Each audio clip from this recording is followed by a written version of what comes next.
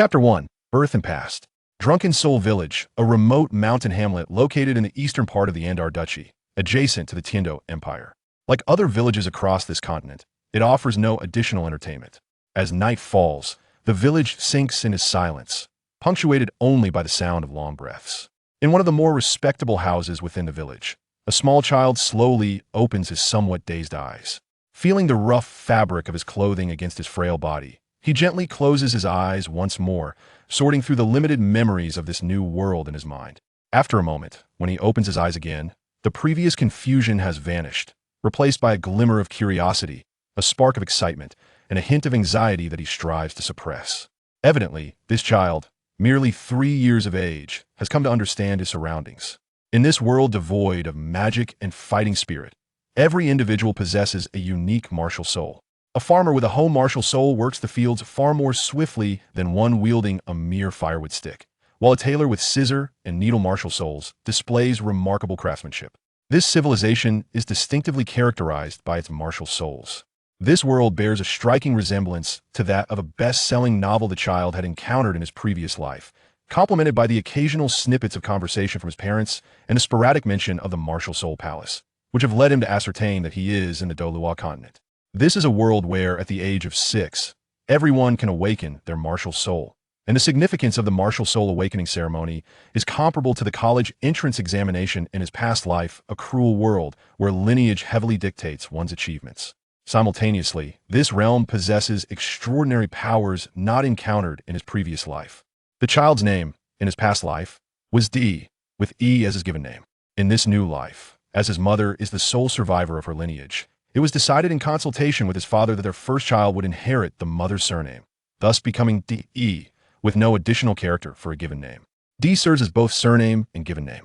His father, Qin Feng, has a blood-blade martial soul, an innate soul power of level 5 at the age of 28, now having reached level 34.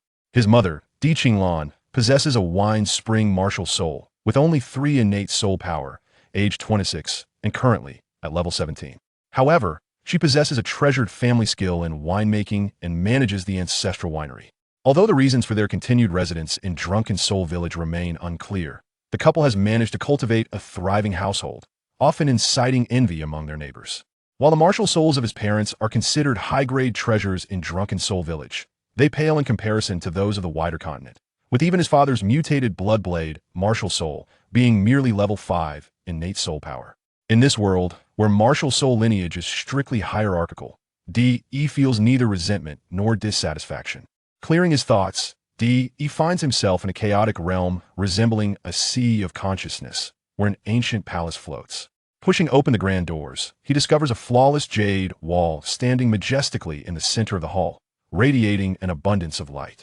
Upon closer inspection, the jade wall appears boundless, gradually filling the space between heaven and earth.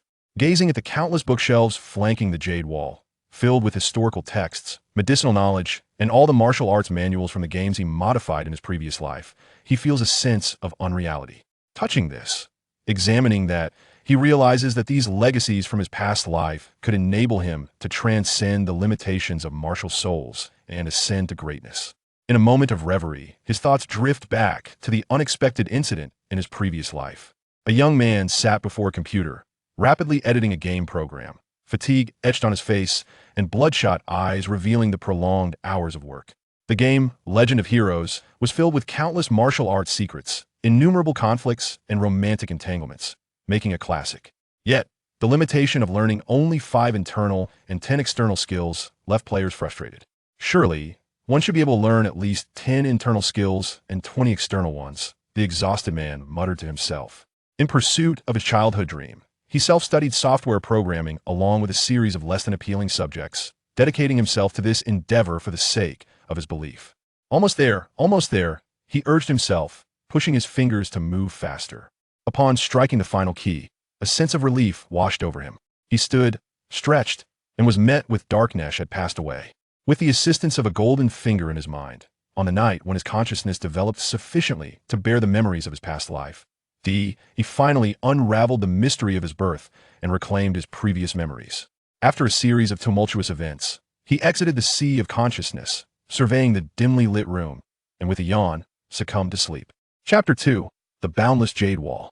Pushing aside the playful fingers on his face, he turned his body slightly to gaze at the woman sitting at the foot of his bed, teasing him with a smile. Her long, raven-black hair was intricately piled atop her head, not a single strand escaping the wooden hairpin that held it in place.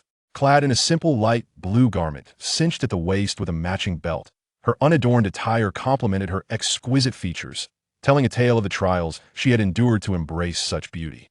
"Mother D," he exclaimed, half in playful affection, half in mild discontent, as he looked at the finger that had just poked his cheek.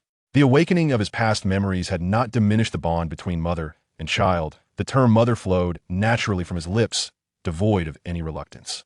"D.E. My dear," the woman gently caressed her child's cheek, her eyes brimming with tenderness, until D.E. puffed out his cheeks in protest, prompting her to retract her finger with an embarrassed smile. "Alas, our D.E. is a little adult now, no longer needing his mother's care," she teased, eliciting an eye roll from him as he adeptly donned his clothes. "D.E. is an adult, not a little adult," he replied, seizing the moment to engage in their usual playful banter as he dressed. "Ha, indeed an adult. Now, let us go eat, your father is waiting for us," she chuckled, neatly folding the blanket before playfully lifting D.E., now fully dressed, and leading him to the modest dining area, roughly 3 to 4 square meters in size. A man in a dark short-sleeved shirt sitting at the dining table sprang to his feet upon seeing the woman and D.E. enter, swiftly taking the child from her arms and lifting him high in the air. "Father D," he exclaimed, gazing up at the handsome young man. This was his father, the most formidable soul master within several dozen miles, who, aside from managing the winery with his mother, occasionally dealt with the wild beasts and low-level soul beasts that wandered into the village, earning him great respect among the villagers. "Hurry and eat. We have your favorite ostrich eggs. They won't taste as good if they get cold," his mother urged as D.E. climbed onto his chair. "Amu," he exclaimed, savoring the rich flavor with his first bite.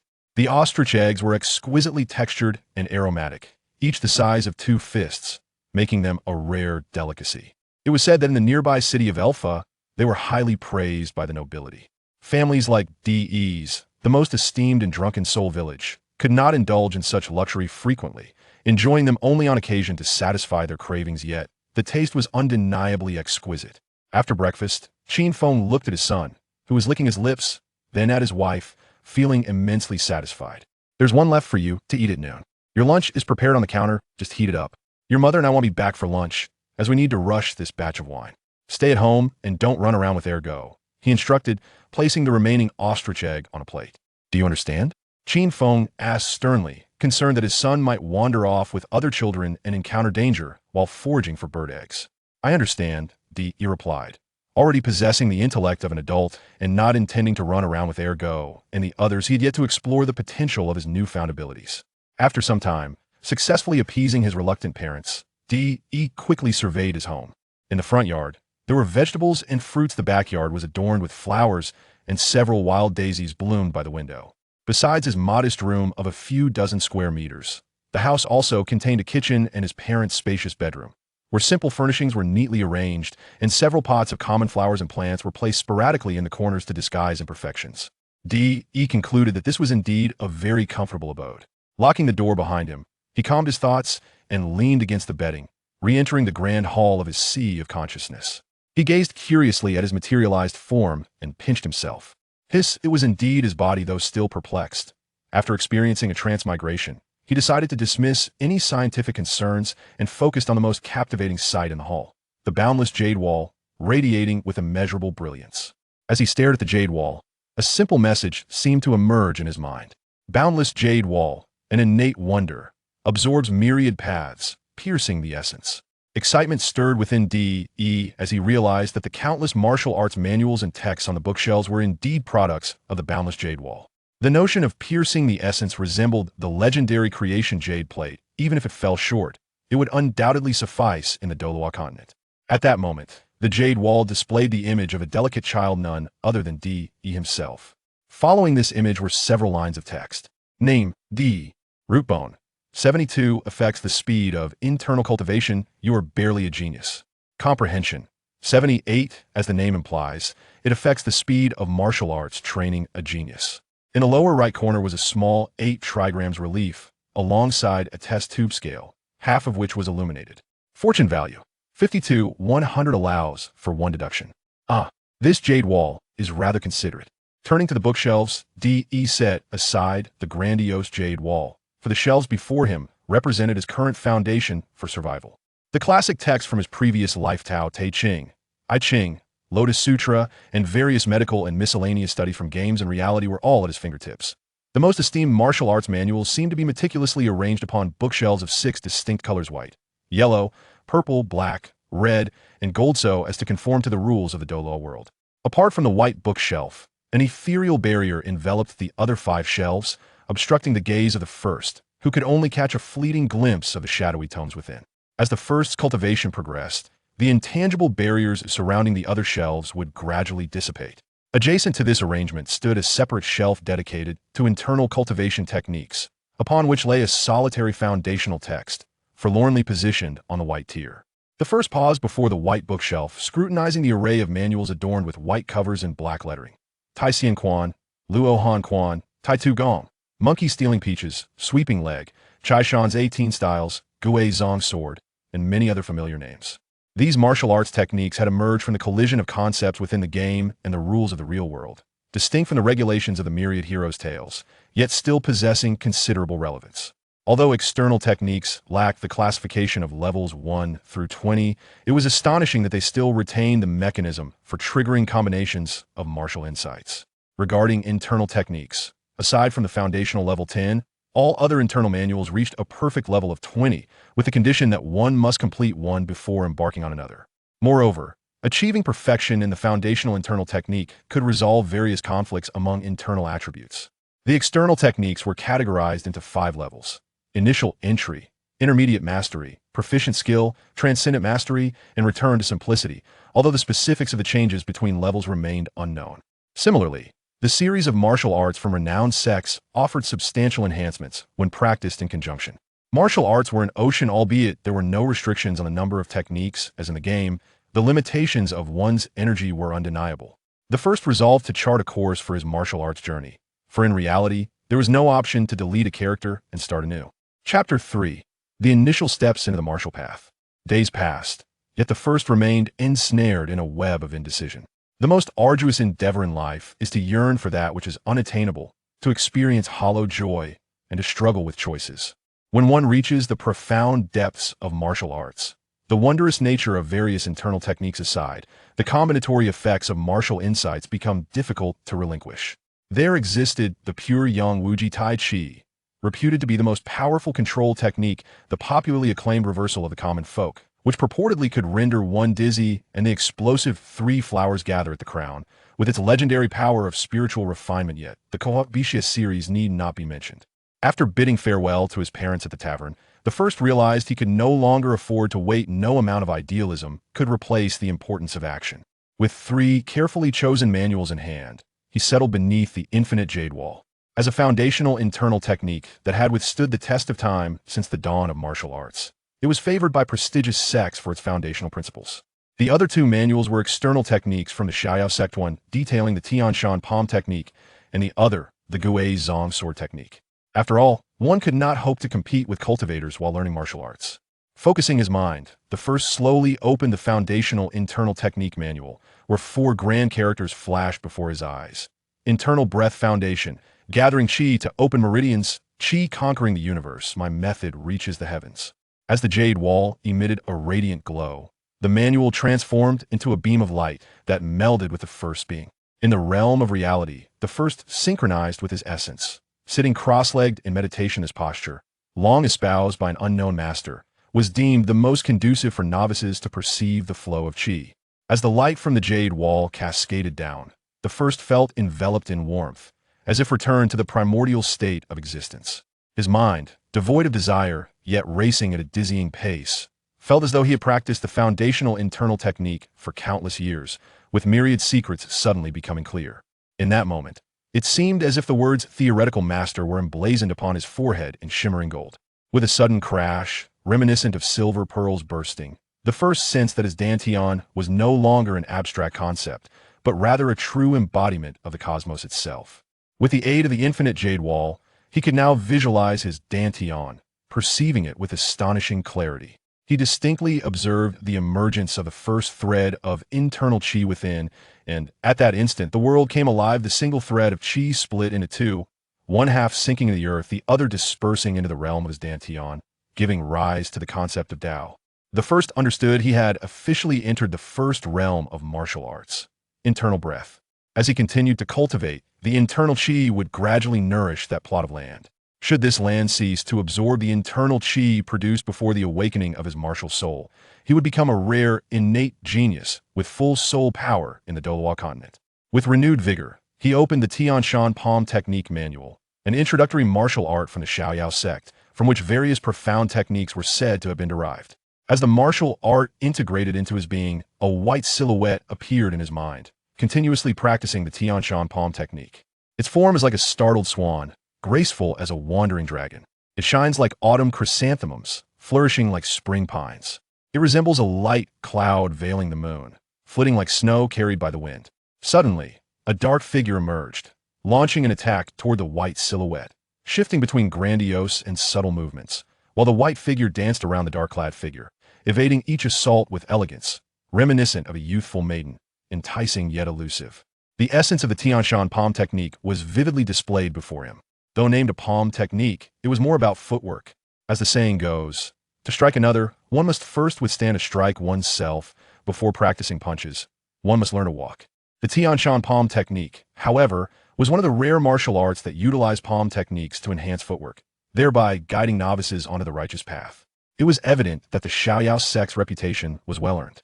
After thoroughly memorizing the entire palm technique, he took a brief respite before eagerly opening the Gui Zong sword technique. The introduction on the first page caused the first expression to shift dramatically, his breath quickening. Gui Zong sword, the legendary swordplay created by the revered Zaiyozi, was notoriously difficult to learn and even harder to master. Yet, it seemed to have been stripped of certain elements, as if concealing some grand secret. Before the first could ponder further, the sword manual transformed into a radiant light and surged toward him. A swordsman stood poised, executing the first strike with simplicity, the sword moving in harmony with his body, slashing, thrusting, piercing, lifting, hanging, and crashing. Each basic sword form appeared to have been honed through countless trials, sending chills down the spine of any observer. As the sword forms evolved further, an atrigram space subtly formed, and a narration began to unfold. The Gui Zong sword is divided into the 8 paths of Qian, Kun, Sun, Kan, Li, Jin, Dui, and Zhun, each interwoven by the principles of Gui Zong, manifesting the myriad phenomena of heaven and earth. All things in existence are contained within. After a long while, the first gradually regained his composure, unable to restrain himself from exclaiming, "Good heavens!" It was confirmed Zaiyozi was indeed a cultivator. As an enthusiast of metaphysics and ancient martial arts, he was naturally familiar with the I Ching, regarded as the foremost of the classics. The I Ching is divided into 3 texts, Lian Shan, Gui Zong, and Zhou Yi. In later generations, only the Zhou Yi has been fully preserved, while the other 2 texts survive only in fragments. The initial astonishment does not stem from the fact that this swordsmanship was developed based on the principles of Gui Zong. After all, the extraordinary techniques within the martial world are fundamentally birthed from the profound insights of sages regarding existence. The initial astonishment lies in the fact that posterity has largely determined that the essence of the Gui Zong is primarily rooted in the Kun hexagram, positing that all yang energies should return to the purine. However, the Wanderer has ingeniously established the 8 great sword arts based on the principles of the Qian sword Dao, engaging in a reverse deduction of the Gui Zong Yi, seemingly gleaning profound insights in the process. Consider the case of Ouyang Feng from the 5 Absolutes, who was ensnared by cunning. Merely inverting a few lines of the 9 Yin true scriptures drove him into madness for over 20 years, until serendipity restored his sanity, allowing him to cultivate the reverse 9 Yin. Throughout history, the pursuit of martial arts intertwined with the Tao and principles has been fraught with challenges, especially when it pertains to the Gui Zong, which encompasses the entirety of heaven and earth. This is indeed an extraordinary endeavor. It is precisely this nascent understanding that amplifies the astonishment. I compel myself to refrain from further contemplation, recognizing that the realm of the great masters is beyond the grasp of a novice such as myself. Embracing the present moment is paramount. The Gui Zong sword has unexpectedly appeared upon the white bookshelf. The sheer perfection of its foundational sword techniques has already proven invaluable. The secrets of the Guizhong's sword must await my future strength for revelation. A cursory glance at the jade wall revealed an increase in my comprehension by 2 points, along with an additional line of inscription, Soul Power, Level 1. This enhancement is remarkably significant and exceedingly convenient. As long as I can endure the initial stages, the latter part can seamlessly unfold into unparalleled prowess. In a previous life, I once encountered a novel where the protagonist stirred up a tempest in the martial world, continuously scheming until eventually, he became a disciple of Huang Shang and mastered the supreme art of the Nine Yin True Classic. He believed he had achieved supremacy in the realm. However, to his dismay, during the final contest at Mount Hua, he was merely awarded the title of Western Madman. His strength surpassed that of the protagonist, and he was a formidable presence among the four absolute beings, even overshadowing by Shaoxing, who was unknown to many. This individual wielded the Xianyuan sword, rode a fire qilin, and cultivated the Tai Xian Classic, embodying the essence of a myriad of swords, rendering the protagonist's abilities pale in comparison. I silently reminded myself to take this as a cautionary tale, suppressing the turmoil within my heart that surged due to the overwhelming advantages of external forces. Eagerly, I commenced my training in internal martial arts.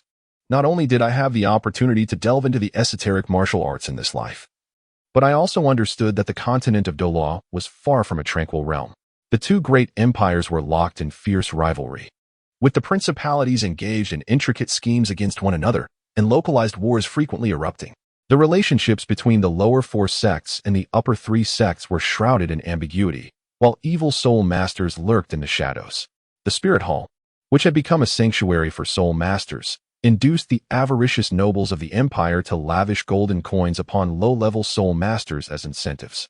I could scarcely believe that the Pope's authority stemmed solely from the doctrine of light. Determined to cultivate my strength, I recognized that only through power could I find peace within myself. Chapter 4. Establishing the timeline and daily life as winter enveloped the land. The sound of children wailing for their parents echoed throughout Drunken Soul Village. It was common for the cries of the neighbor's child, Guzi, to reach First's ears. Through this period of observation, First discovered that although Drunken Soul Village lay at a considerable distance from the capital of the principality, it was renowned in the surrounding regions for its prosperity. Each villager possessed the skill to brew wine, and the village boasted a plethora of distilleries, no fewer than a dozen in total. One could not speak of Drunken Soul Village without mentioning its legendary spring, the Wine Spring. According to myth, the wine god once washed his wine gourd in this very well. Whether or not this tale holds truth, the wine produced using its water is indeed more fragrant and flavorful than that from other locales. The village's inaugural leader, possessing remarkable insight, forged a connection with the Spirit Hall under the auspices of offering fine wine to the angels, successfully safeguarding the well from the prying eyes of malefactors. In time, the village's fortunes flourished further through alliances with distant royal kin, leading to numerous orders from nobility and ultimately guiding the entire community out of poverty and into prosperity. With the arrival of winter, the distilleries entered a lull, allowing the village's matriarchs ample time to engage with their children, teaching them the rudiments of literacy. Consequently, a series of misfortunes befell the rambunctious children as they faced the brunt of the weather's whims and the inevitable mischief that comes with idle hands. First could not help but secretly rejoice, for he possessed an extraordinary advantage over the other children. In this world, the script was traditional Chinese characters, and with his current comprehension level of 80, he was akin to a prodigy with an exceptional memory. Additionally, influenced by his previous life, he exhibited politeness and charm, effortlessly becoming the envy of others. The praise from neighbors filled his mother, Qinglan, with joy, granting First more personal space and time to cultivate in solitude. A genius is invariably more independent and mature. As the morning sun rose, First practiced the Tianshan palm technique repeatedly in a secluded patch of wasteland facing the dawn. He did not cease until his body felt weary, at which point he began to cultivate his internal energy, directing his focus towards the heavens.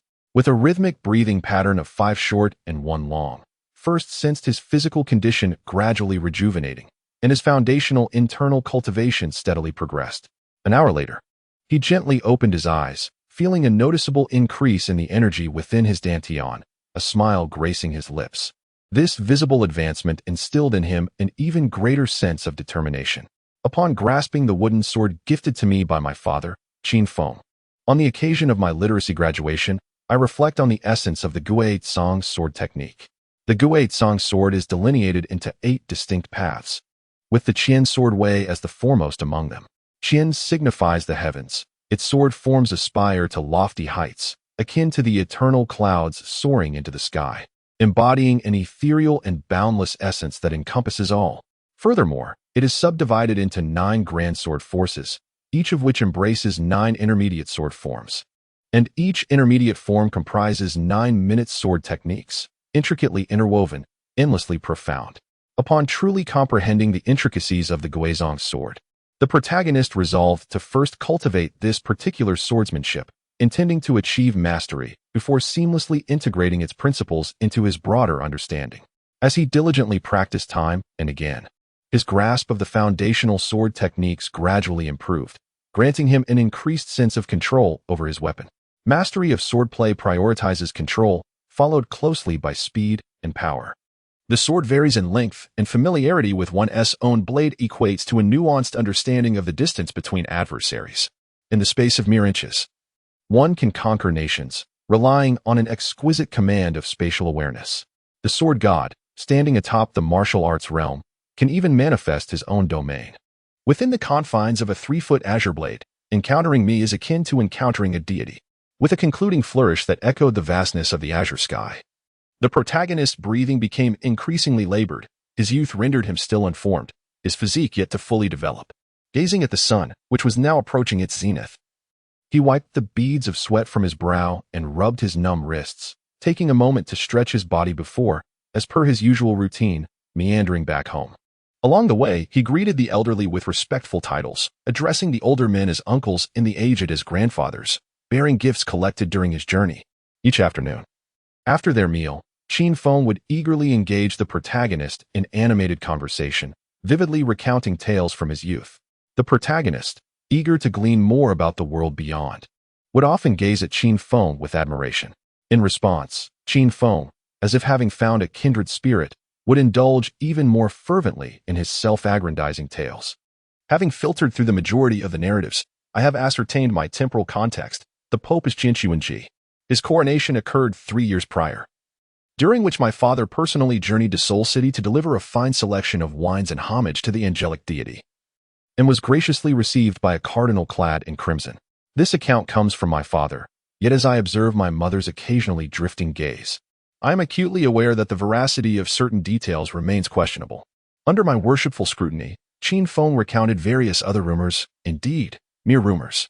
For instance, the long-standing enmity between the Haotian sect and the Blue Electric Tyrant sect stems from an incident in which the Haotian sect master purportedly usurped the 10,000-year soul beast of the Blue Electric Tyrant sect's Grand Elder.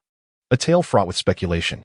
The conversation eventually turned to the newly appointed leader of the Blue Electric Tyrant sect, Yu Yuanjin, and his youngest son, who, a decade ago, suffered a malignant mutation upon awakening his martial soul, possessing a mere half-level innate soul power, thus rendering him the subject of ridicule across the continent.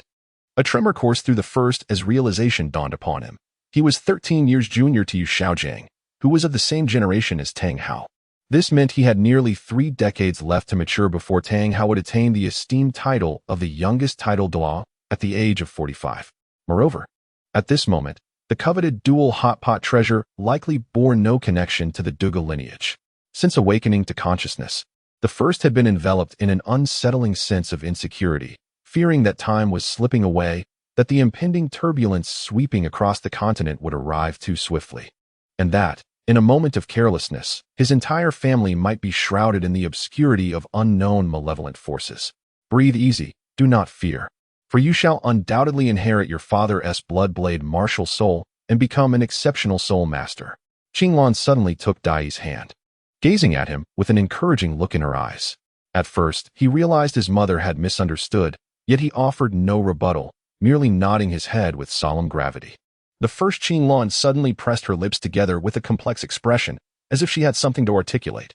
Qin Feng enveloped the mother and child in a reassuring embrace and resolutely declared, "In truth, I would prefer for you to awaken your spring-water martial spirit, for that would allow you to steer clear of conflict, inherit our distillery, and lead a life free from worries, filled with tranquility and joy." Firstly, it is evident that the father is merely concerned about the mother feeling guilty, considering her innate soul power is rather low, and the inheritance of martial spirits is unpredictable. This serves as a means to reassure her. Indeed, I, too, have an affinity for the water spirit. It is sweet and gentle, in stark contrast to my father's rather unappealing martial spirit. Playfully feigning innocence, I nestled closer into my mother's embrace. As one endowed with a unique advantage, I have never harbored fears of fading into the crowd. As I have often stated, from the moment I became self-aware, I understood that I was destined to be the greatest in the realm. The first Qinlan released the hand of the first, embracing Qin Feng tightly, stifling her sobs in silence, while Qin Feng gently murmured words of comfort. The first was taken aback by the scene before him. How could the handsome Qin Feng turn out to be such a person? No wonder he is fortunate enough to have such a wonderful wife. It seems that his own prolonged singlehood in the past life had its reasons. In an effort to avoid being bombarded with romantic displays, the first quietly retreated to his room. Reflecting on his father's martial spirit, the Bloodblade, he pondered whether he should learn some sword techniques. The Bloodblade scripture appeared to be quite formidable as well. Imagining himself clad in white, adopting the stance of a fierce tiger descending the mountain, with one hand on the ground and the other wielding a Bloodblade, he playfully brushed the back of the blade against his bald head, a mischievous grin spreading across his face. A shiver suddenly ran down his spine. Perhaps it would be better to wait until after the awakening of his martial spirit. The Tao that can be spoken of is not the eternal Tao. The name that can be named is not the eternal name. The nameless is the beginning of heaven and earth, while the named is the mother of all things. In the grand hall of the Sea of Consciousness, he retrieved a copy of the Tao Te Ching, savoring its profound wisdom. Firstly, one should never underestimate the value of seemingly trivial writings, for they shall serve as nourishment on the path of personal growth. Secondly, I hold this belief with unwavering conviction. Chapter 5. The awakening of the martial spirit. Time flows like a fleeting horse, swiftly passing by. A child clad in a brown short outfit greeted the villagers he encountered with a cheerful smile.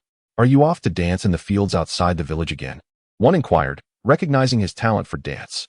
Indeed, the child stood out, unlike my own dog, who was still engrossed in playing with building blocks. "When will you and my daughter Fong Fong go to see the rabbits? She has been thinking about you just now." After engaging with numerous relatives, the child hastened towards the training ground. This was the very patch of wasteland where he had previously practiced, and he had been discovered by other children while honing the Tianshan palm technique. His graceful movements led the other children to mistakenly believe he was dancing, and he saw no reason to correct them. Some children even joined him in mimicking his movements, yet, due to their youthful nature, none could sustain the effort for more than 2 days. The adults, indifferent to these antics, paid little heed, for such pursuits did not enhance the quality of the wine they produced. Moreover, what could children possibly comprehend? As the child had a full schedule that day, the other children gradually ceased seeking his company, allowing him to relish in the absence of pretense in their play. Subsequently, he tidied up the area slightly, transforming it into his personal training ground. First, he practiced a set of Tianshan palm techniques to warm up, then drew his accompanying wooden sword, his gaze filled with gravity. With great effort, he executed each sword move, striving for perfection. Once, twice, thrice. Time seemed to fade away as I became completely immersed in the moment. The 8 sword techniques, Qian, Kuan, Sun, Kan, Li, Jin, Dui, and Zhun, were executed one after another, each move flowing with remarkable fluidity, devoid of any hint of discord. A profound sense of joy blossomed within me. After 3 years of diligent practice, the returning sword technique had finally transcended its initial threshold, achieving a level of mastery. It is worth noting that the Tianshan palm technique had already reached this level of proficiency a year ago, and now, I am not far from the third realm of seamless integration. Only then can the true brilliance of my martial prowess be revealed. Upon the first glance, the once simplistic panel on the infinite jade wall had undergone a remarkable transformation. After 3 years of unwavering dedication to his cultivation, the results were indeed splendid. Name: First Realm, Inner Breathing Realm Bone Structure. 72, considered a prodigy. Comprehension: 80, a paragon in the martial world. Fortune: 63, fluctuates with one's strength, status, and influence on the world. Soul Power: Level 10 Martial Soul, Unawakened Martial Arts. Tianshan Palm Technique, Proficient. Guizhong Sword Technique, Proficient. Fundamental Internal Skills, Level 10 Perfection. With the assistance of the Infinite Jade Wall, First had already reached the pinnacle of fundamental internal skills 2 months prior. Despite his relentless efforts, he could not muster even a trace of internal energy in his dantian, leading him to realize that he had attained the so-called innate full soul power state. All was prepared. He merely awaited the awakening of his martial soul, which would necessitate the addition of a soul ring to shatter the shackles of the world and further enhance his cultivation. Following the perfection of his fundamental internal skills, an anomaly occurred, propelling first into a 100-day foundation building state. Upon introspection of his dantian with the aid of the jade wall, he was astonished to discover that only 80% of his internal energy remained. With each recovery of internal energy, a fraction would meld into the dantian, enriching his foundation. The benefits of this phenomenon could only be fully discerned upon the completion of the 100-day foundation building period. His swordsmanship had also advanced, filling First's heart with joy as he departed the training grounds and hurried to his family's distillery. Upon arriving at the entrance, he overheard village chief Floret advising his parents, "Tomorrow, a soul master from the martial soul hall will visit the village to awaken the martial souls of the 6-year-old children. Remember to bring First to the martial soul hall." "Grandpa Floret, will I awaken my martial soul tomorrow?" First eagerly inquired upon entering. "Of course, with your intelligence. You will surely awaken a powerful martial soul," Chief Floret reassured him, gently patting First's head while elaborating on the awakening ceremony. Observing the family's heavy hearts, the old village chief reminded them once more not to be late the following day before departing to inform other families. In stark contrast to First's eager expression, Qin Feng and his wife were filled with apprehension, promptly shutting the door to rest for the day. The couple prepared a lavish feast for First, tirelessly piling an array of dishes into his bowl. As time flowed, the dawn of the following day arrived. The first child, ergo, Feng Feng, and Xiao Chui stood restlessly at the entrance of the finest wooden house in the village, eagerly awaiting the arrival of representatives from the Spirit Hall. This was the Spirit Branch Hall of Zuhan Village, typically locked, only to be opened during the sacred ceremony of soul awakening for the children. Welcoming the soul masters dispatched by the Spirit Hall, a group of adults, including the first mother, lined up on either side of the entrance, anticipating the arrival of the Spirit Hall personnel.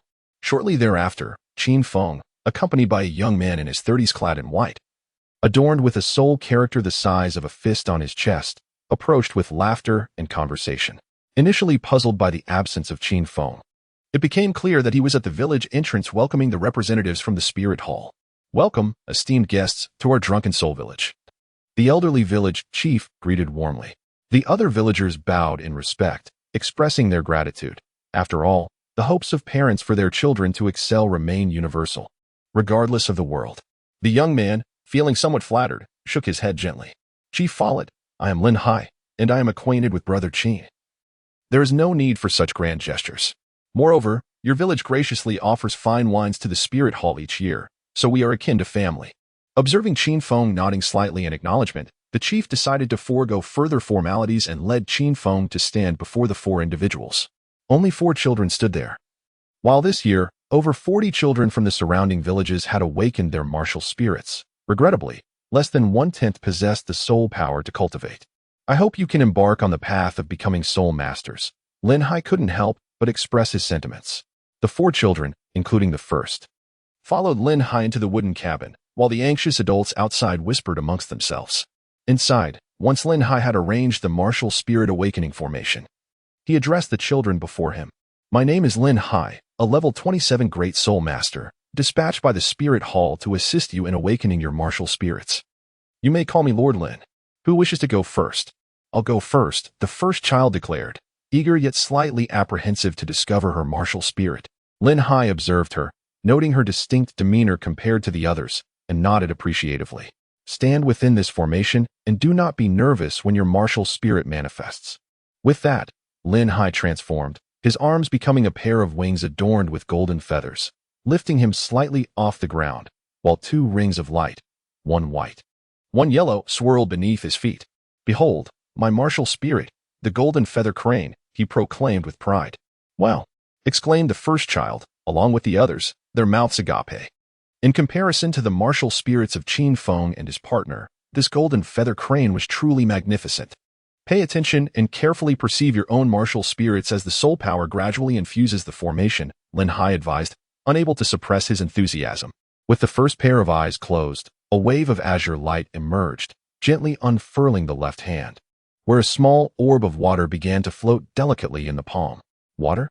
Lin Hai pondered in slight confusion, before recalling the extraordinary manifestation during the awakening of the martial soul. Swiftly, he retrieved the crystal ball to test the soul power. Perhaps this was a formidable martial soul. His prospects for advancement hinged upon this moment. The first reached out to touch what resembled a crystal ball, and the azure glow gradually filled the sphere to 80% before it came to a halt.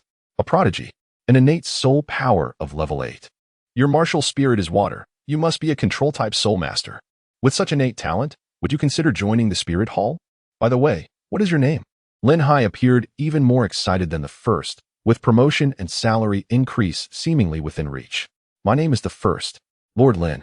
I would like to discuss this with my family before making a decision. You are indeed the son of Brother Qin. Just call me Uncle Lin. Lin Hai beckoned the first to step forward, preparing to awaken the martial spirits of the other children. Naturally, Qin Feng would inform the first about matters concerning cultivation. For now, it was best to awaken the other children, as there might still be surprises in store. However, it seemed that luck had run out. Ergo awakened with the martial spirit of dogtail grass and possessed no soul power. Xiao Chui awakened with the martial spirit of blue silvergrass and also had no soul power. Fong Fong manifested a martial spirit of a little white rabbit, yet again with no soul power. Indeed, it was unwise to harbor expectations. Lin Hai then turned and comforted the three tearful children for a moment, which led the first to reassess his opinion of him. As the wooden door opened once more, the murmurs of the crowd fell into silence, all eyes fixed on the few who emerged. In this round of martial spirit awakenings, only the first exhibited an innate soul power of level 8, qualifying him to become a soul master. Congratulations to the village chief and Brother Qin. Lin Hai slightly inclined his hand in respect. I always knew the first would achieve greatness. He has been astute since childhood. The other villagers gazed at Qin Feng and the first with expressions of envy. The first Qin Lan, brimming with excitement, embraced the first without knowing what to say. Meanwhile, Qin Feng was entangled by Lin Hai, who fervently hoped for the first to join the spirit hall. However, Qin Feng gently declined, citing the youth's tender age, leaving Lin Hai with no choice but to relent. Chapter 6. The concealed entity martial soul. After bidding farewell to the lingering Lin Hai, who turned back 3 times with lingering sentiments for the first, the crowd gradually dispersed. Son, let mother have a glimpse of your martial soul. The eager Qiulan gazed at the first with excitement. This is indeed a martial soul of innate 8th level soul power. The first one cast a sidelong glance at Qin Feng, feigning calmness as a colorless water sphere materialized in the palm of her hand. Innate soul power at level 8. Indeed more formidable than the blood knife at level 5, she remarked with a sharp tongue. You flaunted your affections before me not long ago. I shall take my revenge from dawn till dusk. Qin Feng paid little heed to her words. Although he felt a twinge of disappointment for the fact that she did not inherit his martial soul, he recognized that his blood knife was a mutated martial soul, inherently difficult to pass down. Thus, the awakening of her mysterious variant water martial soul, with its higher innate soul power, was commendable. He gently tousled her hair before withdrawing his hand, declaring her much cuter now. Enough of the playful banter, let us discuss serious matters, Qin Feng said, his expression turning grave. Your martial soul must have been inherited from your mother's water martial soul, which has undergone a mutation to form a new one. Your water martial soul appears to belong to the control-type elemental category, possessing high quality. Notably, you did not recite any incantation when you unleashed your martial soul, indicating that it is likely not an auxiliary type, he analyzed, seemingly with great expertise. The first individual incessantly nodded in agreement, wearing an expression that suggested your words were entirely correct. Subsequently, they timidly inquired, I wonder what innate level of soul power the blood blade martial soul possesses. Is it more formidable than my water martial soul? Qin Feng's countenance darkened involuntarily, and he reached out his hand. This mischievous child was becoming increasingly endearing, and the adage about disciplining children early proved to be undeniably true. The first Qin Lan couldn't help but chuckle at the amusing expressions of the father and son.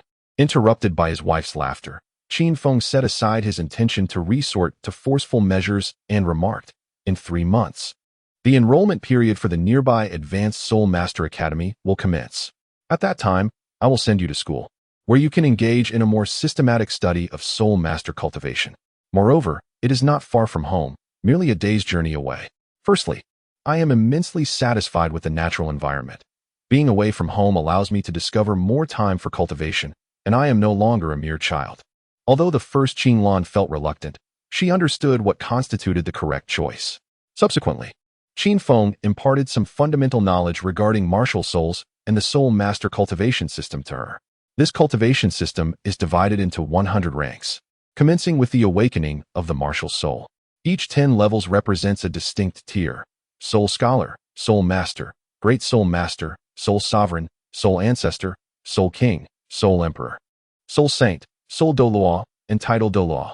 The so-called innate full soul power prodigies are fervently sought after by various factions.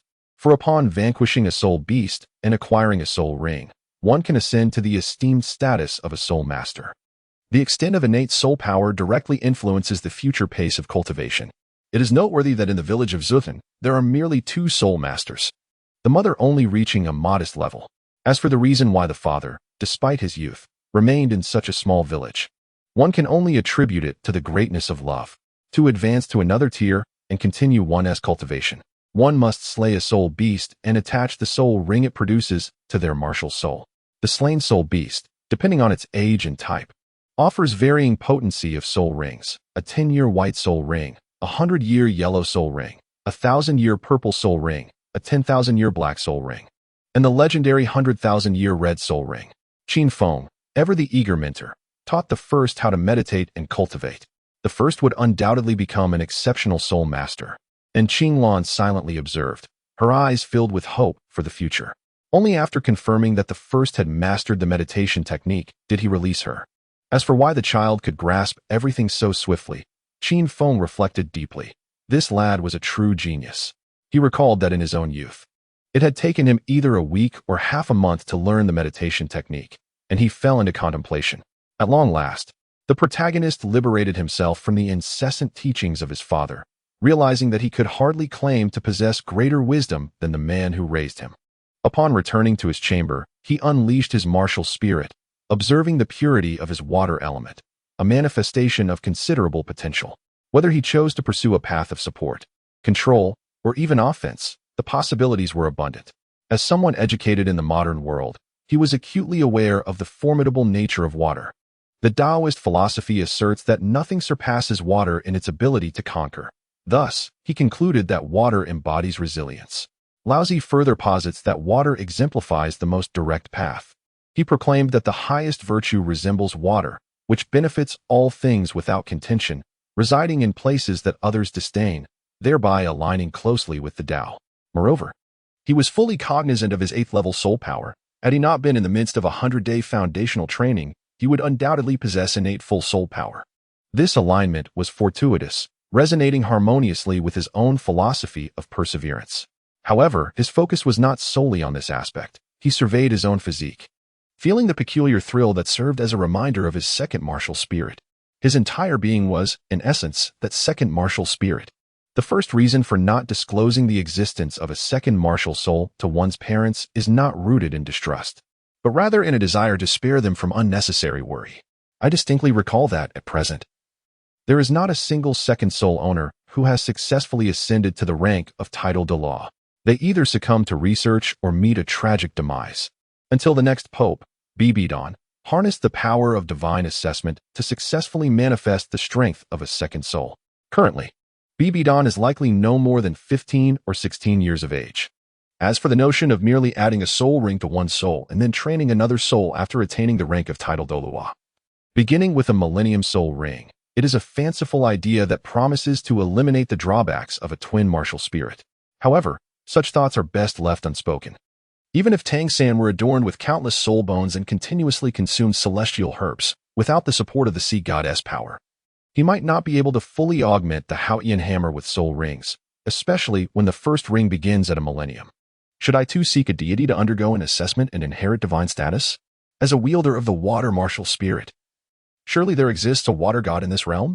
The water martial spirit seems to align quite harmoniously with the sea goddess domain. Yet, the deities in this world appear somewhat feeble, A god who can be slain by a concealed weapon is rather disappointing. This certainly diminishes the stature of divinity.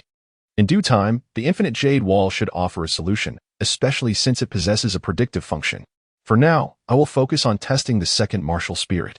The martial spirit manifests. After the manifestation of the second martial spirit, there arose a wondrous sensation within the protagonist. After years of rigorous training, he had developed profound mastery over his own body.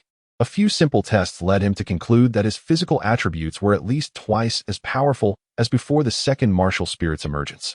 Upon exiting the state of the second martial spirit, he experienced a wave of intense discomfort. That overwhelming sensation of strength was truly exquisite. First, I clenched my fists, realizing my own frailty. Sitting cross-legged upon the bed, I swiftly entered a meditative state.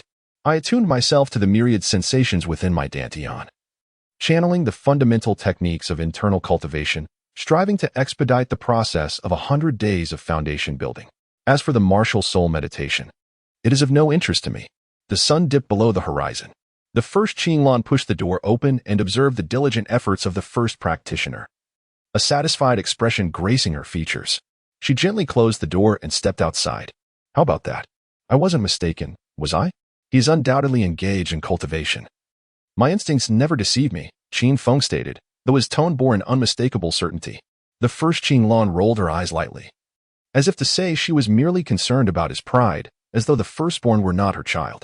Suddenly, Qin Feng embraced the first Qinglan, whispering softly in her ear, "What if we were to have another child? The little one is so independent and learns swiftly. It leaves me with little sense of accomplishment as a father. Furthermore, giving him a brother or sister would ensure he is not left alone in the future." Qin Feng observed the first Qinglan, noticing her momentary hesitation, her beauty blooming like a flower. "I haven't prepared dinner yet. Just a moment, no need," she replied. "I've just placed the leftover food on the table. He can warm it up himself after his training." The sounds faded away, leaving only the soft whispers of insects by the window in the front yard. Time passed swiftly, and a month had slipped by. The initial moments remained fully scheduled, dedicated to the cultivation of fundamental internal skills, the return to concealment sword technique, and the Tianshan palm method. Notably, there is a burgeoning sense that a breakthrough in the Tianshan palm method is imminent. Once a martial art reaches the pinnacle of mastery, one may then practice the accompanying ultimate techniques. The anticipation is immeasurable. Furthermore, the 100-day foundation-laying process has now entered its final phase. The training arena. In the initial position of the lotus, the spirit and mind were immersed within the realm of the dantian, as the internal energy continuously seeped into the earth, seemingly resolute in transforming the land into fertile fields. A thunderous rumble echoed, and waves of pure life force erupted from the soil, which hastened its absorption of the internal energy. Only when the entire dantian world was rendered desolate did the flow of vital essence begin to abate. Suddenly, a surge of life force, comparable in size to a basin, erupted, manifesting as a unique rain that nourished the entirety of the body, centered around the dantian. The cells within, akin to a parched land welcoming a long-awaited deluge, greedily absorbed this divine transformation. The process of marrow washing, as described in the I Ching, unfolded almost imperceptibly. Chapter 7. The free and easy wandering. Without a moment's pause to examine the changes in my physique, I hastened towards the nearby brook, my pace quickening with each stride, a stark contrast between the exertion of my body and the external sensations I experienced. The half-length hair I had recently allowed to grow tangled with the impurities expelled from within me, rendering my entire being sticky and utterly uncomfortable, reminiscent of a muddy creature. I own a small donkey, which I have never ridden. As I hummed a cheerful melody, I rubbed away the grayish dirt that had accumulated on my skin due to the cleansing process. My gaze fell upon my attribute panel, where I noticed an increase of 8 points in my physique, officially surpassing the threshold of 80. My comprehension had also risen by 2 points, reaching a total of 82, igniting a wave of excitement within me. Numerous martial arts can enhance one's physique, and even consuming elixirs can elevate one's innate talents. Yet the improvement of comprehension is considerably more arduous. Indeed, the fundamental internal cultivation techniques are renowned for their widespread practice, and they possess unique merits. After swiftly cleansing my body, I focused my thoughts and arrived at the infinite hall, the locus of my consciousness. The bookshelf housing internal cultivation methods had significantly expanded, revealing a wealth of martial arts scriptures from prestigious sects, including the Wudong, Shaolin, Juanjin, Sun Moon, and Confronting schools, among others. The first extracted the Tianshan heart method of the carefree sect, lingering for a moment over the other bookshelves before turning to leave. Opening the tome, Tianshan heart method. A fundamental internal skill of the carefree sect, which possesses unique applications when paired with various martial arts.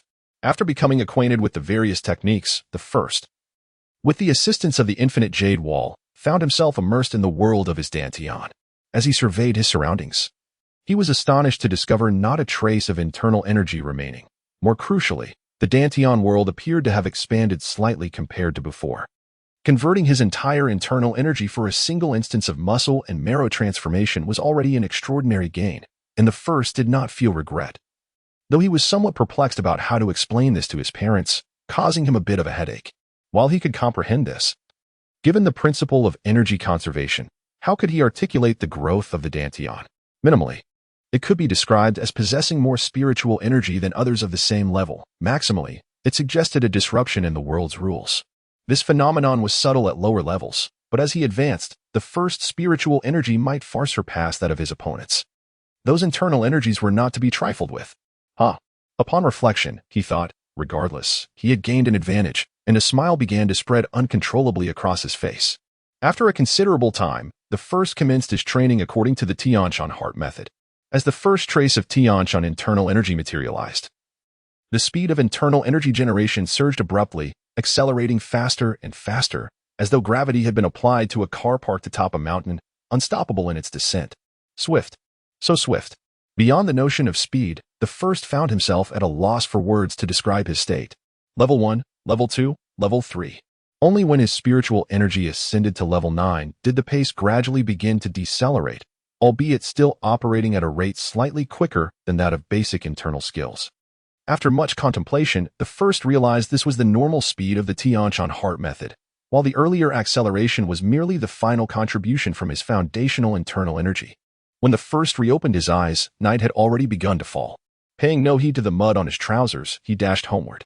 Upon arriving, he found his mother, Qinglan, anxiously scanning the surroundings, clearly having waited for quite some time. With a swift motion, she extended 2 fingers resembling green onions, twisting and pulling before the first could utter a word. Mother, I was wrong, father. Help me." Hearing the commotion, Qin Feng rushed over. Unable to contain his laughter at the sight of the first grimacing in pain, though he promptly covered his mouth and feigned a stern demeanor, chastising loudly.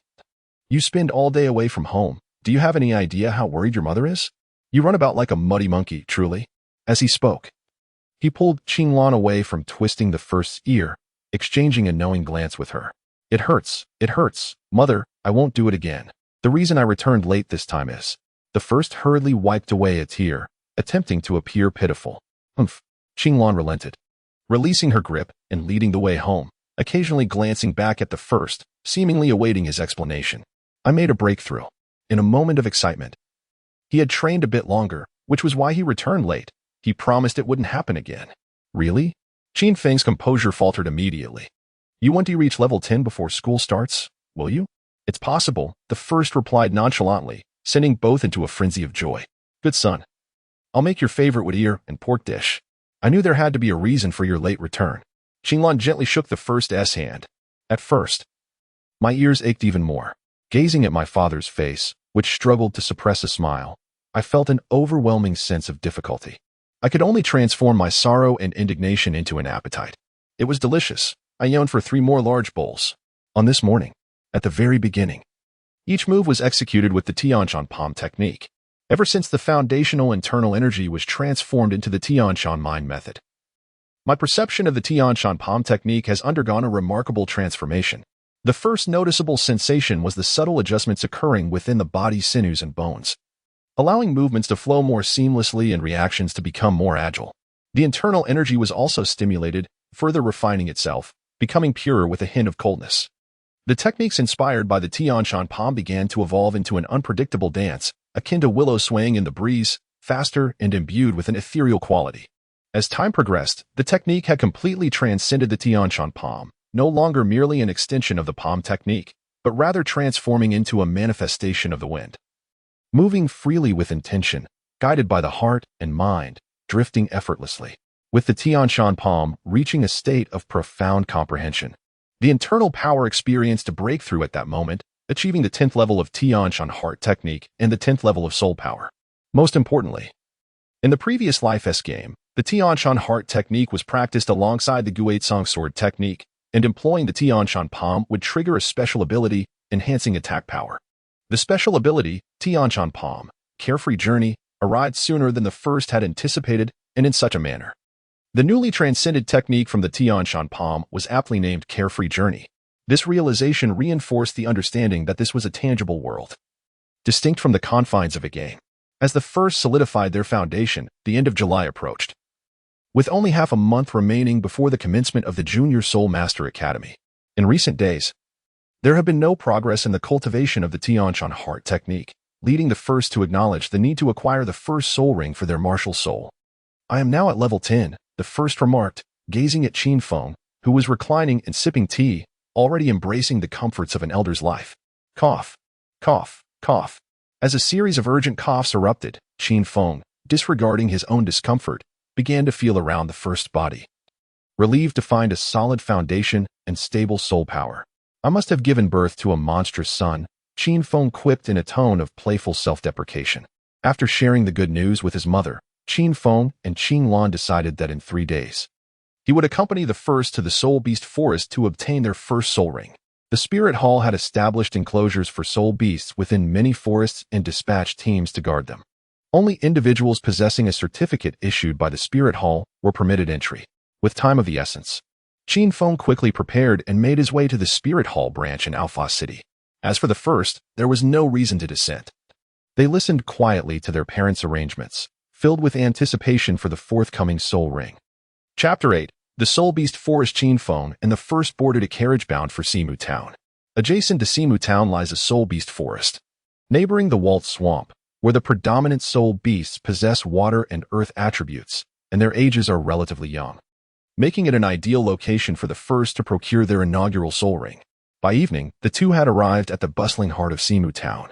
After securing a room at a local inn, they proceeded to the market, which was teeming with activity. The first time glancing about amidst the incessant calls of the vendors. It was indeed a novel experience for me, and my eyes felt somewhat overwhelmed. Who seeks the hemostatic powder? A fine concoction crafted from superior herbs, known to those who have used it.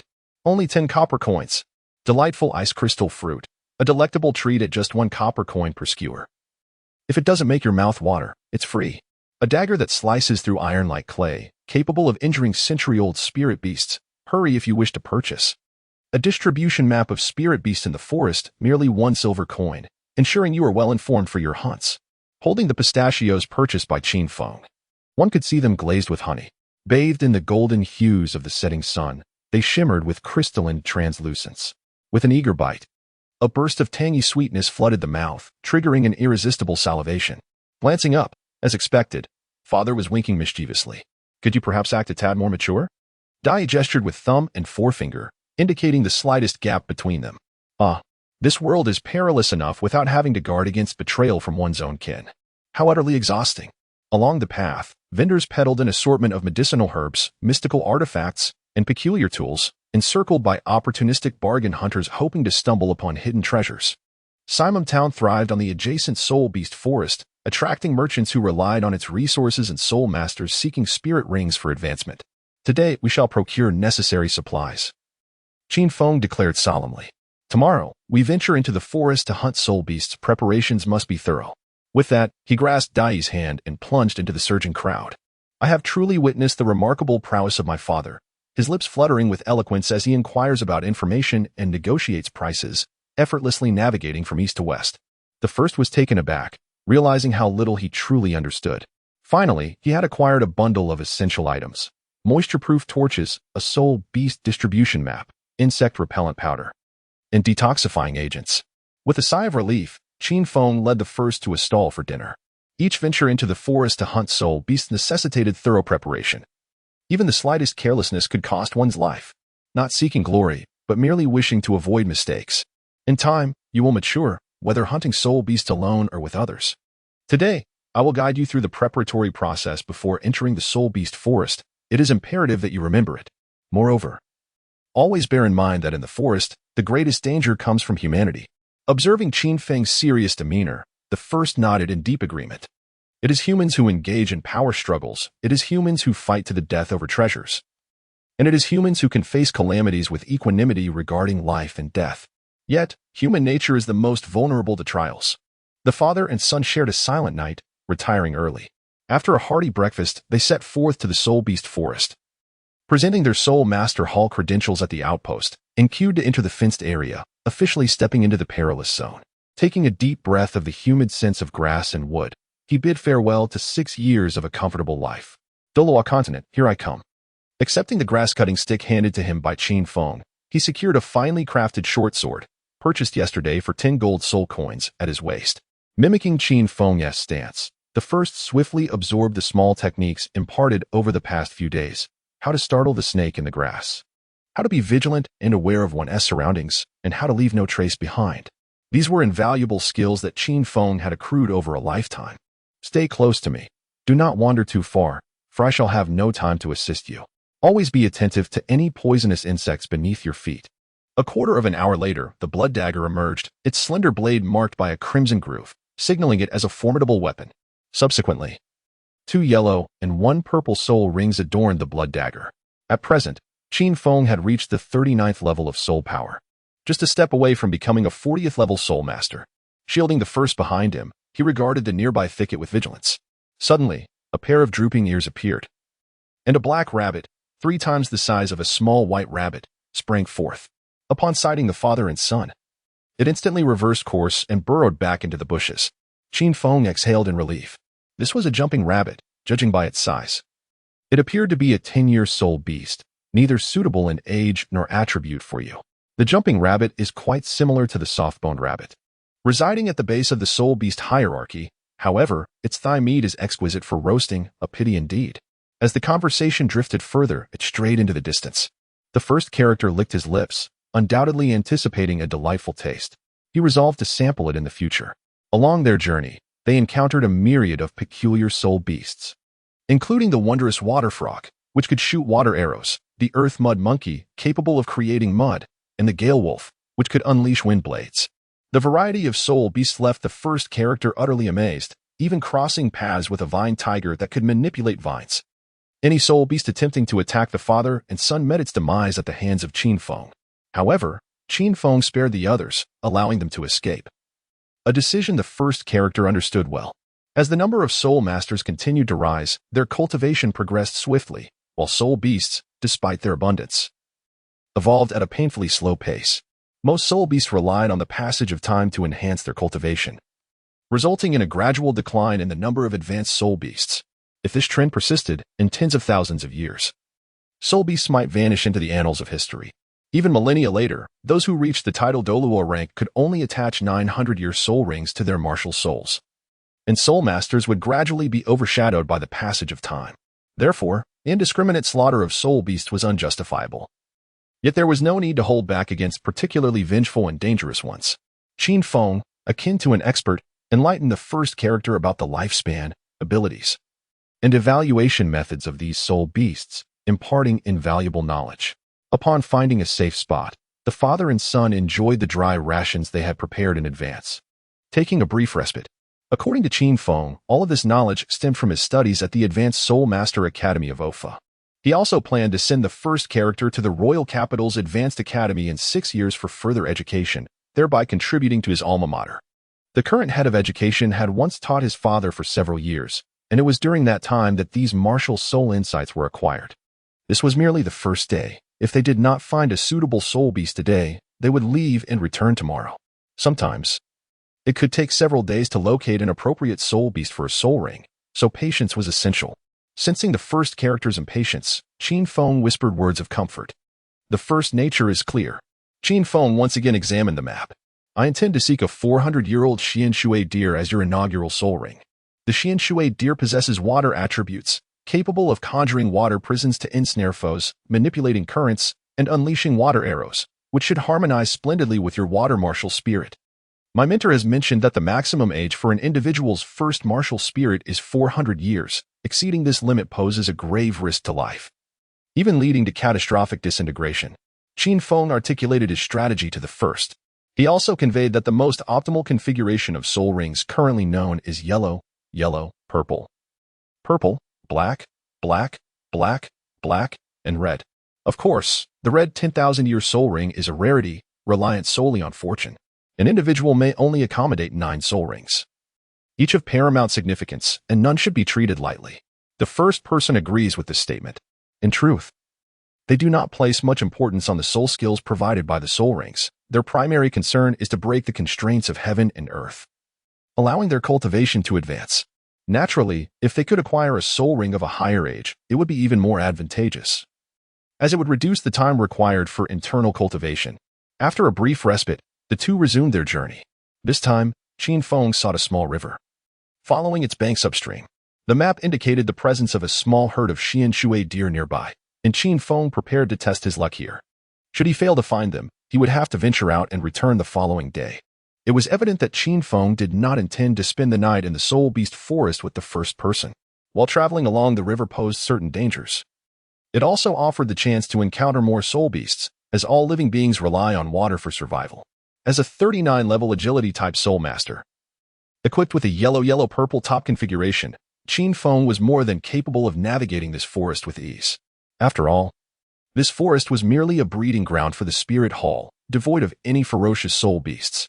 Even with a burden to carry, should they encounter an insurmountable challenge, escape would still be an option. As Qin Feng pressed forward, he suddenly crouched down to examine the hoof prints of a plum blossom, observing them for a moment before smiling. His luck seemed favorable. If all went well, they could enjoy a restful night at an inn.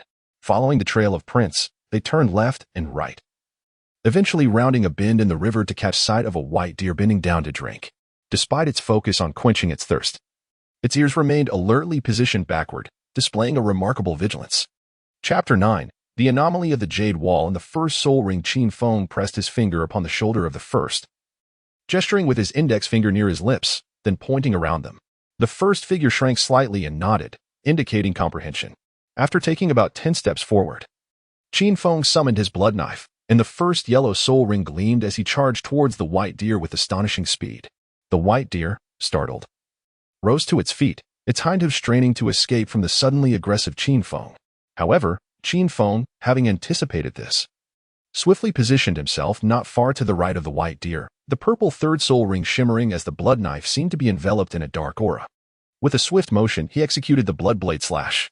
In an instant, Qin Feng passed through the fleeing white deer, his blood knife slicing through its 4 legs before gesturing towards the first figure. This series of movements was executed with remarkable precision and efficiency. Initially vigilant, he scanned his surroundings, wary of meeting an untimely demise before achieving his ambitions. Little did he anticipate that, in the blink of an eye, he would witness the fallen white deer and his father beckoning to him. Taking a deep breath, it became evident that the soul technique possessed its merits. He hastened towards his father's side, feeling a profound sense of insecurity as a mere weakling. Gazing upon the white deer, whose limbs had been severed and lay twitching on the ground, he noted its coat of soft white fur adorned with intricate blue patterns, exuding an air of mystery. The white fur on its abdomen, now mingled with blood and dirt, had turned a deep shade of black. The once lively eyes of the deer transitioned from panic to bewilderment, then to a plea, ultimately reflecting a profound sense of longing. For the first time, I witnessed such a profound array of emotions in an animal, leaving me momentarily transfixed. Moreover, the exquisite beauty of this deer was almost unbearable for someone who appreciates aesthetics. With its white fur and striking blue patterns, standing at a length of 4 meters and 3, it must be around 430 years old, a mystic water deer. Without a doubt, despite its advanced age, its physical condition surpasses that of its peers, and its martial spirit attributes align remarkably well with that of the mystic water deer, indicating no issues should arise. However, should concerns linger, one could always select another option, Qin Feng remarked to the first. He observed as the mystic water deer's eyes gradually morphed into a lifeless state. This one, the first, finally spoke softly. It is essential to personally slay the soul beast to absorb the resulting soul ring, pierce its eyes, and deliver a swift end, Qin Feng stated coldly. This is a rite of passage for every soul master. Having resolved to enter the fray, one must shed unnecessary encumbrances. Qin Feng regarded the first in silence, allowing the weight of the moment to settle. The first touch of the short sword sent a chill through his heart. With the blade in hand, his spirit gradually calmed. He once again sank into that state of tranquility, unmarred by external joys or personal sorrows, reminiscent of his sword practice. Clang. A flash of white light surged forth as he slowly sheathed the short sword. The exquisite swordplay caught Qin Feng's attention, filling him with astonishment. Swift, precise, and fierce. It exhibited no flaws whatsoever. Even a soul master with a sword martial soul could hardly compare. He was aware that the first had often played with a wooden sword, a gift from himself, yet he had never anticipated that the first mastery of swordsmanship had reached such heights. Could this truly be the son he had fathered? In the next moment, he beheld the first's proud turn, one hand resting on the sword as he gently tucked a strand of hair behind his ear, revealing a profile illuminated by the sun, lost in contemplation. Indeed, the style unmistakably belonged to his son. Meanwhile, the lifeless Xian Shui deer shimmered with flecks of yellow light, which soon coalesced into a radiant yellow halo. In the initial stage, seated on my knees, I employed the method taught by Qin Feng to refine the soul ring, bestowing the first soul ring upon the water martial spirit. As the soul ring integrated into my being, it manifested within the boundless hall. At the forefront of my being, a yellow soul ring gradually enveloped the water martial spirit that emerged from my body. A radiant cascade of colors emanated from the jade wall, while the yellow soul ring remained fixed in place, revealing 3 streams of informational energy. The first was astonished by the scene before him. As the 3 spheres of information materialized, he finally comprehended the situation. These 3 spheres represented the 3 soul skills that the spirit beast could offer. His task was to select the one he desired the most. If an individual possessed a formidable martial soul, hunted a spirit beast of considerable age, and belonged to a fierce species, the resulting soul skill could potentially be more powerful. However, the type of soul skill, whether it enhances physical attributes or introduces novel techniques, was entirely beyond his control. It was all left to fate. Yet, with the aid of the jade wall, everything became manageable. This felt akin to cheating. If others were to discover this, they would surely weep in despair. Among the 3 soul skills, one was an offensive skill that conjured water arrows using soul power, capable of striking adversaries. The second was a versatile skill that created a water wall, possessing slight adhesive properties, allowing for control over others externally while providing substantial defense against airborne projectiles. The third was a purely supportive soul skill that could instantly restore 30% of stamina and alleviate mental fatigue, also offering some healing effects for external injuries. After a moment of contemplation, the first decisively opted for the auxiliary soul skill, with a plethora of offensive capabilities at their disposal. Selecting a defensive skill as the initial soul technique, while beneficial in the early stages, would ultimately prove futile in the later phases, as it was merely a century-old soul skill. In contrast, the auxiliary soul skill offered a different advantage. Not only did it restore vitality through a percentage, but it would also retain its utility in the later stages. The rapid recuperation of physical strength would facilitate swifter martial arts training, alleviating mental fatigue and gently mending injuries. In the very instant the decision was made, the yellow soul ring and water martial spirit fused within, unleashing a surge of soul power that enveloped the first entirely. The Tianshan heart method operated at full throttle, compressing and refining the soul power flowing into the Dantian while simultaneously enhancing the body with the surplus energy. Despite the high age of the soul ring, the first S-body, having undergone the cleansing and refining process, would not pale in comparison to a beast martial spirit owner who had already assimilated their first soul ring. Everything progressed in an orderly manner. Qin Feng, on guard against potential threats surrounding the first, observed the situation with bated breath. Although he was aware of the first's exceptional physical constitution and believed there would be no sign, the first proudly stepped forward, summoning the water martial soul from its chest, which spiraled around in a manner reminiscent of the moon orbiting the earth. Is it possible to do this? Qin Feng observed in astonishment, momentarily disregarding the yellow soul ring enveloping the first, captivated by the unusual manifestation of the martial soul. With a hint of insincerity, Qin Feng commented on its flamboyance. What is your first soul skill? He inquired with curiosity. The essence of water. As the yellow soul ring spiraled around the first, a glimmer of water brushed past Qin Feng's body. I initially believed your martial soul to be of the control or assault type. Yet it turns out to be an auxiliary type, Qin Feng remarked with a complex expression. The water nourishes all. In this group, recovery soul skill can instantly restore 30% of a teammate's vitality, alleviate mental fatigue, and even possesses a slight capacity for healing injuries. The first enthusiastically elaborated. As a soul skill granted by a century-old soul ring, its strength and comprehensiveness render it a truly exceptional ability, Qin Feng mused, savoring the effects of the skill. Alas, If your martial soul were a sword, with your innate talent, even the title of Douluo would not be beyond reach, he sighed. Recalling the breathtaking sword strike that had ended the Xianshui deer. Even if my martial soul is not a sword, I firmly believe I can still attain the title of Douluo. Perhaps my water martial soul is versatile, Qinfeng said, patting the first on the shoulder, who was brimming with enthusiasm.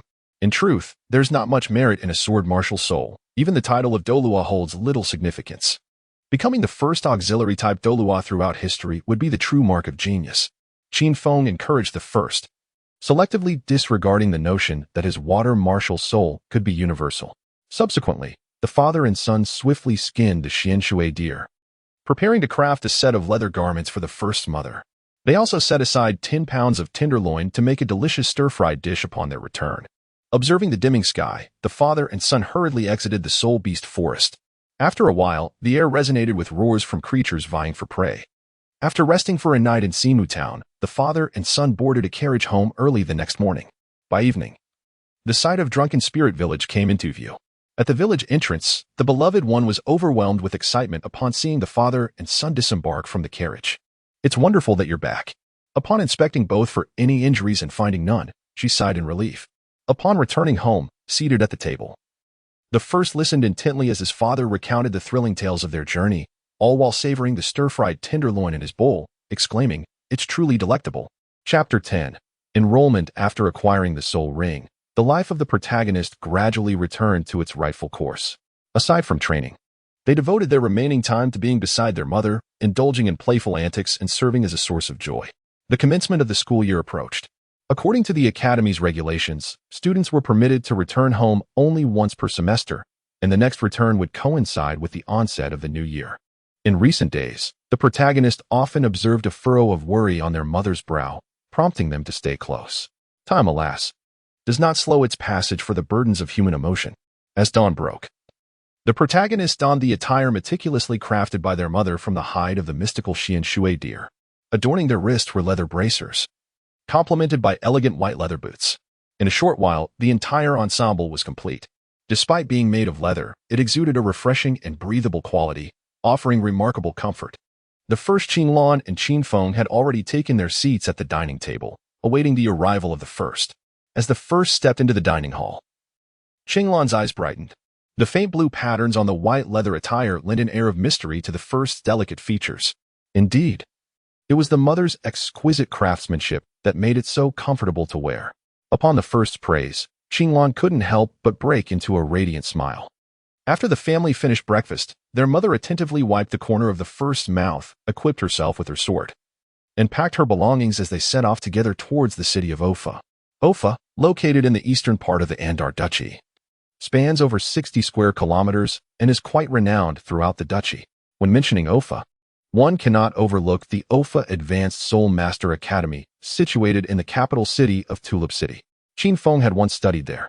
It is said that the founding principal of the Ofa Advanced Soul Master Academy, established a century ago in Tulip City, was born in Ofa and named the academy after his hometown. Even though no remarkable soul masters have emerged from Ofa in recent times, the academy still established a subordinate institution in this quaint town. As they wandered through Ofa, the meticulous urban planning presented a stark contrast to the scenery of Simu town. The flow of people in Simu town is significantly lesser than in Ofa, but the greater disparity lies in their character. Simu town resembles a rough and bustling adult, whereas Ofa embodies the elegance and refinement of a scholar. This essence was set in place since the city's inception. After a leisurely stroll, the family arrived at the grand entrance of a towering stone hall, which exuded an aura of majesty. The sight of two towering angelic stone sculptures, standing 3 zhang high with swords in hand, elicited a silent gasp of awe. To think that even a small city could possess such grandeur. One can only imagine the magnificence of the Soul Hall within the sacred land of Soul Masters. Upon entering the Grand Hall, staff members promptly approached to inquire about the purpose of the first and her companions. Upon learning that they had come for the first soul power level verification and formal registration of her Soul Master credentials, the staff immediately guided the first to proceed with the level assessment. The adept began to infuse the soul power into the soul crystal, swiftly filling 60% of its capacity. Soul power at level 12. The attendants gazed enviously at the adept, recognizing yet another prodigy. Upon inquiring whether the adept intended to join the Spirit Hall, they learned that he was preparing to enroll in the Academy of Magic in Alpha City. With a sigh of regret, they proceeded to process the adept's Soul Master credentials. Fortunately, there was no melodramatic incident involving the Spirit Hall steward forcibly recruiting the adept. After all, he was merely a support-type Soul Master with a mere innate soul power of level 8, and his martial spirit appeared rather unremarkable. Although he was indeed exceptional across the continent, it was insufficient to entice the Spirit Hall to extend an invitation. First and foremost, one must carefully safeguard their Soul Master Handbook, which serves as both an identification card and a testament to one's academic qualifications in the Douluo continent. As one ventures into the world, this document proves invaluable. Subsequently, the staff bestowed upon the individual a golden soul coin. Henceforth, each month, one may present their Soul Master Handbook at any Spirit Hall across the continent to receive a golden soul coin, an entitlement granted by the Spirit Hall as a benefit for every Soul Master who has acquired additional spirit rings from the various great empires. Those who have reached the 20th level receive a greater allocation, which ceases upon attaining the 40th level. It is said that the founder of the Spirit Hall ended a cataclysmic disaster a millennium ago. In recognition of the Spirit Hall's contributions to the continent, the kings of all nations at that time decreed that an additional sum of money be allocated each year for the Spirit Hall to distribute to all Soul Masters. When I first heard Qin Feng recount this legend, I couldn't help but scoff. Who would willingly sacrifice their own interests for the sake of others, even relinquishing their good name to become a fool? This entails a substantial annual expenditure, amounting to astronomical figures over the millennia. The bulk of this considerable wealth has been extracted from the insatiably greedy nobility. It is simply inconceivable, in stark contrast to this evidently embellished tale. I would far sooner believe in the account of the founder of the Spirit Hall, who, brandishing a sword with a countenance full of murderous intent, engaged in negotiations with the kings of various nations. Thus emerged the traditional policy benefiting the ordinary spirit masters. In this extraordinary realm where power governs all, strength holds the key to everything. A glimpse through a narrow tube reveals the overwhelming might of the Spirit Hall. Upon exiting the Spirit Branch Hall, I turned my gaze southwest, towards the Spirit City, the seat of the Spirit Hall. One day, I shall make my way there, to do something for the common people of this world. Clenching my fist, I lamented my own insignificance, no longer inclined to wander. I took my parents by the hand and headed towards the location of the Alpha Junior Spirit Master Academy. Qin Feng and his wife exchanged knowing smiles as they observed my eagerness to enroll. After a brief instance's worth of time, we encountered numerous families like ours, all journeying in the same direction. At first, observing the clusters of children, there arose a curiosity within him regarding their martial souls, pondering whether their soul power could possibly surpass his own. After all, throughout the millennia, fewer than 100 individuals with innate full soul power have been documented on the continent. Otherwise, they would not be coveted as prodigies by various factions. Registration, acquiring textbooks, locating classrooms, finding dormitories, making beds, and purchasing an array of daily necessities. All these tasks consumed an entire afternoon, during which the diligent Qinglong attended to every detail on behalf of the first. At this moment, the first and Qin Feng simply needed to follow quietly. It was akin to a mother, realizing that the only thing she could do before her fledglings spread their wings was to be present. Once everything was settled, first Qinglong tightly embraced the first, reluctant to let go. You must get along well with your classmates at school, show respect to your teachers, and, lastly, don't be picky with your food. Eat more meat, she advised, slowly releasing her hold, her eyes brimming with reluctance. I will be obedient. Soon, I'll be able to return and see you and father, replied the first, her mood dampened by her mother's incessant reminders. Qin Feng stepped forward, producing a pale yellow wallet adorned with paw prints, placing it into the first's hand, clearly having prepared it in advance. Do not fear spending, he said, casting a glance at the first before turning to gently embrace first Qinglong, departing from the school without looking back. After standing for a considerable time, I opened the pet wallet, which contained no less than 3 golden soul coins, 7 or 8 silver soul coins, and several copper soul coins. Gently, the protagonist placed the gold soul coin he received from the Spirit Hall into his wallet. This amount sufficed for the expenses of the first semester. In an ordinary household of 3, the monthly food expenditure barely exceeded 1 gold soul coin. Moreover, an additional gold soul coin could be collected from the Spirit Hall each month. After bidding farewell to his parents, he returned to his dormitory. It was a double room, Although each village had a quota for work-study students who could attend school tuition-free, these students clearly lived under conditions inferior to those who paid tuition. They were also required to undertake some manageable cleaning tasks, which consumed a portion of their time. His father, Qin Feng, a soul master, had additional means of income. The family's winery alone generated a cash flow of several dozen gold soul coins annually. With no shortage of funds, they opted not to utilize the work-study quota available in the village. Upon arriving at the dormitory, he found his roommate had already been there for quite some time. The boy was slender, dressed in simple cotton garments, devoid of any superfluous accessories, and appeared to be impeccably clean. He seemed to hail from a humble background. At that moment, he was quietly engrossed in a book, raising his brow slightly, clearly having noticed the arrival of the protagonist. At first glance, this book is a comprehensive compendium of soul beasts published by the Spirit Hall, containing records of hundreds of soul beasts already familiar to humanity. It serves as the introductory textbook for the Junior Academy. Presently, I am the foremost, with a martial spirit of water, and I am a level 12 support-type soul master. It is a pleasure to meet you. I am Zhaotang, my martial spirit is a rice ball, and my soul power is merely level 4. I look forward to your guidance. Zhaotang hastily extended his hand for a brief handshake, marking the inception of their acquaintance. You have already reached level 12 as a soul master. I wonder when I will be able to break through level 10. Zhaotang remarked with a face full of envy. They proceeded to the cafeteria for dinner, with the first treating. Over the course of the meal, the two gradually grew more familiar with one another. Zhaotang hailed from the city of Afa, where his father owned a small restaurant, and his mother held a position at the Spirit Hall. Their family circumstances were relatively comfortable. Zhaotang himself was quite amiable, being just a young lad. The coming years should not prove to be difficult. Chapter 11, The Boss, Part 1, with a small stack of borrowed literature on soul master training in hand. I ventured to a secluded garden, leaning against a wisteria tree while engrossed in my reading.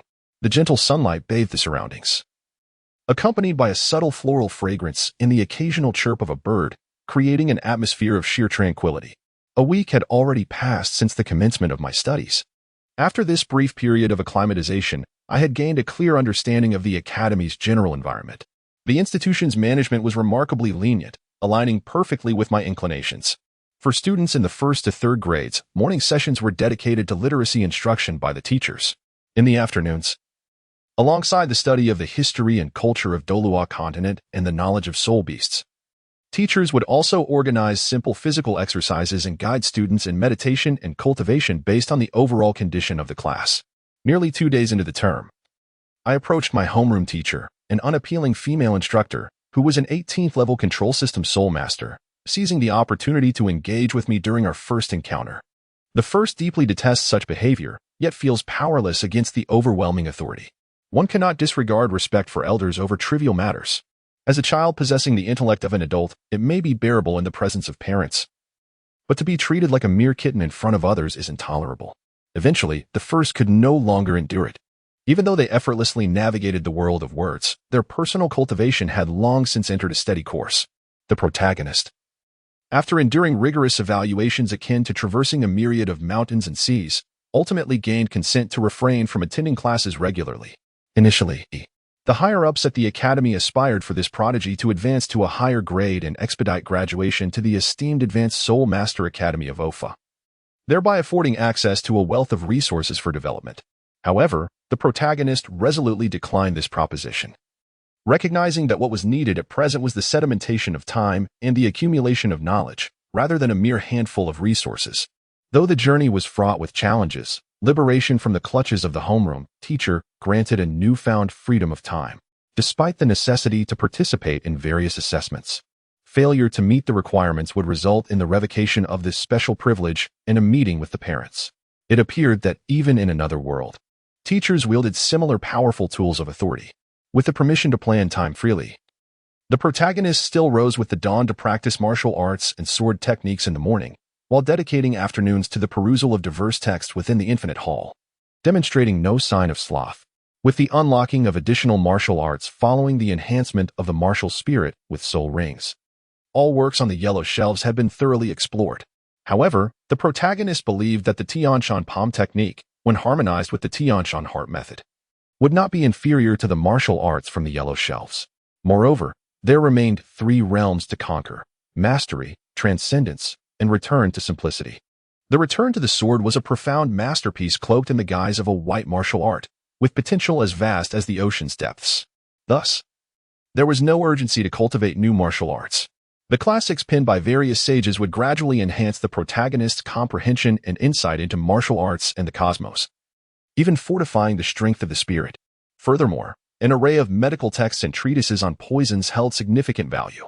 Setting aside the various insidious narcotics, one must acknowledge that in the turbulent world of martial arts, one cannot escape harm. Possessing medical skills could provide an added layer of security. Additionally, the greatest opportunity in the Douluo continent, the ice and fire yin-yang pot, remained unclaimed. The protagonist considers themselves a person of virtue. Otherwise, how could they have traversed time and possessed a unique advantage, particularly in this specific era? Acquiring knowledge about flora and fauna is undeniably of utmost importance. At night, they diligently practice the Tianshan heart method, attempting to substitute their need for sleep with cultivation, and have already witnessed considerable progress. Their cultivation level is gradually ascending. Although their day is meticulously scheduled, the protagonist feels an overwhelming sense of fulfillment. The upperclassmen are aware that the school has admitted a prodigy this year, who has already augmented their martial soul with a soul ring and successfully passed various assessments of the academy. A fortnight has passed in tranquility. The first diligently practiced in a methodical manner, due to his deliberate avoidance of others. He evoked a sense of elusive mystery akin to that of a dragon whose presence is felt but rarely seen. Even his roommate, Zhao Teng, could only catch a glimpse of him at night. A month later, beneath the wisteria tree, a delicate boy clad in a simple, pale blue robe sat cross-legged. Sunlight filtered through the leaves, casting a mottled glow upon him. As a gentle breeze swept by, the boy inhaled rhythmically, as if he were a legendary celestial child savoring the essence of the heavens. With each breath, his garments gently billowed, and after a moment, a surge of energy erupted, only to return to tranquility once more. He had reached the 13th rank, following the 100-day foundation building. The capacity for soul power he could harness at each level surpassed that of his peers, both in quantity and quality. The initial estimation suggests that the current internal energy does not fall short of that possessed by a 15th level soul master, and the purity of this energy has evidently surpassed that of others within the same rank. Now, in a battle of equals, the protagonist fears no adversary. The outcome remains uncertain until a confrontation occurs. However, the Tianshan heart method can only be regarded as a rudimentary technique in terms of cultivation speed. It does not significantly exceed the meditation methods imparted by the academy, although this makes it somewhat more challenging for the protagonist to achieve breakthroughs compared to others. The rewards are naturally far greater. In just a month, the protagonist has successfully advanced by one level in soul power, which is already a source of great satisfaction. Before the protagonist could rise, Zhao Teng, breathing heavily, hurriedly approached with several others. Quick, find a place to hide. Before Zhao Teng could finish his sentence, he was interrupted by a raised hand from the protagonist. Rising, the protagonist summoned their martial soul. The water martial soul emerged from the protagonist's chest, swirling around them, akin to a child orbiting their mother. The yellow soul ring that enveloped the first individual flickered. A gentle blue radiance enveloped Zhao Teng and the 7 or 8 others before him. Zhao Teng and his companions had begun to catch their breath, their strength gradually returning, and the bruises on their faces visibly fading. If there is something to discuss, please do so slowly, said the first, retracting his martial soul. It seemed unnecessary to interrupt Zhao Teng as he was about to elaborate. The first figure gazed contemplatively at the group behind a few elegantly attired senior students, accompanied by dozens of pupils from various grades, who approached the foremost figure. As a boy, approximately 11 years of age, came to a halt before the leading figure. The other accompanying students dispersed, effectively blocking any avenues of retreat around the first. "Are you the first?" inquired the youth, clad in a striking crimson outfit. His muscular form slightly bowed, exuding an aura of intimidation as he regarded the foremost figure. The first cast a glance around, remaining silent. "I am FA's lord, Night Wind, son of the Night Moon Viscount. With your abilities, you are indeed qualified to follow me," Night Wind asserted strongly in his second statement. "It is not disgraceful to follow a future Viscount," Night Wind added. "You deliberately allowed Zhao Teng and others to leave, did you not?" The first retorted without answering. "Indeed. How else could I find you?" Although he remained tight-lipped, not revealing a word even after a beating. "Huh, just not very bright," Night Wind smirked. His expression filled with mockery as he regarded Zhao Teng and the others. "You, I." Zhao Teng's face flushed crimson, filled with indignation, rendered speechless. Upon witnessing this scene, one could easily discern the underlying cause of the events. Gently patting Zhao Tong on the shoulder, I signaled for him to remain silent. Is this what nobility entails? It certainly did not disappoint. Go ahead. The master of verbal prowess quipped. Ha! You do not truly believe you can best me, do you?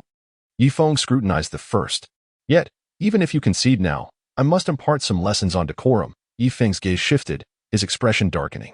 No, the first insisted, extending his hand to push Zhao Tong and the others behind him, a gesture urging them to remain silent. However, as an auxiliary spirit master, how could? The latter part of Zhao Tong's thought echoed within his mind. Taking the first step to the side, he disregarded the concerned expressions of Zhao Tong and the others. Standing face to face with Yifeng at a distance of 6 or 7 meters, the underlings, driven away by the night breeze, had long dispersed, clearing a space for their leader. The manifestation of a brilliant yellow soul ring beneath Yifeng's feet attested to his status as a top-tier one-ring soul master.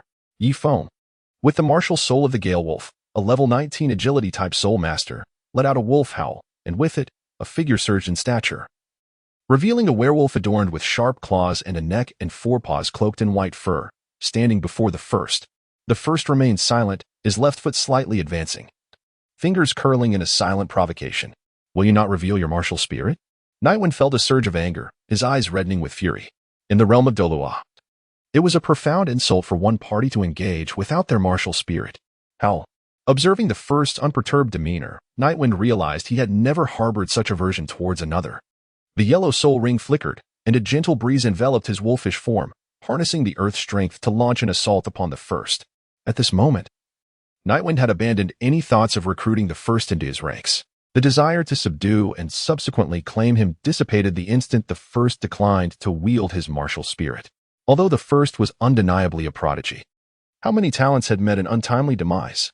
Now, Nightwind's singular focus was to obliterate this loathsome individual before him, to cleanse himself of the humiliation he bore. Faster, faster, he urged himself, the mane upon his neck bristling with fervor. The malicious glint in his eyes rendered the onlooker, Zhao Tong, ashen-faced. As Nightwind drew nearer, his wolf claws eagerly lunged towards the first. Whoosh, whoosh, whoosh. Each strike grew more frantic than the last. The sounds of his claws swiping through empty air echoed relentlessly. Nightwind surged forth with unbridled speed.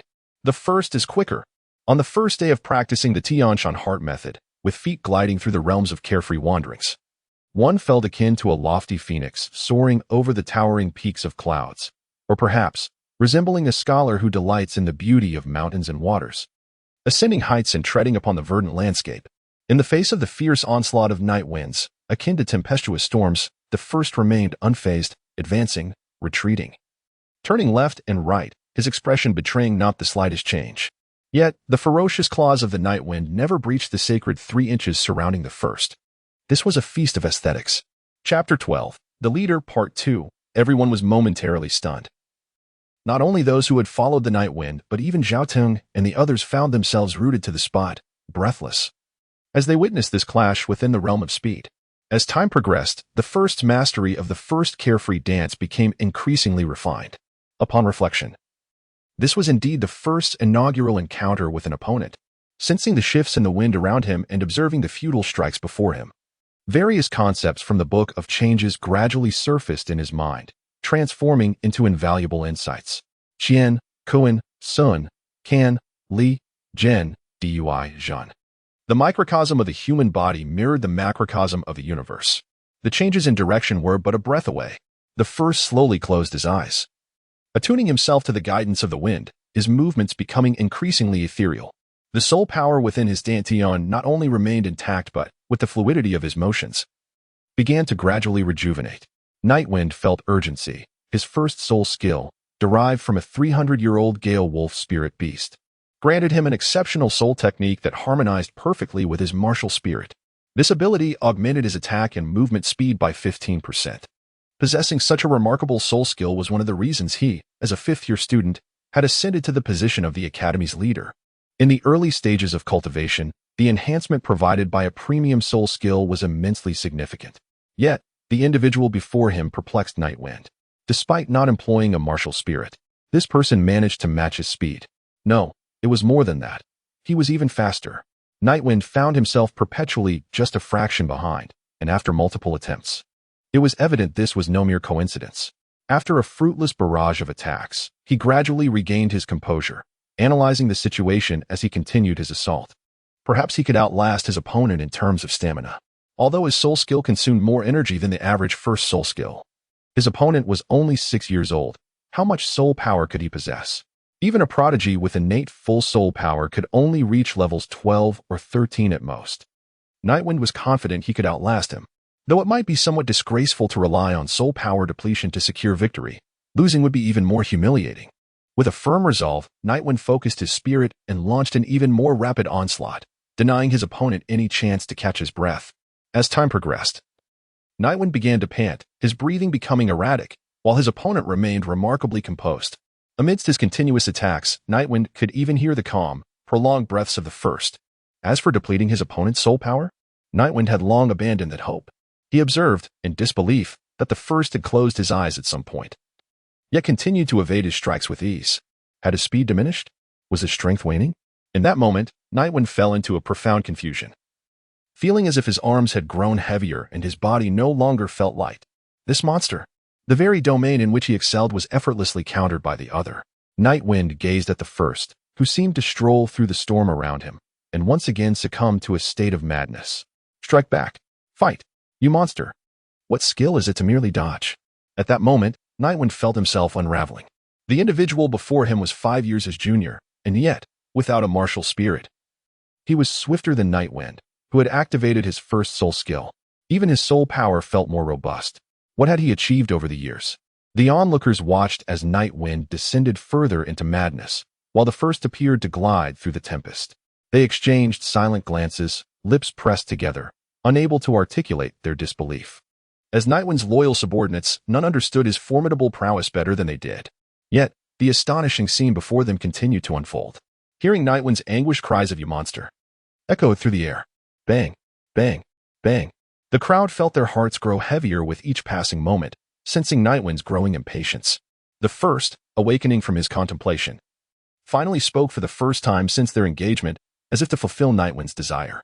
With a sudden lunge, Dai closed the distance between himself and Yefeng before the latter could react. His feet traced the intricate patterns of the 8 trigrams, shifting between the symbols of thunder and lake, intertwining fire and water. His ethereal silhouette accelerated yet further. To Yefeng, it seemed as though Dai's presence had multiplied, filling every conceivable space around him. Front, back, left, right. One palm strike, then another, and yet another. The techniques of the Tianshan palm style relentlessly targeted Yefeng's vital acupoints. With each impact, the frigid energy cultivated through the Tianshan heart method seeped into Yefeng's meridians. A creeping chill overtook him, as though he had plunged into the depths of winter. His movements grew sluggish, his reactions dulled. From the moment Dai struck, the outcome of this battle was sealed. The more he was struck, the slower he became. The slower he became, the more strikes landed. A vicious cycle, inescapable. Even the surrounding disciples could see it clearly. Yefeng had lost. By the time his arms stiffened, robbed of their former fluidity, he could no longer summon even the whisper of wind with his movements. Gazing into Yefeng's bloodshot eyes, Dai knew it was time to end this. 6 suns melt the snow. The initial strike, reminiscent of a lover's gentle caress, brushed through the night breeze, imprinting upon the Dantian point. Spare him. A resounding impact sent the night wind soaring 3 yards away, forcibly withdrawing from the martial spirit state, tumbling twice before falling still. Rest assured, I exercise restraint. The first cast a glance at the teacher who had appeared in the arena, offering a subtle nod of acknowledgement. The teacher first inspected the night wind's body, grimacing with a pained expression, his demeanor laden with helplessness. He then regarded the first with the eyes of one observing a curiosity. This is the most enthralling soul battle I have ever witnessed. While the night wind bore no visible injuries, the malevolent soul energy within posed a troublesome predicament. If not addressed promptly, it would undoubtedly lead to a severe ailment. Indeed, the first was merciful. With the mastery of the shout Ayu movement technique advancing to the micro level, the Tianshan palm technique had also achieved a remarkable refinement, reaching a state where one could wield the palm with one's own body, thus gaining an elevated command over this martial art. In the climactic moment, the final strike was executed with the finesse attainable only at the pinnacle of mastery, employing the exceptional technique known as 6 suns melting snow. This technique, A concealed lethal move within the Tianshan palm is also referred to as the pseudo-symbol of life and death, a trick favored by disciples of Lingzhou Palace to intimidate others. Capable of instantaneously augmenting damage by 50% and detonating the chill within the enemy's body. Had the first not recently entered the academy and wished to avoid escalating the situation, while also sparing a modicum of grace for the teacher, Nightwind would have been reduced to a mere puddle of flesh by now. As for that teacher, upon Nightwind's initial provocation, the first had already discerned his concealed presence. Should the first sustain injury, he would have intervened without hesitation. This indicates that the academy maintains a precise awareness of its students' movements. However, developments often unfold unexpectedly. The first remarkable prowess captivated the teacher. And when Nightwind was ultimately gravely injured, it was only then that the teacher realized it, while with an air of triumph. The leader's piercing gaze swept over the crowd. If one were to act, it must be with unwavering resolve. The night breeze carried with it a throng of subordinates, most of whom had yet to surpass the 10th level and become soul masters, with the strongest among them barely reaching the 13th or 14th level of soul power. Having just witnessed the recent contest, fear had already taken root in their hearts, prompting them to retreat a couple of steps. With an assertive demeanor, the first took 2 steps forward, pointing towards the spot where the Nightwind had just succumbed, and declared with an air of authority, "From this moment forth, I am the leader of the Arcane Academy. Who is in favor, and who stands opposed?" Leader Zhaoting and others, brimming with joy, stepped forward first, bowing slightly. They then positioned themselves beside the first, surveying the gathered crowd. Leader, we have encountered the leader. Leader, their respect for the first's formidable strength was palpable. Furthermore, his youth only amplified the brilliance of his talent and potential. Recognizing such a prodigy as their leader was not a source of shame. Encouraged by Zhaoting and others, the crowd collectively bowed their heads. Prior to their enrollment, the first had harbored concerns about potential oppression from the aristocracy. Thus, he had aimed to evade such encounters. Yet the unexpected had arrived with startling swiftness. With the hidden threats of the Arcane Academy eradicated, no one could disturb his cultivation and pursuit of strength any longer. As the sun dipped below the horizon, the golden and crimson hues of twilight seemed to bestow a crown upon the first. "You may disperse now," he said with a gentle wave of his hand. Upon the first turn to depart, seizing the fleeting moments of insight that have yet to fade, "I seek a secluded spot to cultivate the art of the return to concealed sword technique.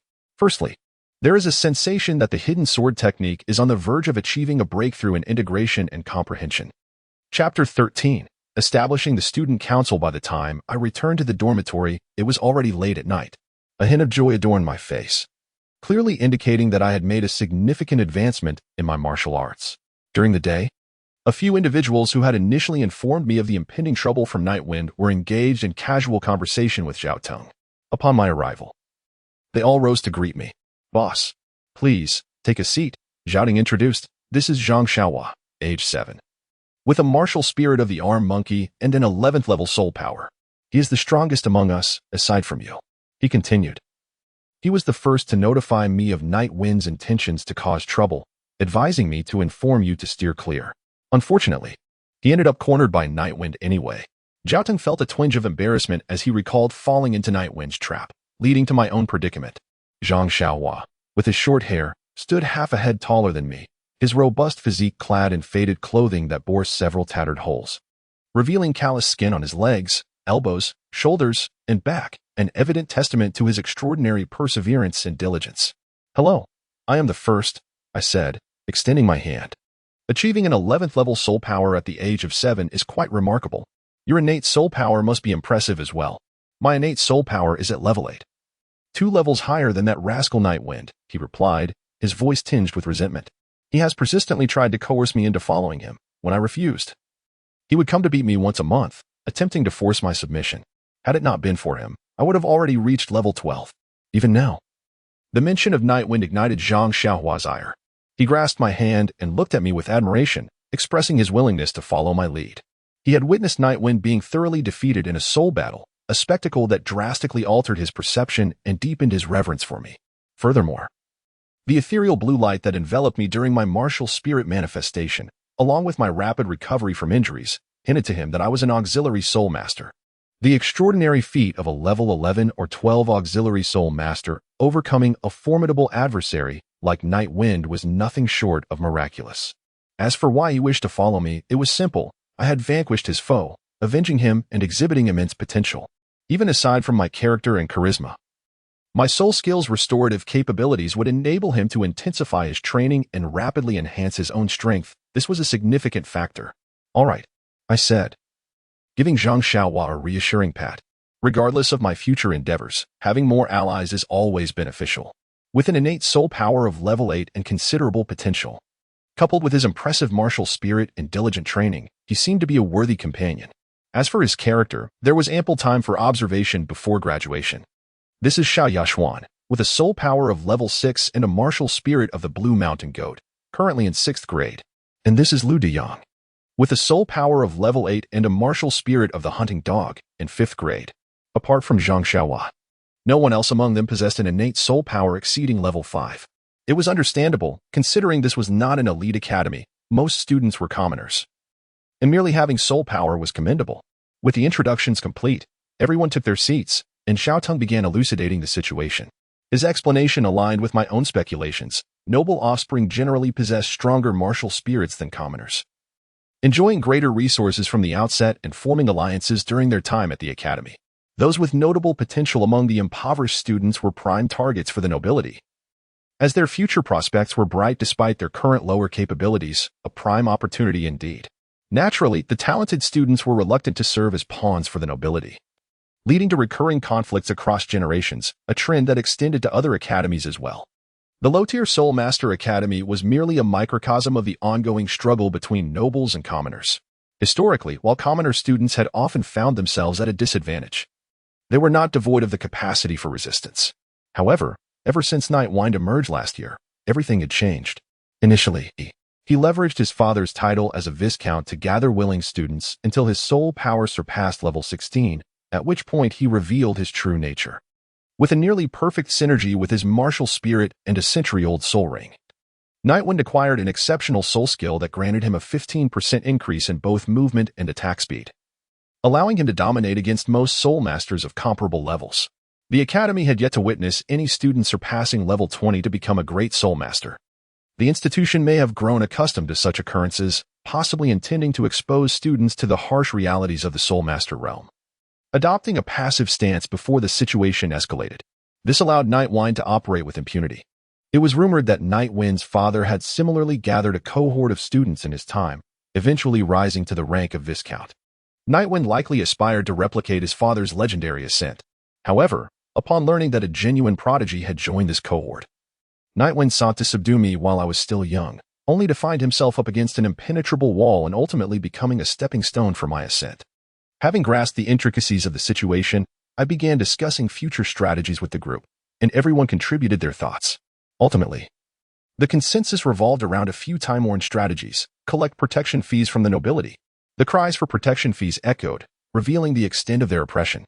Observing my enthusiastic companions animatedly strategizing how to exploit the despicable nobles and discussing the best ways to procure soul beast meat, I felt a wave of disbelief wash over me.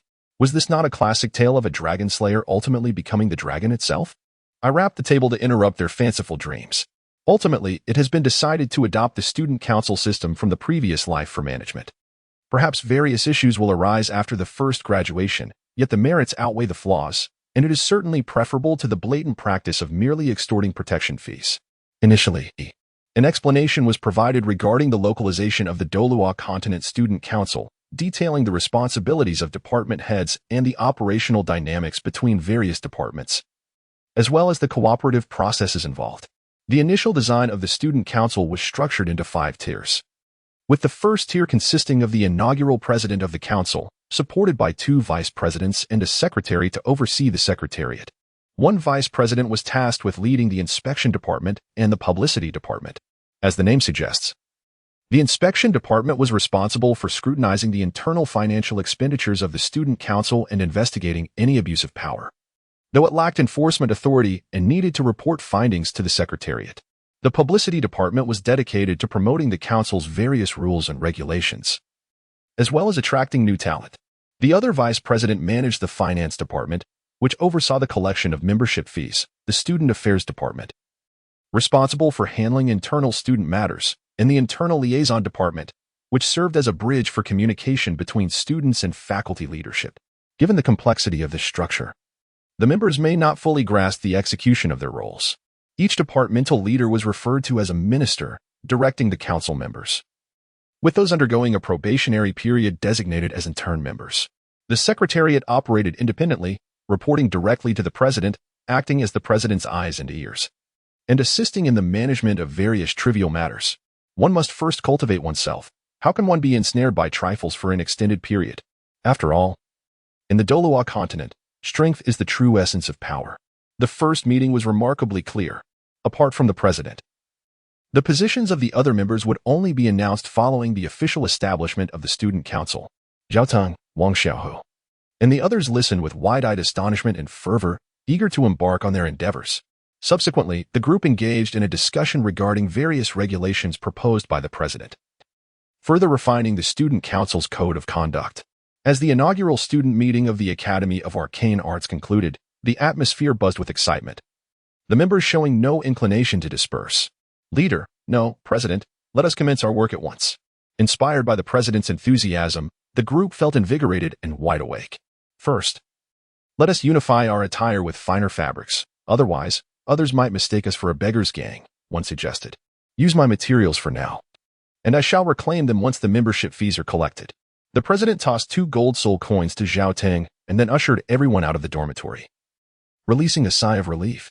After a refreshing shower, the president settled onto the bed to meditate and began practicing the Tianch on heart method, leaving Zhao Teng tossing and turning, replaying the events of the day in his mind. It was undeniable that some individuals possess an innate talent for leadership. At dawn, the president wielded a short sword, diligently honing the consword technique. The essence of Kan, embodying the waters of the world, allowed his swordplay to flow like rivers, lakes, and waterfalls. This martial art epitomized the principle of the weak triumphing over the strong, the soft overcoming the hard, and was considered one of the profound techniques within the Guizhong sword method. Since the awakening of his martial soul, perhaps due to its water affinity, every execution of the consword technique yielded remarkable insights, ultimately enriching his mastery of the other 7 sword paths. As he slowly sheathed his sword, Zhao Teng and Wang Xiaohu approached, eagerly presenting a bundle. President, look, they exclaimed, unveiling a striking golden-red garment, which contained a vibrant red ensemble complemented by a golden-red outer shirt. The fiery hues gleamed brilliantly under the sun. The ostentatious attire caused the president's lips to twitch involuntarily, evoking thoughts of an extraordinary, rapid cultivation technique learned within the limitless hall. Within these 2 days, Zhang Xiaohu, along with Zhao Teng, had successfully integrated the remnants of the Nightwind faction. Now, the student council's uniforms had also been completed. Everything was in place, save for the final push. On the grand playground, the president stood upon the platform, announcing the various rules and regulations of the student council while over 100 attentive students listened intently. As expected, the vice presidents were appointed to Zhang Xiaohu and Zhao Teng, while a classmate named Qing Ning was designated as the secretary. Her martial soul, a 5-stringed guqin, boasted an innate soul power of level 7. Having been oppressed by the Nightwind, her circumstances had not been easy. Following their defeat, she volunteered to serve as the head of the secretariat. The various department heads would be appointed by the vice presidents. Before long, the members, now clad in their student council uniforms, reconvened, undeniably enhanced in spirit and vitality. As the adage goes, clothes make the man. In the vibrant scene, the figure clad in a striking crimson robe was accompanied by Zhang Xiaohu and Zhao Teng, both adorned in sleek black attire. Qing Ning, too, was dressed in a sophisticated black office ensemble, creating a delightful contrast with her youthful visage. The 5 ministers donned elegant lavender long tunics, while other formal members were attired in cheerful yellow short shirts. Even the dozen or so interns sported crisp white vests. Where there is a gathering, a hierarchy inevitably emerges. The pronounced class distinctions of the Douluo realm were unmistakably established. Observing from the periphery, several instructors discreetly monitored the unfolding events, taken aback by the spirited and colorful assembly before them, silently acknowledging the ingenuity of these young individuals. The impact of this spectacle remained uncertain. 2 weeks later, the school provided teachers with 2 sets of uniforms, mandating their wear on campus, a matter that had long ceased to concern the first. The garden that was once frequented has gradually transformed into a forbidden realm, and a legend surrounding the first has spread throughout the entire school. On this day, Yifeng, having just recovered from a serious illness, entered the school, inquiring about the events that had transpired since morning alongside a few companions. Observing the students adorned in their student council uniforms, a myriad of emotions played across Yifeng's face. The desolate autumn breeze whispers once more, as the world seems to have changed entirely. Chapter 14. Selection of Martial Arts upon reaching the realm of consummate mastery. The practice of the Tianshan palm technique momentarily comes to a pause. To elevate this technique to the extraordinary level of transcendent mastery, one must not only invest considerable time in contemplation but also await the future cultivation of the North mysterious divine art. It is anticipated that, under the profound influence of the true meaning of North mysterious, the Tianshan palm technique will evolve into the spectral palm. Consequently, the focus shifts towards other martial arts. The techniques of the infinite hall and the free and easy sect predominantly comprise advanced martial arts, which remain to be unlocked. The esteemed martial arts techniques such as the 6 yang palms of Tianshan, the Tianshan plum blossom hands, and the life and death talismans, which have long been renowned in the martial world, are likely stored on the black bookshelf. For the time being, one must resort to studying other martial arts as a means of transition. At the initial station, standing before the completely unsealed yellow bookshelf, I meticulously searched, hoping to discover a martial art that resonated with my heart. The myriad forms of the cloud and mist 13 swords, the Miao family sword technique, the azure lotus palm technique, the 5 poisons divine palm, the mysterious blade technique, the blood knife scripture, the rain of flowers showering gold, the ice soul silver needles, the 1 yang finger manual, and the snake crane 8 strikes. Gazing at the hundreds of martial arts tomes on the shelf, I was nearly overwhelmed by the plethora of choices. Swords, spears, staves, everything was abundantly available. Oh, as the hand first perused the secret manual, it suddenly paused. No way. First, he set down the snake crane 8 strikes in his hands. Picking up the previous book, he blinked hard and wiped the yellowed pages with his fingers. No mislabeled tags. The Sun Finger Manual. He hastily opened the pages. The Sun Finger, the signature martial art of the Duan clan of Dali. After channeling inner energy, one strikes acupoints with the index finger. The motion can be either graceful and unhurried or swift as lightning, yet the precision remains flawless. Memories of various Sun Finger training methods surfaced in First's mind, followed by the image of a figure demonstrating the techniques. Once he had sorted through the mental influx, his expression turned complex. The Sun Finger possessed its own unique cultivation system, not categorized by the conventional stages of initial comprehension, mastery, fluent integration, perfection, transcendence, and return to simplicity.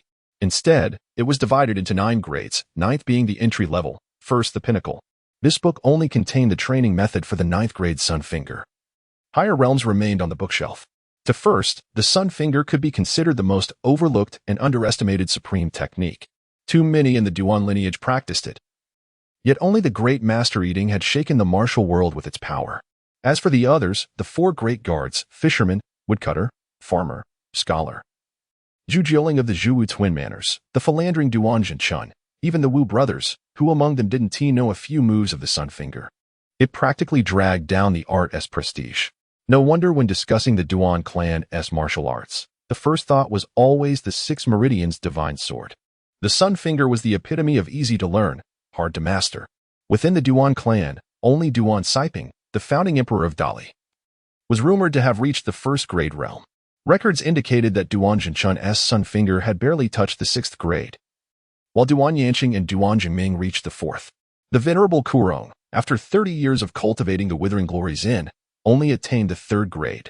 Even the great master eating who, in his later years, having trained in the innate skill, could clash with the Golden Wheel monk, a master of the tenfold dragon elephant prajna technique, from over 10 feet away using the Sun Finger's power, only achieved the 2nd grade. No wonder the Duan clan members, upon reaching the 4th grade, the threshold for switching to the 6 meridians divine sword, abandoned the Sun Finger en masse, treating the latter as their supreme art. The highest grades of the Sun Finger were practically useless, demanding far too much in terms of insight, innate talent, and inner energy.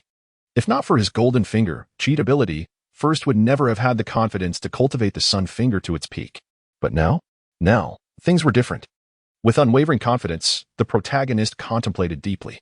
He retrieved the Blood Blade scriptures from the yellow bookshelf and took down the foundational martial arts manual, the Blood Blade Heart Method, from the section dedicated to martial arts techniques, engaging in thorough examination. Although the Blood Blade Heart Method and the Blood Blade scriptures are individually categorized as yellow-level martial arts, their combined practice elevates them to the realm of purple-tier supreme martial arts. should he later cultivate the Blood Sea Demon technique. Its offensive capabilities would rival those of the finest red-tier martial arts. This resolution had been forged long before. Upon learning that his father's martial soul was the Bloodblade, in his view, this martial art was ideally suited for Qin Feng. The plan was to first master the Bloodblade Heart method, followed by the Blood Sea Demon technique, augmented by the use of celestial herbs. Once this martial arts system reaches its pinnacle, achieving the title of Douluo would be akin to grasping something from one's own pocket. There even lay the potential to attempt the position of the Shura God. On the Douluo continent, every individual possesses the ability to awaken their martial soul, which in turn generates soul power. With each 10 levels, one can freely attach soul rings to acquire soul skills, making everything seem effortlessly attainable. Yet this ease has stifled the spirit of innovation in martial arts. All is constrained by the martial soul. These two manuals are undoubtedly classified as self-created soul skills on the continent. Particularly, the Bloodblade Heart method, if carelessly disseminated, could unleash catastrophic effects akin to a nuclear explosion. Although the Bloodblade Heart method may not be the strongest among various internal techniques, the insights it provides on meridians, acupoints, and the generation and circulation of internal energy possess the potential to revolutionize this era. The sparks that arise from intellectual collisions are unpredictable and cannot be guaranteed. The origin of these manuals remains shrouded in mystery, delaying the moment when the protagonist could bestow extraordinary abilities upon Qin Feng. Now, the opportunity has finally arrived. Everything could be conveniently attributed to the Academy's library, as he himself believes in this notion. As long as Qin Feng remains rational, the heart method would not be allowed to spread. The Douluo continent is fraught with peril. It is time to grant Qin Feng his advantages. For no one can foresee when unexpected calamities may strike. After making the resolute decision, I withdrew from the Wuliang Hall.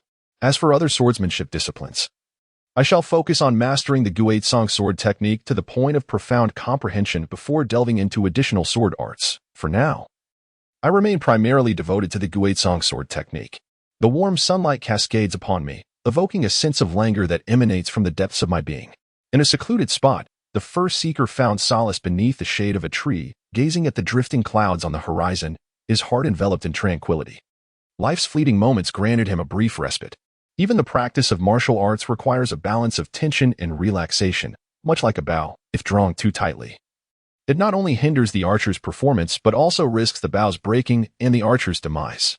First, she sought a reason for herself, slowly closing her eyes to delve into the realm of dreams. Is it going to rain? Unbeknownst to her, a shadow had crept in, obscuring the sun's radiant glow. As she gradually opened her eyes, a yawn escaped her lips, revealing her petite secretary, who knelt beside her, holding a sunshade and casting an indignant glance. Is it time to eat? A perplexed expression adorned First's face. The little girl, known as Qingning, retrieved a lunchbox from behind her and handed it over. Humph. The young girl, suddenly displeased, reflected on her reasons for joining the student council. It was not solely because First had overthrown Nightwind, avenging her. Her genuine interest in the council was also a motivating factor. She was not a superficial woman, Qingning mused. Initially, her journey in the student council was smooth, and she had ascended to a high-ranking position. Filled with ambition, Qingning was eager to achieve something noteworthy, hoping to impress her parents upon returning home for the holidays. However, over a month had passed, and although she held a prestigious title, her duties resembled those of a maid, primarily delivering meals to First and playing the piano for amusement. With a look of deep discontent, Qingning stared at First. Very well, I am considering establishing an organization within the student council to advocate for women's rights. Why not try your hand there? First glanced at Qingning, instantly perceiving her thoughts. Having encountered numerous formidable women in the past, she casually fabricated a department. Yet the student council indeed required such an organization to safeguard women's interests. Allowing the earnest Qingning to take charge would be a fitting utilization of her talents. Observing Qingning, her enthusiasm palpable as she eagerly set forth on her new role, First couldn't help but smile gently. Initially, there were no particular thoughts regarding the lime. It was merely a child's plaything. Zhao Ting and his associates, as well as the entire student council, were merely a means to maintain stability within the academy. Created almost casually. In terms of recruiting Wang Xiaohu, it was merely a strategic move. Not an expectation that Wang would be able to keep pace or confront formidable adversaries alongside him. Rather, the hope was that he could assist in managing the trivial matters that might otherwise be overlooked, no matter how capable one might be. It is impossible to handle every detail. With a golden opportunity at hand, one's cultivation would inevitably accelerate, eventually reaching the status of a titled Douluo. While the exceptionally talented Wang Xiaohu might only attain the rank of a soul sage, at best, a rather conservative estimate. With a sigh, the realization dawned that no one in this world could match one's pace. Ultimately, one must tread the path alone. In a moment of clarity, a profound sense of solitude enveloped him. Suddenly, the infinite jade wall illuminated his mind, allowing him to break free from that state. Upon regaining his composure, he wiped away the non-existent cold sweat, silently resolving to cultivate his heart further, as he had nearly found himself in a dead end. This narrow escape was largely thanks to the infinite jade wall. After glancing around to ensure no one was present, he finally breathed a sigh of relief. The principle remained the same. Ultimately, one must rely on oneself, yet given that he was only at the beginning of his journey. Harboring such a mindset seemed a touch presumptuous. Dreams are not achieved through such means. The essence of all things calls forth the martial spirit, prompting him to unleash his first soul skill. The first experience leaves one feeling invigorated and imbued with a heightened sense of vitality. The first began to manipulate their martial soul, causing water to expand and contract, transforming into birds, beasts, insects, and fish, honing their mastery over soul power and martial soul. Chapter 15. Transmission of Skills and Austerity. Unbeknownst to all, the time of the year's end has approached, and yesterday, students began to depart one after another. A farewell banquet was held among the numerous committee members of the Student Association, where heartfelt goodbyes were exchanged as everyone returned to their respective homes. The president, having shed the ceremonial attire, donned a simple cotton coat, shouldered a small bag, and greeted some passing students while departing from the place he had called home for nearly half a year. The primary soul force has ascended to the 15th level, achieving a remarkable elevation of 3 tiers in less than half a year, which is commendable even in the early stages. The Guizhong swordsmanship has reached a state of profound comprehension, its power becoming increasingly enigmatic as the essence of the technique begins to reveal itself. The supreme skill of Lingzhou Palace, the heavenly feather extraordinary sword, exists in a mysterious state that significantly enhances the potency of the sword technique and deepens one's understanding of it. Upon triggering this state, it is as if the protagonist has intuitively grasped the essence of sword intent, a revelation both divine and enlightening, imbued with unparalleled profundity. Regrettably, this transcendent state has been accessed only a few times over the past months. Nonetheless, each instance has propelled the swordsmanship to astonishing new heights. After purchasing some uniquely characteristic snacks for his parents in Aofa City, he hurriedly boarded the carriage back to the village. Anxious thoughts about his father and mother surged forth, uncontrollable, as he yearned to return home as swiftly as possible. At the threshold of his home, the first Qinglong held tightly onto the first, meticulously inspecting whether everything was intact. Qin Feng stood by, his face adorned with a smile. "Mother, I am perfectly fine. I'm a support-type soulmaster. What could possibly happen? Even if there's a soul duel, I merely need to stand back and unleash my soul skills." The first hastily explained. "I initially intended to accompany your father to fetch you, but he took too long to procure the 4th soul ring and could not make it in time." Qinglong softly elucidated. "Father has reached the level of a soul master?" The first exclaimed with joy, though it was not unexpected, as Qin Feng had already attained the 39th level 6 months prior. Qin Feng remained silent, merely summoning his martial soul, which shimmered in hues of yellow and purple, adorned with 4 soul rings. He wore a playful expression, silently inviting the first to praise him. "Impressive. Such beautiful soul rings. Father possesses the potential of a titled Douluo." The first enthusiastically lauded, yet her demeanor gradually shifted. Qin Feng grinned, affectionately ruffling the first's hair. After a moment, she freed herself and led her parents into the house, personally closing and locking the door, adopting a mysteriously secretive air. "What's this? Are you afraid your uncle next door might come over to snatch your snacks?" Qin Feng teased with a glint of mischief in his eyes. "Allow me to show you something remarkable." He beckoned to Qin Feng, retrieving 3 small booklets from the lining of his garment. Laying them on the table in a neat row: Fundamental Inner Strength, Blood Blade Technique, One Young Finger. These were all meticulously copied and organized by the first. The Blood Blade technique encompassed both mental cultivation and martial techniques. The One Young Finger was something the first intended to practice at home. The quickest method would be to create a dummy, thoroughly memorizing various acupoints and the structure of the human meridian system for training purposes. This would undoubtedly evade her parents' notice. Qin Feng cast a glance at the first, picking up the Fundamental Inner Strength, and began to peruse it. With a swift motion, he flipped through the pages, gradually increasing his pace until he unexpectedly completed the reading. His initial demeanor shifted from calm curiosity to fervent eagerness. Is this truly precious? The first inquired with curiosity. The first gently nodded. Let us discuss after you finish reading. He gestured toward the other two tomes, signaling to Qin Feng in acknowledgement. Qin Feng wiped his hands on his garment as a mark of respect. As he picked up the Bloodblade scripture, his eyes sparkled with anticipation. The title alone held an extraordinary allure for him. Curiosity, admiration, and a sense of wonder enveloped him. Excellent. In a moment of exhilaration, Qin Feng could not help but exclaim, eager to unleash his martial spirit and practice the techniques. He had never imagined that a blade could be wielded in such a manner. Each move seemed to descend from impossible angles, utterly bizarre. After perusing the mental techniques contained within the Bloodblade scripture, Qin Feng was drenched in sweat, his face beaming with joy. The details regarding the body's meridians and the method of condensing finger energy to strike at these points to disrupt an opponent's assault, hinder their soul power circulation, and even immobilize them, left him utterly astonished. The three tomes had opened the gateway to a new realm for Qin Feng. Where did you acquire these self-created soul techniques and meditative methods?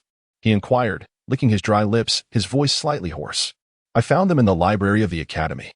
They were used to prop up the bookshelf, the first replied earnestly, as if that were indeed how he had come upon them. I have cultivated some basic internal skills and discovered their utility, so I transcribed a version for you to see. What do you think? The first asked knowingly. Utility? This could very well be a devastating weapon capable of altering the entire landscape of the continent. Who else knows of these? Qin Feng exclaimed, his face alight with excitement, only to have his expression shift dramatically. As far as I know, they were too severely aged and have deteriorated, the first said, his face displaying a look of regret. That's unfortunate. Qin Feng replied with an air of nonchalance. Can a junior academy possess such profound self-created soul techniques? Qin Feng found it hard to believe. Had no one discovered them in a century, even with the tomes propping up a table? However, he did not delve into the inconsistencies in the first words. The scriptures were tangible, in his possession, and the lineage was genuine. Proud yet endearing, that was sufficient. He then cautioned the first and his wife to keep this a secret, emphasizing that while martial techniques were significant, the crux lay in the internal cultivation methods, which could transform an individual from nothing into a soul master, a concept infinitely daunting. Little did he know that the ratio of soul masters to ordinary people on Douluo continent was less than 1 in 100. Whoever discovered the potency of internal cultivation methods would undoubtedly descend into madness. The first Qinglong nodded with excitement, knowing that henceforth these martial arts would become the ancestral soul techniques of the Qin family. Even if the god of light were to descend, it would remain unchanged. From that day forward, the couple, Qin Feng and his wife, ceased their visits to the tavern. The remaining funds at home sufficed for their daily expenses. Their time spent in the brewing workshop was merely an idle pursuit, a way to uphold their ancestral legacy. Qin Feng immersed himself tirelessly in the comprehension of the Bloodblade Sutra, diligently refining the Bloodblade Heart method. Having recently broken through to the soul realm, his soul power gradually surged once more, filling him with immense joy and renewed vigor. The first Qinglong diligently cultivated her foundational inner strength, gradually channeling her soul power to nourish her dantian. She displayed an unwavering enthusiasm for the intricate study of the one-yang finger technique, meticulously mapping out the meridians and acupoints along with their names on a newly acquired training dummy. When a supportive soul master unexpectedly acquired a profound self-created soul skill and the ability to learn it, how could the first Qinglong possibly remain uninterested? After 2 days of a languid existence, where everything was handed to him on a silver platter, he was drawn out by Qinglong for a shared practice session. Suddenly, the atmosphere of cultivation within the household became remarkably intense as the return to school approached. The protagonist has already completed the preliminary cultivation of the one-yang finger, and now only requires a methodical practice to gradually enhance their abilities. After bidding farewell to their parents, they embark on a solitary journey back to school. Upon returning, the student council has commenced its operations, with everything proceeding in an orderly manner. Both students and teachers have slowly acclimatized to the presence of the student council. Aside from some planning concerning future details, there is little else that requires the protagonist's attention. First, he devoted his energy to the cultivation of the one-yang finger technique and swordsmanship, embarking on a seemingly mundane life at the academy. As time swiftly passed, 2 years had elapsed. From the very beginning, he entered a phase of rapid physical growth. Standing at 1.5 meters tall with a well-proportioned figure, he inherited both the striking features of Qin Feng and his wife, as well as their formidable talents and strength. All these qualities made him immensely popular within the academy. It was only his honorary title as the student council president that allowed some female students to maintain a semblance of restraint. Recently, the former president has resigned from his position, leading to the selection of a new leader between Zhao Ting and Zhang Xiaohu. Ultimately, Zhang Xiaohu, whose spiritual power significantly surpasses that of Zhao Teng, has assumed the role of the second president. In the realm of Douluo continent, strength is paramount. Zhao Teng, now serving as the vice president, has become somewhat complacent in his cultivation, currently only reaching the 9th level. Although the former president had once urged him to strive harder, the allure of power makes it difficult for him to relinquish his position easily. This situation has led the former president into deep contemplation, pondering whether the establishment of the student council was indeed the right choice. However, upon noticing that Zhang Xiaohu has already reached the 19th level, and recalling the countless instances over the past 2 years where Zhang Xiaohu, battered and bruised, sought his assistance for healing, he gradually finds solace. The path is one that each must traverse independently. With the support of the former president, Zhang Xiaohu has dedicated himself to rigorous training over the past 2 years, elevating his spiritual power from the initial 11th level to the 18th level. Though he may not yet rival the former president, he has certainly surpassed many of his peers. The first could not help but smile. Indeed, the path of cultivation cannot be faked. One reaps what one sows. Reflecting on the achievements of the past 2 years, the One Yang finger has been mastered to the 9th rank. In close combat, once the first strikes a vital point, the opponent's soul power dissipates, leaving them utterly at the mercy of the first. Since Nightwind's defeat at the hands of the first, he has maintained a low profile for 2 years.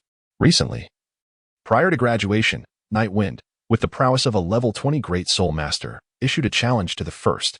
That day, many teachers gathered to witness the first's astonishing agility. The confidence Nightwind displayed before the battle was met with profound desolation in its aftermath. The gap between the two not only remained unchanged with Nightwind's breakthrough, but instead widened. On that day, the first did not even need to employ their martial soul. Even if they had, it would have made little difference. With effortless grace, the first executed the free and easy wander technique, engaging in close-quarters combat. Their fingers moved with varying speed, sequentially striking the Xintang, Guguan, Tianzong, Shinsong, Lingsu, and other vital points, sealing Nightwind's soul power. With a gentle push of the hand, Nightwind was forced to withdraw from the state of martial soul embodiment. Such a technique of acupuncture is a devastating blow in a world like Douluo continent, where understanding of the human body is remarkably limited. The first individual did not linger to observe the night breeze but departed with measured steps. The creation of a unique soul technique elicited gasps of astonishment from the watching instructors. There was no display of coercive plunder. The power of those wielding self-created soul techniques was not to be underestimated. It was still a remarkable technique that an 8-year-old child could employ. Yet it lacked the backing of formidable forces, rendering disbelief in its authenticity. From that moment on, the first individual's status within the school was as solid as a mountain. Until yesterday, the first had finally cultivated the Tianshan heart method to the pinnacle of level 20. Their dantian was filled with internal energy. Yet they were constrained by the laws of heaven and earth, unable to break through to the meridian realm. Only the acquisition of a soul ring stood between them and a series of breakthroughs. After 2 years of dedication, the Guizhong sword technique was just one opportunity away from achieving mastery, poised to unleash its ultimate move, Guizhong, the 8 swords of innate nature. In the village of Zuchen, Qin Feng chose not to continue his training today. Clutching the letter from the first, he finished reading it and broke into a joyful smile. That rascal is progressing swiftly. It seems another trip to the Soul Beast Forest is in order. Chapter 16. Divine Illumination. Standing before the boundless jade wall, I gazed at my personal information template. Name: First Martial Soul, Water Physical Realm, Peak Inner Breath Soul Power, Level 20 Comprehension, 82 Root Bone, 90, Tianshan Heart Method 10, Fortune Value, 132 Martial Arts, Basic Internal Skill. Foundation established in 100 days, Tianshan Heart Method, Level 20 Perfected, Tianshan Palm Technique, Mastery Achieved, Guizhong Sword Technique, Thoroughly Integrated, One Yang Finger, 9th Rank, Talent, Otherworldly Being. Within you lies an unfathomable potential. When mastery, you have gained a hint of understanding regarding the wind. As your level increases, your agility will experience remarkable enhancement, an added benefit of the perfected Tianshan Heart Method. Compared to the information panel I beheld upon my initial awakening, this one is infinitely more splendid. A flicker of delight surfaced within the protagonist. The the culmination of years of diligent effort, achieved without any external aid. After imparting martial arts to their parents, their fortune surged dramatically, reaching a remarkable 100 points the previous year. Although the reasons eluded them, a nagging suspicion lingered within, stemming from their insufficient strength, which deterred them from disseminating their martial knowledge. An inner voice persistently echoed, "To enlighten all beings, I am the progenitor of the path." However, suppressing their impulses, they acknowledged their own weakness. Should they reveal their abilities, they would undoubtedly be engulfed by the ensuing tempest, glimpsing the potential of their fortune's predictive capabilities. The protagonist felt an irresistible urge to experiment, while they could still temper their eagerness with the prospect of advancing through various martial arts. They now found it nearly insurmountable to break through in any discipline except for the Guizhong sword technique. With Qin Feng yet to arrive, they pondered whether to explore the predictive function. At this moment, their anticipation surged uncontrollably. But what should they attempt to predict? Should they delve into a higher realm of the Tian Shan Palm technique, or assess the cost-effectiveness of the Guizhong sword technique? Each seemed a potential waste. A methodical approach would surely lead to mastery in due course.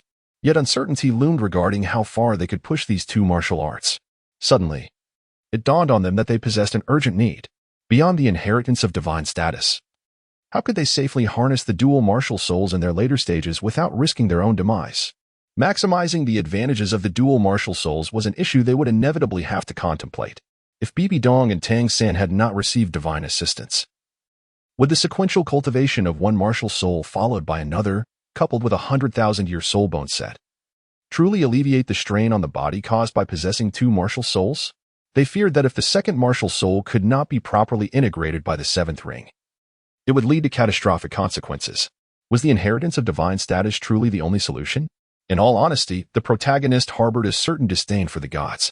To them, what constituted a god? Observing the celestial principles and executing the divine will. Divine grace is as vast as the sea, and divine might as formidable as a prison. They embody the laws of existence, shepherding all beings on behalf of the heavens. From their previous life's understanding, the divine beings of Douluo continent were starkly different from their preconceived notions, exhibiting a certain hypocrisy. They had often pondered why Tang San underwent such a profound transformation before and after attaining godhood. Although he displayed some hypocrisy prior to his ascension, it had not reached the intolerable extremes observed later. Perhaps post-ascension, liberated from constraints as one of the invincible entities of the divine realm, he neglected the cultivation of his heart and allowed the darker aspects of his psyche to flourish, with desires magnifying uncontrollably, leading to his demonic descent. It was also plausible that after becoming a god, he indiscriminately interfered in mortal affairs, his actions contradicting his divine duties, resulting in a backlash from the heavens. To mitigate this backlash, he resorted to leveraging faith, frequently meddling in worldly matters, suppressing other gods, and seizing their faith. Eventually, the situation spiraled out of control, leaving him trapped in a cycle of self-destructive desperation. If this were the case, divine retribution was inevitable, and the future promised no solace for him. Most critically, upon entering the divine realm after becoming a god, one must relinquish their corporeal form, prioritizing the soul. Numerous legends from their previous life underscored the paramount importance of the physical body. In Douluo continent, once divine status is inherited, one's strength becomes irrevocably constrained, rendering progress akin to an insurmountable mountain. Furthermore, did those divine beings truly select a successor merely to abandon this world? Lesser gods might have sufficient motives to do so. But what of the law-enforcing gods or the god kings? What, then, was the ultimate truth behind it all? The foremost suspicion harbors the most malevolent intentions towards others. What if this divine position is merely a pitfall? Could it be that the deity, while utilizing the celestial divine position to attain prolonged longevity, is simultaneously being eroded by the very laws of the universe? To avoid being gradually transformed into puppets by these forces, must the deities ultimately forsake their roles? Is the assessment of divine positions merely an endeavor to find a scapegoat to descend into this abyss? Such thoughts are profoundly chilling. There are countless reasons for the first to harbor trepidation towards ascension into divinity. Without the infinite jade wall, even if one were to disdain the divine position, one might still willingly leap into it. Even with potential hazards, it is preferable to being reduced to mere dust over time. However, with the infinite jade wall at one's disposal, a new choice emerges. Unconsciously, my thoughts wandered far. First, I shall utilize this opportunity for deduction to see if it can resolve the latent dangers of the dual martial souls, while simultaneously gauging the strength of the infinite jade wall. With determination set, a thought materialized, and a Taiji Bagua diagram gradually emerged in the center of the jade wall, illuminating the 8 trigrams. Following a flash of white light, tranquility enveloped the scene. A flow of information manifested in the first's mind. Upon mastering the Divine Illumination Sutra, a luminous cocoon will form in the dantian, containing a complete true spirit alongside the energy necessary for body reconstruction. By merging another martial soul within, one can cultivate a doppelganger, resulting in the bifurcation of martial souls. With a singular consciousness residing in dual bodies, both are authentic forms, capable of disregarding spatial distances and transferring between each other. When both reach a point where further advancement becomes impossible, they can merge, breaking the shackles of cultivation. Subsequently, detailed operational methods are revealed. At first, I gazed at the jade wall, lost in thought. The Divine Reflection Sutra, as I was aware from that particular game, indeed possessed the power to grant one a chance at resurrection, yet it astonishingly manifested in this reality as well. Utilizing a single opportunity for rebirth to bifurcate oneself into 2 entities, thereby achieving a dual manifestation of martial spirits, significantly enhances one's survival capabilities. The practicality of this is undeniably profound. Even if one body encounters peril, the other serves as an unparalleled trump card for resurgence. I had underestimated the boundless jade wall, as well as the reformed martial arts techniques. Observing the dwindling fortune value, now reduced to a mere 32 points. While the adjacent display indicated that the next simulation required 1,000 points, I felt no sense of regret. Fortune values can be gradually accrued after their depletion. The gains from this endeavor were indeed monumental. Without a moment's hesitation, he gazed towards the bookshelf that housed the internal cultivation methods. With unwavering resolve, he grasped the red book inscribed with the principles of the Divine Illumination Sutra. Upon attaining the pinnacle of the Tianshan Heart method and breaking through the 90th level of one's innate potential, aside from the profound texts such as the Tai Xian Jing, the Shisui Jing, the Eternal Longevity Technique, and the Dragon Elephant Prajna skill, which are but a handful of golden tomes, all other internal techniques become accessible for cultivation. The pace of unlocking internal power far surpasses that of martial arts techniques. One merely awaits the addition of the second soul ring to seamlessly advance into the channeling realm. In the preliminary selection of internal cultivation techniques, 3 methods have emerged: the Bao Yuan Jin, the Yi Jin Jing, and the Shun Jiao Jing. The rationale for pursuing the Bao Yuan Jin lies in its capacity to harmonize internal and external practices through the subsequent training of the Hun Yuan palm and the Sui Yu fist. This not only facilitates the rapid opening of the 8 extraordinary meridians, but also refines the body, significantly enhancing its strength. The absorption of soul rings becomes as effortless as the act of eating or drinking, positioning one steadily within the top 10 ranks of the game. The motivation to pursue the Yi Jin Jing is equally compelling. Being a quintessential representation of Buddhist martial arts and one of the 4 supreme heart methods within the Jin-Yang martial arts canon, it not only enhances one's innate qualities but also purifies the marrow, balances yin and yang, and counters malevolent attributes of soul power.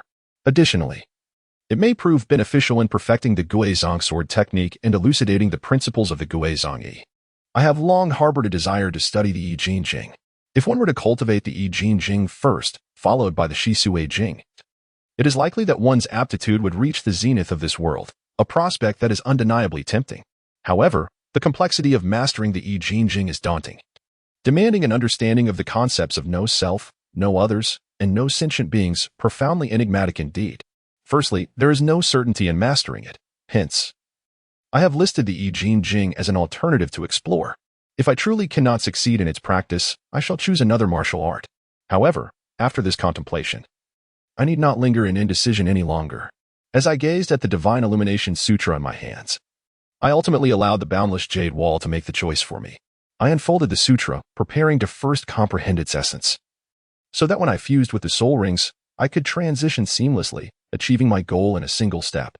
The Divine Illumination Sutra is regarded as the most profound and enigmatic technique within the martial world, with legends of those who have mastered it becoming invincible.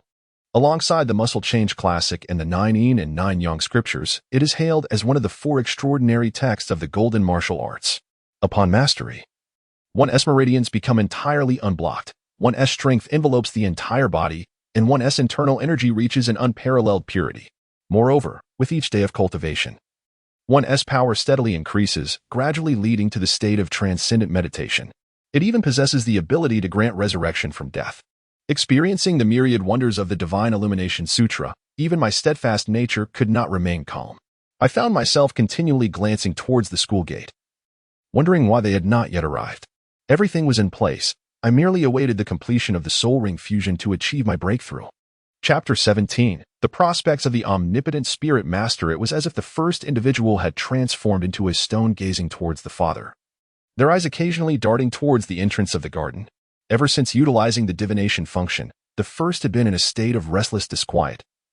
Even the medical texts that had previously captivated their attention had lost their allure. Sighing, the first noticed that Qin Feng had yet to arrive. Lost in a moment of deep contemplation. What a lamentation! Unbeknownst to them, someone had quietly appeared by their side. The first to raise his head abruptly was none other than his father, Qin Feng.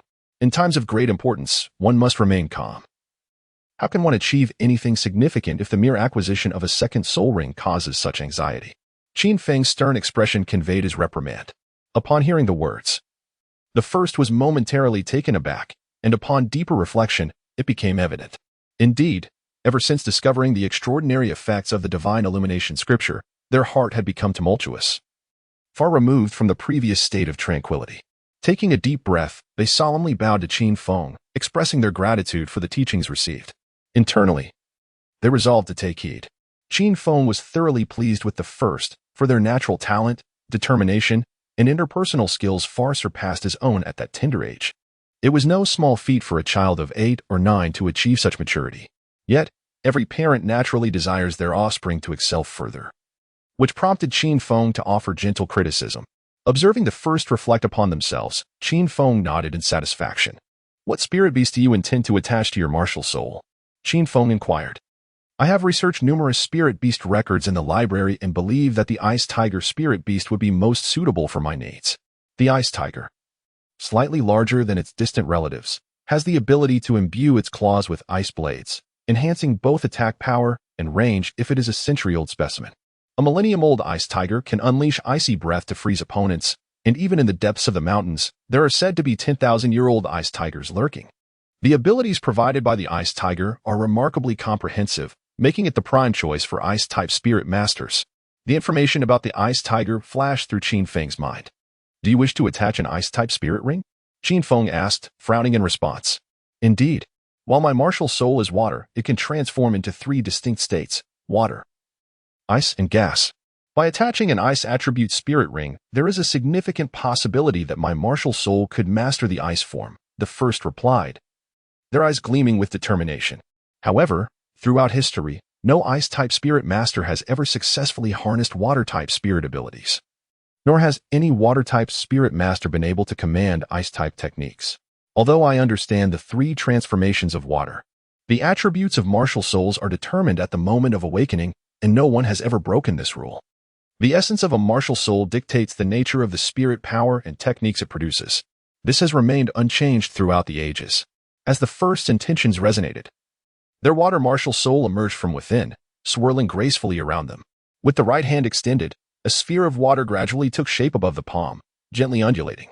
The tip of the sword, the blade, the edge, and the hilt all emerged, meticulously forming. A water sword, indistinguishable from the short sword at one's side, was created. With a delicate grip on the water sword, the first channeled the profound principles of the Tianshan heart method. The chill emanating from his right hand enveloping the water blade. Crack, crack, crack. In his grasp, a lifelike ice sword materialized, adorned with exquisite snowflake patterns along its blade. This mastery was the culmination of 2.5 years of dedicated practice, skillfully shaping the water produced by his martial soul into the form of a sword, and then infusing it with the icy essence of soul power cultivated through the Tianshan heart method. Qin Feng's eyes widened in astonishment. The first martial soul possesses the ability to generate and control water, which was entirely within his expectations, as it is a characteristic inherent to a top-tier martial soul. Just as the blue electric Tyrannosaurus martial soul manifests lightning upon its embodiment, thereby enabling attacks imbued with electrical properties. With specialized training and development, mastery is always attainable. Although Qin Feng found it astonishing that a novice soul master could proficiently wield the techniques of a high-ranking soul master, he had long grown accustomed to his son's extraordinary talent. Yet, the transformation of water into ice, what sorcery is this? Without further inquiry, the first stepped forward. Gradually, He executed the pinnacle technique of the returning sword art, harmonizing various sword styles in a fluid and whimsical manner. Observing the first graceful movements with the sword, Qin Feng's eyes sparkled with brilliance as he engaged in a contest of skills, employing the blood blade technique, only to find himself at a disadvantage, yet subtly gaining insights. Moments later, as the returning sword art grew increasingly formidable, he angled his ice sword towards the heavens before delivering a downward slash. With a resounding crash, branches as thick as 2 fingers fell to the ground, and the sword in the first hand shattered into 2 pieces. Gazing at the broken sword, a hint of regret flickered in Qin Feng's eyes.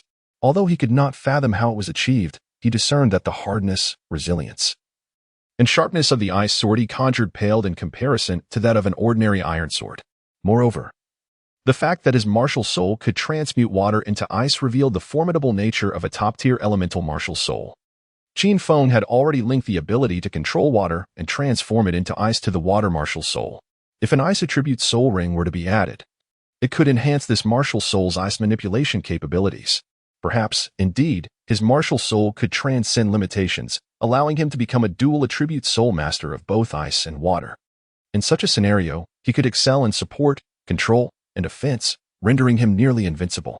Qin Feng pondered the first remarkably swift movements and exquisite swordsmanship. Was there truly a perfect soul master? He silently questioned himself. If he succeeded, the first would undoubtedly become the first omnipotent soul master on the continent, mastering offense, agility, control, and support without any apparent flaws. Even if he did not emerge victorious, the only loss would be the early-stage second soul ring, a risk worth taking. A small risk for a grand reward. Excitement coursed through Qin Feng's veins as he yearned to seize a frost tiger and present it to the first. As if he had not just admonished the first for his perceived lack of composure. The only drawback was the absence of frost tigers in their vicinity. They would need to venture to the northern region of the Pus Mountains and the neighboring Lao Kingdom, known for being the habitat of the frost tigers. If they were to hunt a frost tiger, the journey alone would take approximately 10 days. If that proved challenging, they could settle for frost lizards, which should also yield the necessary soul rings and were closer to them. The first hesitated, stating, "But can frost lizards truly be compared to frost tigers? A soul ring can only be augmented by 9, and even early-stage soul rings cannot be taken lightly." Close enough. Every step counts. Qin Feng retorted with a firm reprimand. Ultimately, he decisively declared that they would pursue the frost tiger, dismissing any alternatives, regardless of their merits. Given the extensive time required for this endeavor, they would first return home to inform the first Qinlan before embarking on their journey. There was no dispute about the first matter. After successfully requesting leave from the Academic Affairs Office and resting for a night upon returning to Drunken Soul Village, the father and son set off tirelessly towards the Pus Mountain Range in the Kingdom of Lasai. The Pus Mountain Range lies on the outskirts of the far north, perpetually influenced by the harsh climate, where snow falls year-round. This region is home to a plethora of ice attribute soul beasts, making it particularly favored by ice attribute soul masters. The snow-draped mountains appeared desolate and solemn in the biting cold wind. In the midst of this frigid weather, Qin Feng and his companion ignited a fire within a cave, preparing a simple meal. Qin Feng took a sip of strong liquor, seeking to dispel the chill that enveloped him. "Would you care for a bit to warm your body?" Qin Feng inquired, gesturing with the flask in his hand towards his companion. In a previous life, the protagonist was a notorious drunkard. Gazing at the wine jug, he swallowed hard yet resolutely shook his head.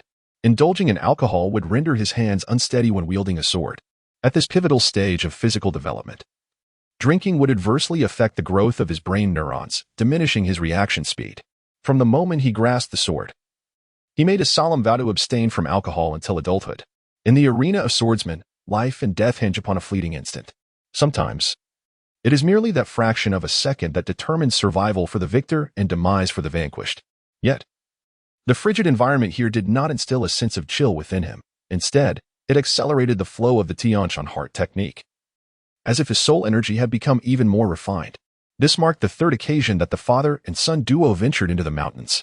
The first encounter with the howling pack of ice wolf spirits was a formidable one, comprising 2 ancient beasts of 10,000 years, 7 or 8 of 1,000 years, and 20 to 30 of a century's age.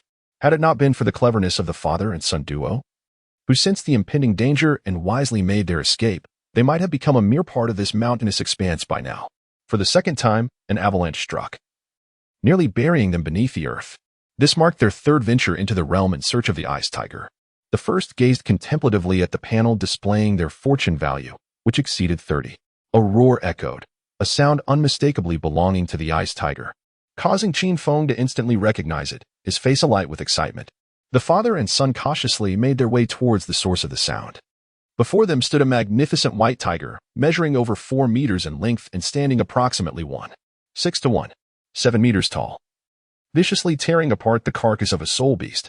Fortune had finally turned in their favor.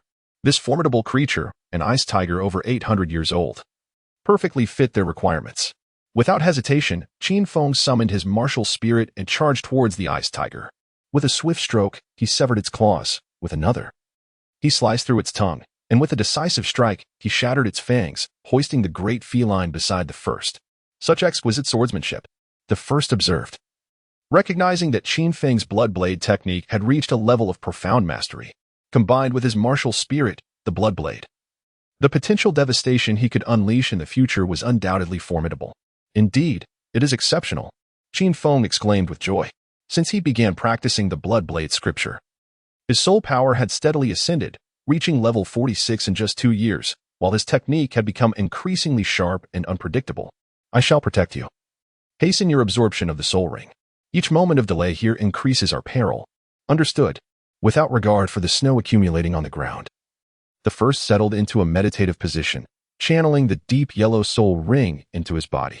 Chapter 18. The second soul ring. As the yellow soul ring merged into his body, the first manifestation reappeared beneath the boundless jade wall. The ice tiger soul ring floated in midair, and the 3 potential soul skills that could arise from its fusion with the martial soul were illuminated by the jade wall. Indeed, it was possible to bestow ice attribute soul skills. The first type, Ice Shield, conjures one or several floating ice barriers around oneself or allies, providing formidable protection against attacks. Second type, Ice Arrows, launch several ice arrows in a specified direction. The number and potency of the ice arrows increase with the enhancement of the quality and quantity of soul power. It is considered a ranged attack soul skill. The third option, Frozen Water Flow, summons a torrent of water that ricochets through the crowd, ensuring a hit, with a maximum of 9 bounces, reducing the opponent's speed by 30% while bestowing ice attribute attacks to allies, lasting for 3 minutes.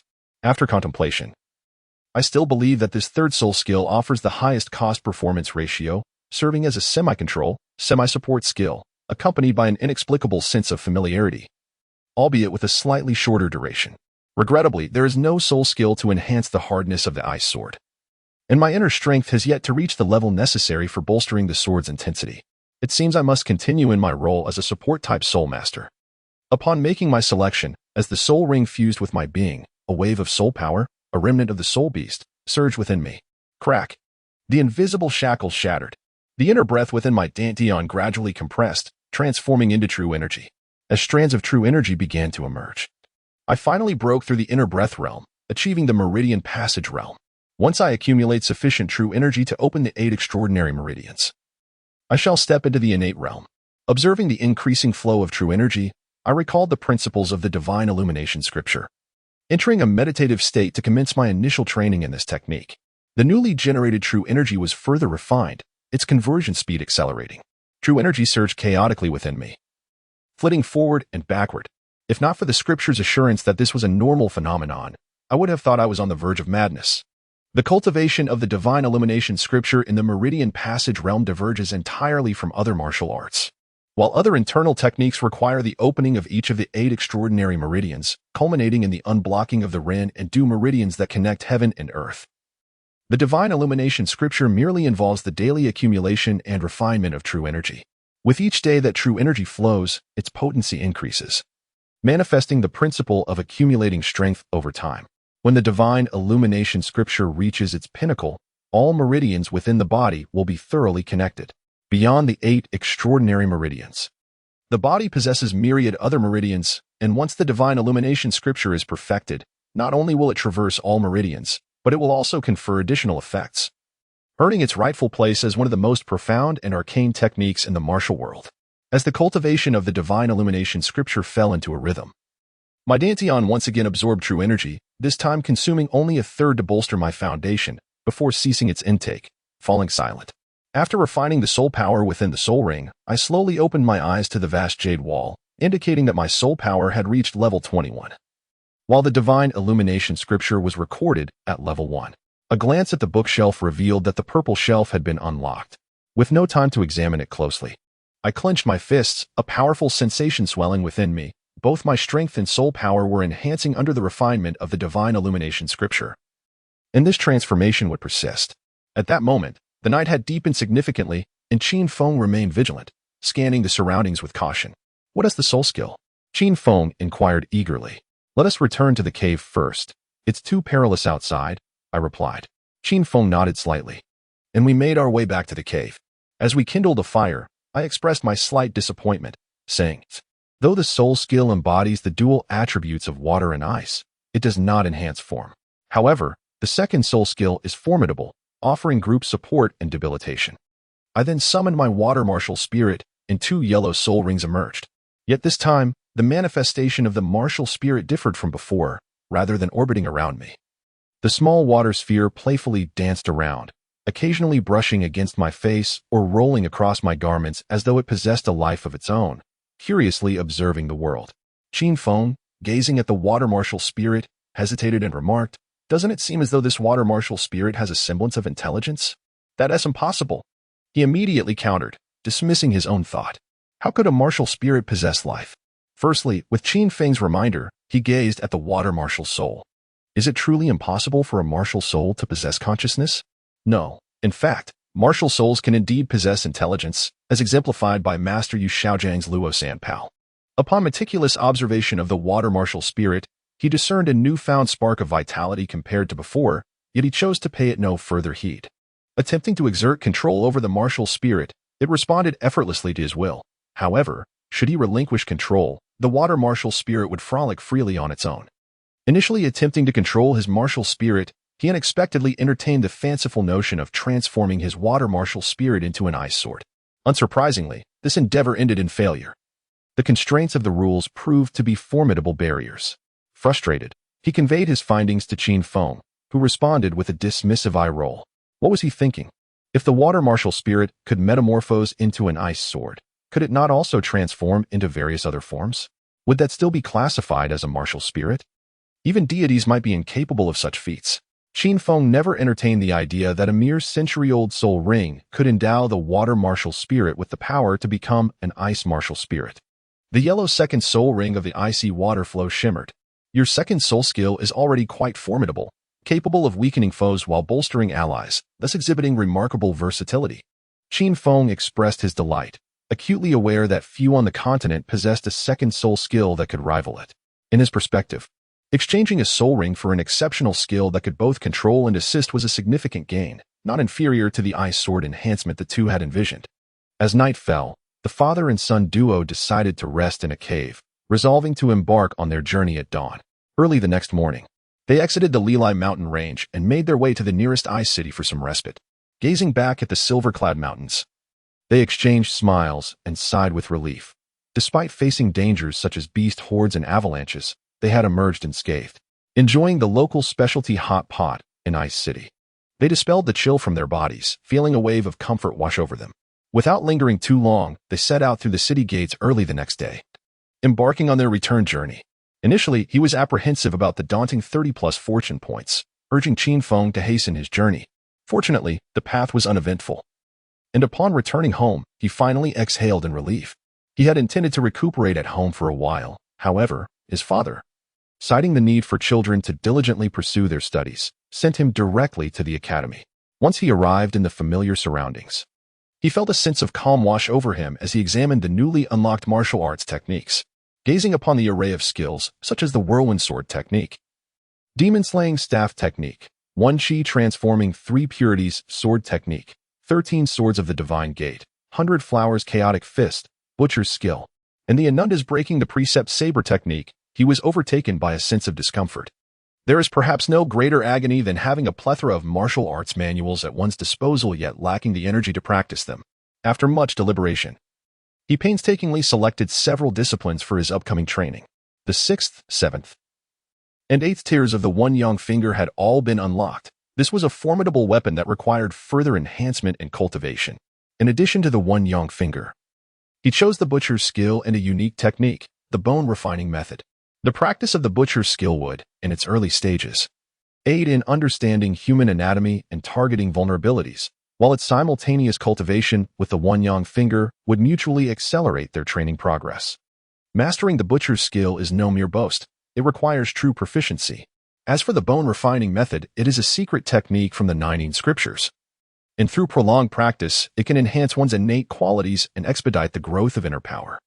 Upon discovering the muscle transformation and bone forging chapter within the newly unlocked martial arts, I did not hesitate to resolve to cultivate it. Who, after all, would disdain their own exceptional talent? Firstly, I dared not indulge in an excessive selection of martial arts, for human energy is indeed limited. Martial arts flourish in refinement rather than in diversity. The very first task upon rising in the morning is to practice the easing muscles and strengthening bones technique. Dedicating the entire morning to honing the returning to concealment sword technique, with the hopeful aspiration of achieving a breakthrough in my swordsmanship at the earliest opportunity. In the afternoon, I devote my efforts to the one-yang finger and the butcher's skill, while the evening is reserved for the study of the divine illumination scripture. Enduring hardship is the path to becoming exceptional. At the very beginning, a fulfilling life commenced. Chapter 19. 3 years of tranquility first. He devoted himself to practice, reading, or honing martial skills with his father during his visits home. Each day was extraordinarily fulfilling. 3 years passed in the blink of an eye, and he had transformed into a handsome young man, exuding charm with a gentle smile gracing his lips. Holding his graduation certificate, he cast a lingering glance back at the Academy of Arcane Arts, bidding farewell to the place that had been his home for 6 years. His former companions had all embarked on their own paths. Zhang Xiaohu, a year ahead of him, had been admitted to the Advanced Soul Master Academy last year with an extraordinary soul power of level 27. Among his contemporaries, the familiar Qingning and Zhaotong also departed the school yesterday, due to her family's minor noble status and her commendable talent. Qingning graduated at level 24 and prepared to continue her studies at the Royal Academy of Tiando Empire.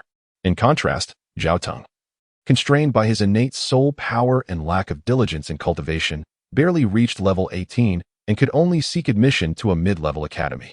Indeed, on the Douluo continent, a person's talent is often predetermined at the moment of their martial soul awakening, establishing a hierarchy from the very beginning without significant opportunities. As for him, he had recently broken through to level 30, subsequently acquiring a 2,000-year-old soul ring, and attained the rank of Soul Master at level 32. However, accustomed to discretion and a solitary lifestyle, even the teachers at the academy were unaware of his ascension to Soul Master. Otherwise, he would have been heralded as a notable figure by the institution. He declined numerous invitations from prestigious academies, intending to consult his parents about his future path. Deep down, he harbored the desire to remain at home until he reached level 40. Moreover, through years of cultivation, he discovered that the martial arts he mastered with the aid of Yubi differed from those of his father. Setting aside the specific martial techniques concerning inner strength methods, he realized he could achieve a state of perfection in a martial art with only level 10 or 20, grasping the essence of that discipline. For instance, the foundational inner strength technique 100 days of foundation building, the wind control aptitude of the Tianshan heart method, and the resurrection principles of the divine illumination scripture. It would likely take others until they reached the rank of title Douluo to comprehend the profound mysteries of these inner methods. It was as if he practiced the martial path, while others merely trained in martial arts. Thus, for him, the immediate priority was to cultivate the divine illumination scripture to a level 20 completion, utilizing the methods derived from Yubi to manifest a second true self. By practicing together, their collective strength would undoubtedly experience a significant surge. At that time, one could remain at home while the other ventured forth to study or explore the continent, ensuring a higher level of safety. Furthermore, with a few more years of cultivation, he would gain the confidence to seek the eye of ice and fire in the sunset forest. It is utterly impossible to overlook the greatest opportunity within the Douluo continent. At present, the protagonist holds the rank of a 32nd level auxiliary spirit master, and his martial arts prowess has yet to fully manifest. He is merely comparable to a top-tier spirit master of around the 40th level, likely unable to contend even with a spirit king. Since his transition to the Bloodblade technique, Qin Feng's spiritual power has surged dramatically, now reaching the 55th level. However, to navigate the sunsetting forest, he still finds himself somewhat lacking. The sunsetting forest, one of the 3 major gathering places for spirit beasts in the Douluo continent, may well harbor hidden 10,000-year spirit beasts. and it is certain that numerous high-ranking 10,000-year spirit beasts roam within its depths. First, I do not believe that the father and son can safely locate the Eye of Ice and Fire, utilizing the art of carefree movement. I hastened home while directing a fragment of my thoughts towards the myriad data displayed on the infinite jade wall, nodding in satisfaction. The muscle and bone refinement technique has been cultivated to its zenith, with my foundational attributes astonishingly reaching 98 points. My cultivation speed has further accelerated. Otherwise, it would have been impossible to attain level 32 before the age of 12. Over the past 3 years, the returning to conceal sword technique has achieved a consummate level. Mastering the ultimate move, returning to conceal, the 8 swords of innate origin. At this juncture, all martial arts unlocked by the Carefree sect have been successfully mastered. Subsequently, I chose to continue my training with a set of the lynching sword technique, and with the solid foundation of the consummate returning to conceal sword technique. I effortlessly progressed into a realm of comprehension in less than a year. The lynching sword technique, enhanced by the divine illumination scripture, has endowed me with the means of self-preservation. More crucially, I can now engage in combat whilst reciting poetry. Prowess may be transient, yet charm is everlasting. The butcher's dissection technique requires an intricate understanding of human anatomy, and with insufficient practical experience within the academy, I have only managed to reach the threshold of proficiency. As for the Yang finger, which has been my primary martial focus over the past 2 years, it demands an exceedingly high level of inner strength, barely allowing me to step into the 7th tier. Yet, I can already condense my true energy into a piercing force, capable of striking with my index finger. The lethality diminishes only after 3 inches from my body, although it can only extend 3 inches should an unsuspecting target be struck at an acupoint. Even a soul king would find themselves ensnared in a precarious situation. Gazing at this magnificent information panel, my heart swells with a sense of achievement. Indeed, hard work does not betray anyone. Upon entering the village, the first sight that greeted me was a small cluster of villagers engaged in hushed whispers. Hubo, Uncle Zhang, Uncle Wang, and Uncle Lu were basking in the sunlight. Is that you, Di? Have you returned from your holiday? That girl Ernyo was just thinking of you the other day. Why don't you go and play with her? Uncle Wang Er's eyes sparkled upon seeing Di, teasingly. Wang Lao stop weaving those fanciful tales. Di is destined to marry a noble and esteemed soul master, Hubo interjected. I believe that Enyo from the neighboring village is quite admirable. He is hardworking and resilient. Just recently, his father approached me to discuss a potential match, and their names are quite compatible, he continued. That an Enyo? Doesn't he even possess any soul power, yet dares to pursue my daughter? If I see him again, I shall break his legs. Uncle Wang retorted indignantly. Your daughter has but a half level of soul power. Finding someone of similar standing should suffice, chimed in the group of elders nearby, stirring up laughter. Once the banter subsided, Di finally inquired about the subject of their discussion. Amidst the flurry of comments, the villagers pieced together the recent events. As he listened, Di's expression grew increasingly grave, a hint of cold fury flickering in his eyes. It turned out that merely 3 days prior, the village of Guath, located less than 10 miles from Zue Han village, had suffered a massa. To my astonishment, I encountered the malevolent soul master much sooner than anticipated, and regrettably, not far from the village. These soul masters are a band of lunatics that must be eradicated, otherwise, my heart shall remain troubled. First, clench your fists. There is no need for concern. The spirit hall should be aware of the situation and may have already dispatched someone to address it. Sensing the unease in the air, Qin Feng consoled the first with his wife. He then turned his gaze toward the window, feeling an inexplicable sense of unrest within. To divert the conversation, he began to discuss which academy would be most suitable for the first in the future. The previously oppressive atmosphere in the courtyard began to lighten. Initially, I had planned to send you to the Odin Advanced Soul Master Academy, as it is not too far from home and my teacher is the director of academics, which would foster a close relationship. However, your progress in cultivation has been astonishing. You have already reached level 32 before the age of 12. Despite being in the auxiliary system, typically the slowest in advancement, in the entire history of the continent, few have matched your remarkable speed. Qin Feng found himself at a loss for words when attempting to assess his prodigious son. He subsequently suggested sending his son to Spirit City to participate in the Academy's recruitment by the Spirit Hall. After careful consideration, he concluded that a shallow pond cannot nurture a true dragon. Chapter 20. The Rise of Carnage. There exists a compelling rationale for Qin Feng's unwavering endorsement of the Spirit Hall's esteemed academy. Although the academies of the two great empires boast formidable faculties, they are rife with discord. They are the dominion of nobility, where the atmosphere for learning is considerably lacking. The academies established by the upper three sects and the lower four sects are excessively insular, prioritizing their respective inherited martial spirits.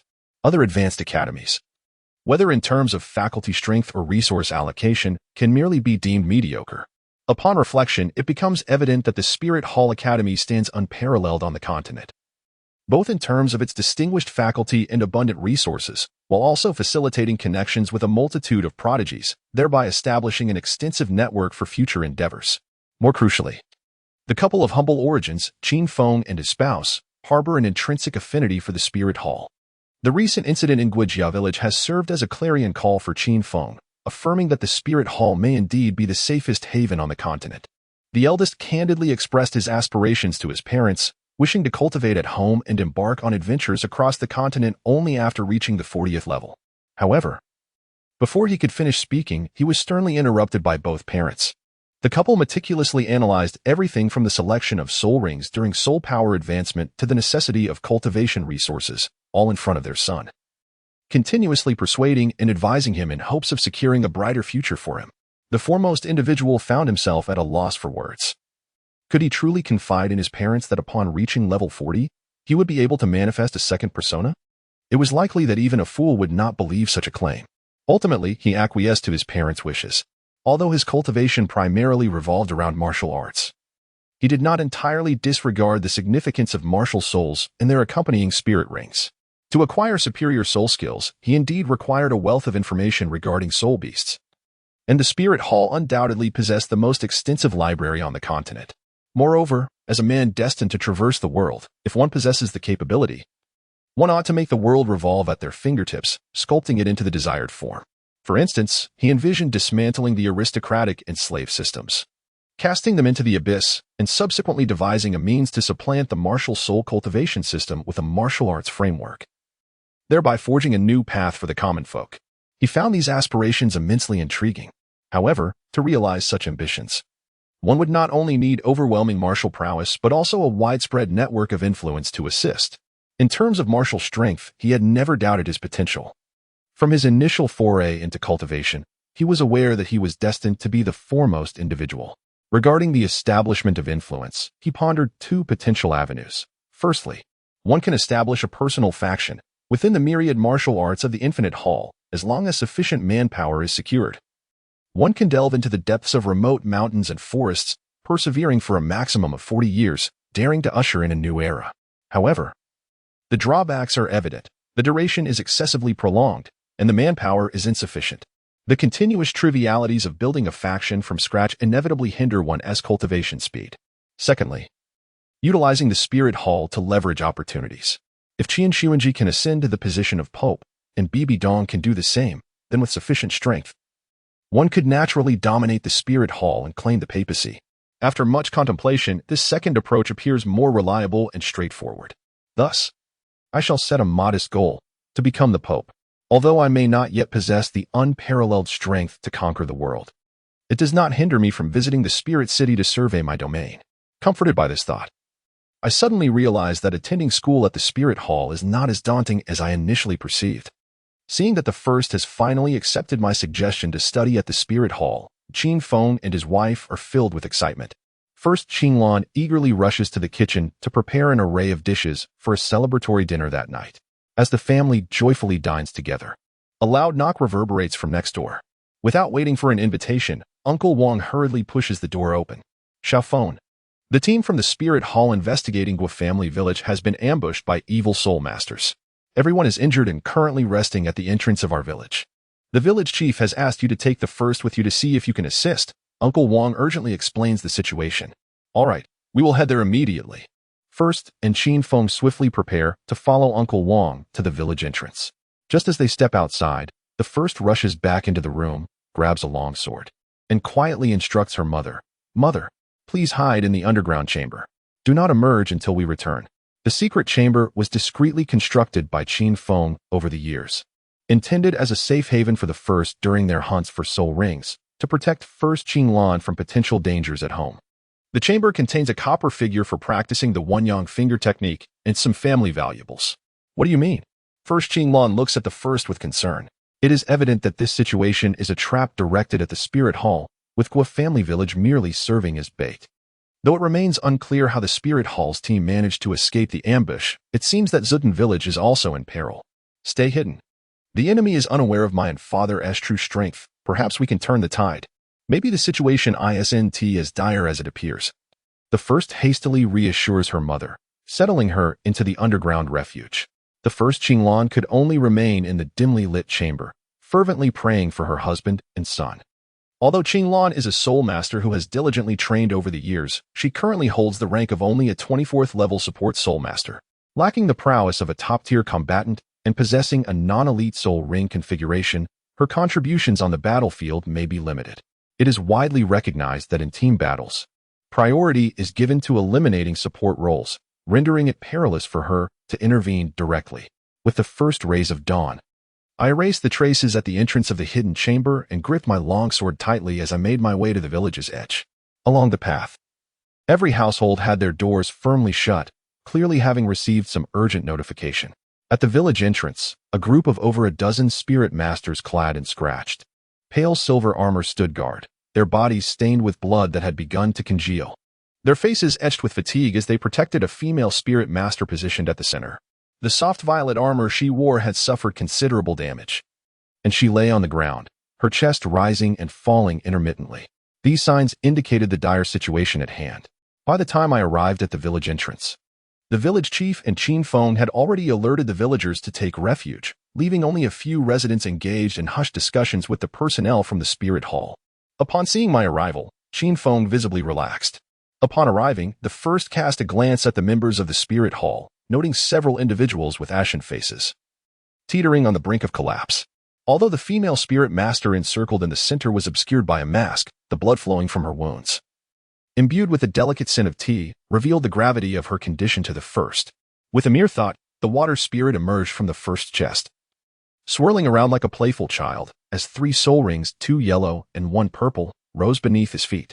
The essence of water, the purification of all things, manifested as the 2 significant soul rings shimmered, casting 2 waves of pale blue light that enveloped the entire area. As the first wave swept through, the physical strength of the spirit hall's personnel was swiftly restored by 30%, their spirits lifted and the wounds upon their bodies beginning to itch, signaling a healing process. Shortly thereafter, the second wave of blue light surged forth, and the toxins lurking within their bodies dissipated as effortlessly as snow under the blazing sun. Half a year prior, when Qin Feng accompanied the first on a soul hunting expedition, they encountered a rare 2,000-year-old plant spirit beast known as the Purifying Blue Lotus. Ultimately, after integrating its soul ring, the first acquired a purification-type soul skill, capable of alleviating various abnormal conditions, including but not limited to burns, frostbite, enchantments, and poison. Moreover, as the first soul power became increasingly refined, the scope of what could be purified expanded correspondingly. Sensing a rapid improvement in their physical states, the spirit masters expressed their gratitude with astonished exclamations. Upon receiving the goodwill of those around him and grasping the plight of the spirit hall, the leader's expression turned grave as he urged the village chief and several assisting villagers to depart. Casting a glance at the setting sun, he drew his long sword and meticulously wiped it with deer hide. Qin Feng, observing the leader's demeanor, quickly understood the gravity of the situation and regarded the distance with a sense of impending dread. Could it be? A middle-aged man, seemingly the leader of the group, looked at Qin Feng and his son in disbelief, then glanced at the accompanying members, as if seeking further confirmation. Indeed, it is precisely as you surmise.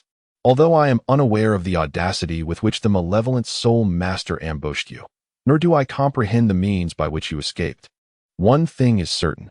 The malevolent soul master will not allow you to depart so easily, the leader asserted with unwavering certainty. They have likely set their sights on this location, and as dusk descends, it is the prime moment for the malevolent soul master to act. Qin Feng's countenance darkened as he articulated his deductions. Coughing softly, the soul master on the ground gradually regained consciousness and struggled to rise. Indeed, the malevolent soul master will not permit our escape. The woman, whose injuries had begun to mend, declined assistance from those nearby and slowly steadied herself. The origins of the massacre in Guojia village had become increasingly Chapter 21, the strike that determines life and death sanus. Bibi Dong. Both Qin Feng and the first were momentarily lost in thought for their own reasons. A dark shadow suddenly lunged from the crowd towards the first. Seizing the moment when the crowd was captivated by Bibi Dong's beauty, the timing was impeccably calculated. Be careful, quick. Bibi Dong could only utter those 3 words before the shadow materialized before the first. It was none other than the middle-aged man who subtly held sway among the members of the spirit hall. With the manifestation of the snow leopard, he erupted into action, completing the spirit possession mid-air, revealing 4 soul rings in hues of yellow and purple, and extending his claws that were now infused with his martial spirit towards the first. It turned out that among the members of the spirit hall, there was yet another traitor who had allied with the evil soul master. No, it would be more accurate to refer to him as yet another fallen evil soul master. The intertwining white and black patterns that originally adorned his body had transformed it to black and blood red. The calm demeanor he once possessed had been replaced by madness and a thirst for blood.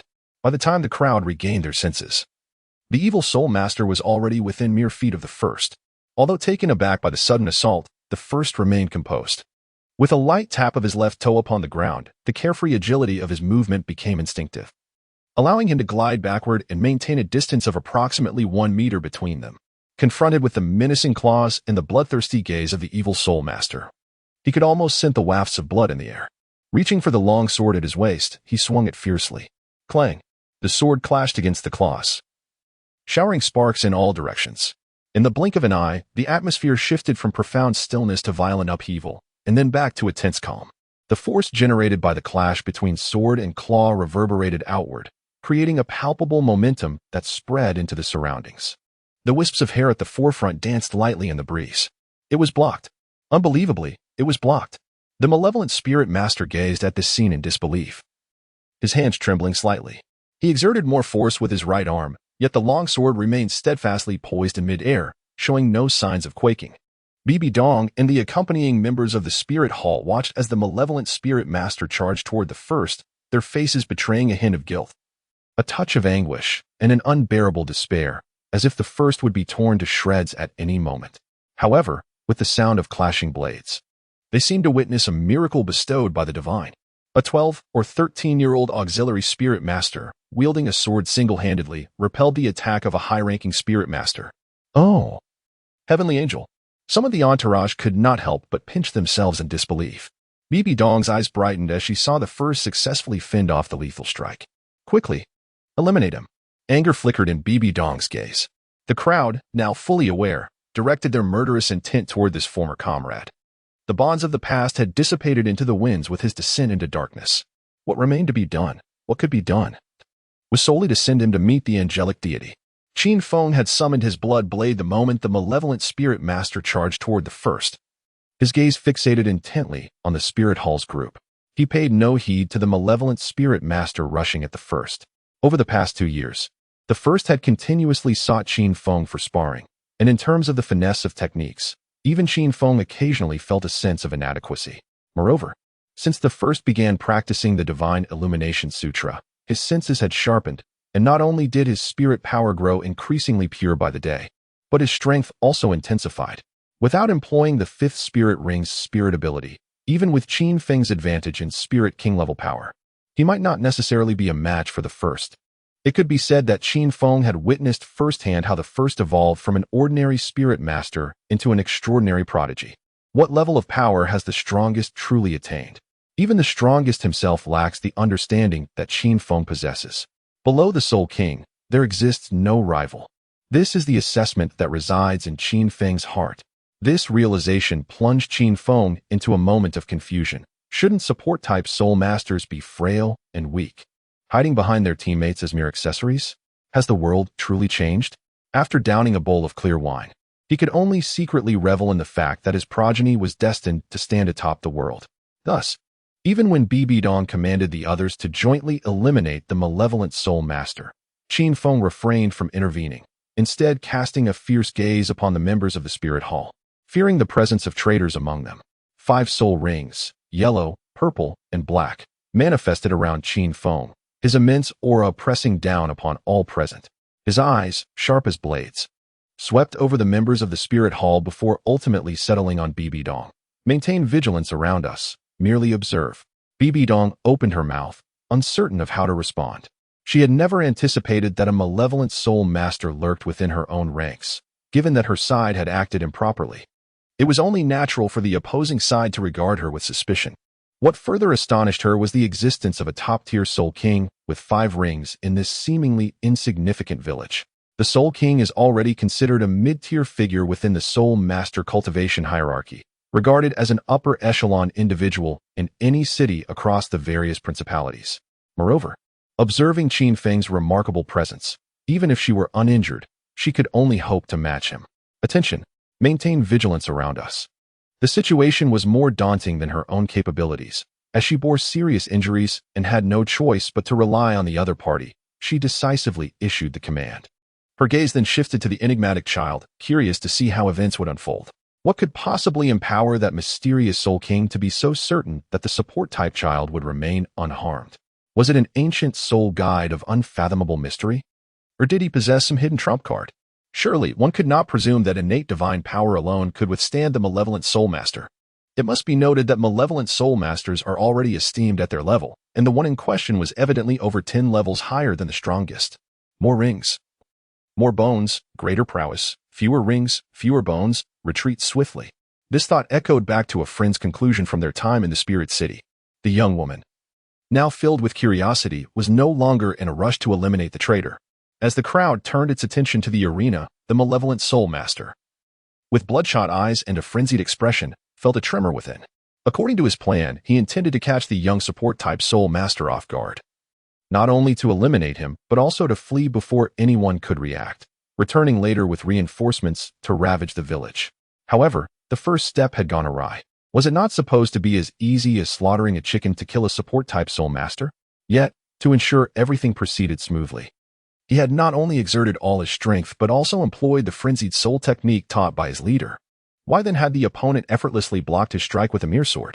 The force behind that sword felt as formidable as a mountain, causing a dull pain in his hand even after summoning his martial spirit.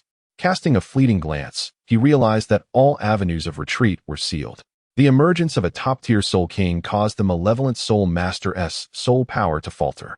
Fortunately, his adversaries did not seize the moment to encircle him, but he found himself with no escape remaining. Consequently, he became even more frantic, accelerating the operation of his soul techniques. First, the 4th soul ring ignited. Surging power abruptly intensified. Disregarding the faint blood seeping from ruptured capillaries due to overexertion, he channeled every ounce of strength into his limbs. With a violent shove against the long sword, his form blurred as he lunged toward the youth before him. Making this prodigy accompany him in death would be the final act he could accomplish. The dark deity would surely grant him absolution. With the first long sword in hand, the practitioner of the Jin swordsmanship unleashed its essence, for the Jin hexagram signifies the grandeur of mountains. The swordsmanship of the first warrior transformed into a majestic and formidable force, each strike surpassing the last, continuously clashing with the claws of the malevolent soul master. The latter felt as though each swing of the opponent's sword was akin to confronting an imposing mountain, no matter how hard he exerted himself. The other's strength and speed remained subtly superior. "Is this all you are capable of?"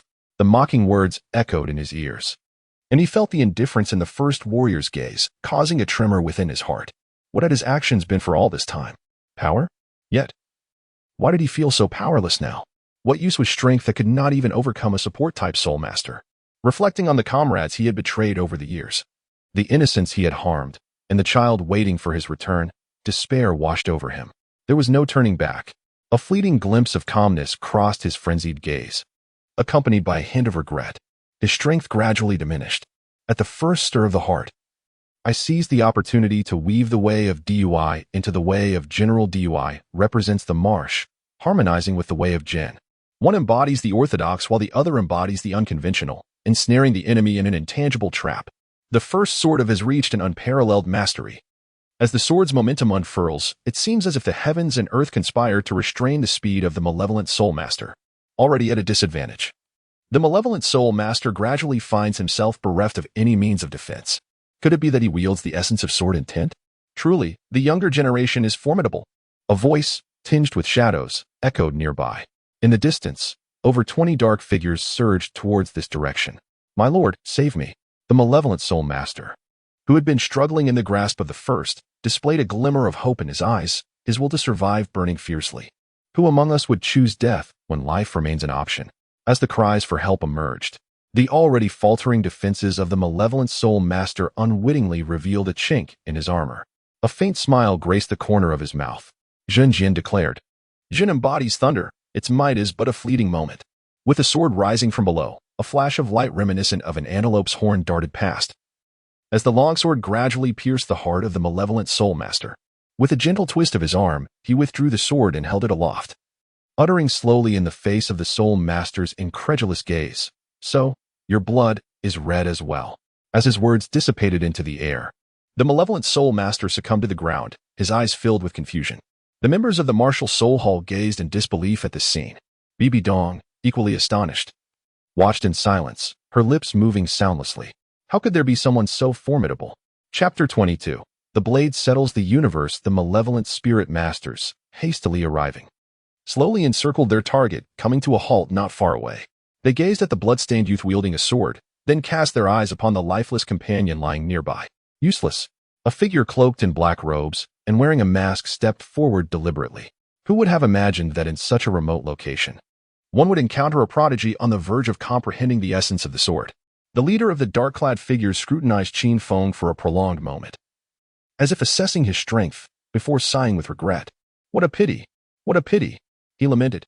"HM? What is there to lament?" Qin Feng interjected, stepping forward while subtly shielding the first. Even the sword Douluo in his youth was not so formidable, was he? The continent has lost a title Douluo. Is that not a tragedy? The leader of the malevolent spirit masters spoke with a tone laden with melancholy. Would you care to join us?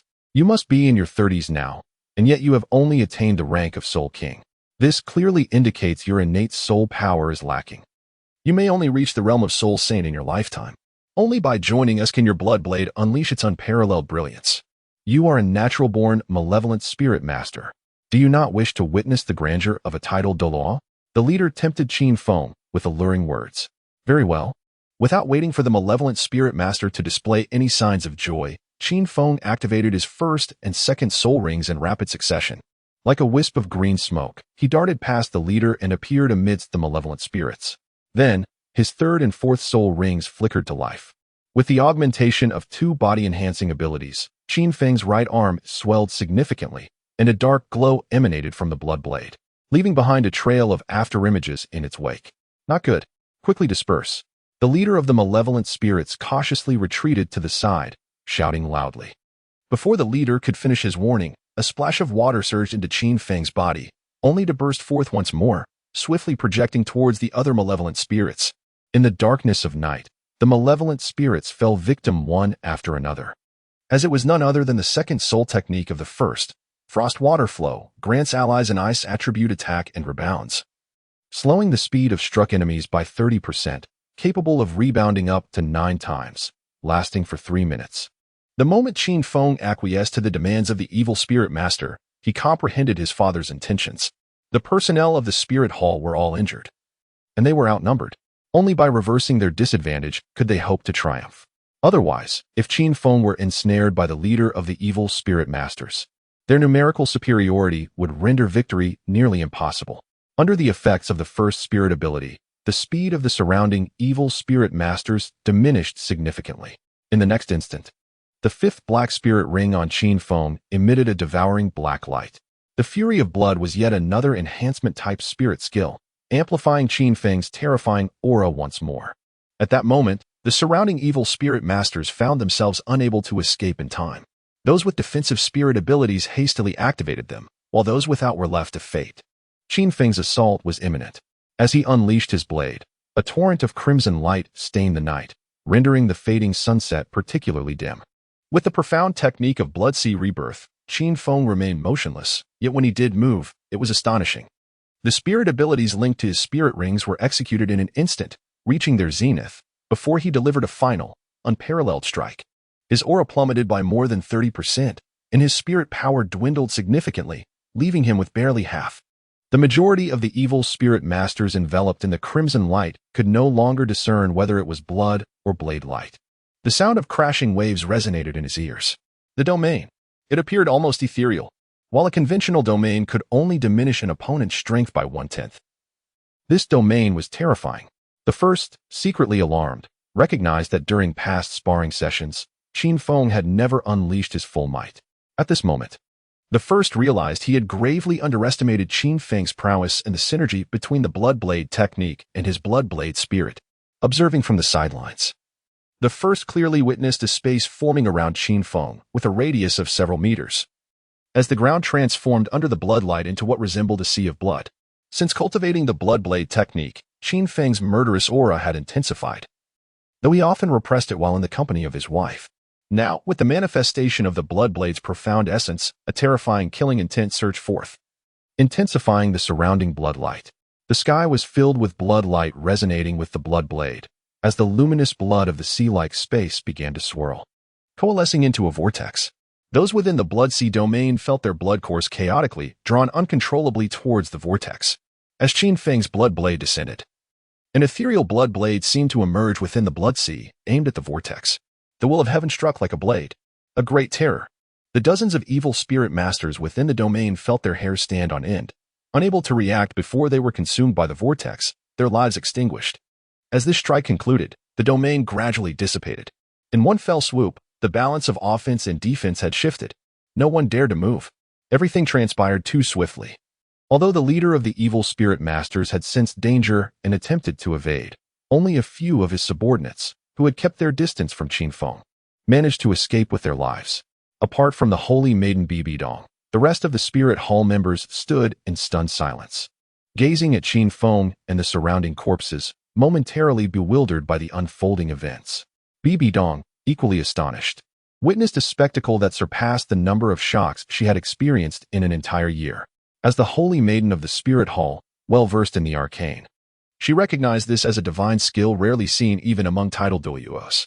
To witness it manifest from a spirit king today was astounding. Though the domain was somewhat smaller and peculiar, it was undeniably a domain. Regrettably, being severely injured and low on spirit power, she lamented that had she been in full strength, she could have seized the opportunity to eliminate those pests. Clenching her right hand, she harbored a deep-seated resentment. Surround them and let none escape. Observing the remaining 8 evil spirit masters, Bibidong issued commands to the others of the spirit hall, rousing them from their stupor. 7 evil spirit masters had gathered around their leader, gazing at the man who appeared more sinister than the evil spirit masters themselves with eyes full of dread. As for Qin Feng, he too was enveloped in astonishment.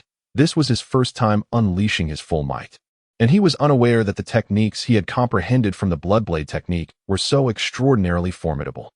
He had merely intended to incapacitate a few of them to enhance their odds in the forthcoming team battle. Yet now, including the leader of the evil spirit masters, only 8 remained, and as he met the fearful gazes of those evil spirit masters, Qin Feng couldn't help but glance at the Blood Blade in his hand. Realizing he had become so powerful, the first soul skill of Qin Feng gradually restored his physical state. Without further contemplation, Qin Feng, alongside the members of the Spirit Hall, encircled the evil soul masters. Your Blood Blade spirit is more suited for the path of an evil soul master. Why? The leader of the evil soul masters, wielding a crimson curved blade, inquired with a trembling voice, eventually descending into hysteria. Their soul spirits bore an uncanny resemblance. It is merely a soul spirit. How could one be swayed by such? He proclaimed, I desire power and shall cultivate it on my own. To cultivate using the life force of others? I possess a sense of cleanliness. Moreover, to contemplate killing my son and then question me why? Kill.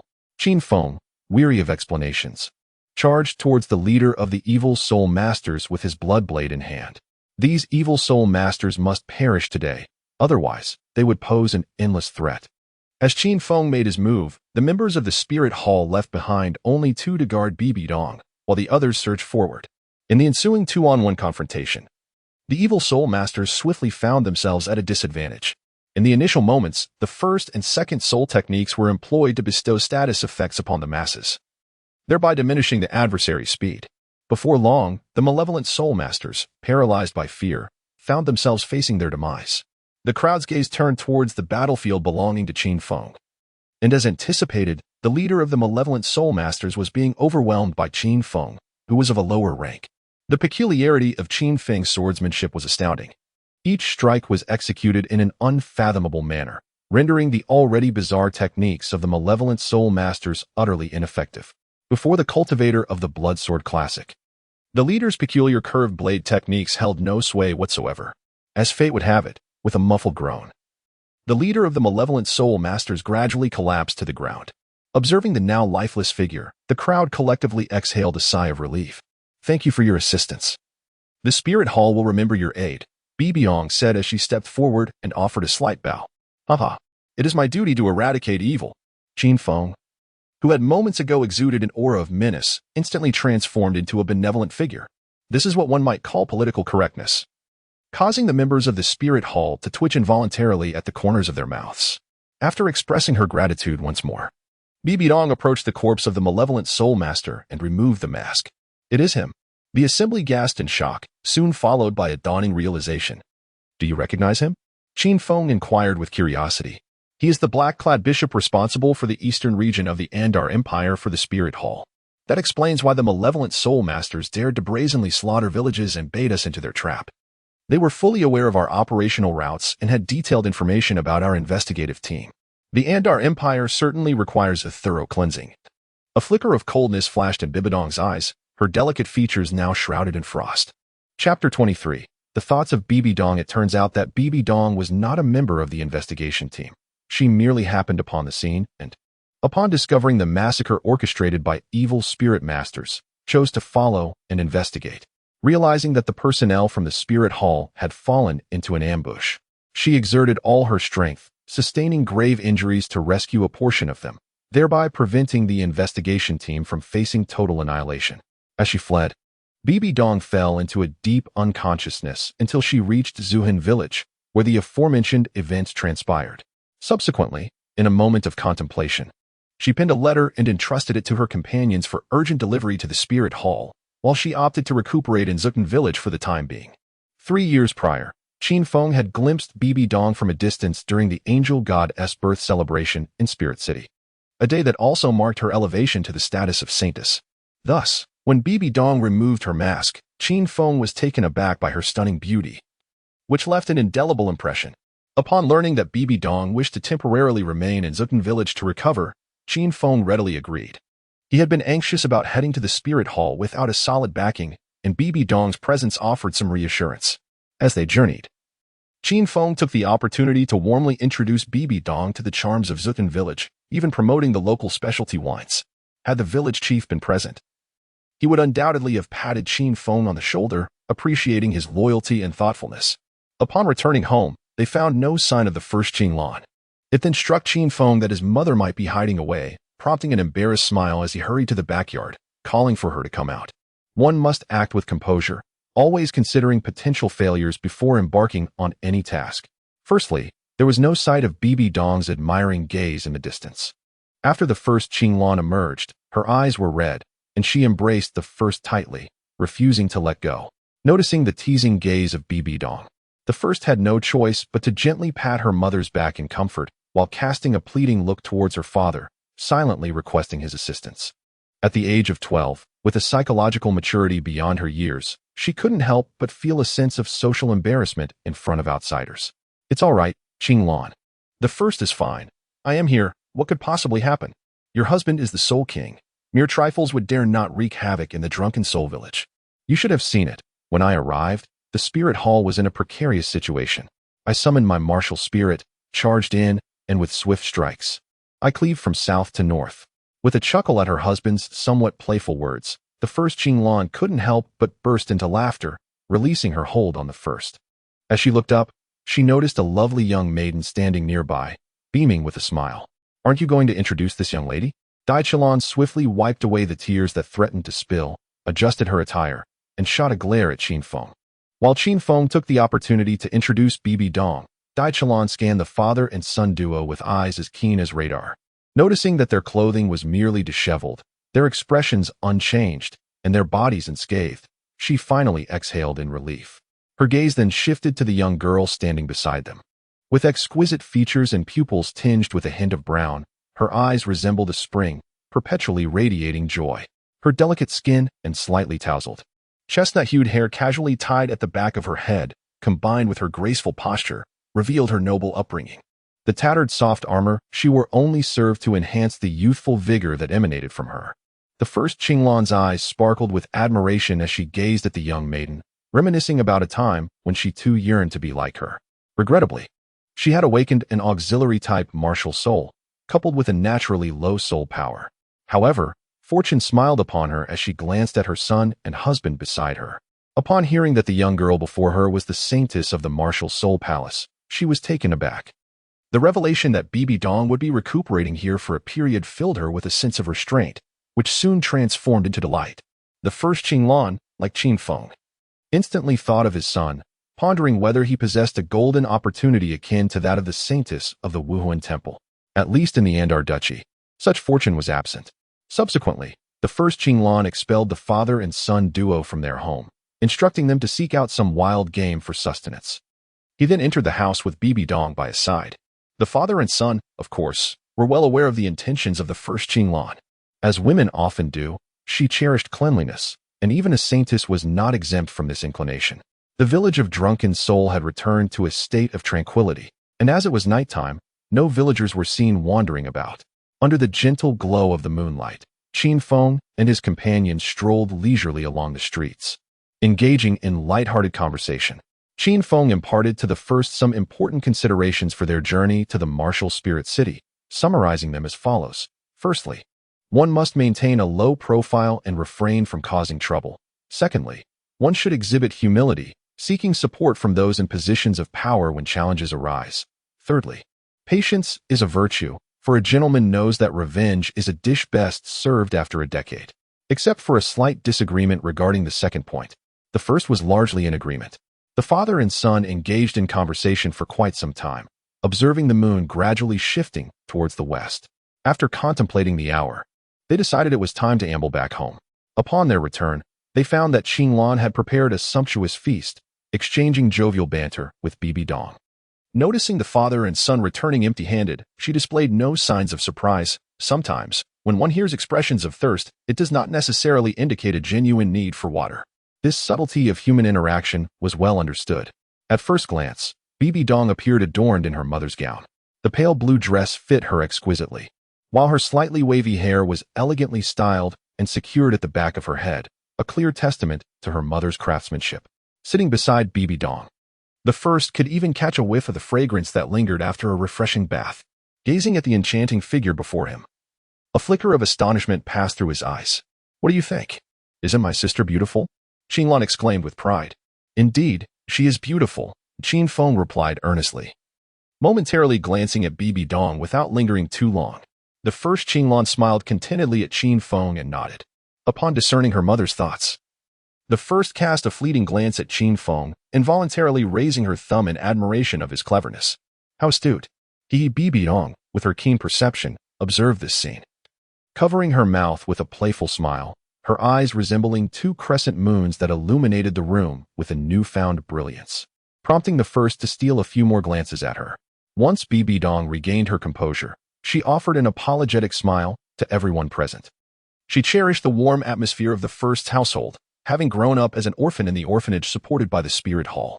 Later, upon awakening her martial spirit, she possessed innate full soul power and a twin martial spirit, which allowed her to join the spirit hall with remarkable talent. Coupled with her early mastery of reading emotions, her path of cultivation was relatively smooth, eventually leading her to become a disciple of the Pope, King Sunji, and rise to the position of saintess.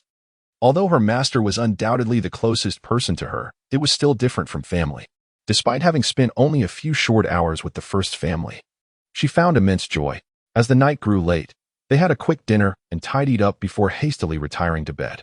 Bibi Dong slept in the first room, while the first herself made do with a makeshift bed on the small couch, for it was hardly appropriate to have a guest sleep on the floor. As the first family succumbed to slumber, only Bibi Dong remained, her thoughts swirling like a cinematic reel replaying the day's events. Initially, she recalled the ambush set by the malevolent soul masters against the personnel of the spirit hall, despite being gravely injured. She led her companions to break free from their encirclement. It was only during their respite in the Drunken Soul village that she discovered the presence of a traitor within their ranks. Realizing that their movements had been under the surveillance of the Dark Soul Masters, all along. Fortunately, they encountered the father and son, Qin Feng, whose presence left a profound impression on her. There was no need to elaborate on Qin Feng. With a single strike, he manifested his domain. A decisive move that would secure victory, one she would never dare to confront even in her prime.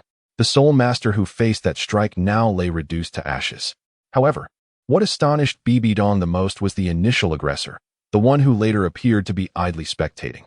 As someone who had personally experienced the prowess of the first soul skill, she could unequivocally assert, the foremost martial soul is undoubtedly of the highest caliber, with each soul skill exhibiting extraordinary prowess. Whether it is the first soul skill that rejuvenates vitality and mental state, or the second soul skill that combines assistance with control, both are exceedingly rare and formidable abilities.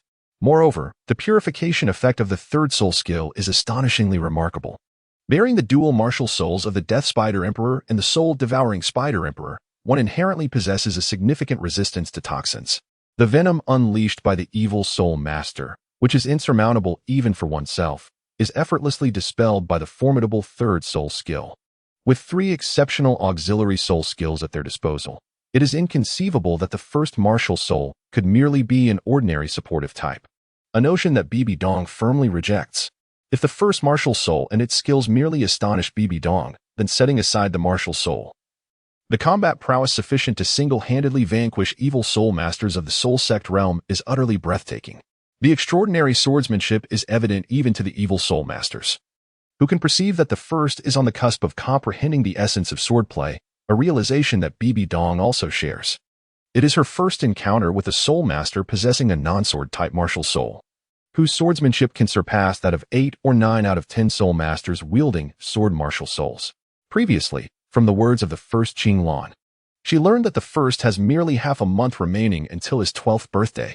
A genius like Bibi Dong, had it not been for the favor bestowed upon her by the father and son duo, might have felt a surge of murderous intent. A step ahead of the crowd are the geniuses, a step ahead of the geniuses are the prodigies, and those who render prodigies feeling inferior must surely be the aberrants. After much contemplation, Bibi Dong inhaled the sunlit scent of her pillow and gradually drifted into slumber. Chapter 24. The essence of the sword, a delicate fragrance gently wafted into the room, rousing the lovely figure upon the bed, who softly twitched her nose and gradually opened her eyes. She gazed around at the unfamiliar surroundings, momentarily lost in thought. It was only after a brief pause that she recalled her whereabouts. With a playful touch to her head, she stretched languidly, her alluring silhouette subtly revealed. After a swift yet graceful grooming, Bibi Dong shyly glanced at the first Qing Lan, playfully sticking out her tongue as she assisted in setting the breakfast on the table. "Where are Brother Qin and the first?" Bibi Dong inquired, noticing the absence of Qin Feng and the first.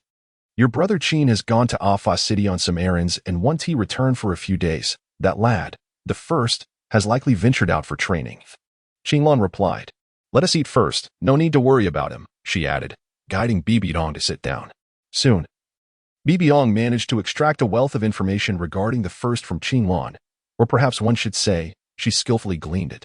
The first Qinglan, brimming with excitement, proudly boasted about her son, naively hoping to convey to the future golden child the boundless potential of her offspring, so that he may receive better care in the spirit soul city. She even mentioned trivial matters, such as how her son had outpaced others in overcoming bedwetting. The first Qinglan was only aware that her son was an auxiliary soul master, often engaging in swordplay merely for amusement. At most, she was cognizant of his self-created soul technique, the one young finger, which could serve as a means of self-defense in critical moments. Naturally, Qinglan would not disclose the existence of this self-created technique to Bibi Dong. As Bibi Dong listened to Qinglan's words, an unsettling realization began to dawn upon her. Casting a peculiar glance at Qinglan, who was brimming with excitement, Bibi Dong understood the underlying truth. All this time, Qinglan was entirely oblivious to the full extent of her son's combat prowess. In Qinglan's eyes, her son was merely a remarkably gifted auxiliary soul master. It seemed that Qin Feng and his son had concealed this information from her to spare her worries about her son's safety. With a shift in her gaze, Bibi Dong deduced the reality of the situation. After all, auxiliary soul masters typically enjoyed a higher degree of safety, as they rarely engaged in direct confrontations with other soul masters. Following the words of her newly acknowledged sister, Bibi Dong praised the talent of Qinglan's son, genuinely expressing her admiration. After the meal, Bibi Dong assisted in tidying up the dishes and took a leisurely stroll through the village. with the information gleaned from her sister. The image of Qinglan's son in her mind became increasingly vivid and three-dimensional. Firstly, at nearly 12 years of age, he is a 32nd level auxiliary soul master. From birth, he exhibited an unusual calmness, managing to crawl by June, speak by October, and walk unassisted by the age of 1. By the age of 3, he began his literary studies, at which point his father recognized his remarkable photographic memory. That same year, he received a wooden sword, which he has kept by his side for the past 9 years, often wielding it for his own amusement, much to the delight of those around him. Bibi Dong couldn't help but inhale sharply. After meticulously organizing the details of his past, she understood that this information must remain secret from any adversaries. She was compelled by the thought of bringing him to the Spirit City. As for the events of his life before the age of 3, she was unaware of the embellishments from Qinglan, and instead firmly believed that prodigies are destined to be extraordinary from birth, a conclusion drawn from her own experience as a top-tier genius. Bibi Dong was unwavering in this belief. Observing the villagers bustling past her, she flashed a charming smile at a young man, teasing, "If you don't head to the fields soon, the fruit trees will wither away." It was evident that she had noticed him pass by with an empty bucket several times. Laughter erupted from the nearby villagers, and the young man, blushing, hurried away. Bibi Dong distanced herself from the crowd, reveling in the attention. She was acutely aware of her own allure. Compared to the loathsome nobility, she found the simplicity of the common folk refreshing. Strolling along a country path, Bibi Dong soon arrived at a bamboo grove, where she heard a series of rhythmic sounds. Intrigued, she concealed her presence and glided towards the source. A youth dressed in humble attire was practicing with a long sword. His movements a blend of speed and grace, slashing, thrusting, flicking, sweeping, leaping, hanging, intercepting, and pointing, each technique executed with finesse that captivated Bibi Dong. Then, she beheld him execute a technique reminiscent of a celestial being guiding the way, his swordplay alternating between the ferocity of thunder and the gentleness of a breeze. His body moved in harmony with the sword, sometimes chaotic, sometimes tempestuous. Far above the yellow river, among the white clouds, stands a solitary fortress upon towering mountains. He recited slowly. With a flourish, he pointed his sword skyward, and with the grace of the carefree wanderer and the talent to command the winds, he seemed to transform into a child of the wind, momentarily suspended in the air, leaving ephemeral traces in his wake. In that instant, he resembled the clouds above and the enduring mountains below, his presence elevated to an extraordinary zenith. Hidden in the shadows, Bibi Dong's almond-shaped eyes widened, her breath caught, and she gently covered her lips, fearful of disturbing this poetic tableau. Grapes and fine wine in luminous cups, yearning for a drink, the pipa urges me forth. He mused as he descended from the sky, seamlessly continuing his reverie. The initial sword strike transformed into a lingering dance, the figure swaying precariously. Yet the blade subtly extended outward, concealing a deadly intent. Do not mock the drunkard lying on the battlefield. Throughout history, how many have returned from war? As the latter half of the verse resonated, the seemingly delicate swordsmanship of the first became imbued with a fierce determination. With grand gestures, it resembled a general commanding troops on the battlefield, the falling bamboo leaves embodying valiant soldiers, swirling gracefully in harmony with the swordplay in the air. The great rock soars with the wind, ascending to heights of 90,000 miles. The swordplay shifted once more, with a delicate tap of the toes. The first figure soared upwards. Swift, swift, incredibly swift. In that moment, the first struck with unparalleled speed. The transformations of the swordplay were rapid. Yet, the first velocity surpassed all. It reached a point where its shadow lingered in the void, and Bai Dong's eyes widened in astonishment. Beads of fragrant sweat trickling from his temples. Soon, Bai Dong's ears were filled with the echoes of numerous ornate verses. The bright moon rises over the sea, sharing this moment across the horizon. I raise my cup to invite the moon, and with my shadow, we become three. This sentiment can wait to be recalled. Yet at that moment, it was already lost. As the verses flowed from his lips, the swordplay in his hand transformed in tandem. In that moment, the protagonist seemed to transform into a poet, effortlessly reciting verses from renowned works. The sword in hand appeared to morph into a painter's brush, articulating the profound essence of poetry in the void. As more verses flowed from his lips, his swordplay became increasingly fervent. Yet the momentum of his technique grew ever more subdued, as if nurturing something profound within. Time itself appeared to stand still. Bibi Dong gazed in astonishment at the sword-dancing youth, her breath quickening, her mind a blank canvas. In that instant, it felt as though heaven and earth had dissolved into nothingness, leaving only the boy and the ethereal verses that resonated like celestial music. Countless years later, the image of that sword-dancing youth in the bamboo grove would frequently grace Bibidong's dreams. At this moment, the protagonist felt an exquisite harmony between body and sword, spirit and the heavens. An immeasurable sword intent gradually converged upon him, his brilliance growing ever more resplendent. In a hall adorned with flowers, 3,000 guests are enchanted, while a single sword carries the chill of frost across 14 states. Suddenly, a surge of spiritual energy coursed through my body, and I found myself unknowingly reaching the 33rd level. The first slowly withdrew from the state of divine integration with the universe, gripping the longsword in hand, acutely aware of its rhythm. The swordsmanship had achieved a level of consummate mastery, harmonizing with the profound principles of the Divine Illumination Sutra, along with the ultimate techniques now fully grasped. Moreover, he seamlessly transitioned into a realm of clarity of the sword's essence, embodying a divine illumination and a nascent sword intent. With the newfound techniques imbued with the essence of Tang poetry swordsmanship, he struck down with a single stroke. The longsword spanned the vast expanse. The sword aura surged forth. Yet the first soul power rapidly diminished. As the three-zhang longsword aura coalesced upon the blade, his internal soul power dwindled to less than 30%. The longsword began to emit creaking sounds, as if straining under the weight of such force. But with the arrow on the string, it must be released. Slash. At that moment, the ethereal Bibidong was abruptly jolted awake by an overwhelming sense of danger. Glancing at the soaring sword aura descending upon her, there was no time left to evade or defend.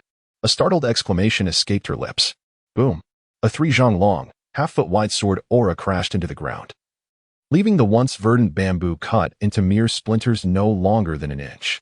Only a deep scar remained, unmeasured, on the earth. Bibidong swallowed hard, feeling parched and her legs trembling.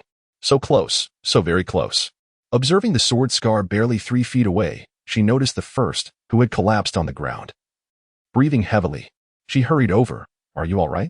It turned out that after delivering that fateful strike, the first had realized something was amiss and forced a breath of true energy, causing the sword's edge to veer off by 3 feet. Seeing Bibidong, who was merely flustered, the first sighed in relief, his legs giving way as he fell to the ground. Thank heavens, he muttered inwardly. Thankfully, Bibidong was unharmed. Otherwise, he would truly have to flee with his family in tow. Life's tumultuous highs and lows were far too exhilarating. Chapter 25. Do not attempt to decipher a maiden's thoughts. The first glanced at Bibidong, who appeared anxious, and offered a gentle smile, seemingly unfazed. He merely noted that his soul power was depleted, but he would recover soon. He reassured Bibidong, I did not intend to spy on your sword practice. After confirming that the first was indeed all right, Bibidong's cheeks flushed as she replied, observing others during their cultivation is a grave taboo. I understand, the first waved dismissively, showing no concern. He believed in Bibidong's words. After all, if mere observation could impart profound martial arts, what purpose would a teacher serve? It is essential to grasp not only the techniques but also the accompanying principles of qi manipulation. Without a specific mental method, even executing sword techniques would merely be superficial. Seeing that the first believed in her, Bibidong smiled with joy. I will protect you while you restore your soul power. She then settled down a short distance away, leaning against a green bamboo, embracing her knees, her eyes reflecting a myriad of complex emotions. The scenes she had just witnessed were overwhelmingly impactful for a blossoming young woman. A flute and a sword express a lifetime's intent, bearing the weight of 15 years of infamy. Bibidong murmured the poetic lines she had just heard, her thoughts drifting to the first sword dance, and she found herself unwittingly entranced. Although she had never encountered these verses before, they were remarkably breathtaking. Could he have penned them? Yet he was only 12. How could he possess such life experience? If he did not write them, who could have? She was certain these lines were not known across the continent. Her mind wandered back to the first mesmerizing sword dance. With a soft clap, she brought herself back to reality, blushing as she patted her cheeks to regain composure. Bibidong, what are you thinking? He is still just a child. So much younger than you. Her thoughts then drifted to the Spirit Hall City and a certain friend who, despite lacking significant soul power, never gave up. He was equally knowledgeable, having read a third of the Spirit Hall's vast library. Recalling her friend, whose presence radiated an air of scholarly wisdom, she compared him to the first recent poetic swordplay. What a contrast! They belong to entirely different realms, and it is futile to compare them. Bibidong forced herself to cease her fanciful musings.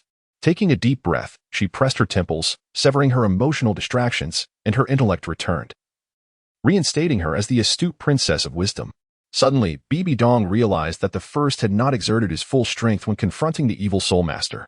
If he had employed the sword technique he had just demonstrated, that malevolent Soul Master would scarcely have survived a single verse of poetry. Biting her lip in contemplation, she noted that the first had achieved a breakthrough in his sword technique, and now grasped the essence of the sword. He was likely no weaker than a Soul King now. Sword masters are renowned for their formidable offensive capabilities, and considering the first's speed, could she truly emerge victorious in a life-or-death struggle? Bibi Dong could not ascertain the answer. Was he truly an auxiliary Soul Master? Was she really a genius? Reflecting on the praises she had received from her former teacher and many seniors, a flicker of doubt crept in. Were they merely flattering her due to her teacher's reputation? Yet, during her travels, she had frequently triumphed over opponents in the battle arena with overwhelming force. Her thoughts drifted to the battle years ago between Tang Hao of the Haotian clan and Yu Mingong of the Blue Lightning Tyrant Dragon sect. Finally, she resolved that it was not her weakness but rather the first's extraordinary strength. Over the past few days, she had repeated this realization in her mind countless times. The deeper her understanding grew, the more she could perceive his might. Gazing at the first in meditation, Bibi Dong began to organize her thoughts, preparing to persuade him to join the Spirit Hall. Since recognizing his extraordinary talent, she had set aside the subsequent events regarding the evil Soul Master of the Ontal Kingdom. Her mind was consumed with how to convince the first to ally with the Spirit Hall. It dawned on her that such individuals destined to stand at the pinnacle of the world truly existed, and she had encountered one. As the continent's situation grew increasingly turbulent with various factions covertly testing one another, the future remained uncertain. However, if the Spirit Hall were to safeguard the first, within 50 years it could decisively suppress numerous factions. Though they had met for less than a day, Bibi Dong felt confident in the first. A chuckle escaped her lips as she reveled in her thoughts. She then surveyed the sword scar, which measured 3 zhang in length and half a foot in width. Touching it, she felt a chilling sensation. The essence of the sword was indeed formidable, recalling the celestial sword energy. She glanced at the youthful boy who bore a tender countenance, a prodigy. As she assessed the first, her gaze fell upon the long sword beside him, and her eyes sparkled with excitement. She approached softly, grasped the sword, and walked a distance of 7 or 8 meters before coming to a halt. As she caressed the sword, realization dawned upon her. It was forged from ordinary iron. The blade bore no nicks, indicating excellent maintenance. However, she noticed a few faint cracks along the blade, which reminded her of the sword energy. Mimicking the first's earlier actions, she began to recite poetry while brandishing the long sword. After a series of movements, she paused to reflect before continuing her dance. Though her movements were somewhat awkward, they did not diminish the joy radiating from her. Once she had had her fill of play, she gradually came to a halt.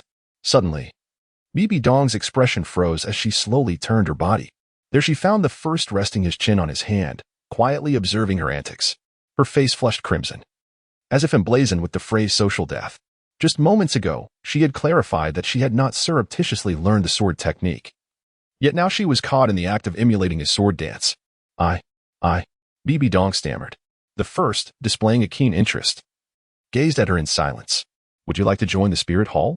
Bibi Dong suddenly exclaimed, seemingly attempting to shift the topic while also bolstering her own resolve with her raised voice. Sure, the first replied lightly. The benefits of joining the Spirit Hall are exceptional. It is indeed the most considerate force for the common people on the continent. And you have agreed to join the Spirit Hall? Bibi Dong asked incredulously. Yes. I was originally planning to participate in this year's entrance examination for the Spirit Hall Academy and intend to depart for Spirit City next month. What? Didn't my mother inform you? The first queried curiously, directing her gaze at Bibi Dong. Upon recalling that somewhat ungrateful sister, Bibi Dong suddenly understood. Realizing that was why she had been incessantly praising the first's talent in recent days, she was paving the way for her. In that moment, she was at a loss whether to laugh or cry. What brings the Holy Maiden here? The first inquired, considering the potential chaos that could have ensued. I heard from Sister Qinglan that you were training here, and, noticing you hadn't come for breakfast, I came out to find you. Also, since your mother is my sister, you may refer to me as Auntie. Bibi Dong's eyes brightened, observing the eager Bibi Dong. The first couldn't help but feel a pang of confusion. Was this truly the future aloof pope? Why not? I shall call you Dong a sister then. You are merely 8 or 9 years my senior. Calling you Annie would make you seem much older. The first remarked with utmost seriousness. Indeed. Calling you Annie does make one appear considerably older. Bibi Dong nodded affirmatively. Before the first could breathe a sigh of relief, Bibi Dong added, but you still must call me Andy. A glimmer of amusement flickered in Bibi Dong's eyes. Otherwise, I shall inform my dear sister that you do not respect me, she continued. Now, be a dear and call me Andy so I can hear it. There's a gift for you. Bibi Dong leaned slightly forward, her gaze fixed on the first, her eyes twinkling with mirth. As the fragrant aroma wafted before him, a sense of rigidity enveloped his entire being, dispelling the tranquility he once possessed. Alas, it would be prudent to seek my sister's assistance, so she might fashion a set of close-fitting armor for you. How perilous it was during your battle with the Soul Master yesterday. Bibi Dong shook her head, her expression one of genuine concern for your well-being. It is perhaps best not to trouble Mother with such trivial matters. In an instant, he found himself unable to remain still. My nephew is truly well-behaved, like a triumphant general. He proudly ruffled his hair. At that moment, he understood. Indeed, those capable of assuming the role of Pope are extraordinary. Suddenly, a chill swept over his neck, as he noticed a delicate gold necklace adorning him, featuring a black gemstone suspended at its center, crafted with exquisite gold-inlaid jade technique. The first could still feel the lingering warmth of the gem, its faint fragrance wafting through the air. How could he possibly be unaware of the necklace's origin? He hurriedly declined, but Bibi Dong gazed at him with unwavering determination, the term aunt pronounced with utmost emphasis, leaving him no room for refusal. Then I shall accept it, thank you. And the first had no choice but to acquiesce, for one should not bite the hand that feeds. Subsequently, Bibi Dong informed him that this was a storage soul guide, featuring a spacious interior of 9 cubic meters, suitable for storing various items, albeit not living creatures. She then proceeded to instruct him on its usage, shaking the bracelet on her wrist to emphasize that, to her, the necklace was merely an ornament. At the very beginning, I continuously placed items inside and took them out, reveling in the delightful experience. In an instant, I felt that the call of my aunt was truly enticing. Chapter 26, On the sword let us bestow a name upon it. Bibi Dong incessantly toyed with her necklace, revealing a faint smile. Henceforth, let it be called Starry Night. As I gazed at the delicate golden chain around my neck, adorned with a profound black gemstone, I couldn't help but exclaim, I'm glad you're happy. The slight upward curve of my lips revealed my satisfaction with the name. Artistic girl. Ani treats you well, doesn't she? Such a beautiful storage soul guide is indeed rare to find. In the next moment, Bibi Dong casually draped her left arm over my shoulder. Observing her jade-like hand resting upon my shoulder and her commanding presence, a phrase surfaced in my mind, the ever-changing sorceress. If you have something to say, just speak. I remarked, glancing at the necklace. How did you comprehend the sword intent? Could you possibly teach me? I inquired, aware of the profound difficulty associated with grasping sword intent. Bibi Dong unleashed a torrent of words. Is it truly that difficult? I gazed at her in confusion, awaiting her elucidation. I knew that the sword Douluo had certainly grasped the sword intent, yet I was oblivious to the number of others, given the vastness of Douluo continent. It seemed improbable that they were few. After all, I perceived sword intent as rare, yet not an unattainable pinnacle of skill. There are merely 5 individuals on the entire continent who have comprehended sword intent, aside from you. Bibi Dong asserted with conviction. So few. I was astonished. This is an overstatement. As it stands, only the sword Douluo, Chen Xin, and our Grand Elder from the Spirit Hall have been confirmed to comprehend sword intent. Furthermore, the head of the Wind Sword sect reached the threshold of half-step sword intent a decade ago, though I am uncertain if he has since advanced further. Even though there are undoubtedly hidden masters across the continent, my claim of 5 is already quite generous, Bibi Dong affirmed with certainty. To think someone as young as you has grasped sword intent is beyond imagination, Bibi Dong remarked, casting a curious glance my way. I just unintentionally comprehended it while practicing. I replied innocently. Bibi Dong couldn't help but twitch her lips. Auntie, does your mouth hurt? I asked, feigning curiosity with my sparkling eyes. I overindulged in spicy food last night, Bibi Dong admitted, clearly perturbed. You still haven't told me whether you can teach me swordsmanship? I inquired earnestly, looking into her sincere eyes, aware that I needed her assistance. She truly wished to learn, as an exceptional graduate from the Spirit Hall Academy. She understood the vast benefits of comprehending sword intent, allowing for challenges beyond one's level. Even as the Holy Maiden of the Spirit Hall, she lacked the privilege to have the Grand Elder instruct her in sword techniques. I can teach you the basic sword moves, but you won't be able to grasp sword intent, I stated. How will you know unless you try? Bibi Dong retorted defiantly. You are insincere. I countered with a serious demeanor, wishing to distance myself from this astute woman, as I possessed many secrets I preferred to keep hidden from her keen intellect.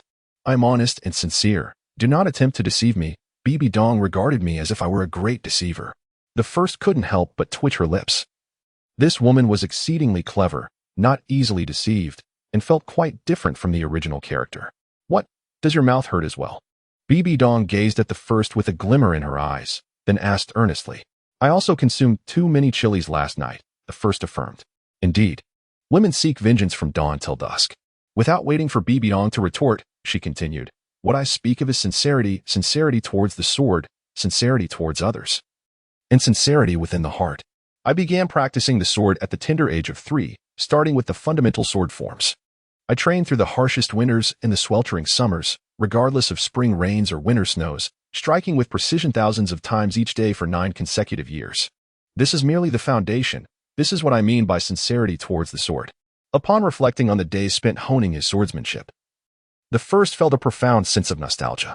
His ability to grasp the essence of the sword at such a tender age was solely attributed to his unwavering diligence. Devoid of any shortcuts, he dared to confront the boundless jade wall with conviction. Throughout my journey of cultivation, I have never sought to provoke others. I hold each individual in high regard. When I commit to a promise, I ensure its fulfillment, for that is the essence of sincerity towards others. With the sword, I sever the ties of karma and bring closure to past entanglements. I eliminate those who must be vanquished and rescue those who deserve salvation. Should I stray from my true intentions, I shall strike down that deviation with my sword, for that is the sincerity of my heart. The first gazed earnestly at Bibi Dong. Initially, his intention was to deceive her, but as he delved deeper into the essence of the sword, his words became a genuine reflection of his innermost thoughts. Bibi Dong, looking at the first, seemed to glimpse a radiance reminiscent of the moment she had vanquished the malevolent soul master with a single stroke. She could not help but ponder, could she truly embody the singular devotion to the sword as the first did? The cultivation of her martial spirit had already consumed a significant portion of her energy. Moreover, as the saintess of the martial soul hall, she faced numerous constraints. With a tinge of envy, she cast a fleeting glance at the first and gradually relinquished her aspiration to master the sword. At first, I thought that Bibi Dong was still unable to let go. In a hurry, I recounted a tale from the Douluo continent. A story of the sword goddess battle atop the spirit hall to prove that I was not deceiving her, although I could only recall the general outline. The narrative flowed vividly. Bibi Dong, having never encountered such a story, blinked her large, sparkling eyes, listening with rapt attention. Once I finished, parched and exhausted, I looked at Bibi Dong, hoping she would understand that I was not cut out for swordsmanship. Suddenly, Bibi Dong stepped forward, drew my sword once more, struck a pose, and said in a low voice, If I should fall in battle, please accept my sword. From this moment on, my sword shall be your sword. First, stop fooling around. First hurriedly stepped forward to reclaim his sword, interrupting the theatrical performance. I didn't expect you to be quite adept at storytelling. Bibi Dong looked at first with lingering interest, somewhat displeased at being interrupted. I did not fabricate anything. This is true, first defended himself. Well, you are indeed correct. I am not suited for swordsmanship. The cultivation of my martial soul has already consumed a significant portion of my energy. Learning swordplay would only hinder my progress. Bibi Dong sighed lightly. Seeing that Bibi Dong indeed intended to forego the study of sword techniques, first let out a sigh of relief. From now on, you shall recount stories to me every day. Tales of swordsmen. Although I shall no longer pursue swordsmanship, listening to them would still be delightful, would it not? Bibi Dong's eyes sparkled with curiosity as she gazed at First. Certainly, First readily agreed. As long as she did not insist on him learning the sword, dedicating an hour to narrate stories would serve as a pleasant diversion. Accompanying a beautiful woman is indeed a delightful experience. After all, he was not an entirely unromantic fellow. Observing that the hour was late, he gradually made his way home. Any First. Bibi Dong, could you please keep my understanding of sword and ten a secret? First implored softly. Sure, Bibi Dong replied without a moment's hesitation. First was momentarily taken aback. Before you fully mature, it is essential to retain a trump card. Do not reveal your complete strength in front of outsiders, understand? Bibi Dong gently patted First's head as she spoke. Yes, I will remember, First responded, touched. After a while, Auntie, thank you, First said. Am I not your aunt? Bibi Dong replied. Auntie, could you refrain from using those phrases from my stories in public? First looked at Bibi Dong with hopeful eyes. No way, such impressive lines.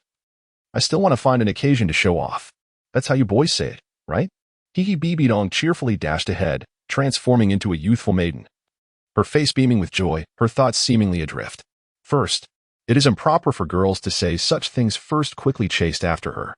Under the sunlight, their shadows stretched long. Nightfall. Bibiong gently closed the door behind her, glancing at First, who was sleeping in the living room, and cautiously stepped outside. With a slight furrow of her brow, she chose to disregard it. Upon arriving at the village entrance, a member of the spirit hall soon approached Bibi Dong and bowed respectfully, stating, "Your Highness, the Pope has dispatched Grand Bishop Yueguan to address the spirit hall in the Andar Duchy and to eradicate all evil spirit masters. His Holiness is quite concerned for your safety." "Very well, I understand. Please convey my regards to my teacher. Additionally, inform him that I shall return to the spirit hall within a month. There is no need for concern on my behalf. Also, could you make a trip to Spirit City and retrieve the Luoying sword from my room? It would be preferable if it could arrive within a fortnight." "Understood." The individual then retreated slowly. Bibi Dong stood in contemplation for a considerable time, her thoughts shrouded in mystery, choosing not to fully divulge her information to anyone, not even to her mentor. The more individuals privy to the knowledge, the less it remained a secret. In merely a day, it felt as though she had known him for an eternity, and somehow, she had genuinely begun to regard him as her own nephew. The image of that figure dancing with a sword in the bamboo grove resurfaced in her mind. Having such a nephew was indeed a blessing. A smile graced Bibi Dong's lips, as if dispelling the chill of the night. "Xiaogang, what are you doing now?" she mused. If only you possessed the same aptitude as the first. Gazing pensively towards Spirit City, Bibi Dong remained lost in her thoughts. Chapter 27. Farewell. Sorrow time swiftly passed, and half a month had elapsed. During this period, aside from the addition of a charming pendant named Bibi Dong by my side, there were no other significant changes. As we spent time together, I gradually discovered that this aunt was quite pleasant to be around. During the initial cultivation, she also engaged in the practice. At the first sword training, she observed. Subsequently, she and the first Qinglan together pulled the first, listening to his tales. He also wished to spar with Bai Dong, eager to gauge his current level of prowess. However, Bai Dong consistently excused herself, claiming she had not fully recovered from her injuries. Over time, Di gradually understood. Although both of Bai Dong's martial souls, the Death Spider Emperor and the Soul-Devouring Spider Emperor, were top tier, they were not easily embraced by a young woman. The transformation upon soul possession was grotesquely unflattering, especially for a beauty like Bai Dong. The contrast was simply too stark. Once understood, she never again broached the subject of sparring. Though uncertain of the reason, Bibi Dong felt a sense of relief upon seeing that she no longer pressed for such encounters. She feared that her appearance after the spirit possession might frighten her. The more one cherishes another, the more one fears. That night, Qin Feng was also present, and the four of them sat in the courtyard, enjoying roasted meat. After this day, she would turn 12. Qin Feng and De Qing Lan presented their gifts, a finely crafted inner armor made from the hide of a millennium-old azure water python. Qin Feng had ventured away from home to hunt beasts for materials, intending to provide his son with an added layer of protection. This armor was created with the assistance of Bibi Dong and hand-stitched by De Qing Lan herself. The hide of the ancient beast was exceedingly tough, and it was only with Bibi Dong's help that it was completed within 10 days. After receiving the first gift, she pursed her lips, remaining silent as she donned the inner armor. A warm sensation enveloped her heart. "And there is me, still here."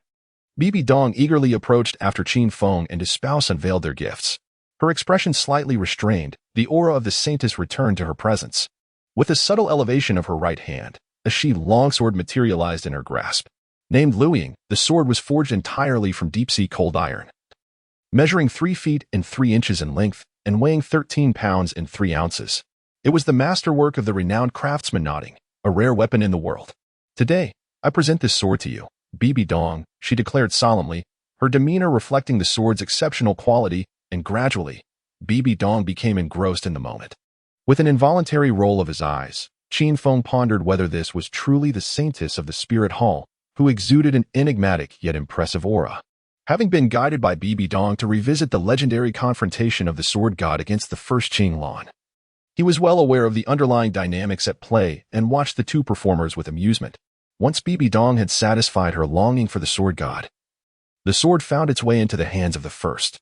The scabbard, crafted from the hide of an unknown black soul beast, felt substantial in his grip, emanating a chilling essence that penetrated to the very core. The scabbard is made from the hide of the ancient devil whale, taken from its back's central section. Bibi Dong elucidated. Clang. The first light adjusted his breath, and with a swift motion, unsheathed the sword. Upon closer inspection, the entirely black blade revealed a faint scattering of white luminescent points. Adopting the stance of the immortal's guiding finger, he held the sword aloft, its blade unwavering. He then placed the scabbard upon the table and stepped aside. Extending his left hand, he formed a gesture mimicking a sword's point, gently caressing the blade along its guard. Subsequently, he retrieved the longsword, wielding it with both hands, practicing foundational sword techniques one after another. In the night, the longsword seemed to meld with the dark sky, its faint glow the only indication of its presence. How beautiful! The first Qinglan marveled at the scene, familiarizing himself with his new companion. He eventually returned the longsword to its scabbard. "What do you think?" asked Bibi Dong. "It is indeed a fine sword, but I fear it will be a year or two before I can truly wield it," the first lamented. "It is simply too long," Qin Feng interjected. "Indeed, swords vary in speed and length. In a duel, an inch can mean life or death," the first reflected with a sense of gravity. "Is that so?" Bibi Dong's expression turned somewhat melancholic. "Thank you for your gift. I cherish it," the first expressed his gratitude towards Bibi Dong. "Yet, it remains unusable for now. A fine sword is hard to come by, and I am fortunate to have acquired this treasure ahead of time, saving me from the arduous search," the first reassured him. Upon contemplating this, Bibi Dong felt revitalized once more. Several more days passed. After a reluctant farewell from his parents, the first, accompanied by Bibi Dong and a group of Spirit Hall personnel, made their way towards Spirit City. Thanks to Bibi Dong, he enjoyed the privileges of a saintess throughout the journey.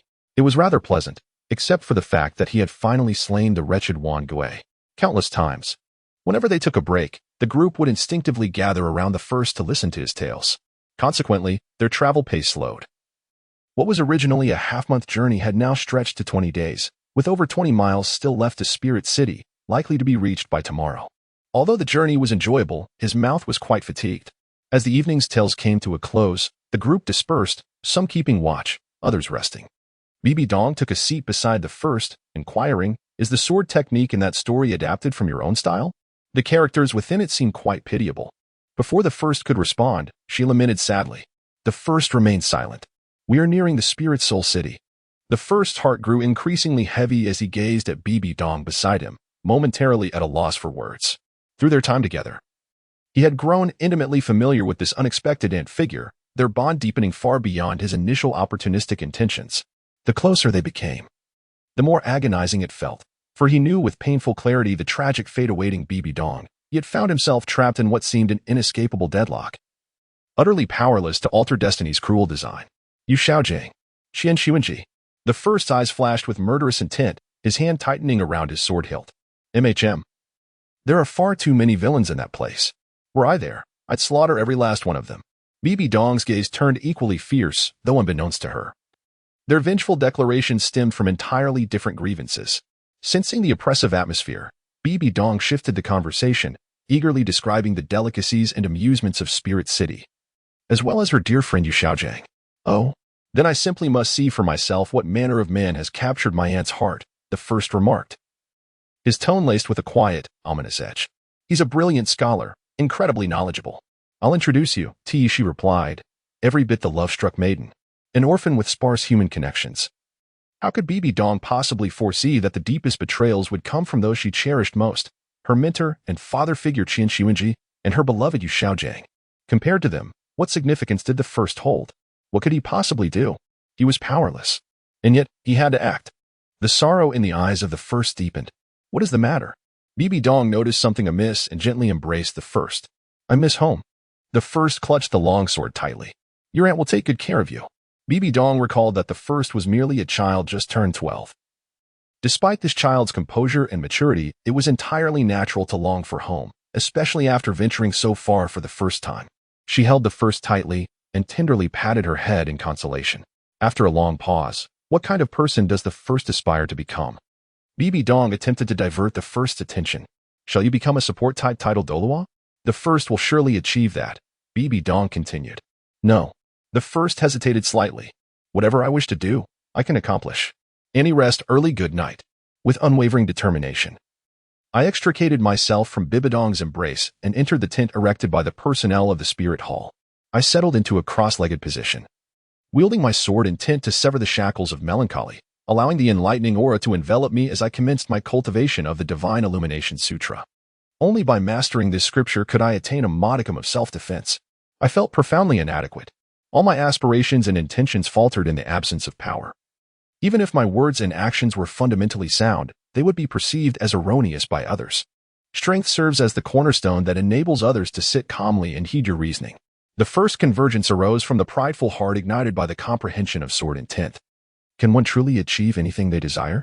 Bibi Dong gazed in astonishment at the receding figure of the first, utterly stunned beyond measure. Chapter 28. The Academy at Noon. The sun shines with an intensity unmatched throughout the day, as a procession of vehicles gradually approaches the sacred grounds of the Soul Master, Soul City. In comparison to the years spent in the city of Aofa, Soul City occupies a similar expanse, yet the imposing walls, nearly 80 meters high and 30 meters thick, clearly signify its formidable capacity to withstand external threats, rivaling that of any imperial capital. Soul City is meticulously planned to encircle a small mountain, featuring 6 sturdy walls that enclose the central elevation. The Soul Hall, characterized by its colonnaded structure, emanates a soft golden glow under the sunlight, nestled upon the mountainside. Upon entering Soul City and gazing upward, one is immediately captivated by the grand and solemn papal palace perched halfway up the slope. It is said that within the papal palace lies the Elder Hall, home to an unspecified number of titled Douluos, none of whom are below the 95th rank, serving as the Soul Hall's ultimate trump card against rival factions. Atop the mountain stands a pristine white palace, approximately 1/3 the size of the papal palace. Seemingly untouched by time, steadfast and unyielding. This is the Douluo Hall, a place where a titled Douluo may enter only twice in their lifetime, once upon attaining the title and inscribing their name, and the final time when they are laid to rest within its confines. As a group strolls down the bustling street, the first, having adjusted their emotions, quietly listens to Bibi Dong narrate the array of shops lining the thoroughfare. Despite being the sanctuary of soul masters, the streets are not overly crowded. Most passers-by are elegantly attired, with only a handful of commoners visiting to admire the sacred city, the majority being soul masters themselves. The shops flanking the street offer a veritable feast for the eyes, peddling an assortment of items related to soul masters, from herbal remedies and delicacies to materials from soul beasts and spatial soul guidance devices. Everything one could possibly imagine. What do you think? Isn't Soul City magnificent? Bibi Dong proudly boasts about her home. For her, Soul City is nothing less than a cherished abode. As I gazed upon the myriad shops flanking either side, I was struck by a profound sense of déjà vu, reminiscent of Lu Laolao's entrance into the Grandview Garden.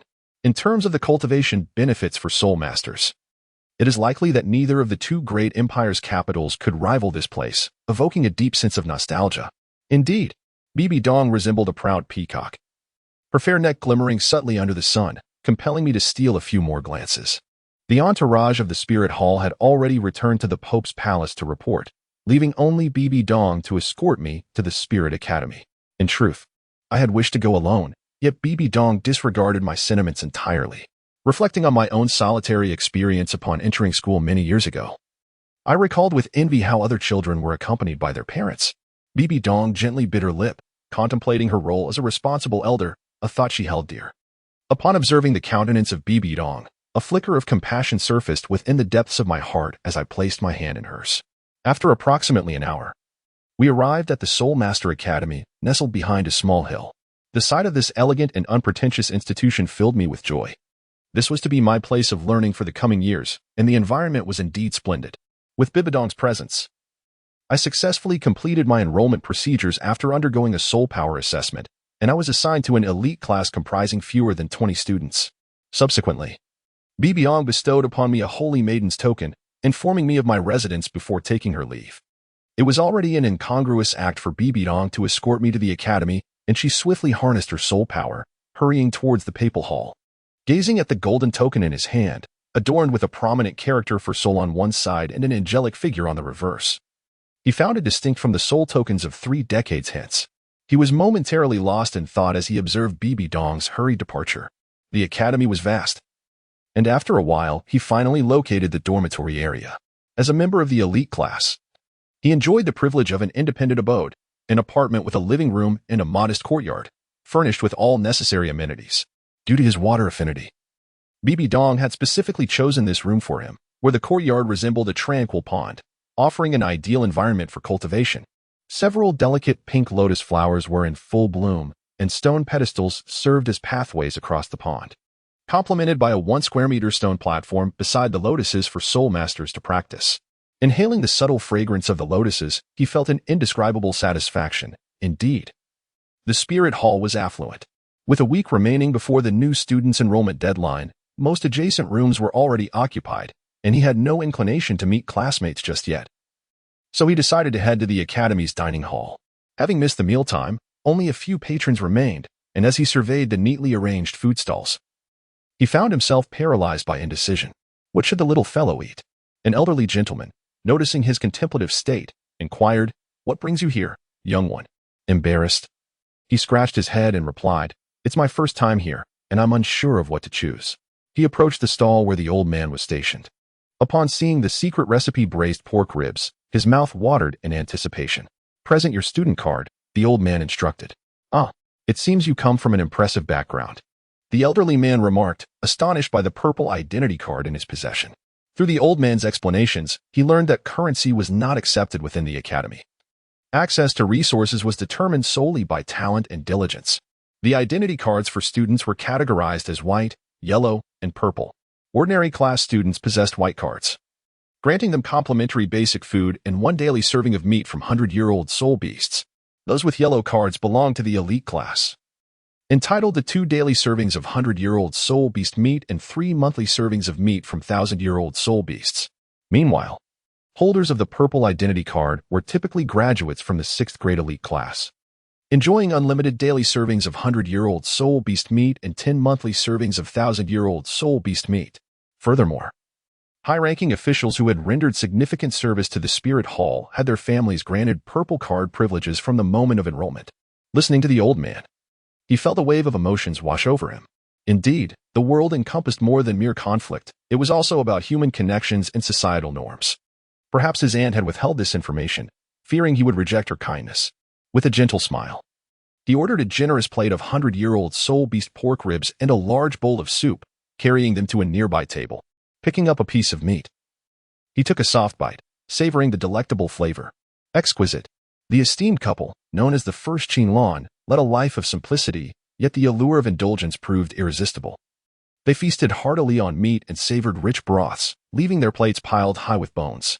After relishing their meal to a satisfying fullness, they reluctantly departed from the dining hall, casting lingering glances at the other culinary delights, reminding themselves that there would be many more opportunities to savor such pleasures in the future. Having completed the enrollment procedures, they took the time to leisurely explore the bustling Wuhuan city. By the end of the afternoon, they had gained a general understanding of the various districts within the city. Upon reaching the western part of the city, they paused before a shop marked with the emblem of a hammer. The Luiying sword was currently unsuitable for use, so they resolved to procure a more practical weapon, for otherwise they would feel an unsettling emptiness within. This establishment, known as the Divine Craftsman Pavilion, was the largest blacksmith workshop in Wuhuan City, and the iconic hammer on the sign indicated its affiliation with the Haotian sect. Stepping inside, they were pleasantly surprised to find that the shop was not the chaotic mess they had anticipated. Instead, an array of weapons, swords, spears, and staffs were meticulously arranged on display racks. A young attendant approached, inquiring about their needs, and guided them to a nearby weapons rack. There, they could find everything from broadswords to daggers. With a resounding clang, they selected a longsword, giving it a light flick that revealed its finely tempered steel, a trusted product of the Haotian sect. Having chosen a suitable sword to adorn their waist, they exited, having spent a considerable sum of 300 gold soul coins. The expense weighed heavily upon them, prompting thoughts of how to replenish their dwindling resources. Meanwhile, in the Pope's hall, a middle-aged man clad in papal robes, adorned with a golden purple crown and shimmering black hair, attentively listened to Bibi Dong's words. "So, your newly recognized nephew possesses remarkable talent? At merely 12 years of age, he has already reached the 33rd rank. In terms of innate ability, he stands out prominently along the entire path," she remarked. "With proper training, he could very well become the first auxiliary titled Douluo on the Great Road, effectively overpowering the 7 treasure glazed tile sect." Qian Xuanji, too, wore a delighted expression, astonished by the fruitful outcome of Bibi Dong's excursion. Indeed, one need only consider whose nephew he is. He also wields an impressive swordsmanship and excels in close combat. Bibi Dong replied, her pride evident. though she withheld the fact that the first had already grasped the essence of sword intent. As for the swordsmanship, there was no need for concealment. Too many were aware of it. Is that so? Qian Xuanji expressed his surprise. The pride Bibi Dong felt for her apprentice indicated that this young individual, known as First, possessed considerable skill in the sword arts. However, Qian Xuanji remained unconcerned. How formidable could an auxiliary soul master truly be? At most, they might possess a modicum of self-defense capability in the early stages. Very well. Tomorrow, take that young one to the third floor of the treasure pavilion to select a precious item. Consider it a reward for this endeavor to rescue you and vanquish that group of malevolent soul masters. You may choose one as well. To serve as a token of this rescue mission, Qian Xuanji said affectionately, regarding his disciple with warmth. Thank you, master, Bibi Dong exclaimed. Her excitement palpable as she expressed gratitude on behalf of First. After bidding farewell to her teacher, she skipped out of the hall, leaving Qian Xuanji seated upon the Pope's throne, lost in thought, pondering matters unknown. At this moment, First had returned to the academy. Mindful that the complimentary soul beast meat should not go to waste, for every meal was an opportunity not to be missed during this period of growth. First and foremost, one should resolutely deny any indulgence in temptation. Chapter 29. The Millennium Whale Glue as the protagonist, having gradually concluded their practice in the Lotus Pool, felt a significant enhancement in the Divine Illumination Sutra. A gleam of joy emerged upon their countenance. With this pace of cultivation, it would not be surprising to attain the Soul Sect realm before the age of 15, achieving complete mastery of the Divine Illumination Sutra. Glancing at the sky, noting that there was still ample time before lunch, they grasped the newly acquired sword, preparing to continue their training in the Lianqing sword technique. They aspired to swiftly break through to the realm of transcendence, aiming to comprehend another lethal move within the sword technique. The great snow fills the blade and bow. Dressed in a blue robe, with a treasured sword at their side and cloud-stepping boots upon their feet, their hair was gathered at the back of their head, secured with a coarse cloth strip. This was the heroic ensemble designed by the protagonists themselves. With utmost confidence, the protagonist strolled along the campus path, attracting the attention of many with an aura reminiscent of a celestial hero. A few upperclassmen even inquired about the origin of his attire. Within the training grounds, numerous students diligently engaged in their exercises. Before the protagonist could finish warming up, he heard Bibi Dong calling his name from afar, gesturing for him to come over. It seemed that today would not afford him the opportunity for training. He mused internally. "And I still wish to practice," he began, but before he could finish, Bibi Dong had already taken hold of his arm and led him away, leaving a group of students behind, wide-eyed in astonishment at their departure. Using her token, Bibi Dong guided the protagonist into the confines of the sacred mountain, where he followed closely behind her in silence. Along the way, she elaborated on the circumstances leading to their visit. When he learned that he could select a treasure from the third floor of the Wuhuan Hall's treasury, excitement surged within him. The most formidable force on the Douluo continent had amassed treasures for nearly a millennium. He could only imagine the wonders that awaited him. Even if the third floor contained only a fraction of those riches, it surely held valuable items. He hoped for a fortunate find, recalling how he had perused various texts within the Wuliang Hall over the past few years. At a platform halfway up the mountain, two middle-aged men, resembling each other and appearing to be in their 30s or 40s, sat in a nearby pavilion, engaged in a game of chess while savoring tea. Elder Qianjun, Elder Jiangma, I, along with the protagonist, have come at the behest of the Empress to select two treasures from the third floor of the treasury, Bibi Dong stated, slightly bowing and crossing her hands in a complex gesture of respect. The first hurriedly bent down to bow, demonstrating respect. It was the first time encountering the title Douluo, and thus did not dare to examine closely. At the forefront stood beside Bibi Dong, who instinctively averted his gaze, fixating upon the ground. "Ah, it's you, Dong," beckoned the fearless Douluo, gesturing for her to follow. The two promptly trailed behind. The fearless Douluo summoned forth a faint golden aura from his palms, slowly pushing aside the adjacent stone wall. With a series of soft clicks, a passage sufficient for two to traverse side by side emerged, revealing that the treasure lay within the holy mountain. "You understand the rules. Proceed," he waved at Bibi Dong before turning away. With a slight bow, Bibi Dong was the first to enter, gradually descending the stone steps. Earlier, the atmosphere had been tense, as both were titled Douluos, wielding supreme martial spirits, the spiral dragon staff. Each had attained the formidable level of 95 and held the esteemed position of elder within the Hall of Elders, overseeing the treasury. Subsequently, he began to elaborate on the treasury. The Spirit Hall's treasury was divided into 5 levels. The first level contained mere strategic items, such as forged steel ingots. The second level offered slightly better treasures, including rare herbal plants and minerals. Each subsequent level housed increasingly precious items, with the 5th level boasting extraordinary rarities and even millennia-old soul bones. Before long, they arrived at the 3rd level, where they were surprised to find patrolling guards. Patrolling in the mountains? Thought the first, bewildered, recalling that 2 super Douluos stood guard outside. Is this even necessary? After registration, the patrolling personnel presented a list of items available in the 3rd level treasury for the 2 to peruse. So, it turned out, they were merely the warehouse managers. Upon glancing at the daunting list, thick as a finger, one is at a loss. Indeed, the profound accumulation of the Spirit Hall over a millennium is astonishing. Perhaps it has hollowed out this mountain. What category of items do you seek? Bibi Dong inquired, eager to assist the first. This question, however, rendered the first speechless. Upon reflection, it seemed that he truly lacked for nothing. He possessed the flowing fire sword gifted by Bibi Dong, and just yesterday, he had acquired a transitional forged steel sword. It was hard to fathom what else he might need. Why not select a prescription that can enhance your physique? We have prepared one here. Utilizing it for daily medicinal baths could yield a month's worth, sufficient to facilitate your cultivation, Bibi Dong suggested. Unable to contain her thoughts as she observed the first bewildered expression, the first shook his head, realizing that not only could his primary soul skill restore vitality, but it also had the effect of harmonizing the body. As for hastening the cultivation of the divine illumination technique, he felt the essence of the technique meandering chaotically within him like an old man, making him wish he could give it a gentle push. However, he was utterly powerless to do so. Mentioning medicinal herbs sparked a thought for him. He flipped to the section on herbs and scrutinized it intently. 1000-year whale gel. That's the one, he exclaimed in surprise. Absolutely not. Bibi Dong firmly rejected his choice. You are still too young. You cannot consume it. Her ears tinged slightly with crimson. You certainly possess a wealth of knowledge. In that instant, he understood precisely where Bibi Dong's thoughts had wandered.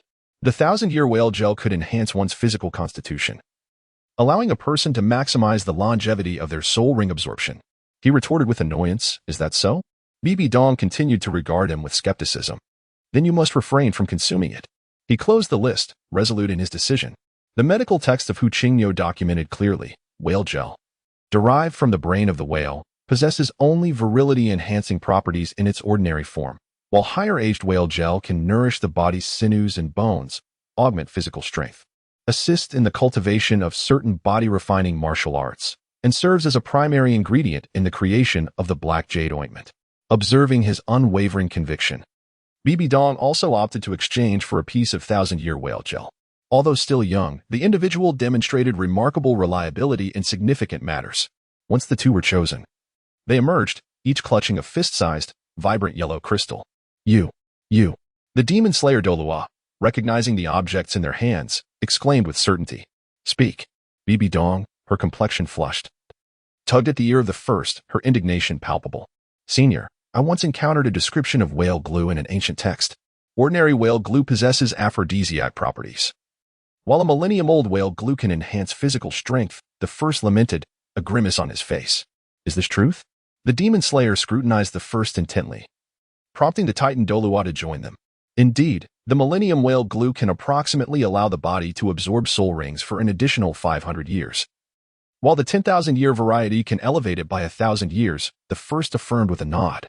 Excellent. If this holds true, you shall be greatly rewarded. I will certainly venture into the sea to procure a piece of 10,000-year whale glue, the titan Douluo proclaimed earnestly to the first. How is it utilized? Inquired the demon slayer. Simply heat it with intense flames until it softens. It can be consumed directly, the first replied after contemplating the text. The titan hurried away and soon returned with the soul master. Handing over the whale glue, he instructed the soul master to soften it. Once the soul master activated his martial spirit, he emitted a torrent of flames, and before long, the luminous crystal had softened. The first took it and swallowed it in a few bites.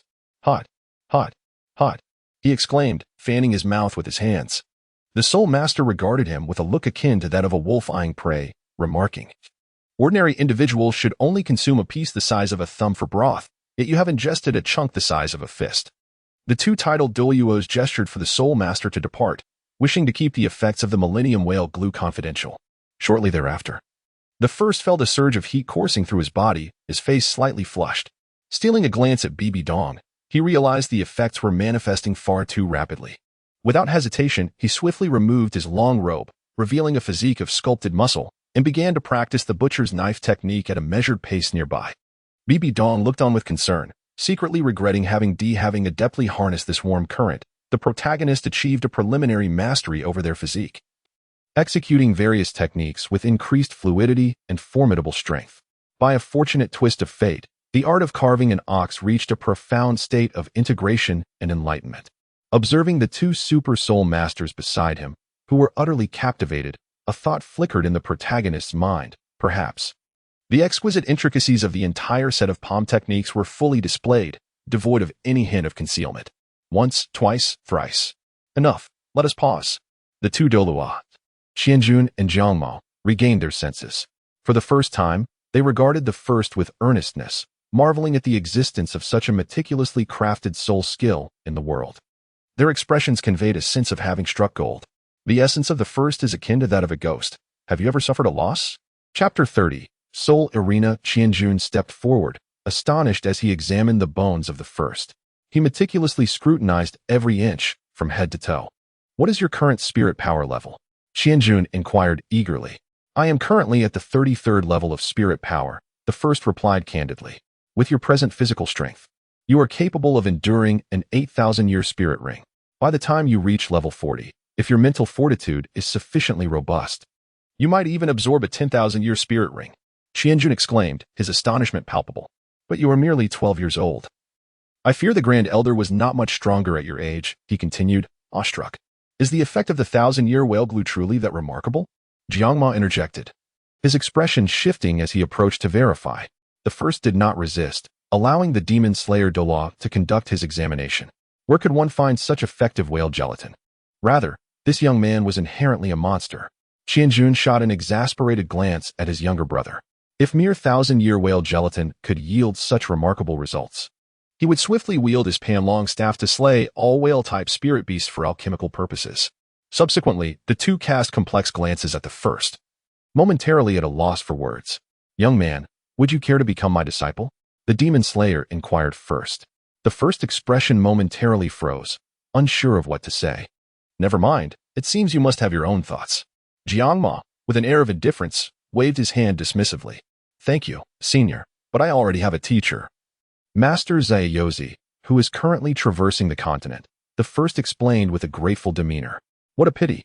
Both Jiangmao and Qianjun lamented. Zaiyozi, they murmured thereafter. A person capable of nurturing such a prodigy as the first, alongside possessing such exquisite soul skills, surely should not remain obscure. Yet, despite their ponderings, they could not arrive at a conclusion. What is your martial spirit? Qianjun inquired subsequently. My martial spirit is water, the first replied, summoning it forth. As the playful water spirit danced around the first, could it be from there? Qianjun and Jiangmao exchanged glances, filled with suspicion. After all, the Douluo continent is vast yet compact. However, that reasoning fell short, not to mention that the denizens of Sea God Island never appear on the continent. Even if Zaiyozi truly hailed from there, why wouldn't he bring the first back for cultivation? Had he truly embarked on a journey across the continent? After a moment of futile contemplation, they abandoned the thought. Today, I owe you a debt of gratitude. Your self-created soul skill has greatly benefited us.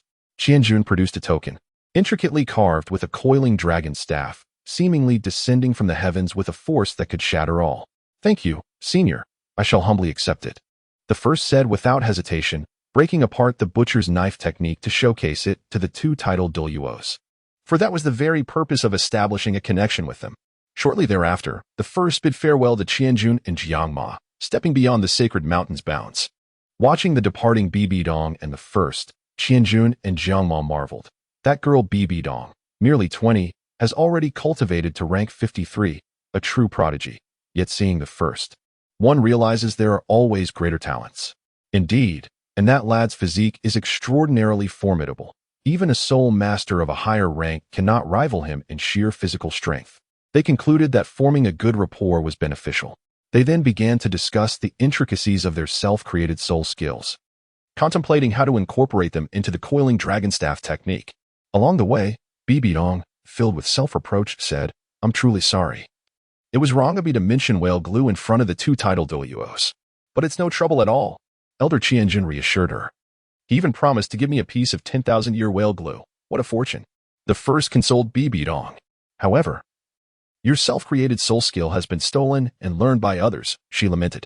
A self-created soul skill can be passed down through generations, flourishing within a family. And the thought that her mention had led to the appropriation of the first technique filled her with guilt. The two elders only borrowed it. Without the operational route of soul power, they cannot grasp its essence. Moreover, this token signifies our true gain. The first, firmly grasping the formidable talisman for subduing demons, did not deceive Bibi Dong. Casting a glance back at the papal hall, he recognized that it was still far from sufficient.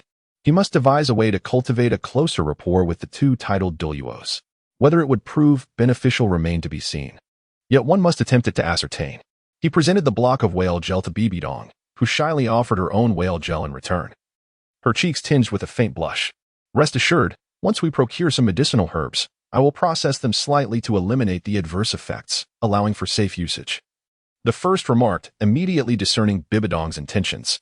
Were it not for his capabilities, he would not have permitted Bibi Dong to choose whale gel. For a young maiden to consume such a substance could lead to dire consequences with the slightest oversight. Really? You possess medical knowledge? Bibi Dong inquired, withdrawing the whale gel upon hearing his words. Of course, have I ever deceived you? The first retorted.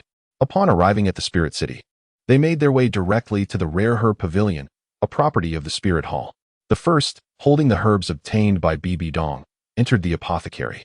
Engaging in a series of meticulous processes, washing, segmenting, blending, grinding, and roasting.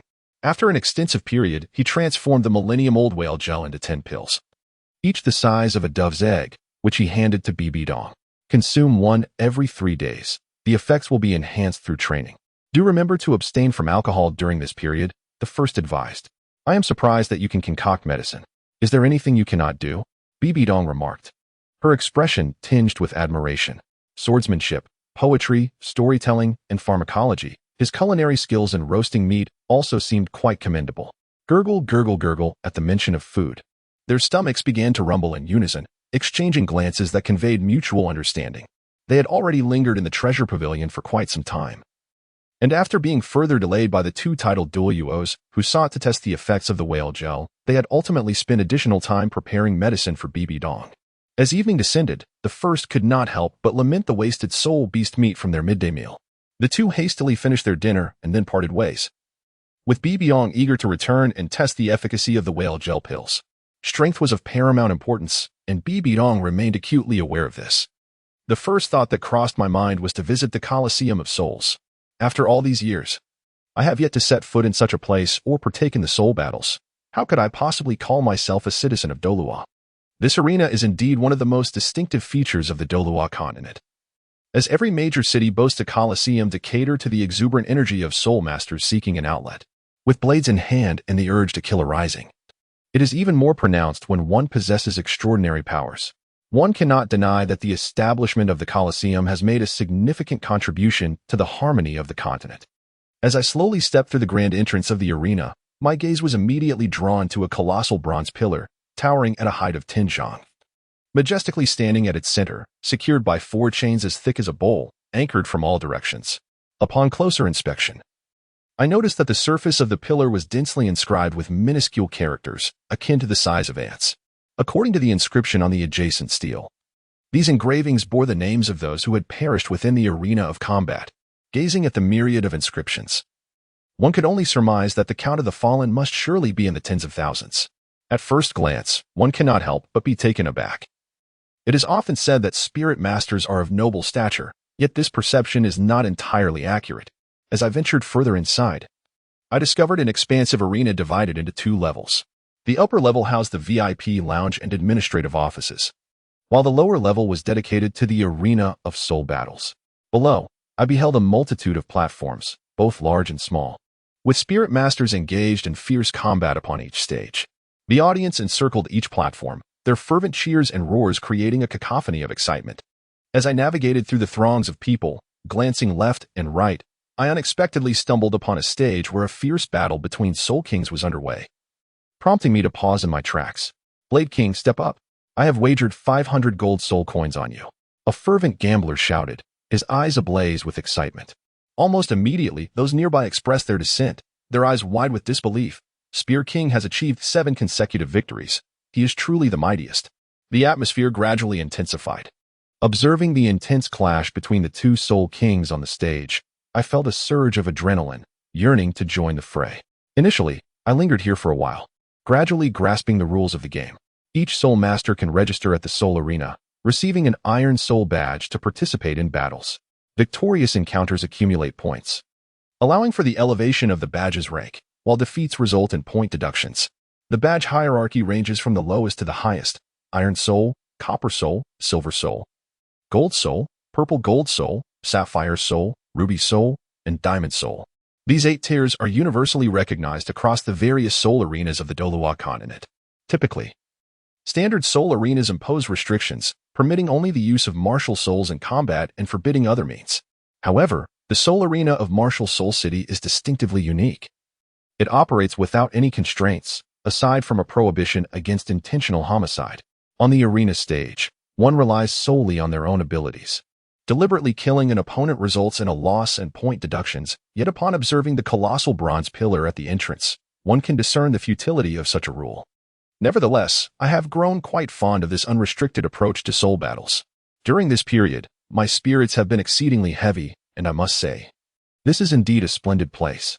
Chapter 31. The first battle in the Arena of Souls. The first step was taken towards the registration office of the Soul Arena. A businesswoman in her 20s, upon receiving 10 soul coins, inquired, "What is your martial spirit?" as she presented a crystal ball for testing soul power. Firstly, water. Subsequently, the first individual released their martial spirit, placing their hand upon the crystal ball, while soul power gradually flowed into it. Astonishingly, a soul power level of 33 was revealed. After expressing their amazement, they inquired about the name of the first individual. After a moment of contemplation, the first one slowly articulated 4 words: the Invincible East. The attendant cast a peculiar glance at the first individual, hesitating for a moment. "Would you prefer to choose a different name?" This was the first time in her 3 years of work that she contemplated offering a complimentary name change to a customer. It felt rather audacious. Gazing at the first individual's delicate features, it was truly difficult to envision what sort of transformation they might undergo. With unwavering resolve, he firmly rejected the notion and, clutching his iron fighting spirit badge, turned away from the arena. He made his way to the tailor's shop, where he commissioned a striking crimson long robe, identical in style to the president's attire he wore at the Arcane Academy. He refused to settle for anything less in his life. Upon learning that it would be ready by tomorrow, he turned and departed. On the afternoon of the following day, the first contestant arrived early at the Soul Arena, clad in a striking crimson robe, to register for the competition. The unrivaled Eastern and the Rampant Lion are summoned to Platform 3 on the west side. Shortly thereafter, the resonant calls echoed throughout the venue, causing the exuberant crowd to momentarily lower their voices, many directing their gaze toward the third arena. Such an audacious name had not been seen in years. It prompted reflections on the last time a similarly arrogant individual was so thoroughly defeated that they had to change their name. Curiosity sparked in the minds of many, and a throng began to surge toward Platform 3, eager to witness whether the bearer of such an ostentatious name possessed genuine prowess in battle or was merely lacking in intellect. The one clad in crimson attire stood resolutely on the arena, surveying the opponent before him, a lad of about 14 or 15 years. If all were as it should be, he ought to be his upperclassman. "Such flamboyant clothing. It seems you possess great confidence in your abilities," remarked the ferocious lion across from him. "Rising sun in the east. And I am invincible." The crimson-clad one replied, his tone measured yet resolute. "Undaunted in the east, Water Martial Soul, 33rd level support soul master, Iron Fighting Soul, with a record of 0 wins and 0 losses. Ferocious Lion Martial Soul, 36th level assault soul master, Iron Fighting Soul, with a record of 9 wins and 2 losses. Let the battle commence." As the host concluded the introductions, the audience erupted in murmurs. A mere auxiliary soul master, and a novice at that, dared to adopt such a flamboyant title. The audacity of today's youth is truly perplexing. Such boldness. When did support-type masters dare to engage in one-on-one battles? Ferocious Lion, tear him apart. Damn it, I wagered 2 gold soul coins on Undaunted in the East. Who would have thought he was a support type? My money's gone to waste. As the host unveiled the information of both contenders, the arena remained still. Yet the spectators were in an uproar. Undaunted situation defied all logic. A support type daring to participate in battle, and judging by his age, he must be a junior. Rest assured, my upperclassmen, I shall go easy on you. Undaunted playfully extended a finger and beckoned. Arrogant, roared the ferocious lion. With martial souls manifested. The ferocious lion became even more imposing. Their gazes locked, and they charged at one another. Wow, this support soul master is quite audacious. Such bravery, he's a true man. Whether it was mockery or genuine admiration, the audience had much to say. Meanwhile, the two combatants had already engaged in fierce confrontation. With his left hand, the first swiftly seized the wrist of the wild lion, pulling him aside and applying pressure, while his right hand deftly pushed, leaving the wild lion's defenses wide open. The first's left hand quickly retracted, gently pressing against the wild lion's chest. Thud, thud, thud. The wild lion appeared to be struck by a galloping cart. Staggering back 7 or 8 steps, feeling the impact upon his chest, his gaze filled with astonishment as he looked at the first. The audience, who had been cheering for the wild lion, resembled a flock of ducks with their necks grasped tightly. Senior, just a friendly greeting. Do not underestimate me, the first chuckled. Those brave enough to enter the soul arena surely possess considerable skill. I shall take this seriously now. The wild lion drew a deep breath. And the first yellow soul ring shimmered, his muscles appearing more taut, as he charged at the first. The first utilized the leisurely dance technique, engaging with the wild lion using the heavenly mountain palm. This scene resembled a great bear attempting to catch a butterfly, causing the audience to stifle their laughter. In that moment, no one doubted the first's capability to participate in the soul arena. The wild lion let out a furious roar, his second soul ring illuminating. His speed exponentially increasing as he closed in on the first, launching a powerful strike. Crash! The first met the wild lion's palm with his right hand, causing the wild lion to retreat 3 feet once more. How is this possible? Before the wild lion could react, the first, propelled by the force of their clash, gracefully drifted back, landing with a firm stomp that instantly bridged the gap between them, unleashing a flurry of attacks upon the wild lion. The onslaught, akin to a tempest, left the wild lion utterly unable to evade. As the purple soul ring flickered, a faint red aura manifested around the wild lion, bolstering his physical strength significantly. Nearly by 60%. Bang, bang, bang. The two engaged in an intense clash. No. It should be said that the wild lion was unable to withstand the first relentless assault, merely enduring a one-sided barrage. The first penetrated the defensive prowess of the mad lion, delivering palm strikes across its entire form. Initially, the mad lion perceived this as merely an annoyance. For under the protection of its third soul skill, such feeble force posed no threat. However, gradually, the mad lion discerned something amiss. The areas struck by the first felt akin to skin touched by snowflakes in the depths of winter, chilly and, as time passed, increasingly frigid. The mad lion's arms began to stiffen, its movements growing sluggish. With a resounding thud, the first slowly retracted his hand, gazing at the senior sprawled on the ground, trembling. He nodded to the referee, signaling the outcome. The invincible East wins. Victory. I had anticipated that a character with such an audacious name would possess formidable skills. Aside from 2 gamblers who wagered on the first defeat, the rest regarded him with disbelief. He had triumphed. A mere support type had vanquished a formidable attacker. The crowd erupted, chanting, "The Invincible East! The Invincible East!" The atmosphere grew electric. This spectacle unfolded right before their eyes. The mad lion had utilized all 3 of its soul skills and had shown no mercy.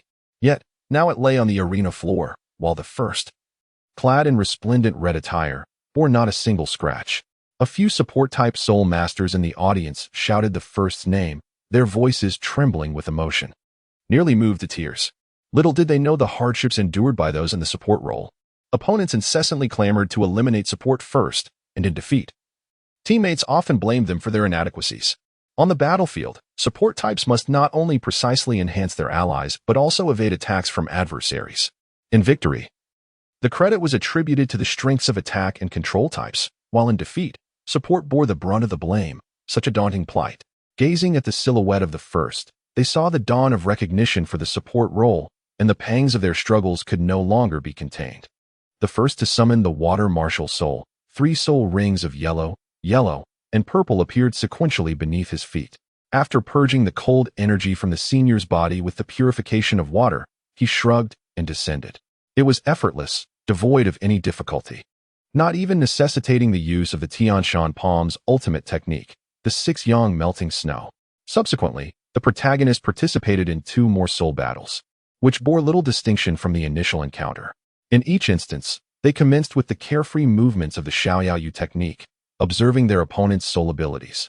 Ultimately, they engaged in close-quarters combat, overpowering their adversary and sending them crashing onto the arena floor. Disengaging from a throng of admirers, the protagonist exited the soul battle arena. Having gained clarity, the protagonist, buoyed by the formidable support of Bibi Dong and residing within the confines of Spirit City, felt utterly secure. Should anyone dare to covet his self-created soul skills, he would not hesitate to summon the esteemed titled Douluos, Qianjun and Jiangma, to address the matter with due diligence. Merely feigning ignorance while biding one's time could easily lead to genuine vulnerability. In the realm of martial arts, relentless dedication alone does not suffice for continual advancement. A plethora of adversaries is essential. Tossing aside the gold soul coins he had earned, he acknowledged that with strength, wealth was indeed easily acquired. In the ensuing days, the protagonist resumed a disciplined routine. Mornings were dedicated to the practice of swordplay and palm techniques, while afternoons were spent either contemplating the one-yang finger or delving into the profound texts of medical lore. After enjoying dinner in the evening and taking a moment to rest, he would stroll to the soul arena to digest his meal, followed by evening training in the courtyard. Diligently practicing the divine reflection scripture, each day feeling remarkably fulfilling. The morrow heralded the commencement of the new academic year. With both upperclassmen and the new cohort having arrived at the academy, the dining hall was bustling with activity, and the protagonist settled into a secluded corner, dining alone. At that moment, several individuals approached him.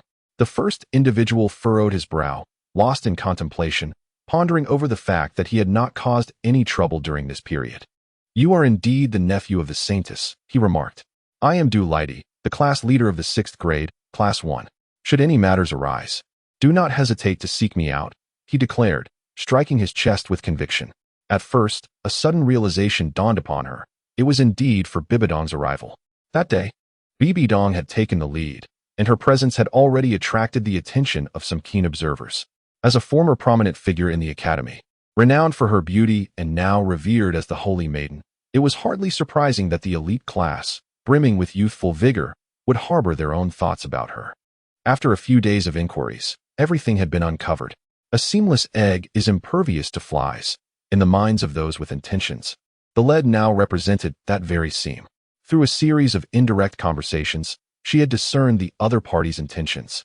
"Are you interested in pursuing my aunt?" she asked candidly. "And no, that's not it," Douluo stuttered, his face flushing crimson, his gaze evasive. He neither denied nor dared to affirm it, for the repercussions of such news could be dire. His purpose for coming this time was merely to assert his presence. A chance encounter with the Holy Maiden would have been an added bonus. Little did he expect her to be so forthright.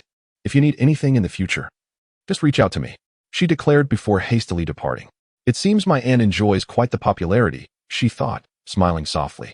Not one to mince words, she pondered how the other party could leave so swiftly. Chapter 32. Classmates at the break of dawn. The first student hurriedly made their way to their respective classroom, burdened with a backpack. On the first day of class, arriving late was certainly not advisable.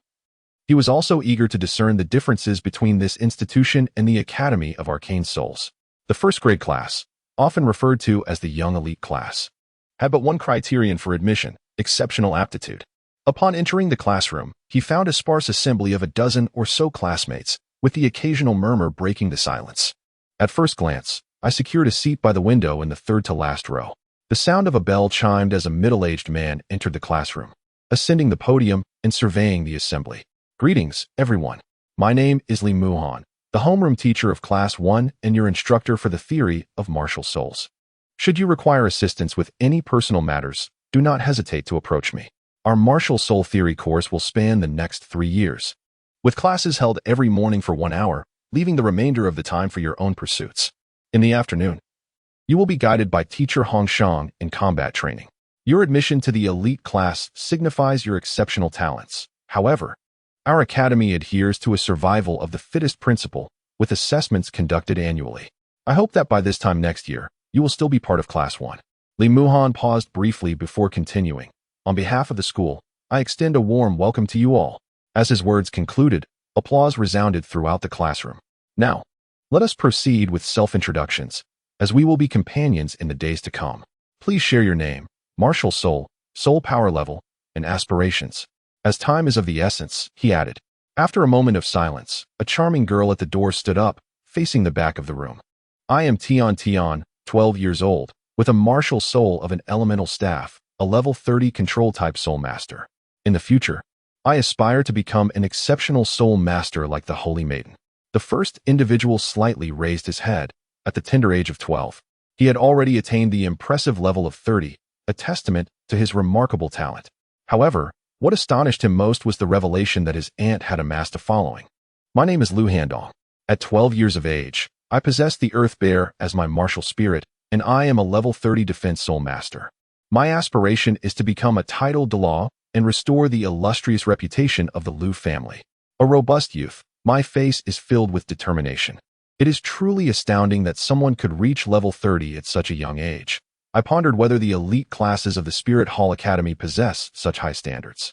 Surely, in the decades to come, few among the main characters would achieve such a level. I am Xiang Mu, and I am 11 years old. My martial spirit is the Celestial Green Vine, and I am a level 29 Great Soul Master. My dream is to lead a prosperous life alongside my mother in the future. It is evident from the very beginning that this individual, Xiang Mu, likely hails from a humble background with modest family circumstances. My name is Feng Ming, and I am 12 years old, possessing the martial soul of the Golden Wind Eagle, a level 31 agility-based soul master. My aspiration is to become the pride of my grandfather. Subsequently, a boy with an air of arrogance stood up, casting a sweeping glance over the crowd before taking his seat. It is apparent, without the need for inquiry, that at this age, with this level of soul power, and given his tone of speech, his grandfather must undoubtedly hold a high position within the Spirit Hall. I am Yuing, also 12 years old, wielding the martial soul of the Overlord Spear, a level 30 strength-based soul master. I have just made a breakthrough and have yet to acquire a third soul ring. My ambition is to defeat the inheritor of the Broken Soul Spear in the future, establishing the Overlord Spear as the supreme weapon in the world.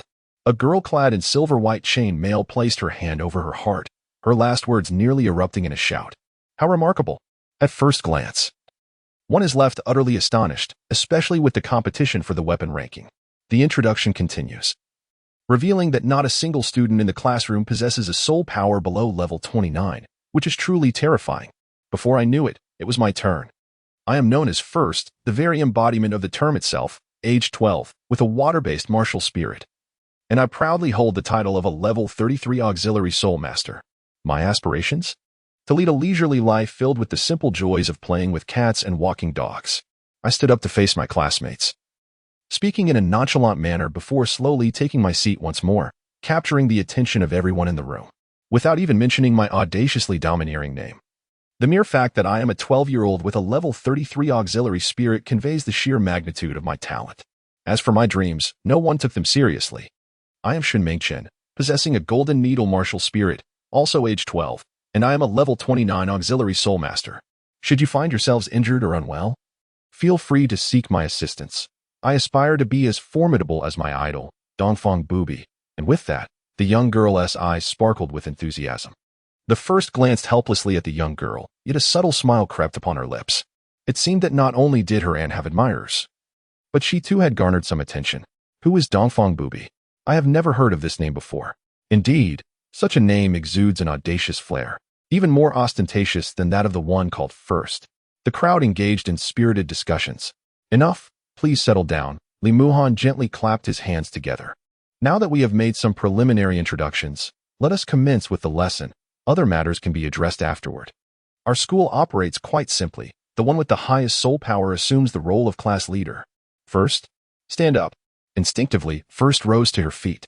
From now on, you shall be the class leader, managing your classmates in the absence of the teacher, Li Muhan stated with unwavering authority. There were no objections from the others. Subsequently, Li Muhan opened his book and began to elucidate the classifications of soul masters and their individual roles, delving into the branches of offense, support, and control with clarity and depth.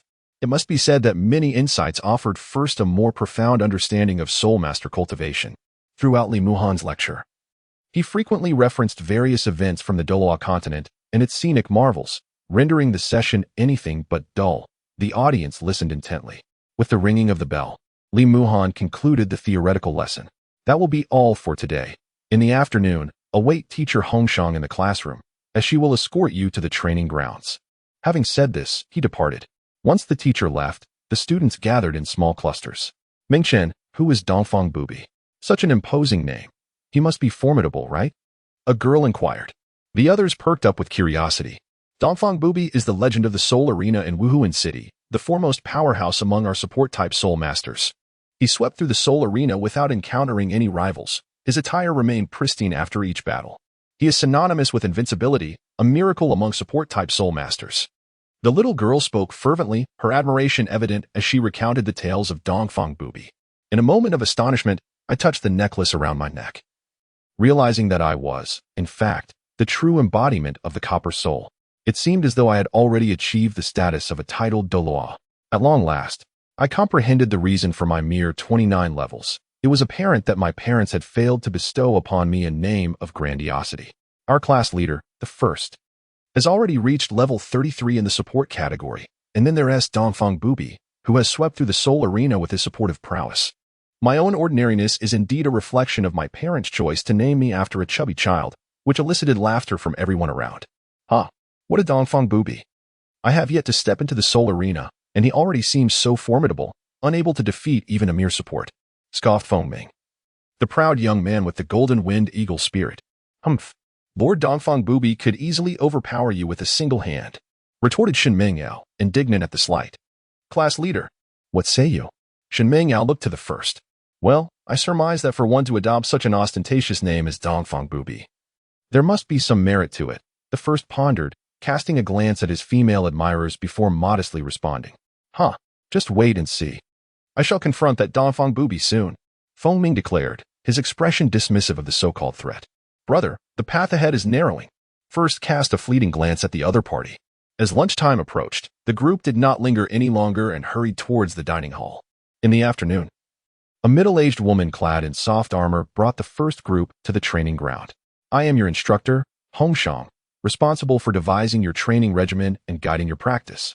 Should you encounter any uncertainties during your training, do not hesitate to approach me.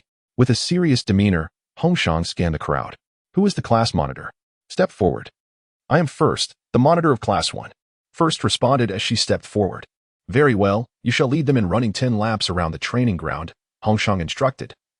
Gesturing with her hand, First took the lead, guiding the group as they began to jog forward at a steady pace. In that very instant, I comprehended the teacher's intentions. The training ground was vast, and the teacher did not genuinely believe they could complete 10 laps. It was likely an attempt to assess the physical fitness of each student. The body is of paramount importance. No assessment can gauge an individual's physical condition, willpower, and potential as effectively as running. The leader guided the group in a run around the training ground, all the while reminding them to be mindful of their breathing rhythm. He imparted some simple breathing techniques that could help mitigate physical exertion. In light of his efforts, many expressed their gratitude towards the leader. And even Lu Handong acknowledged the leader's authority. With a gentle smile, she paid it no mind. After all, it was merely a small investment, a trivial endeavor. 1 round. 2 rounds, 3 rounds.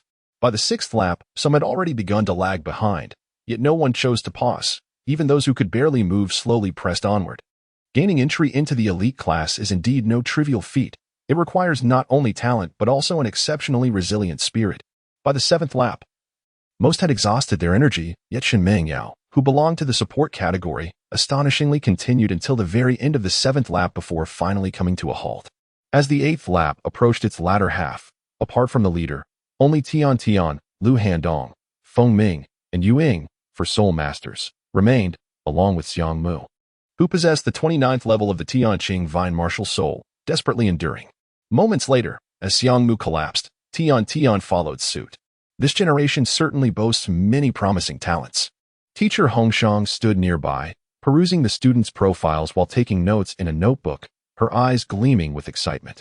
Chapter 33. The Dawn in the East. Regulate your breathing. Do not rush. Inhale. Exhale. The first person exhibits only a slight breathlessness, starkly contrasting with the 3 who persist solely through sheer willpower. Not long after the commencement of the ninth circle, Yu Ying, adorned in silver soft armor and wielding the soul of the Overlord's spear, succumbed to defeat. As the competition reached the halfway mark of the ninth circle, both Lu Handong, who possessed the Earth Bear soul, and Feng Ming, with the Golden Wind Eagle soul, were eliminated simultaneously. Although Feng Ming boasted a soul power of level 31, surpassing Lu Handong by 1 level. Lu Handong's status as a defensive soul master endowed him with superior physical strength, ultimately leading to their concurrent downfall, as the protagonist found himself alone.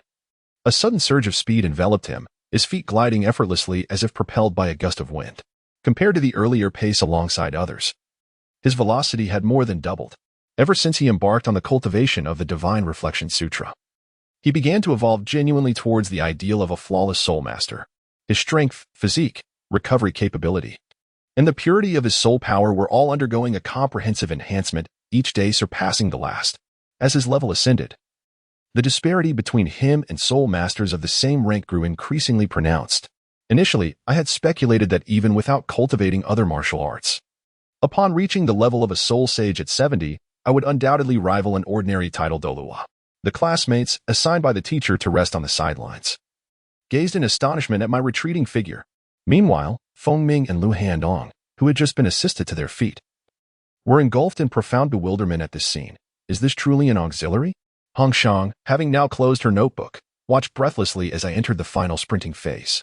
She recognized that this cohort had birthed a genuine prodigy. The youth sprinting ahead could certainly rival the saintess who graduated 2 years prior. The Spirit Hall is poised for flourishing. With the emergence of the Haotian twin stars from the Haotian clan and the presence of Bibi Dong and myself in the Spirit Hall, it could easily overshadow the Haotian clan. Hailing from the Spirit Hall, Hong Shang was filled with exhilaration upon witnessing the rise of yet another talent.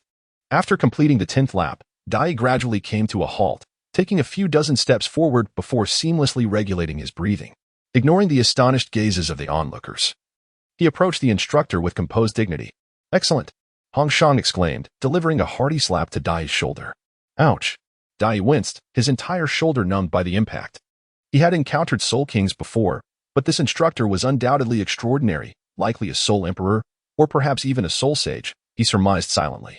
Suddenly, an unsettling sensation crept over him. Hong Shang's hands began probing Dai's body with clinical precision. With a swift exertion of strength, Dai broke free and retreated into the safety of his classmates. Though he understood the instructor was merely assessing his bone structure, being subjected to such scrutiny in broad daylight, surrounded by peers, was undeniably uncomfortable. Moreover, this was the 3rd time in recent days, after being examined by the esteemed titled Douluo's Qian Jun and Jiang Mo, and even the most patient soul would bristle at such repeated intrusions. Though momentarily caught off guard by Dai's evasion, Hong Shang had already gleaned enough about his physique. "Are you a 100,000-year-old Titan giant ape in human form?" she stammered, her voice trembling. "No, even a Titan giant ape's transformation might not rival your physical prowess." Despite knowing that within Wuhuan City, a 100,000-year soul beast could never conceal its nature, and that Dai was unquestionably human, the question escaped her lips unbidden. "What do you think?" Dai retorted, rolling his eyes in exasperation. His classmates, though unaware of the specifics, needed only observe their instructor's stunned expression to grasp that Dai's strength was nothing short of monstrous. A wave of silent self-doubt swept through them. Since when have support-type soul masters been this formidable? Followed by an oppressive weight of inadequacy. "Very well. I now understand your conditions," Hong Shang declared, regaining her composure. "In the coming days, I will tailor training regimens based on your individual aptitudes.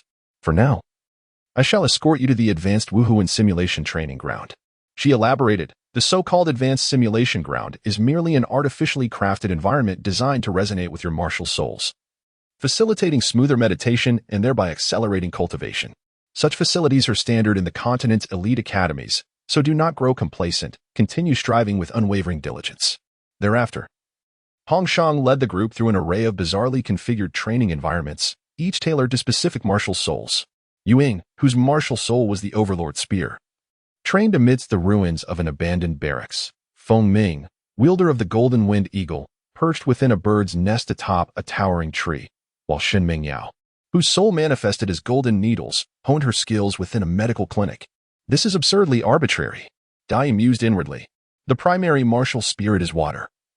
There is no necessity to rush to the training ground simulation area, as one can meditate by the lotus pond at home. Although the protagonists did not perceive any acceleration in their cultivation speed, the picturesque surroundings provided a sense of tranquility. In the following days, each individual's training regimen was meticulously crafted, and upon reviewing their own plan, the protagonist found it to possess a touch of novelty. Swimming in the water became an essential exercise, with the aim of exhausting physical stamina daily to promote bodily growth. Firstly, it is understood that water possesses a certain resilience.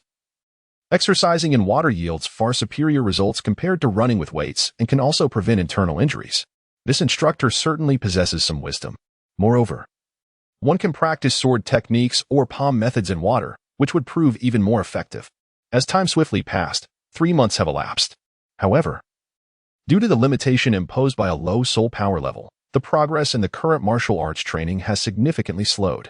Intensifying the training efforts does not yield a favorable cost-performance ratio. At the outset, I delved into various martial arts, hoping to glean insights that would elevate my own martial comprehension. Among them, I approached the blood blade technique with particular seriousness. Dean experienced a significant advancement in his martial prowess by merging the blood blade technique with the lianqing swordplay. Perhaps by practicing both, one might uncover unexpected delights. In my daily routine, aside from training, I clandestinely ventured to the soul duel arena at night, where I achieved consecutive victories, ultimately attaining the silver soul duel rank. Meanwhile, my classmates were utterly exhausted from their rigorous training schedules, remaining oblivious to the fact that I was, in truth, the invincible Dongfang Bubi. Only teacher Hongshang seemed to sense something amiss, her gaze towards me increasingly peculiar. Currently, within the realm of silver battle souls, he has achieved an impressive streak of 12 consecutive victories, with merely 8 more needed to ascend to the golden battle soul tier. Although the battle arena has appointed formidable opponents with the intent to thwart his ascendance, they have ultimately served as stepping stones, further enhancing his renown within the arena. With the sun rising from the east, I remain undefeated. This phrase has gradually permeated the battle arena and spread throughout the martial soul city. The atmosphere is charged with the fervent cheers for the champion, and this particular combat event is situated at the very heart of the arena, known as the Star Arena, drawing an even larger audience. The first incarnation, known as the Indomitable East, is engaged in an intense close-quarters combat with an opponent designated as Heavy Mountain, a soul master of level 39. This adversary, a formidable defender, possesses a silver soul badge and wields the ironclad rhinoceros martial spirit, demonstrating exceptional defensive capabilities among peers of the same rank. This is precisely why the Soul Arena has chosen this opponent for the first challenge. Aware of the formidable nature of the one called Indomitable East, Heavy Mountain has adopted a defensive strategy, waiting for the opportune moment to counterattack. Notably, his second soul skill is one that purifies abnormal states, effectively countering the first Tianshan palm technique. Observing this, the first focuses his energy into his index finger, unleashing the one-yang finger technique, striking the opponent's divine seal, jade hall, and cloud gate acupoints. The energy penetrates the body, momentarily severing the flow of soul power to the arms. Crack, crack, crack. Seizing the opportunity, he executed the butcher's cleaver palm technique with surgical precision, dislocating tendons and misaligning bones before retreating gracefully. Though Choshan remained in his martial soul possession state, his arms were now a tangled mess of fractured bones and disrupted meridians. Unable to even contemplate combat, he stood frozen, beads of sweat the size of soybeans cascading down his face, not daring to make the slightest movement. I concede defeat. Choshan gazed at the youth clad in fiery crimson robes, genuine admiration blossoming in his heart. Sunrise in the east. Invincible under heaven. The first devotees roared with frenzied devotion, their voices rising in exultation. In their hearts, the Invincible East had transcended mere combatant status to become an indomitable creed. This was the absolute trust forged through 3 months of consecutive duels, where the first had effortlessly vanquished every opponent with seemingly casual ease, a phenomenon rarely witnessed in the arena's storied history. Such was the depth of this conviction that they believed, regardless of the adversary, the Invincible East would never taste defeat. With precise cracking sounds, the first approached his vanquished opponent and restored Chongshan's arms to their proper alignment. Firstly, he utilized his primary soul skill to restore Chongshan's vitality and, simultaneously, to alleviate his injuries slightly. "Thank you," Chongshan replied with a slight bow before turning to depart. After all, having been defeated by numerous soul masters, he felt no embarrassment in his loss. Upon entering the arena, I arrived at my designated lounge, where a fruit platter adorned the coffee table. Settling into the sofa, I reflected on the recent battle, analyzing and extracting lessons learned. Suddenly, a series of knocks echoed through the room. My brow furrowed. The attendant should surely be aware of my preferences. With a hint of impatience, I opened the door. To my surprise, it was none other than Bibi Dong, who sprang forth. "Auntie, is that you?" My eyes brightened at the sight of her. These past few months, I had been unaware of what had occupied Bibi Dong's time, as she had not visited the school to see me. On several occasions, the first had visited the abode of Bibi Dong, yet found it perpetually empty. This time, by happenstance, she encountered Bibi Dong, and the first's face lit up with joy. Upon hearing rumors of an unparalleled figure in the Duhan arena, a master of the supportive arts who had rendered numerous soul masters nearly despondent, she immediately surmised it was you. Bibi Dong beamed with pride. "It's not that exaggerated," the first humbly replied.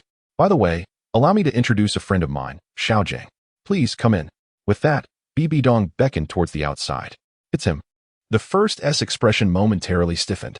Chapter 34. The Soul of No Waste. With the call of Bibi Dong, a young man in his 20s entered, exuding an air of composure. He was impeccably groomed, radiating a sense of decisiveness and steadiness. His short black hair framed a face where thin lips, pressed tightly together, hinted at an underlying tension. Though his gaze was resolute, it inadvertently revealed a trace of unfulfilled ambition. This individual was complex, filled with contradictions. Reflecting upon the information from a past life and comparing it to the person before him stirred deep contemplation. "Greetings, I am Yu Xiaojiang, a friend of Donger. You may also call me Brother Yu," he said, observing the youth before him with a blend of curiosity, confusion, and a hint of sorrow, ultimately managing to form a stiff smile. "Hello, I am Di," he replied, nodding slightly at Yu Xiaojiang while scrutinizing this individual who would play a significant role in the future. The fact that he referred to Donger raised the stakes considerably, and a sense of unease crept into Di's heart. Upon reflection, the reason why Bibian harbored such profound feelings for Yu Xiaojiang decades later was likely not solely rooted in love. After years of contemplation, Bibian had become entranced. By that time, Yu Xiaojiang had transformed into her obsession, the solitary light within her heart. Hence, the thought crossed her mind to seize an opportunity to eliminate Yu Xiaojiang before her feelings deepened. Even if Bibidan were to hold her accountable, it would surely be far easier than confronting Qiang Sunji directly. The longer this situation persisted, the more substantial Yu Xiaojiang's presence loomed in Bibidan's heart. However, to her astonishment, while she was still devising her plans, the two had already grown so close. Gazing into Bibidan's joyful eyes, she questioned whether she could truly act. From Bibidan's perspective, could she accept that her own kin had slain her beloved under the pretext of her well-being? Would she not find herself ensnared in another vicious cycle? All these considerations weighed heavily on her mind. Pressing her fingers to her temples, she felt a twinge of headache. "First, what is troubling you?" Bibidan inquired with concern. "It's nothing. I was merely reflecting on the details of the match and perhaps overthinking it a bit. My head feels a bit swollen," she replied, her heart growing more complicated under Bibidan's earnest gaze. "Really? Do not overexert yourself. You are the most talented soul master I have ever encountered. Even Tang Hao, who is renowned as the Haotian new star, pales in comparison to you at the same level. You will undoubtedly become a formidable title Douluo in the future," Bibidan declared proudly as she looked at the first. "Is that truly the case?" "I have never deceived you," the first affirmed, meeting Bibidan's gaze with sincerity. "Aunt, what have you been busy with lately? I haven't seen you around," the first inquired curiously, having sought Bibidan several times recently without success. "As the saintess, I must periodically travel to various locales to console the followers of the angel god. I just returned the day before yesterday and have been assisting Xiaojiang in organizing some materials for the spirit hall," Bibidan explained. "By the way, first, Xiaojiang possesses extensive knowledge of martial souls, which can facilitate your cultivation immensely." Her admiration for Yu Xiaojiang was unmistakable, as her words frequently revolved around him. Even with mental preparation, upon witnessing this scene, the pressure of the future felt even more overwhelming. "Brother Yu, is it true? I truly have some uncertainties and was just about to consult with the teacher." Observing the expectant expression on Bibidong's face, the protagonist sighed inwardly. "Feel free to ask me any questions. I will assist you with whatever knowledge I possess. Perhaps to showcase his erudition, or perhaps out of respect for his aunt," Yu Xiaojiang assured her. "Even if I am unaware, having another perspective to consider is beneficial," he added. It seemed that upon venturing into the realm of his expertise, Yu Xiaojiang, who had previously stood to the side with little presence, transformed into a figure brimming with vigor, exuding a powerful aura of confidence. The initial desire to seek consultation from someone is not merely to provide a topic for Yu Xiaojing, taking into account Bai Baidong's influence, but stems from genuine thoughts and considerations.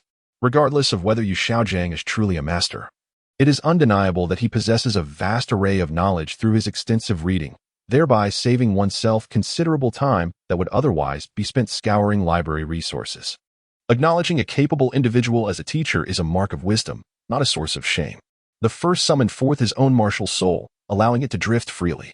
Upon witnessing the martial soul, Yu Xiaojing's gaze sharpened instantaneously. His visit alongside Bibi Dong was primarily motivated by a desire to investigate this martial soul.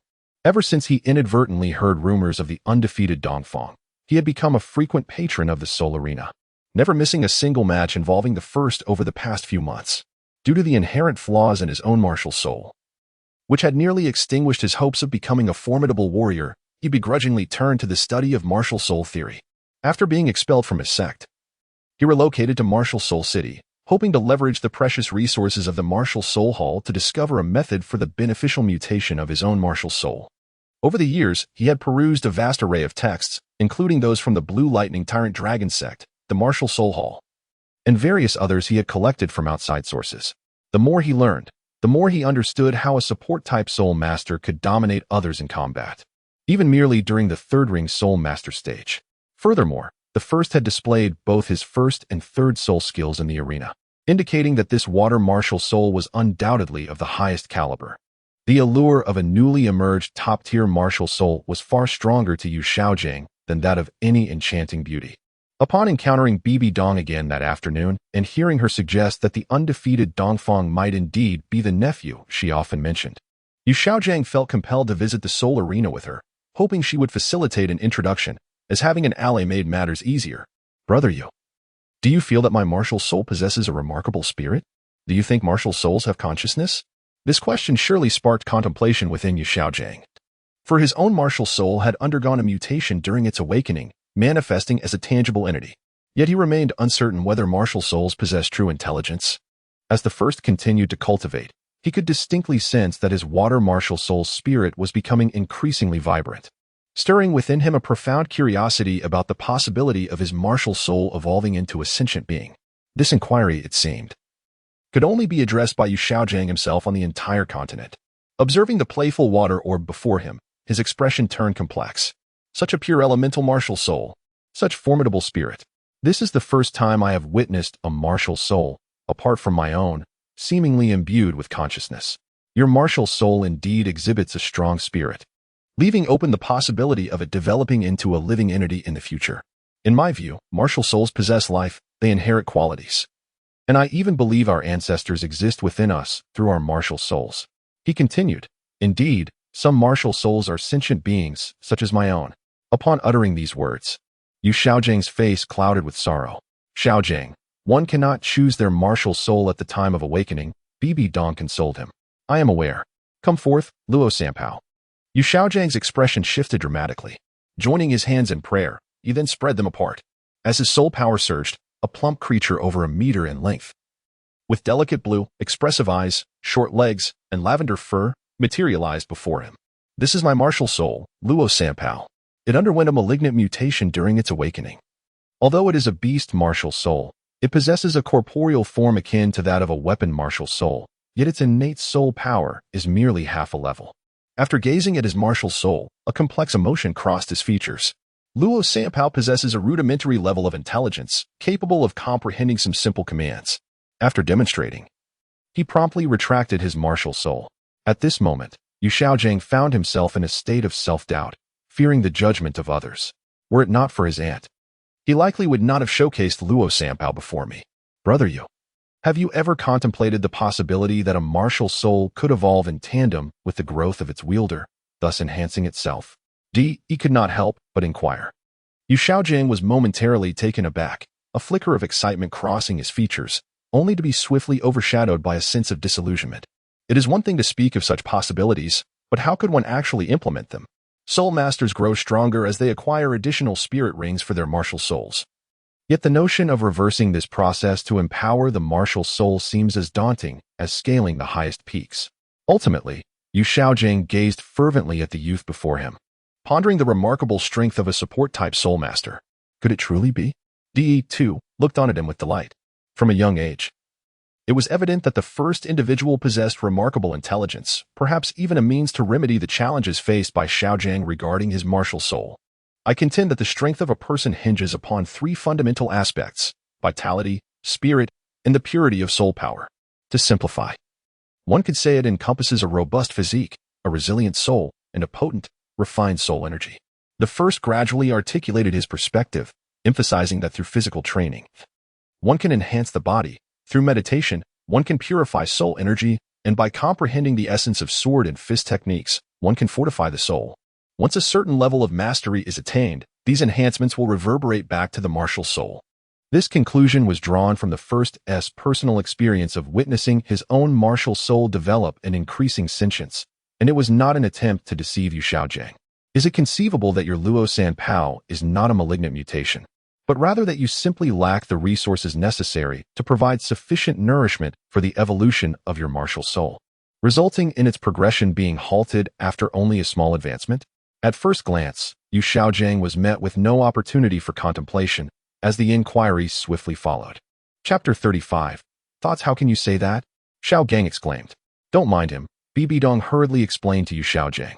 So, what exactly must be done to allow a martial spirit to evolve?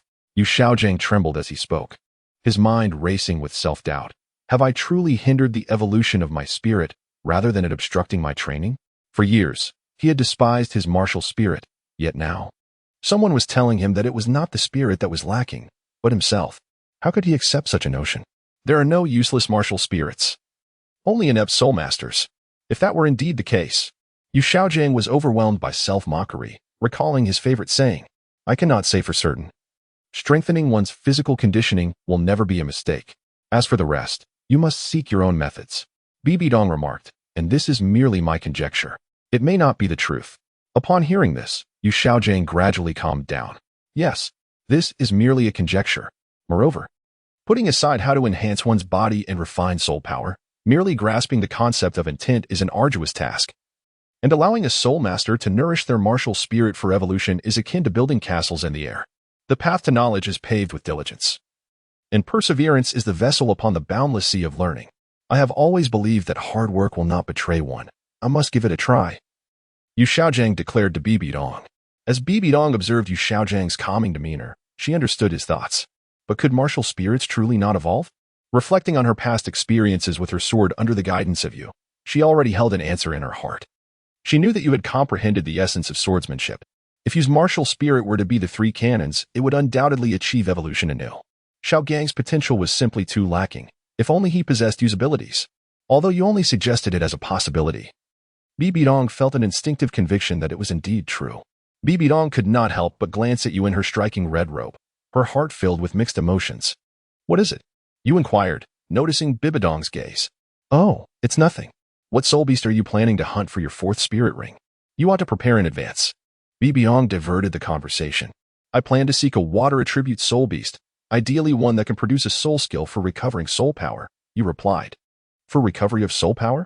The heavenly water goose, the emerald swan, and the vast sea pufferfish all possess the potential for such skills.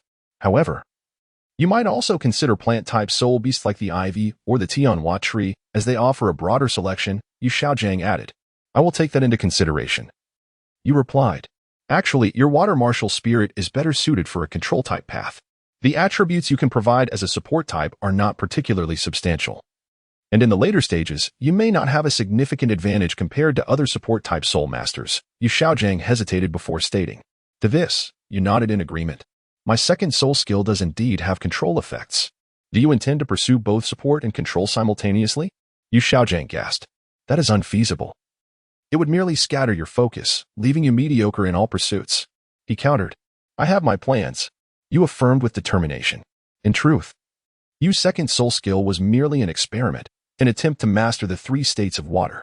Though it had not been entirely successful, it yielded some results. The chill from the Tianshan heart method had imbued her second soul skill with ice attributes, making Yu realize that soul power is fundamental. There may yet be opportunities to master the three states of water, ice, and air in the future, and once successful, You could potentially bypass the barriers of heaven and earth to touch upon the laws, an unimaginable feat in the Douluo continent. Xiao Gang, it's getting late. Let's call it a day. Bibi Dong, recognizing Yu's resolute nature, wished to avoid souring the atmosphere. All right, Yu Xiaojiang replied, slightly taken aback, nodding in agreement. Although he had yet to study Yu's martial spirit, being the nephew of Bibi Dong meant he would have ample opportunities in the future. He needed to reflect on the feasibility of Yu's conjecture, his thoughts tangled regarding his own martial spirit. You should return as well. Rest well. As you were still growing, Bibi Dong insisted, pulling you along as they exited. The first reason that comes to mind for declining. Seated cross-legged by the lotus pond, he reminisced about the recent events. Revealing Yu Xiaojiang's martial soul issue had been a deliberate decision upon realizing Bibi Dong had fallen in love. Even if the path to resolving his martial soul problem proved arduous and hope seemed faint, Yu Xiaojiang would never abandon his pursuit. This very determination would drastically reduce his interactions with Bibi Dong. Under the butterfly effect, even Qian Xuanji's actions might be delayed, and time was precisely what he lacked most. As for whether Yu Xiaojiang could overcome Luo Sanpeio's limitations and grow stronger? At over 20 years old, he possessed neither foundation nor cultivation techniques. His physique, soul power, and spirit, none were easily remedied. With a stroke of sword intent, he severed the distracting thoughts and gradually immersed himself in cultivation. He had no time for rest. At dawn the following day, the first student slowly opened his eyes to greet the rising sun, a familiar routine by now. In the training ground, Hong Shang observed the somewhat lethargic students and clapped her hands to gather their attention. Are you aware of the prestigious Soul Master tournament held by the Advanced Academy? She inquired.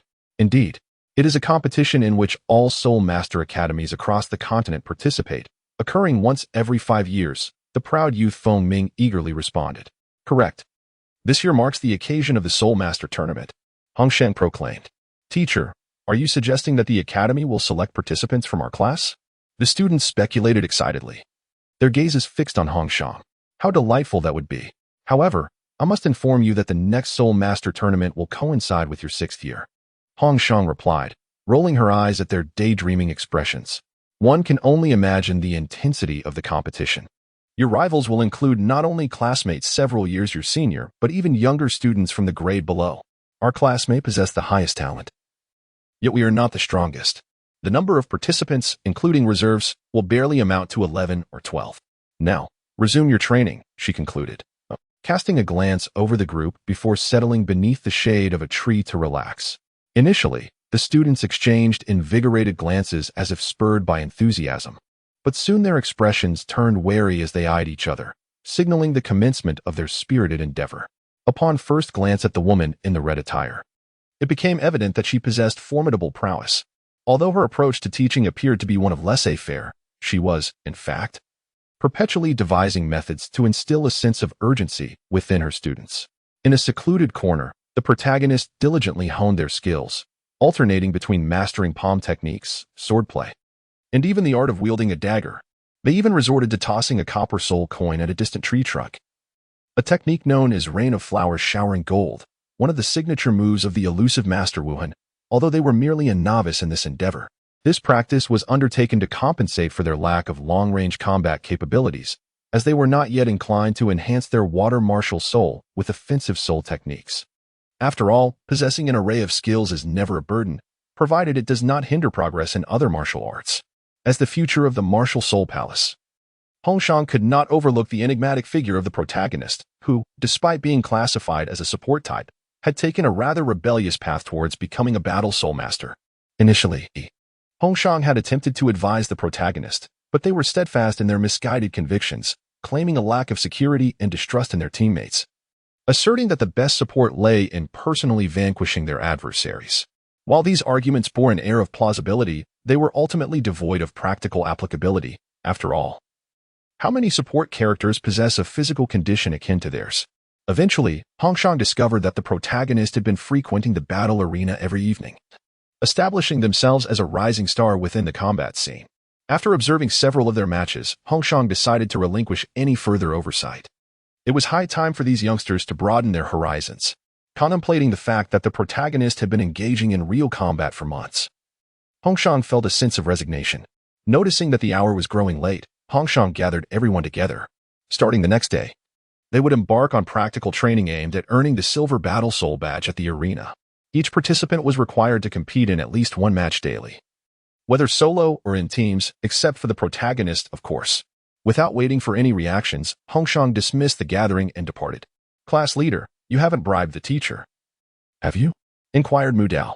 Indeed, this training period has been quite rigorous. The teacher has been strict with all of us. Yet, they seem remarkably lenient towards you. I harbor serious suspicions that the class leader has gifted the instructor something. The building structure seemed to tilt slightly as the conversation continued. The first one observed and remarked, have you contemplated the possibility that I might be too formidable, leaving the teacher with little to impart? As the thought lingered, they gazed at the horizon where the sun was setting, a subtle smile gracing their lips, and their heart brimming with anticipation. Just you? A supportive wind elemental opened their mouth to deliver a scornful remark, only to suddenly recall the first one's exaggerated physical prowess. Could it truly be that this individual is exceptionally strong? Chapter 36, Astonishment due to the excessive number of students in one class. Hongchang divided them into two groups, one to practice in the afternoon and the other in the evening at the Soul Duel Arena. As dusk approached, Fengming, Yuing, and Shinmingxi's team had arrived at the entrance of the arena, gazing in awe at the majestic iron pillars. Although the semester was nearing its end, this was their first visit, and they marveled at their surroundings, exchanging whispers of astonishment. Fengming, Mengchen, a voice called out from the entrance, belonging to Tian Tian, a member of the first team who had just completed her inaugural duel.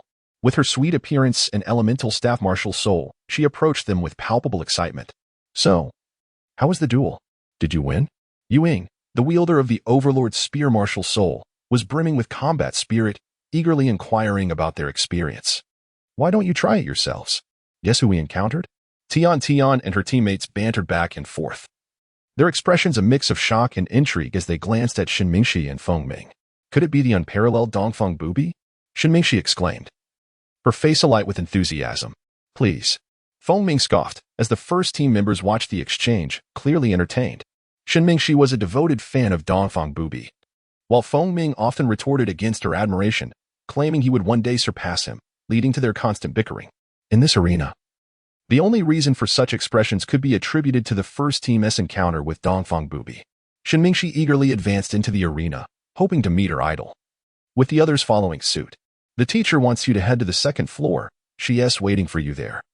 The first team called out to Fengming and the others. Fengming waved back, acknowledging the message. Although Shinmingxi was eager to see her idol, she had learned over the months that Hongchang's authority was not to be trifled with. They ascended to the second floor, adhering to the teacher's instructions. Upon reuniting with the group, Hongchang explained the rules of the duels and assisted them in obtaining their duel badges, holding the iron duel badge in his hand. Fengming looked up and asked, Teacher, what level is Dongfeng Bubi? Is he truly formidable?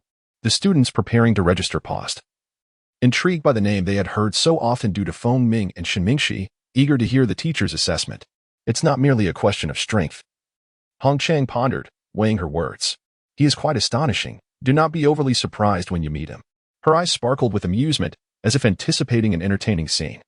I'll challenge him as soon as my duel level improves, Fengming declared defiantly. He believed he would soon attain the rank of gold duelist. Though Hongchang hinted that he might not be able to catch up, yet there would be opportunities for sparring. Does the teacher know Dongfeng Bubi? Shinmingxi asked, her face filled with delight. Indeed, we are quite familiar, Hongchang replied enigmatically, before dismissing the group. Standing before the floor-to-ceiling window on the second floor, they gazed towards the arena below, where a splash of crimson was faintly visible. What does the teacher mean? Is Dongfeng Bubi also from our academy, perhaps a senior? Xiangmu questioned, puzzled. That is possible. Let us explore the first floor. Perhaps Dongfeng Bubi is competing right now, the group remarked, momentarily setting aside their duel competition to search amidst the clamor for the legendary figure. Dongfeng, Bubi, Bubi. Rising from the east, I remain undefeated. Suddenly, a synchronized cheer erupted. This way, Shinmingxi and the others brightened, rushing towards the source of the sound. At that moment, on the arena stage, a combatant wielding a blood-red blade forged from tempered steel clashed fiercely with an opponent known as Windblade. The purpose of entering the Soul Arena for the first time is not merely to dominate the weaker opponents, rather, it is to engage in battles that surpass one's current rank when one can no longer afford to experience even the slightest pressure among peers. This involves a 34th level agility-based Soul Master wielding the Blue Wind Blade, a spirit that was elaborated upon in the lessons of teacher Li Muhan. The blue wind blade is a high-ranking spirit, characterized by its ability to harness the power of the wind, thereby accelerating the speed of the wielder's strikes. Although the enhancements provided by the blue wind blade may seem singular, they should not be underestimated. The adage in the realm of martial arts, "Nothing is invincible. Only speed remains unbroken," has been heard so often that it feels almost worn out, yet it serves as a stern reminder to remain vigilant. The first and second soul skills of Wind Blade are designed to enhance the user's physical speed, while the third soul skill imbues the weapon with wind attribute attacks. The fourth soul skill is an instantaneous dash-type ability that allows one to evade being targeted by control-type soul masters. This time, the opponent is the most formidable adversary encountered since the first arrival at the Spirit City to participate in the soul battles. Initially, I embraced the purpose of honing my swordsmanship, thus refraining from employing any palm techniques, and instead confronted the challenge solely with the blood blade technique. The first adeptly employed the carefree movement technique, matching the speed of the wind blade. However, the swiftness with which the wind blade wielded its knife was distinctly superior to that of the first. The first combatant wielded a peculiar blade technique, initially managing to barely withstand the opponent's relentless onslaught, yet a sense of delight continually blossomed within. He could distinctly perceive his own rapid progress and mastery of the sword. Clang, clang, clang. The blades of the two warriors collided fiercely in the arena, sending sparks flying. The battleground was marked with traces of their fierce engagement. This duel had persisted for half an hour, and both contenders were now slightly breathless. Feng Ren had never anticipated that what he presumed to be a straightforward contest would evolve into an extended affair. At the onset of the duel, he had scoffed at his opponent, who, despite lacking a sword spirit, dared to challenge him in swordsmanship. Although he initially subdued his rival, he was taken aback when the latter, employing an enigmatic blade technique, successfully parried his strikes.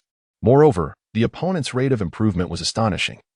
From a point where Feng Ren could easily dominate without using soul abilities, he now found that even unleashing all his powers only allowed him to exert a slight upper hand. As time passed, the opponent's swordplay grew increasingly incisive, with the angles of attack becoming ever more unpredictable, reducing defensive stances while amplifying offensive maneuvers. At this moment, Feng Ren was utterly focused on deciphering his adversary's sword techniques. Daring not to relax even for a moment, beads of sweat the size of beans forming on his brow, leaving him with no time or courage to attend to them. At this moment, the execution of the sword techniques grew increasingly fluid, each move seamlessly following the last, leaving no opportunity for the opponent to react. Just as the beads of sweat began to trickle from Feng Ren's brow to the corner of his eye, seizing the fleeting instant when Feng Ren's eyes slightly narrowed, first, adjust the rhythm of your breathing, then abruptly accelerate. Strike down. Thrust upward. The tip of the blade pivots, deftly deflecting the impending assault of the azure wind blade. Utilizing the wrist as a fulcrum, grasp the knife in a reverse grip. With precision, slash, sweep, stab, and slice, each movement flowing more gracefully than before. Attack. Attack. Continue the onslaught. Retreat. Retreat. Step back. Withdraw step by step. The wind blade struggles valiantly against the bloodied knife before it. The first bloodied blade often strikes from the most inconceivable of places by the time the wind blade perceives it. The tip of the knife is already mere inches away from its brow. 1 stroke, 2 strokes, 3 strokes. At last, the defenses lay wide open, utterly defenseless. Wind blade gazes at the bloodied knife, now only 3 inches from its center, and breathes in sharply. Crack. As the first blade is sheathed, Wind blade feels as though it has emerged from the depths of water, gasping for air. Wind blade. Wind blade. Who else is there? Invincible Dongfang. The sun rises in the east. Only I remain undefeated. The spectators below fervently observe the duel between the two figures on stage. Despite the absence of ostentatious visual effects, the fierce contest of speed and pure swordsmanship unveils an alternative form of combat to those present. The two combatants seem to dance like butterflies upon the razor's edge, with their lives hanging precariously over a mere foot of blade. Such indomitable fighting spirit is a rarity. During their fierce engagement, the onlookers hold their breath, fearful of disturbing the duel, their hearts racing in anticipation. Only after the victor is declared do they rise in unison, cheering the names of the champions. Having entirely forgotten their wagers, each one feels their journey has been worthwhile. On the arena, Windblade looks at the first, who is slowly sheathing his sword, and after a long moment, simply says, "Thank you." The first person clasped his hands in acknowledgement and said, "I concede." He turned and descended from the duel arena. a satisfied smile gracing his lips as he beheld the blood knife's mastery of the knife techniques, having reached a state of profound comprehension. Suddenly, he glanced up and noticed Feng Ming and others standing dumbfounded by the arena, their expressions filled with disbelief. He waved his hand at them but chose not to approach, instead turning away to leave. The sensation of being in the limelight was truly delightful. He greeted teacher Hongshang on the second floor before departing from the duel arena. First, he proceeded to the blacksmith shop of the Houghton sect to leave the blood blade for repairs. The blade had sustained minor damage from recent clashes, although the edge remained relatively intact. This truly was a battle of soul master caliber. It was no wonder that soul masters primarily relied on their own martial souls during combat. The enhancement provided by weapons pales in comparison to that of martial souls. Subsequently, he arrived at a jade processing factory where he toyed with a pale green jade box. Inside were intricately crafted pieces resembling thumb-sized chessmen, divided into black and white hues, polished to a remarkable sheen. Although jade itself is not exorbitantly priced, the quantity he required was substantial, and he demanded exquisite quality without any blemishes. All the earnings from his recent endeavors at the Soul Battle Arena had been spent at this jade processing factory. This ghost set, a rarity from his past life, was intended as a gift for the two Douluos, Qianjun and Jiangma. Although they were not yet even acquaintances, fostering connections through such gestures could only be beneficial. Chapter 37. Gift-giving. The weekend has arrived. During this period, in addition to managing the enthusiastic classmates, I have been diligently engaged in my training. With no classes today, I practiced for a while, refreshed myself, and changed into a clean outfit, preparing to foster a connection with the two titled Douluos. Before me stood the territory of the Spirit Hall, where a sign read, "No entry for the uninvited." Two individuals, approximately 25 or 26 years of age, clad in the Spirit Hall's formal silver armor, wielded long spears that crossed in front of me, blocking my path. "I seek the titled Douluos, Qianjun and Jiangma," I announced, extending my token towards them. The two guards lowered their weapons and exchanged glances. One stepped forward, respectfully accepting the token and inspecting it meticulously. After a moment, he slightly bowed and returned the token to me. It was merely a token, yet it underscored the esteemed status of the titled Douluos in the eyes of the public. "Esteemed sir, the titled Douluos Qianjun and Jiangma should be near the treasure vault on the western side of the Holy Mountain. Please proceed this way," one of them indicated, guiding me with a gesture. "Thank you, gentlemen," I replied with a cupped fist in salute, heading in the direction they pointed.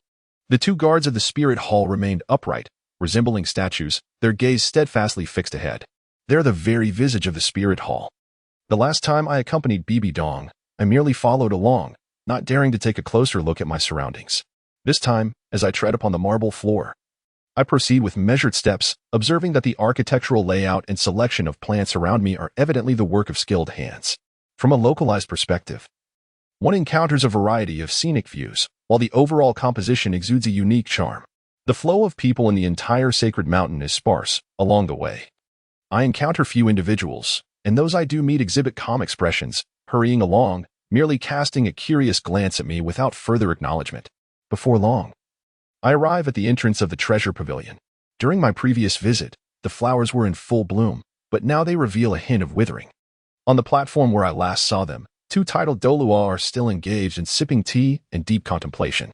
It seems as if the seasons pass swiftly and time flows inexorably, yet these two remain steadfast in this world. They were just discussing how I have yet to visit them for such a long time, and they were beginning to think I had lost interest in that ancient whale resin. At that moment, Qianjun Douluo's expression shifted slightly, and he humorously quipped, "You truly cannot resist mentioning me." Jiang Ma chimed in from the side. Having previously met these two esteemed elders, I offered a slight bow to express my respect.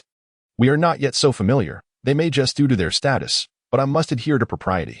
"Very well, there are no outsiders here." Jiang Mo raised his hand, signaling me to approach. "Just now, my elder brother and I were discussing you, and here you are. Surely, you didn't calculate the timing to know that my elder brother returned with the ancient whale resin." Jiang Ma jested. "How could that be?" I waved my hand in denial.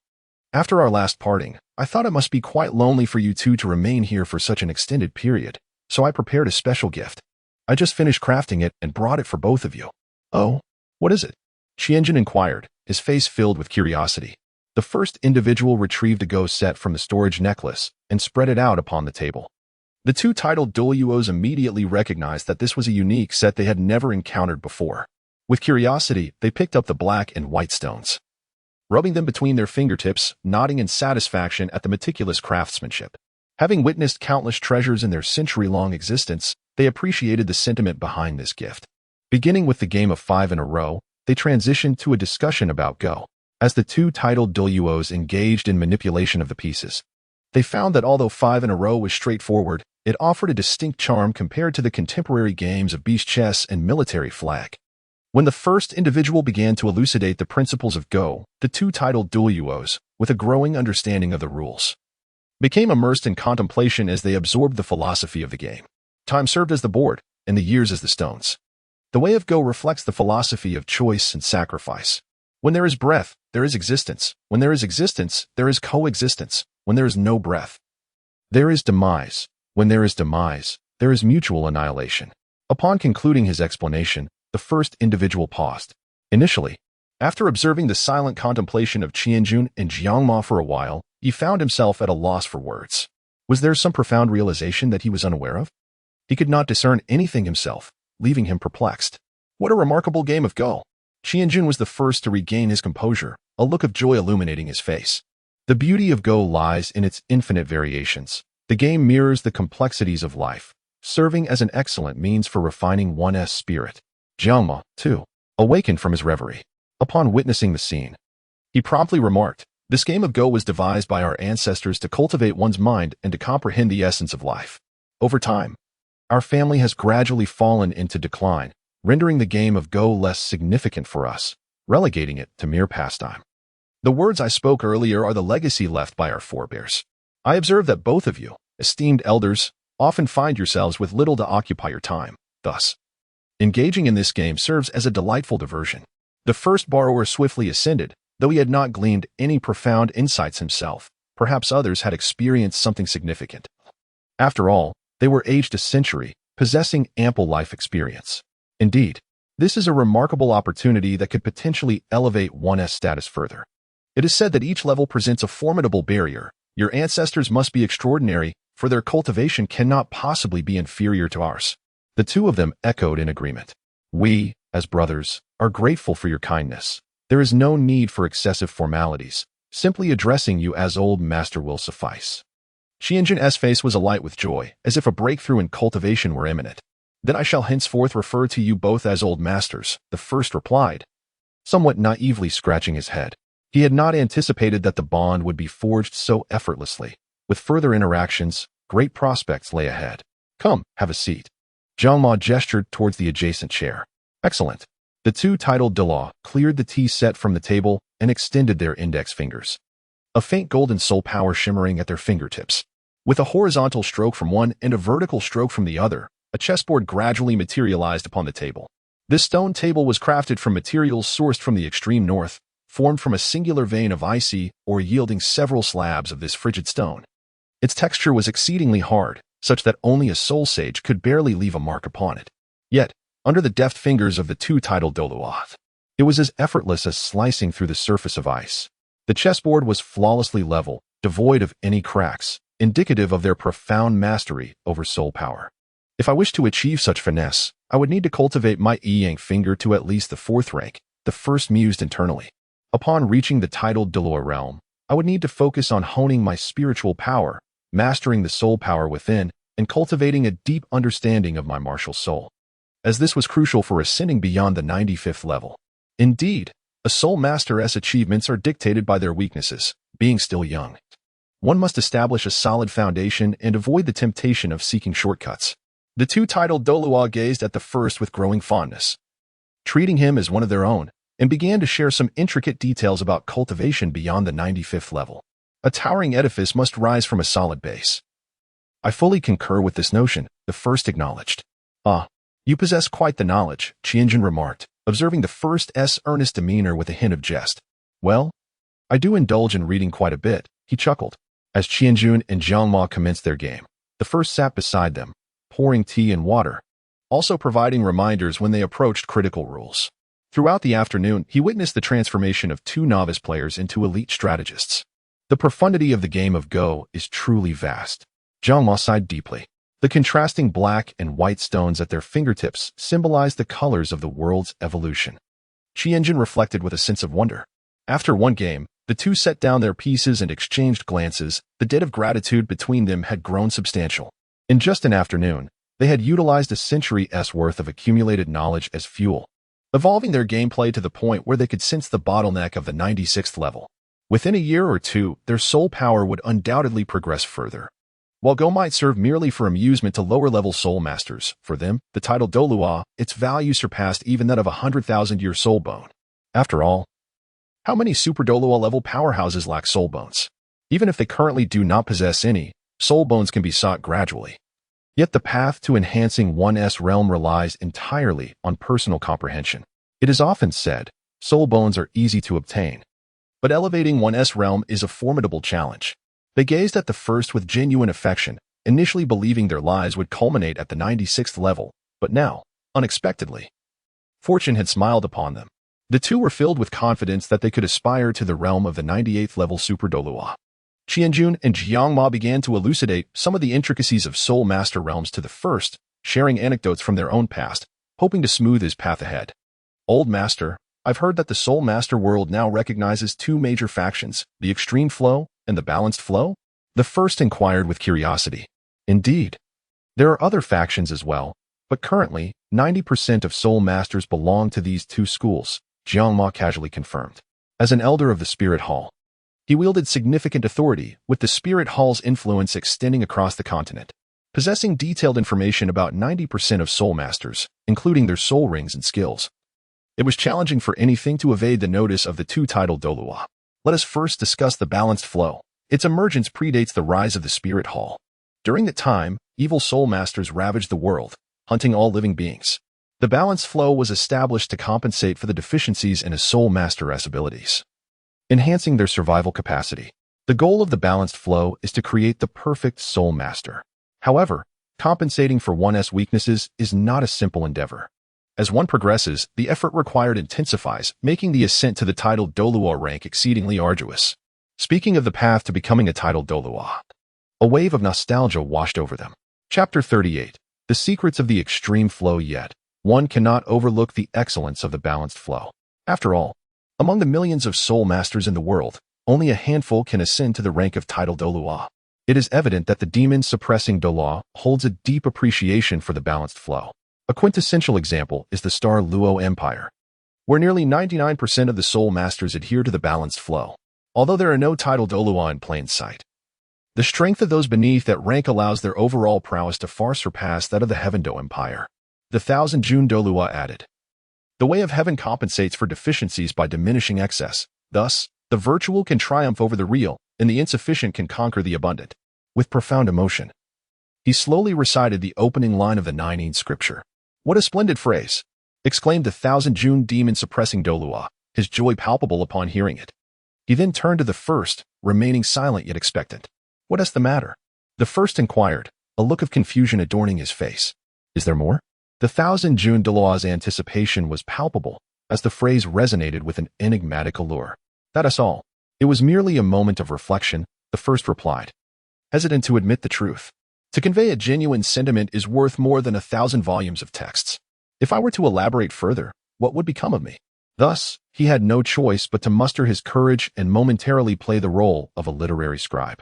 Reading extensively is indeed beneficial.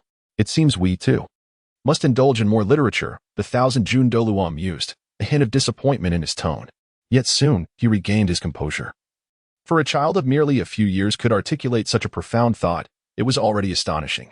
Following this, the Thousand June Douluo meticulously elucidated the principles of the extreme flow, while the first listened intently, aware that it pertained to the cultivation of his second incarnation and could not afford to be careless. Although the extreme flow is reputed to maximize a soul master's strengths, it does not represent the true ultimate limit. The Thousand June Douluo's opening remark unequivocally refuted the prevailing beliefs within the soul master community. Listening attentively, the Grand Douluo Qianjun expressed his insights, suggesting that the concept of extreme flow emerged gradually following the resolution of the evil soul master turmoil by our Spirit Hall a millennium ago. Presently, the Heaven-Do Empire stands as the stronghold for extreme flow soul masters. For instance, the 5 great elemental academies are all endowed with elemental soul skills, and the 4 affiliated sects of the Houghton sect continuously enhance their respective martial spirits. To facilitate understanding, Grand Douluo Qianjun provided detailed examples. Each soul ring for an extreme flow soul master is of paramount importance, as exemplified by the soul-breaking spear, martial spirit of the Pa family. Every soul ring is imbued with attack soul skills, enabling one to possess the offensive power of a title Douluo at the rank of an 8-ring soul Douluo. A feat inconceivable within balanced schools. The assertion that anyone beneath the title Douluo level is akin to an ant is not mere hyperbole. The extreme flow allows a soul Douluo to wield the attack power of a title Douluo prematurely, and its training is singularly focused on enhancing physicality and pursuing the utmost soul ring age, ultimately accumulating layers of strength to overpower opponents. The aspiration for higher age soul rings is always commendable, and these myriad reasons have contributed to the increasing number of soul masters adopting the extreme flow in recent years. Qianjun added, regarding my statement that extreme flow does not necessarily represent the pinnacle for soul masters, there exists a rationale behind it. Few individuals in the world comprehend extreme flow better than myself and Jiangma. Listening to Qianjun's words, Jiangma could not help but display a hint of pride. Could it be that these two venerable elders embody the principles of extreme flow? A glimmer of realization sparked in the eyes of the first. Indeed. Both my brother and I have embraced the extreme flow. You must understand that once one reaches level 95 or above, each advancement requires a minimum of 10 years, with the quantity of soul power needing to at least double. Hence, each level is akin to a world apart. Yet, if the two of us join forces, in the entire spirit hall, only the Grand Elder could hope to suppress us, Jiangma boasted. Qianjun continued, stating that precisely because all 9 of our soul rings are imbued with attack-type soul skills, several of which enhance offensive capabilities. Even a level 98 golden crocodile Douluo would hesitate to confront us head-on.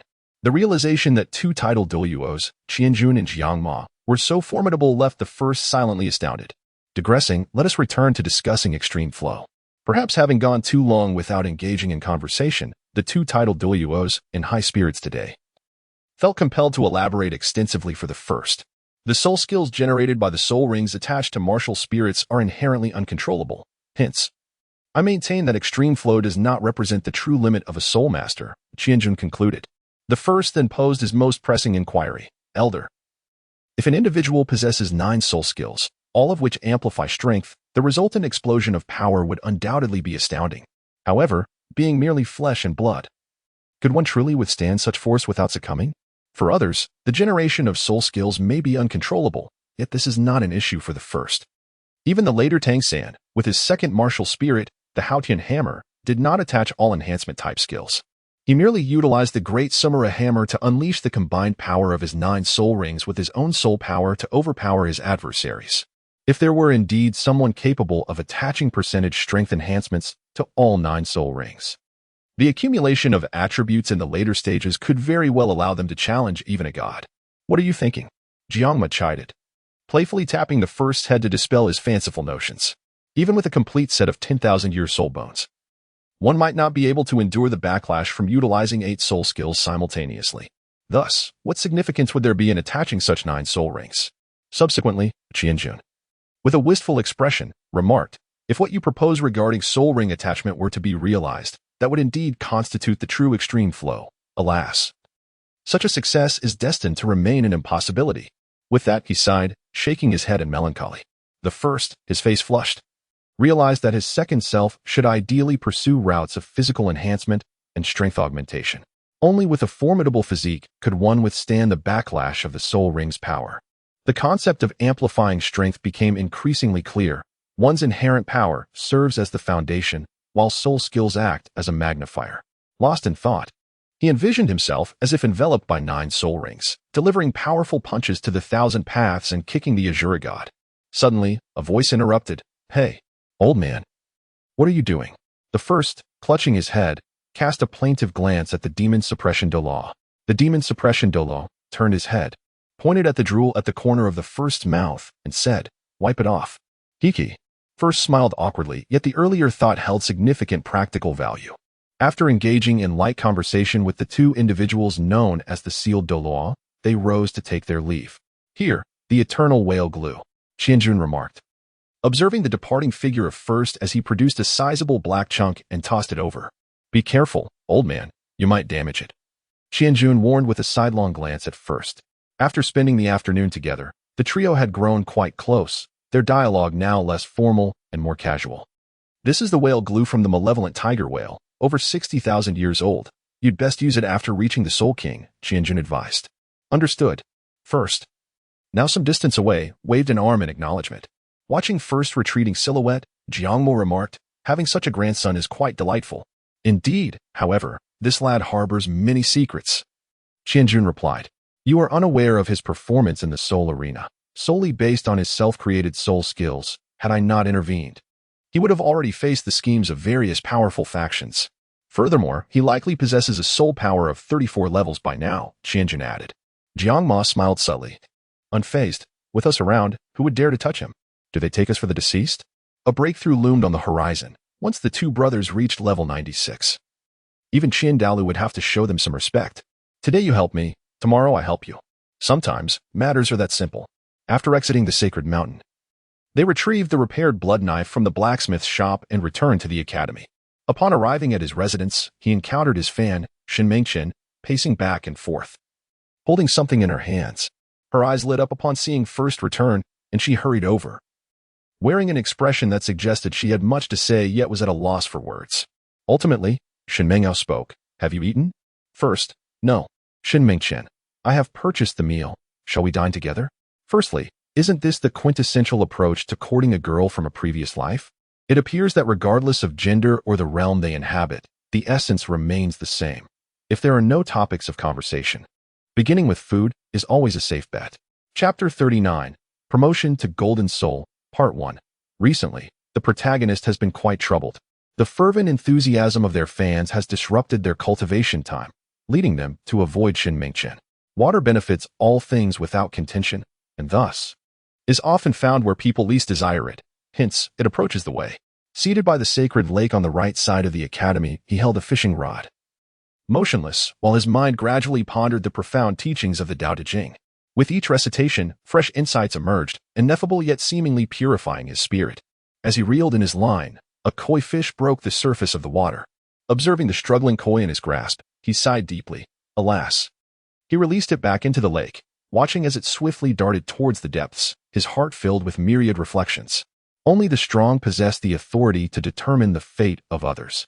He resolved not to be a fish awaiting liberation, but to become a fisherman who masters the destinies of the shoal. Stowing away his fishing gear, he donned a long sword at his waist and turned towards the Colosseum. This afternoon, there awaited a duel. The somewhat sentimental youth had shed his former self, revealing merely an emerging swordsman. Yet, in doing good deeds, one need not question the future.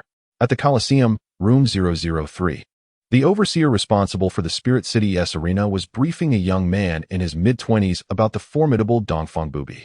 Dongfang Bubi. What audacity! The young man scoffed while gripping the documents in his hand, though a serious expression lay beneath his sardonic facade. Indeed, one ought to wander far and wide. He never anticipated that his spontaneous journey would lead him to such intriguing occurrences. Since when had even the support class become so powerful? As he perused the detailed records acquired from the arena's overseer, he knew the information was undeniably authentic, yet he summoned the individual for a thorough inquiry, feeling a wave of astonishment wash over him. Meanwhile, in room 004, Xiao Gang inquired, Do you think the first can win? A hint of concern laced Bibi Dong's voice. I don't know. This time, the first's opponent is a level 49 soul master with an inked jade turtle spirit, renowned for its formidable defense. If the first can breach the opponent's defenses, victory is within reach. Xiao Gang analyzed.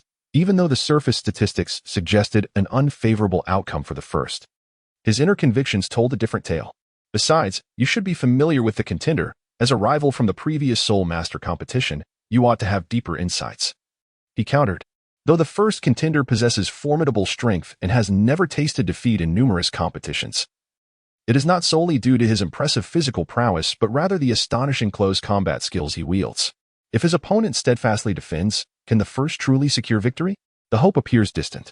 Yet, Yu Xiaojiang refrains from voicing this sentiment.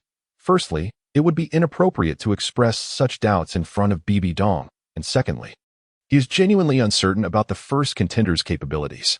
In his understanding, the hierarchy among soul masters is strict, and it is generally improbable for one to triumph over an opponent of a higher rank. However, the emergence of the first has shattered his preconceived notions, leaving him bewildered about where the true issue lies. a soul master of over 30 levels in the support category managing to defeat a soul master utilizing 4 soul skills. Who would have dared to imagine such a feat in the past? Yu Xiaojiang finds it impossible to discern the limits of the first abilities. He is exceptionally adept at concealing his true strength. Just when others believe they have witnessed his utmost potential, he unveils something entirely new. If anyone is aware of the first genuine power, it must be Bibi Dong, who had inquired in the past, but was met with her evasive responses. This only piques his curiosity further. Could it be related to soul bones? The possibility looms large in his mind. From that moment on, he comprehends that the first prowess is far from simple. Today, he is eager to witness what hidden cards the first may still possess. Yu Xiaojiang's eyes blaze with fervor as he fixates on the entrance. Mentally gauging the passage of time, Bibi Dong casts a worried glance toward the entrance of the soul arena, fully aware of the first opponent this time. Shiqin Xian, renowned throughout the continent for his Xuanwu turtle lineage, possesses the mutated martial spirit of the ink jade turtle, which not only boasts exceptional defensive capabilities but also exhibits remarkable resistance to abnormal attributes, coupled with considerable offensive strength. He served as the vice-captain of the Tiando Royal Academy team in the previous Soul Master competition, where his performance was exemplary, characterized by an immovable stance and a defensive style that left a lasting impression. In truth, Bibi Dong remains unaware of the first's actual strength. She merely senses that he grows more formidable by the day, yet she cannot articulate the extent of his prowess. At this moment, she hopes the first possesses other means unknown to her, as long as he refrains from employing sword intent. While sword intent is indeed powerful, its manifestation would inevitably resonate across the continent. A support-type master under 13 mastering sword intent would bear a reputation too great for him to shoulder at this stage. To Bibi Dong, sword intent represents a trump card that could turn the tide in a dire situation. However, is it truly wise to reveal such a crucial weapon? Bibi Dong would prefer that the first keep this hidden. It is not worth exposing a potentially life-saving card for the sake of a single victory in the soul arena. Time trickles by, and the crowd swells as news of this duel has circulated since 3 days prior. The unparalleled ascent of Dongfang Bubi faces a gold-ranked soul master. Whether Dongfang Bubi, as a support-type soul master, confronts a defensive soul master or challenges a gold-ranked opponent as a silver-ranked contender, there is much to behold. Coupled with Dongfang Bubi's immense popularity, fervent discussions permeate the entire arena, creating a cacophony of anticipation. Spectators steal glances toward the entrance, their impatience palpable. With each step, the crowd chants, "Dongfang Bubi, Dongfang Bubi." Upon catching sight of the figure clad in fiery red, the anxious audience erupts into cheers. The first person nodded and waved as he strolled towards the red-clad figure who had been waiting at the arena for quite some time, exchanging greetings. "Be careful. If things don't go well, just concede," the red-clad figure remarked, observing the first with a face full of emotion, clearly having reviewed the opponent's information. "I will prevail," the first declared with unwavering confidence. "Indeed, I've placed a wager of 50 gold soul coins on you. The class leader cannot afford to lose." The chubby figure beside him, Fakasha, expressed with a look of distress, trying to appease the first. "Unbeatable in the East, give it your all." Shen Mingchen clenched her fists, anxiously rallying support. At first, she was momentarily taken aback, but soon comprehended that this was the steadfast support of her fans. In the arena of combat, she would forever remain in Shen Mingchen's heart as the unparalleled Dongfang Bubi, rather than merely being the first. The first will falter, but the invincible East shall not. Indeed. Subsequently, I turn towards the preparation area. As the sun rises in the east, I remain unparalleled. The first spoke these words with an air of nonchalance, as if merely stating a fact. "If you can win, I shall acknowledge you as my superior." A timid voice emanated from behind. Feng Ming felt a flush of embarrassment, his voice trembling as he spoke, uncertain whether the first had heard him amidst the clamor. Turning around, the first's lips curled into a slight smile. This young lad had been evading him for some time, yet here he was today. His thoughts drifted to his younger companion from the Academy of Arcane Soul Masters, wondering how he was faring now. "Contestants of the Unconquered East and Ink Jade, please proceed to the first soul arena." A voice boomed through the loudspeakers, signaling the commencement of the event. "I fear the Unconquered East may be in peril this time," a gambler whispered mysteriously to his companion. "What? Is there insider information we are unaware of?" Intrigued, the nearby crowd gathered closer. The individual cast a triumphant glance at them. This time, the opponent of the Unconquered East is said to be the vice-captain of last year's Tiando Royal Academy team, Shiqin Xian. with a soul power reaching the formidable level of 49, merely a step away from the Soul King. Ah, a genius, indeed. But who is not? A difference of several levels, and with the opponent's adeptness in defense, how can victory be claimed? Observing the rapt attention of those around him, he added, "Thus, I have wagered my entire fortune, several thousand gold soul coins, on ink jade." He chuckled as he spoke. Alas, had I known, I would have bet on ink jade as well. Who could have anticipated him in this match? It seems the unconquered East is doomed. A chorus of agreement echoed. Yet, there were those who scoffed at such sentiments. If the outcome were solely determined by soul power or the number of soul rings, what purpose would the soul arena serve? The continent would be devoid of unrest. They argued, recalling the words of the unconquered East when they had mocked their opponents. Words flew like daggers, neither side conceding. With nearly 100 matches under its belt, the unconquered East had emerged victorious in each one, performing miracles time and again. For those who revered the unconquered East, the notion of level suppression among soul masters had become unfathomable. No amount of data could sway their belief. If one could not command respect among peers, what right had they to claim genius? If one could not challenge those of higher levels, how could they be deemed extraordinary? These individuals had been spoiled by the unconquered East's prowess. As the tension mounted, an altercation seemed imminent among the spectators. Suddenly, a shout drew everyone's attention to the arena. Look, it has begun. The two competitors stood several meters apart, the referee positioned between them, adopting an intonated voice to announce, Ink Jade. With the martial soul of Ink Jade Tortoise, a level 49 defense-type soul master and holder of a gold soul ring. Challenger, the unconquered East. With the martial soul of Water, a level 34 support-type soul master, competing in the gold soul ring promotion match. Begin. As the words left the referee's lips, he manifested his martial soul, a pair of nightingale-like wings sprouting from his back, gently fluttering as he hovered in midair, observing the impending clash below. Chapter 40. Ascension to the Golden Doe Soul, Part 2. Both First and MOU remain motionless, gazing intently at each other. What a pity, you have encountered me. Allow me to bring an end to your winning streak. You should stick to your role as a support, MOU declared. With a powerful shout, he activated his martial spirit, his stature expanding slightly, and his skin taking on a coarser texture. Unlike the typical tortoise-type martial spirits that bear shells, he resembled a weapon master, brandishing a shield in each hand. Upon closer inspection of the shield's intricate patterns, one would discern that it was unmistakably adorned with the shell of the MOU tortoise, a testament to the uniqueness of his mutated martial spirit. With a swift motion, First propelled his right foot forward, forcefully striking the ground to liberate himself from the pull of gravity. Guided by the ethereal technique of the carefree glide, he left behind a series of afterimages, akin to a sharp sword aimed directly at MOU. In the blink of an eye, he materialized before MOU, his flowing crimson robe resembling a flickering flame. As he came to an abrupt halt, the fabric continued to billow, his mental focus reaching its zenith. He extended his right hand and forcefully pressed down upon the shield before MOU. In a moment of critical importance, MOU displayed remarkable skill at the precise instant. His first soul ring shimmered, and dark, diamond-shaped scales emerged from his body and shield, significantly enhancing his defense. The clash resonated with a series of resounding thuds. First glanced at his palm, then looked at the obsidian figure who had been pushed back 3 steps by a strike, only to find that the opponent's defensive stance remained unyielding. Such formidable defense.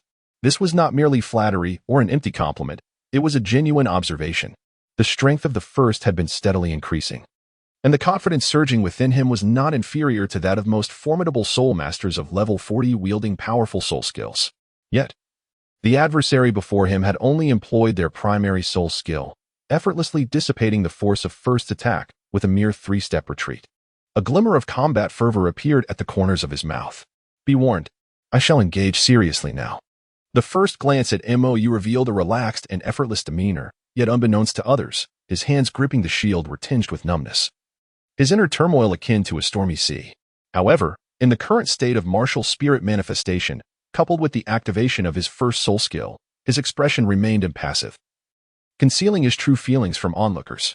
It is worth noting that the last time he experienced such sensations was when facing a soul master of the Houghton sect, who was of a higher rank than himself. MOU channeled his soul power to dispel the numbness in his hands. Before he could fully recover, he heard the first call for seriousness and, without hesitation, unleashed his second soul skill, MOU's Guardian. With a resounding clap, a layer of dark shield enveloped him entirely, followed by a cacophony of sounds reminiscent of rain striking banana leaves, echoing throughout the arena. At this moment, in the eyes of the first, a hexagram domain gradually manifested around Mou. He danced upon the winds of freedom, shifting from the position of Qian to Jin and from Li to Dui, each step quickening in pace.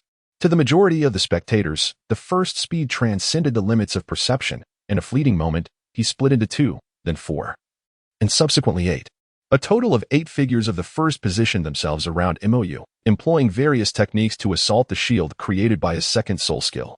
Gasps of astonishment filled the air. They had never witnessed a soul master exhibit such speed without the aid of soul skills.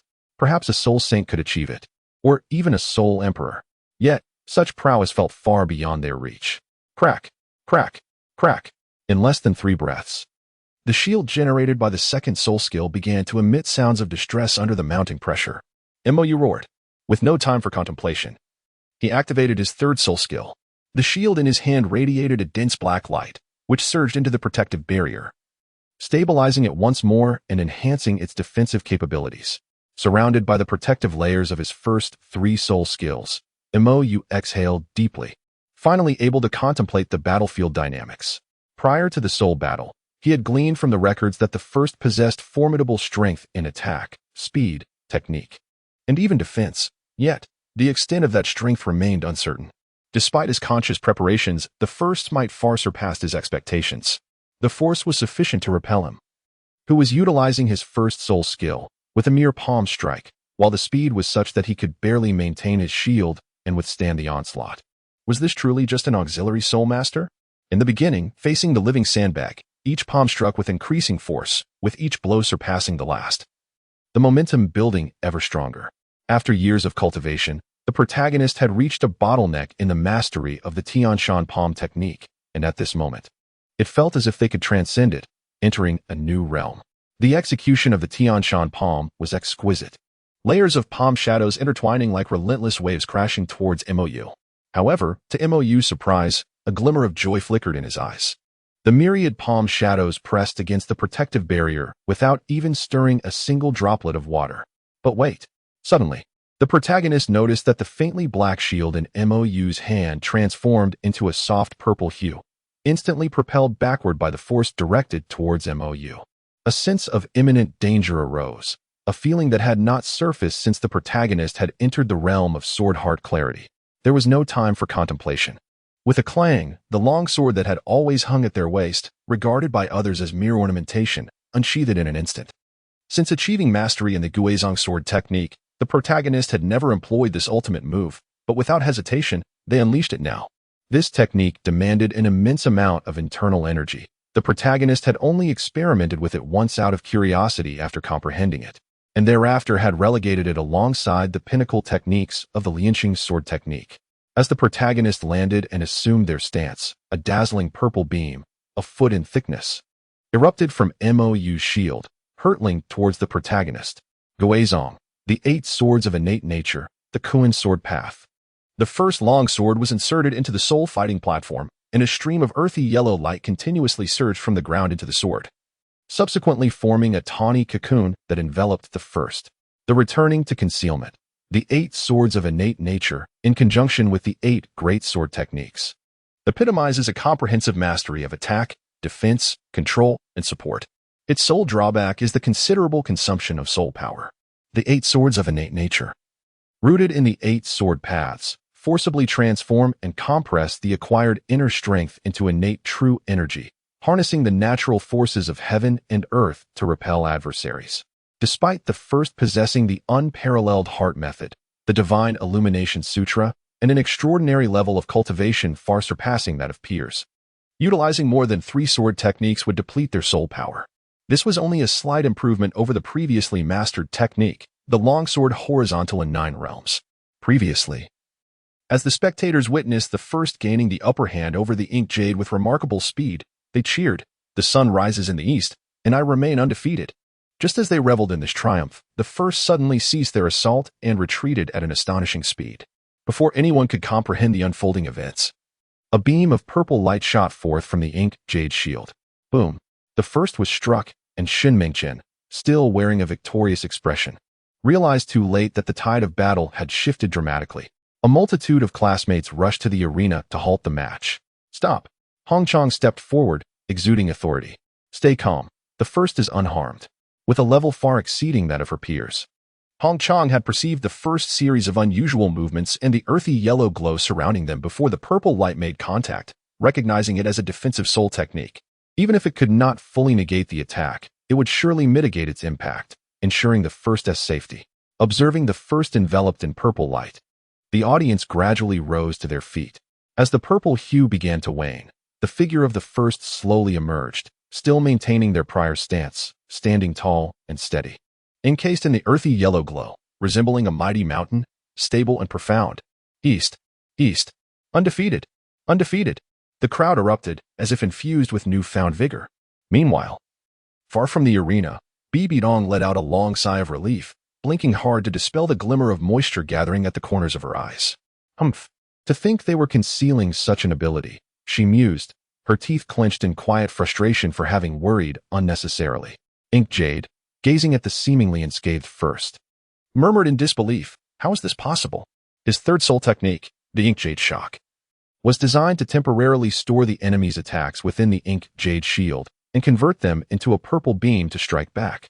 Being the only offensive soul technique he possessed, each strike delivered upon him was far from gentle.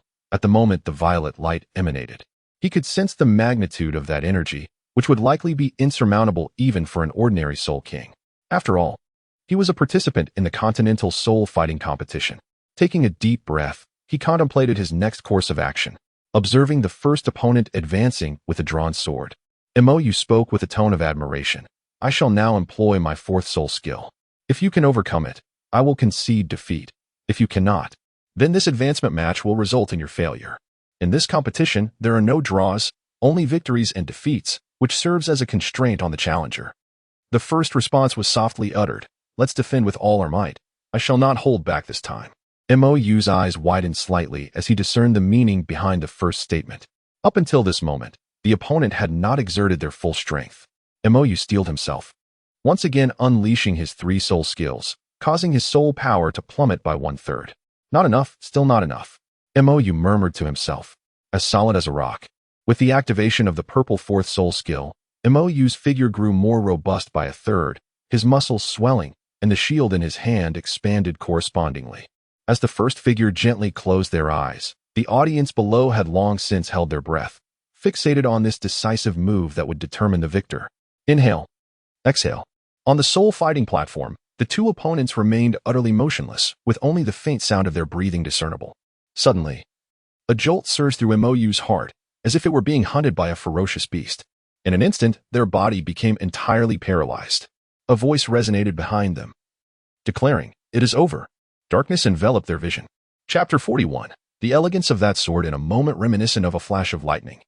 The onlookers at the arena witnessed the swift appearance of the first figure behind Mou, who subsequently collapsed onto the stage.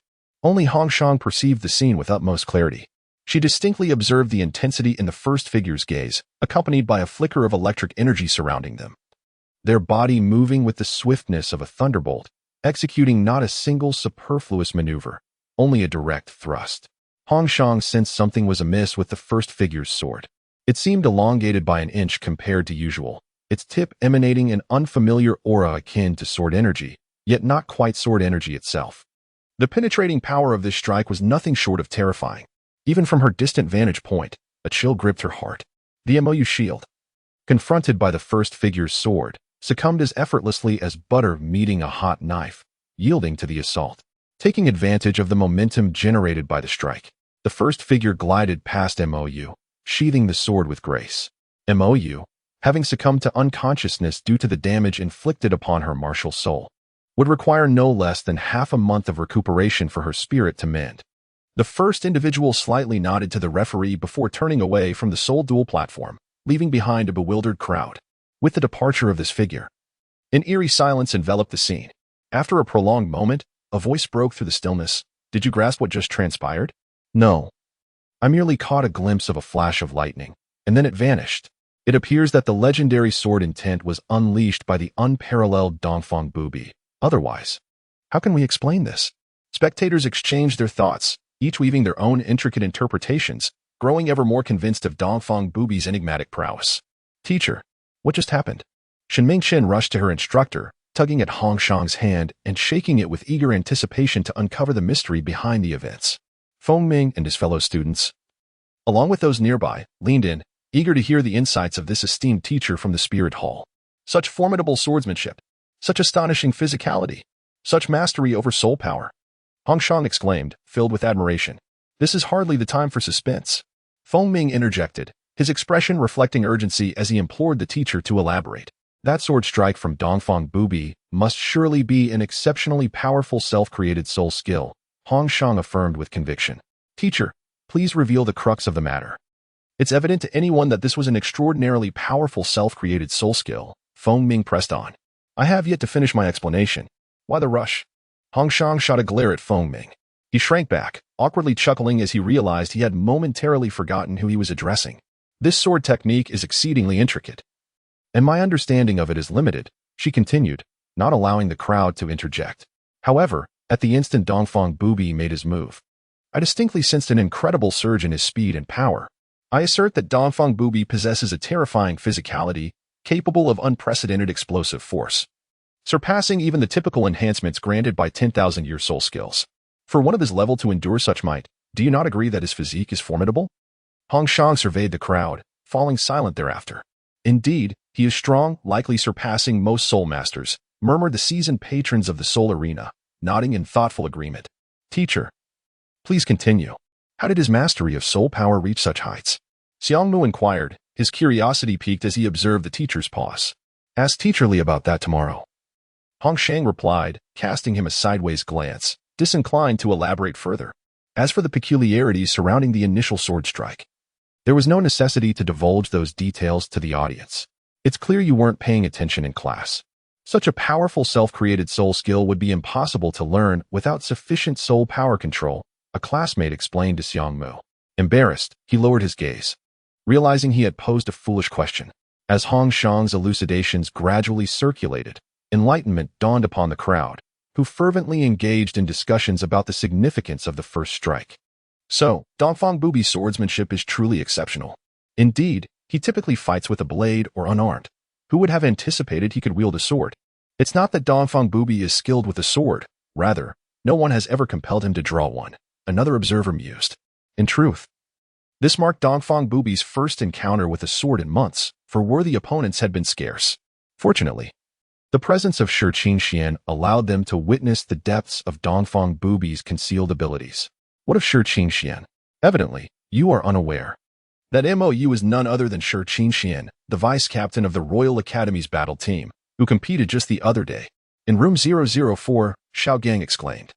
The first has triumphed. His joy at witnessing the victory was uncontainable, and he whispered his elation to Yu Xiaogang beside him. What just transpired? Yu Xiaogang asked. Incredulous. Despite the apparent disparity in their statistics, he had long held the belief that the first could emerge victorious. Yet, he had never anticipated such ease in the win. In his mind, the first was destined to rely on a soul bone for the turnaround. But where was the soul bone? He only saw the first flash and appear behind Shi Qingxian, who collapsed instantaneously. What had occurred in that fleeting moment? He was at a loss. Yet, he could discern that had the first employed that technique from the outset, the battle might have ended in an instant, what one might call a one-hit kill, and that realization left him most astounded. Finally, Yu Xiaogang turned to Bai Dong, asking, Dong what transpired? How did the first arrive behind Shi Qingxian in an instant, leading to his fall? While he felt a sense of frustration for failing to grasp the reasons behind the duel's outcome, Yu Xiaogang's resilient spirit compelled him to seek clarity from Bai Dong. The first approached Shi Qingxian using an explosive self-created soul skill and then thrust his sword, effortlessly breaching the defenses of the MOU shield. Shi Qingxian fell due to the grievous impact on his martial spirit. Bai Dong succinctly recounted what she had witnessed. Impossible. The defensive capabilities of the MOU turtle martial spirit are on par with other top-tier defensive martial spirits. Even the Haoyan hammer of the same rank could never break through its defenses in one strike. Xiao Gang retorted. Xiao Gang. Bai Dong interrupted, raising her hand to silence him. You are overly fixated on data and theory, neglecting the strength of the individual. All those statistics are derived from human experience and demonstrate that there are no absolute, immutable theories. Bai Dong's eyes sparkled with insight. After a brief pause, she continued, Xiao Gang, you have unknowingly veered off course. As the esteemed holy maiden of the Spirit Hall, Bai Dong was both knowledgeable and perceptive. Her experiences gleaned while assisting Xiao Gang in research. In truth, her theoretical understanding was not inferior to his. She merely feigned ignorance to safeguard his pride. As Xiao Gang consistently dismissed the first, Bai Dong instinctively countered his assertions. Is that so? Xiao Gang hesitated momentarily before gradually regaining his composure. Realizing the errors in his previous judgments and acknowledging that Bai Dong's theoretical knowledge was indeed formidable. In that instant, Xiao Gang felt a wave of self-deprecation wash over him. Observing his return to calm, Bai Dong finally stated, the first is most skilled in swordsmanship. It is no surprise that he could achieve victory through it. In Bai Dong's mind, it was only when wielding a sword that the first could truly showcase his capabilities. Unbeknownst to them, the first had retreated to his private chamber after exiting the Soul Duel platform. Securing the door, he settled into a meditative position, channeling his energy to swiftly recover the less than 20 of soul power he had expended. The final strike that had felled Shi Qian was executed without the aid of sword intent. He had already exerted all his strength. That move rivaled the ultimate technique of the Lianqing sword art, the long sword horizontal 9 realms. And in terms of singular attack potency, it might even surpass it. The additional inch of the sword's tip, formed by innate sword energy transformed through the path of the trembling sword, created a blade aura of extraordinary power, capable of cutting through metal and stone, an unstoppable force. Having utilized at least 60% of his soul power previously, in less than a single breath, he executed but one move, leaving him with less than 20% remaining. This clearly illustrates the magnitude of its power. Had he not shown restraint, it is likely that another name would have been added to the copper pillar at the entrance of the soul fighting arena. Perhaps aware that he needed to recuperate his soul power after this encounter, no acquaintances approached to disrupt his solitude. Once he had restored his physical state, he stood outside the arena, glancing back, sensing a twinge of emptiness. This place no longer offered significant enhancement to his abilities. Upon returning to his quarters and after refreshing himself, he pondered for a moment, ultimately deciding against further training. He was utterly fatigued. Collapsing onto his bed, he gradually drifted into a slumber where everything existed. Chapter 42. Breakthrough time flows like water, and before one realizes, the first has already reached the age of 14 and a half. The youthful boy has shed his naivety, and one can only discern his tender years from the subtle expressions in his eyes. In the past 2 years, the first has either diligently pursued his cultivation, engaged in leisurely conversations with the 2 titled Douluos, or accompanied Bibi Dong on various excursions, leading a life that is both structured and fulfilling. This evening, the sky is shrouded in dark clouds, intensifying the darkness that envelopes the night. Seated in his sacred place of cultivation, the protagonist entered a profound state of meditation, immersing himself deeply within. 3 months prior, he had sensed an imminent breakthrough. His body resonated with the flow of internal energy, experiencing a sensation of both fullness and a hint of emptiness. Each day, his inner strength grew more formidable, yet that lingering void left him in a state of disquietude. It was as if an elderly man pulling a cart could see his destination yet remain sluggish, unable to hasten his pace. Eventually, the protagonist recognized that his impatience was the root of his stagnation. Consequently, he began to frequently study the Tao Te Ching and the Zhuangzi, allowing himself to adopt a more tranquil disposition, eating when it was time to eat, practicing when it was time to cultivate, and resting when it was time to sleep. Gradually, the circulation of his inner energy became more harmonious, and his body radiated warmth. In that moment, he realized he had taken the right step. His peers and teachers also noted this transformation. He was no longer the fervent cultivator he once was, often seen leisurely perusing books under the sun. The intensity of his presence began to soften, adorned with a newfound grace and an air of scholarly refinement. Should he appear in the Soul Duel arena at that moment, even acquaintances would struggle to recognize him as the once formidable figure whose mere aura could unnerve soul masters of the same rank. That night, an unparalleled sense of completeness enveloped his being. At the first moment of realization, the time for breakthrough had arrived. Sitting cross-legged, the protagonist invoked the Divine Illumination Sutra, seeking to actively transcend each enigmatic threshold, one after another. Suddenly, the internal energy spiraled out of control. The force that had previously responded to his every command abruptly eluded his grasp in an instant, surging rapidly towards his dantian. At first glance, a wave of trepidation washed over me, as I feared that the next moment would herald the destruction of my dantian, leading to my demise. Yet, as streams of internal energy surged into my dantian, the catastrophic scenario I had envisioned did not materialize. With every trace of energy flowing into my dantian, my body began to generate new internal force, which, like birds returning to their nests, surged into the dantian. Suddenly, a resounding boom echoed from within, plunging me into a state of bewilderment. In that instant, the heavens seemed no higher, and the earth no farther. Everything within the universe felt astonishingly within my grasp. The first sensation is that of a gentle breeze caressing the seated form, rippling the tranquil surface of a spring pond. It is also possible to perceive, from several paces away, a fierce struggle among a few mosquitoes. An overwhelming sense of completeness and freedom fills the heart. As the first begins to delve into enlightenment, the dantian undergoes a profound transformation. Its space gradually expands, while the internal energy compresses under the influence of an unknown principle. The inner power begins to transition slowly into innate true energy. With the emergence of the first strand of innate true energy, the transformation of the remaining internal power accelerates. Time becomes indeterminate, and eventually, the entirety of the internal energy metamorphoses into innate true energy, which seems to possess a consciousness of its own. Surging forth from the dantian space in a tumultuous rush. Bang, bang, bang.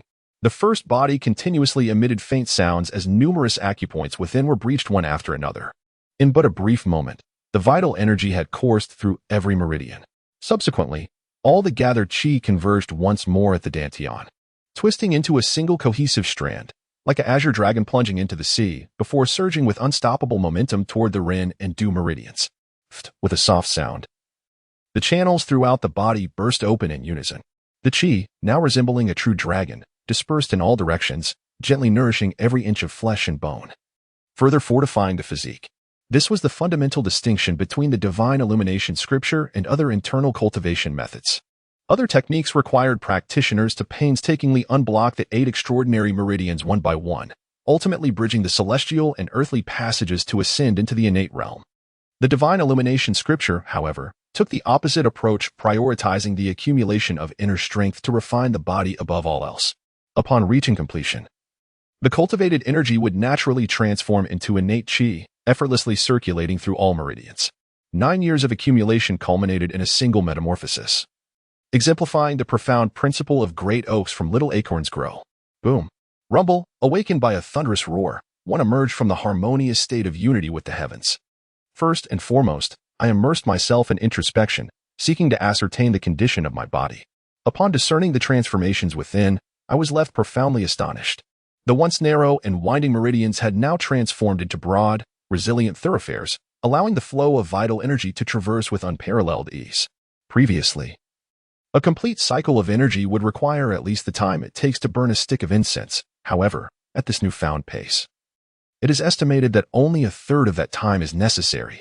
This signifies that in the future, each of my movements and techniques will be imbued with a greater reservoir of vital energy, amplifying their potency and enhancing their explosive power. Moreover, the vital energy within me, already renowned for its extraordinary purity, has now reached a level of refinement several times greater, having attained the pinnacle of its cultivation. One cannot predict the extraordinary prowess of soul power that may emerge in the years to come. However, an instinctive feeling suggests that the vital energy within my being is likely not inferior to that of the ultimate soul power. Fortunately, the velocity of soul power circulation indicates that my cultivation progress has not only remained steady, but has subtly accelerated. Otherwise, I would truly be overwhelmed with despair. Focusing my mind on the dantian, I soon realized that its capacity had more than doubled since before, with faint strands of vital energy scattered throughout the dantian space. Should I fill this dantian entirely with vital energy, I would possess more soul power than most soul masters of my rank. Although the challenge of cultivation would significantly increase, the overall benefits far outweigh the drawbacks. If other soul masters were to discover the potential to augment their soul power, they would surely be elated. From the moment my dantian expanded, I embarked upon a divergent path, one that sets me apart from traditional soul masters. While the ultimate destination remains uncertain, the present trajectory appears to be flourishing. At the center of my dantian, a white cocoon of light ebbs and flows within the vital energy, igniting a fiery gaze within me and rendering my breath momentarily heavier. Was not the primary purpose of my cultivation of the divine reflection scripture to attain this very moment? Steady now, steady. The protagonist silently mused that the academy was teeming with people and it was not yet the right moment. It seemed prudent to seek an opportunity to return. After calming the tumultuous excitement within, he felt the vital energy cleansing his body with each passing moment, fortifying his inner foundation. Unable to contain himself any longer, he emerged from his introspective state, breaking into a broad grin.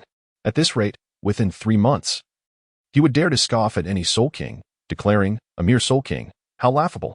Suddenly, after a prolonged period of anticipation, the rain finally cascaded from the clouds. Raindrops the size of soybeans disrupted the tranquil lotus pond, and the protagonist's demeanor brightened post-breakthrough. As the rain intensified, droplets fell relentlessly upon his garments, only to be expelled with remarkable speed, leaving him untouched by the downpour. This phenomenon was not merely a protective energy, but a layer of force enveloping his body, akin to the mastery of martial arts, allowing raindrops to fall without adhering to him. With the completion of the divine illumination technique, an array of extraordinary abilities unfolded before him, justifying its reputation. Mastering the divine illumination technique renders one invincible. After indulging in the rain for a while, the protagonist retreated indoors, settling onto the sofa to contemplate the path that lay ahead. Gradually, his excitement subsided, and leaning back, he relaxed his body, closed his eyes, and found himself within the infinite hall. As I gazed upon the numerous bookshelves within the grand hall, and the radiant brilliance of the boundless jade wall, I couldn't help but feel a sense of nostalgia. Years have passed, yet this place remains unchanged, while I have acquired a fundamental ability to protect myself. Unable to resist, I reached out to touch the boundless jade wall, and suddenly, a flash of light illuminated the surface, revealing an abundance of characters inscribed upon it. The first expression turned serious as he scrutinized closely. On the left appeared the character panel, wherein various data had vanished, rendering it more succinct. Name: first, cultivation, innate. Soul power, level 40. Internal skills: fundamental internal skill, perfected. Tianshan heart method, perfected. Divine illumination scripture, perfected. Techniques: one yang finger, 7th rank. Blood blade technique, mastery. Rain of flowers showering gold, integrated understanding. Sword intent, initial stage, talent. Otherworldly being, wind mastery. Sword heart clarity, divine illumination, achieved enlightenment. Heart demon's retreat. Fortune value: 472, 1000 for deduction. On the right was the classification of martial arts realms. Inner Chi realm, nourishing the Dantian, cultivating inner Chi. Acquired realm, inner Chi condensed, inner force generated. Unblocking the 8 extraordinary meridians, connecting heaven and earth. Innate realm, inner force solidified, true Chi manifested. True Chi fills the Dantian. Comprehending the true essence of martial arts, illuminating the path ahead, thus enabling entry into the master realm. Master realm. As I gazed upon the detailed descriptions of each realm, my eyes gleamed with brilliance. So it was, I had merely stepped into the 3rd stage of martial arts, the innate. From the very beginning, I had already discerned that my path of cultivation diverged from that of other soul masters. The future remained uncertain, yet in this moment, I felt no confusion. With each step I take, I am resolute that one day I shall reach the pinnacle, to behold the scenery that lies at the summit. The formidable barriers are indeed as solid as iron, yet today I shall stride forth anew. Chapter 43. The 6 young palms of Tianshan. Having gained profound insight into the path ahead, the first realm of consciousness grew increasingly clear. Stepping towards the bookshelf that housed the martial arts manuals, the black shelves had been completely unsealed. Observing the multitude of techniques, these could no longer stir any turbulence within the first. The list included the prajna palm, the flower petal finger, the one chi transforming into 3 clear swords, the death-defying continuous 3 immortals sword, the Hu family knife technique, the dragon seizing skill, the 6 young palms of Tianshan, the 18 dragon subduing palms, 3 palms missing, and the subtle wave steps. Renowned martial arts from across the realm were prominently displayed. After meticulously inspecting each, the first selected 3 external techniques and proceeded to another section of the bookshelf, retrieving the internal cultivation methods that had been previously planned, before turning to depart. A palm technique, a body technique, a sword technique, and an internal cultivation method were, for the present, sufficiently ample. The 6 young palms of Tianshan, an advanced palm technique of the Shaoao sect, representing an evolution in Tianshan martial arts, intertwined with the concepts of life and death. The term six refers to the two yangs in the I Ching. When executing the technique, both hands embody a balance of yin and yang internal energies, revolving in harmony, yielding boundless power, and thus it is also known as the yin-yang palms of Tian Shan. In the first round, seated beneath the jade wall, I unfurled the ancient manuscript and found myself instantly transported into the realm of martial arts. A woman, draped in flowing white garments and veiled in a delicate fabric, was engaged in a fierce duel with a man clad in black. The black-clad adversary unleashed brutal strikes. Each punch and kick resonated with immense force, causing the ground to tremble and the winds to whip violently as he advanced toward the woman. In contrast, the woman moved with ethereal grace, her every step deliberate, as she wielded her palms as if they contained the essence of the sun and moon.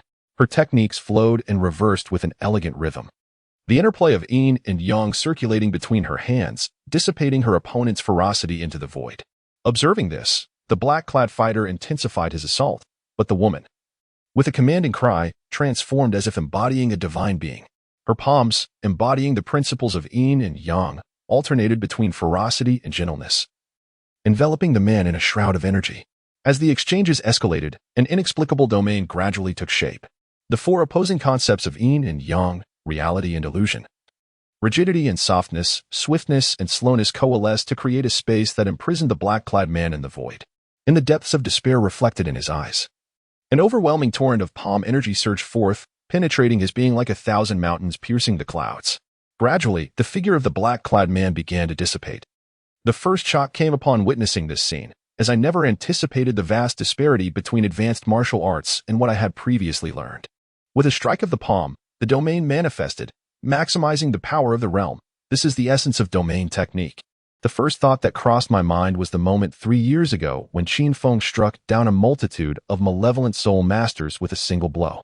As I regained my composure, I suddenly realized that the woman in white was standing right before me, gazing into her eyes, which shimmered like the stars. I was met with a radiant smile. In an instant, a surge of profound martial insights cascaded through my mind, as if conveyed through sheer intent. Primarily, the Tian Shan palm technique serves as the foundation, continuously absorbing the knowledge within the mind, as it evolves incessantly towards the direction of the Tian Shan 6 yang palm. The first character exhaled deeply, opened his eyes, and gently pressed the slightly swollen area between his brows, a subtle smile gracing his lips. The Tian Shan 6 yang palm had transcended mere initiation, achieving a profound mastery. Indeed, various martial arts from prestigious sects were intricately intertwined, saving him countless months of arduous training. Glancing at the other 3 manuals in his possession, he could not help but smile wryly. He had anticipated mastering them simultaneously. Yet the singular Tian Shan 6 yang palm had already consumed so much of his mental energy. Rising to his feet, he shook his somewhat heavy head.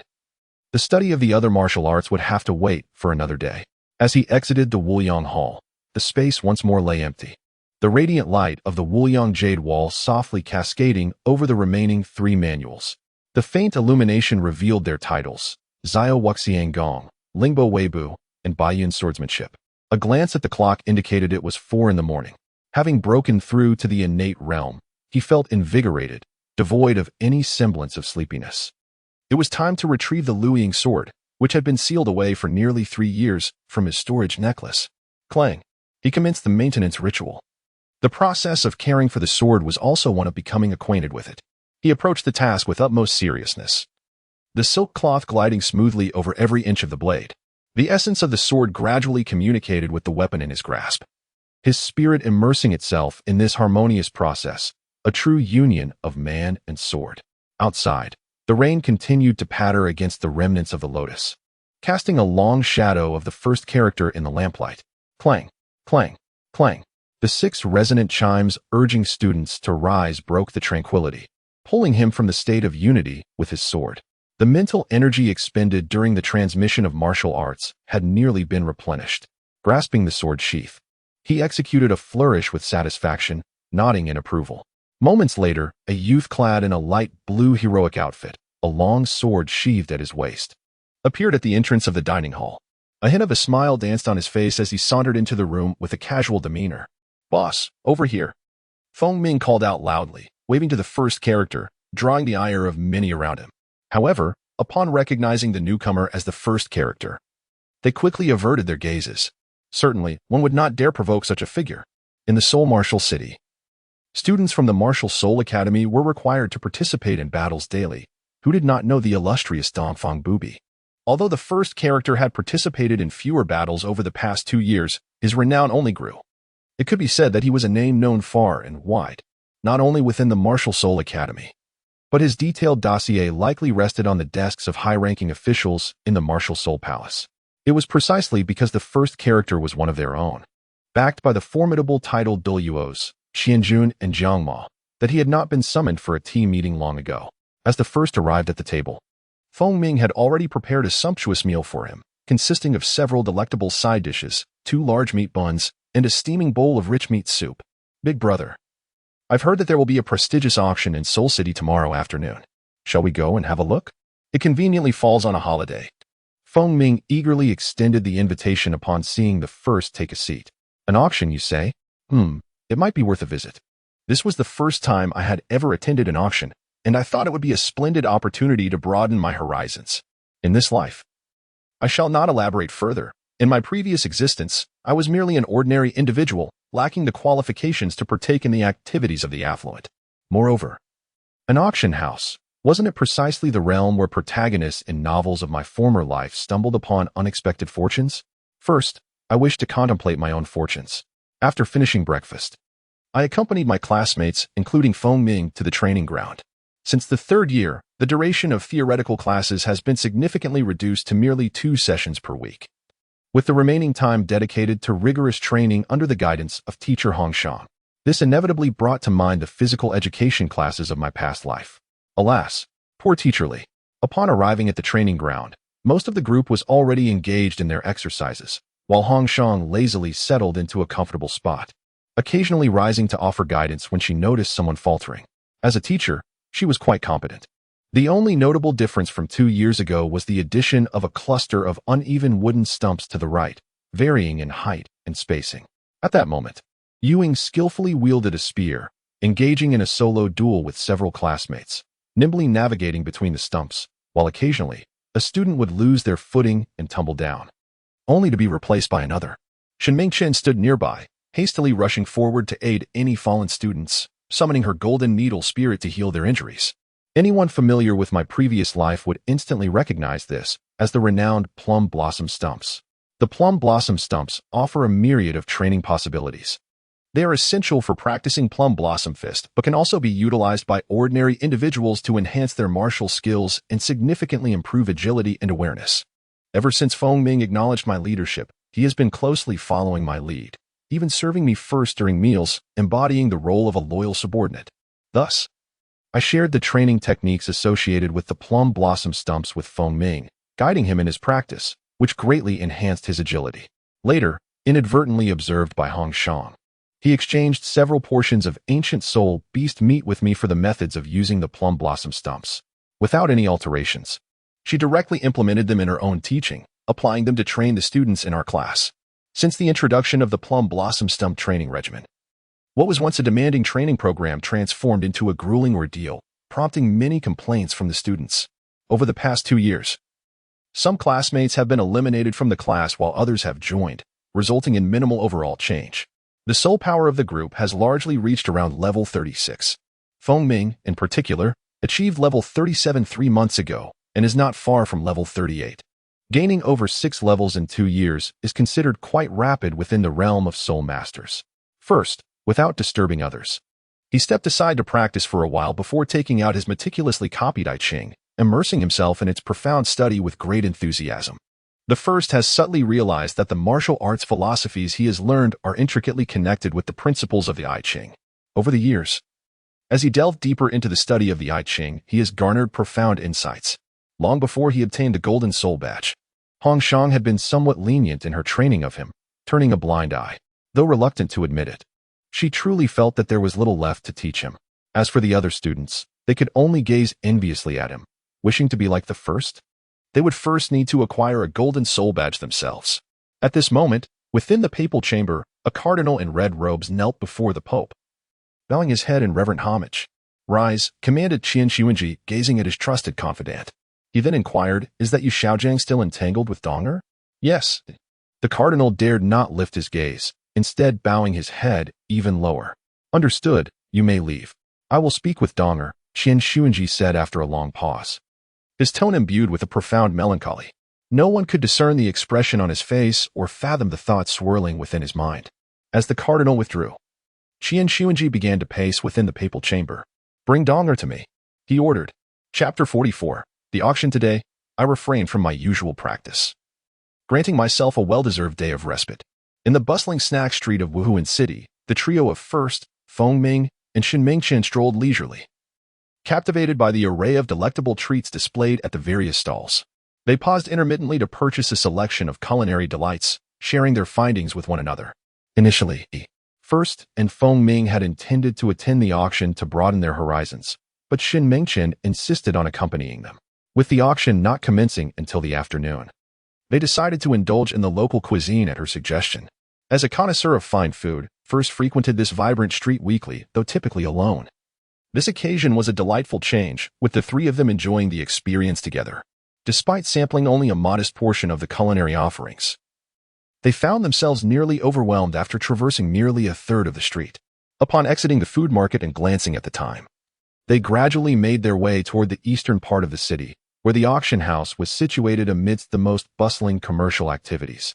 In the distance, they beheld an impressive structure resembling a single-story castle, adorned with a stone sculpture of an auction hammer at its entrance. Exchanging knowing glances, they recognized they had arrived at their destination. As they approached the entrance, Feng Ming stepped forward and presented a black invitation letter to the guard stationed at the door. This letter, procured through his grandfather, a high-ranking official within the Spirit Hall with an impressive soul power level of 86, was a testament to years of dedicated service and significant contributions to the organization, placing him just below the esteemed title Douluo. Upon entering, they were greeted by a woman clad in a form-fitting crimson gown who approached them with a charming smile upon seeing Feng Ming's invitation. Welcome, please follow me, she said, her voice slightly husky yet irresistibly alluring. Without waiting for their response, she gracefully led the way, her movements captivating and oddly enchanting, compelling the trio to follow in her wake. The First and Feng Ming gazed at the woman ahead, whose form-fitting gown exquisitely showcased her alluring figure. Following this fiery woman, the two adolescents felt a parched sensation in their throats. Humph. Shen Mingqian cast a sidelong glance at the First and then glanced down at her own chest, emitting a heavy sigh that resonated with her essence. Upon hearing her sound, the gazes of the two boys immediately shifted, becoming more restrained. They meandered through a series of turns, arriving at a door, which the woman pushed open, leading them inside. They found themselves in a corridor where, at intervals of 1 meter, stood a maiden clad in delicate gauze. If one were inclined, they could select 2 companions. The words of the woman in red carried an unspeakable implication. Both Feng Ming and Shen Mingqian were momentarily stunned by the scene, their cheeks flushing crimson. Although their astonishment stemmed from different reasons, they were equally at a loss in that moment. Just take us directly to the auction house. A glint of sordid intent flickered in his eyes, cutting through the illusions, as the First coldly declared. Please, the woman in red responded, refraining from further comment as she guided the trio to a private room. After leaving the message that assistance could be summoned at any time, she gradually withdrew. Shameless. Disgusting. Shen Mingqian, her face flushed, seemed to regain her senses, appearing quite flustered. Feng Ming's complexion was also slightly reddened, lost in thought. Have you not prepared for this before your arrival? They are merely a group of individuals whose fates are controlled by others. What we must do is diligently cultivate. Only in this way can we seize control of our own destinies. The first individual spoke resolutely to the two, who nodded vigorously, fully comprehending the intent behind the words. One couldn't help but ponder whether Feng Ming's grandfather had given him this invitation with the intention of honing his abilities. It seemed quite plausible. Indeed, families of power and influence possess markedly different methods of nurturing their progeny compared to those of ordinary households. The First abandoned contemplation of the matter at hand, surveying the private room. A coffee table was adorned with a fruit platter, a pot of brewed tea, a bottle of red wine, a set of exquisite cups, and a small booklet detailing the auction rules. Nearby, 3 sofas and a potted green plant contributed to an air of simplicity. However, a closer inspection revealed that the sofa upholstery was crafted from the hide of the elusive wind spirit tiger. The red wine was a vintage left over from a decade prior's Christmas celebration, and the cup set was embellished with precious gems, all exuding opulence. A wave of emotions washed over him. Boss, the auction has commenced. Look. Feng Ming's voice interrupted his reverie. Through the floor-to-ceiling windows, the auctioneer was presenting an obscure antique, eliciting gasps of astonishment from the crowd below, indicating its considerable value. As the auctioneer's gavel fell, declaring the start of the bidding, the price soared, ultimately reaching an astounding sum of 135,000 gold soul coins. The first couldn't help but marvel, having accumulated merely around 400,000 gold soul coins over several years in the battle arena. Was this truly the lifestyle of the affluent? Soon, the trio encountered a plethora of items, some familiar and others entirely new. With each item presented by the auctioneer, they felt their visit was far from futile. Their horizons had undoubtedly expanded.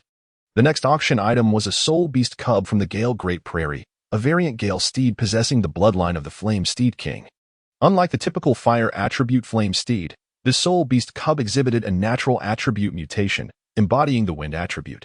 Its temperament was gentle, and compared to the irritable Flame Steed, it boasted superior speed, making it a rare and exceptional mount.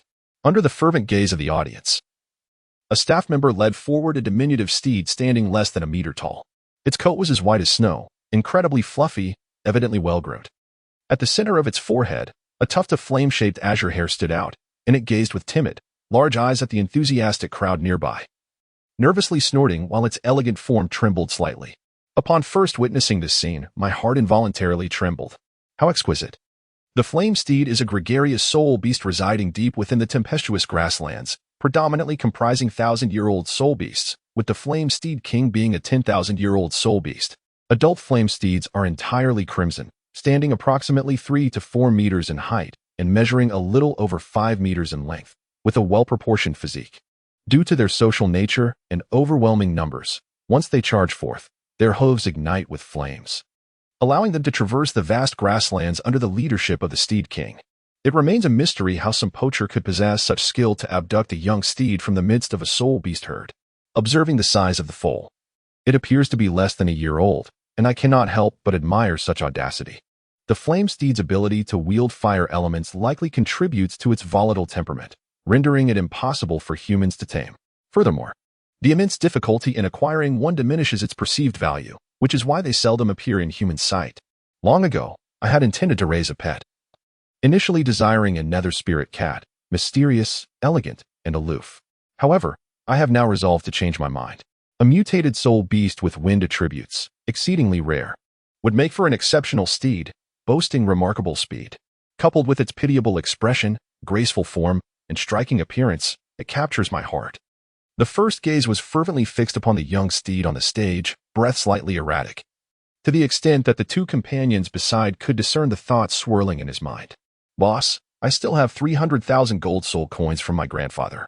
If you find yourself short on funds, feel free to use my resources, Feng Ming declared, producing a golden card and placing it upon the coffee table. I too possess over 100,000 gold soul coins, saved from my childhood birthdays. It's from me, Shen Mingshen retorted, a fire igniting in her eyes.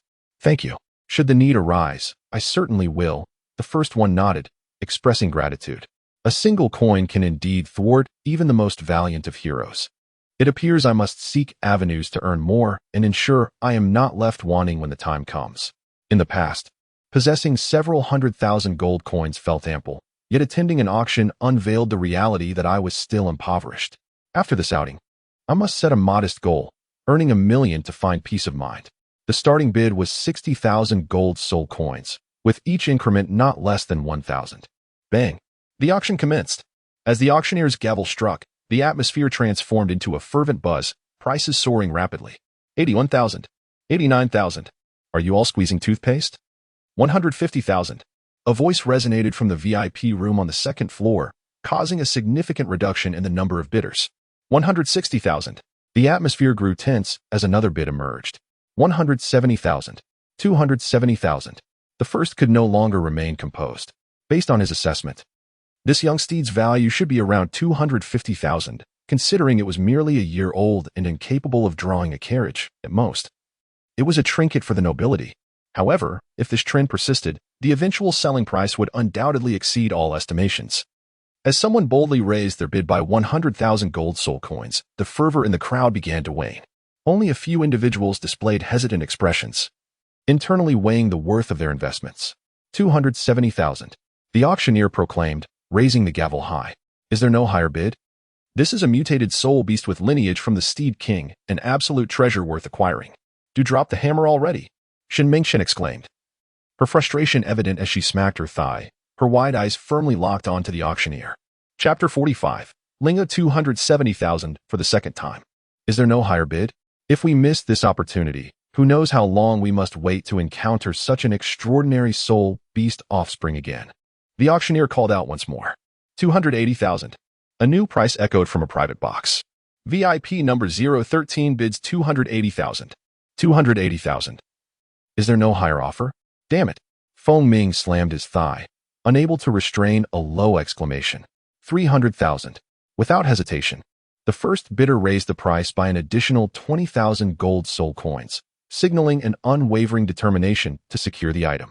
The esteemed guest numbered 017 offered 300,000. Was there anyone willing to bid higher? 300,000. First call, 300,000. Second call, is there anyone who bids higher? Then, 300,000. Third call. Sold. The gavel fell with a decisive thud, and the first bidder finally exhaled in relief.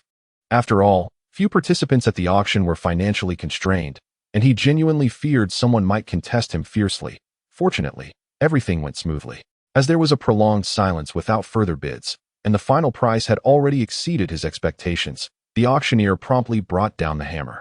In the private booth, Feng Ming suggested, Boss, shall we go directly to view the horses? Shen Mingchen also displayed an eager expression. That little colt was simply exquisite. Just then, a series of knocks echoed through the room. Knock, knock, knock, please enter. A male manager entered, dressed in formal attire. I am the deputy manager of the auction house. The mutated Gale colt you bid for has been brought to the back. Would you like to take a look? The manager said with practiced ease. Very well. Let us take a look. Firstly, there is a profound longing for one's pet, which also serves as a future steed. Please, manager, lead the way. They arrived at a room where a timid little pony cowered in the innermost corner, trembling at the sight of the approaching bipeds. Come here, little one. Shen Mingchen gently beckoned, crouching down and presenting a grape as an offering. After a moment of hesitation, observing the pony's continued retreat, he sighed in resignation, straightened up, and stepped aside. The kind-hearted individual gently approached, standing in front of the little foal, who had nowhere to retreat. Slowly, they retrieved a matcha-flavored cake from their storage necklace, cradling it in their hands and offering it to the foal's lips. Firstly, one can distinctly observe that it cautiously approached the cake, first sniffing it with its pink nose. After a considerable moment, it delicately licked the cake with its adorable tongue, only to swiftly retract. With its bright, sparkling eyes, it shyly glanced at the first person. As if sensing the warmth of goodwill, it then lowered its head and nuzzled against their hand, gradually savoring the cake, bite by bite. The first sensation was the friction between my palm and its tongue, a ticklish feeling. And for the first time, I grinned joyfully, gently stroking it. My hand glided from its head down the silken mane of its neck, conveying my goodwill. Nay, the foal trembled slightly before gradually relaxing, finally lifting its head to let out a soft whinny. From now on, shall I call you Linga? I mused, my eyes brightening at the sight of this spirited and graceful young horse. Watching the foal, no, Linger, nuzzle against my cheek, I declared cheerfully, then it settled. You shall be Linger. Stick with me, and you'll enjoy the finest treats life has to offer. Nay, may I pet Lingo too? Shen Mingchen and Feng Ming watched our interaction with envy, their hands outstretched in imitation, attempting to lure Linger with treats. Yet, to their dismay, Linger swiftly snatched the food and retreated, refusing to let them near. Amused by the game of hide-and-seek unfolding between the two and the foal, I sighed. Enough now. Linger is still shy around strangers. With time, she'll warm up to you. Then, retrieving a gold card, I handed it to the manager. I'm quite satisfied. The manager smiled, delighted to hear it. We also prepared a set of equestrian accessories for you. Please collect them from the attendant on your way out. We offer many more high-quality goods, so we hope to serve you again. The initial polite agreement was made. Once the formalities were completed, Linger's ownership was finally confirmed. The three of them played with Linger for a while before returning to the VIP room.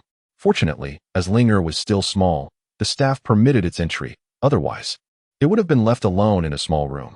Observing the bustling auction scene outside, where people appeared to be frantically shouting bids, the trio exchanged glances, perplexed by the unfolding events. 3,400,000 gold soul coins. 5 million gold soul coins. The fervor of the crowd was overwhelming, as if money had lost its value in that moment. The bidding escalated until it reached 10 million gold soul coins. VIP number 003 bids 10 million gold soul coins. Is there anyone willing to offer more? The item up for auction was the intact right arm bone of a 10,000-year-old explosive ape, a rarity among soul bones of such antiquity, prized for its superior quality.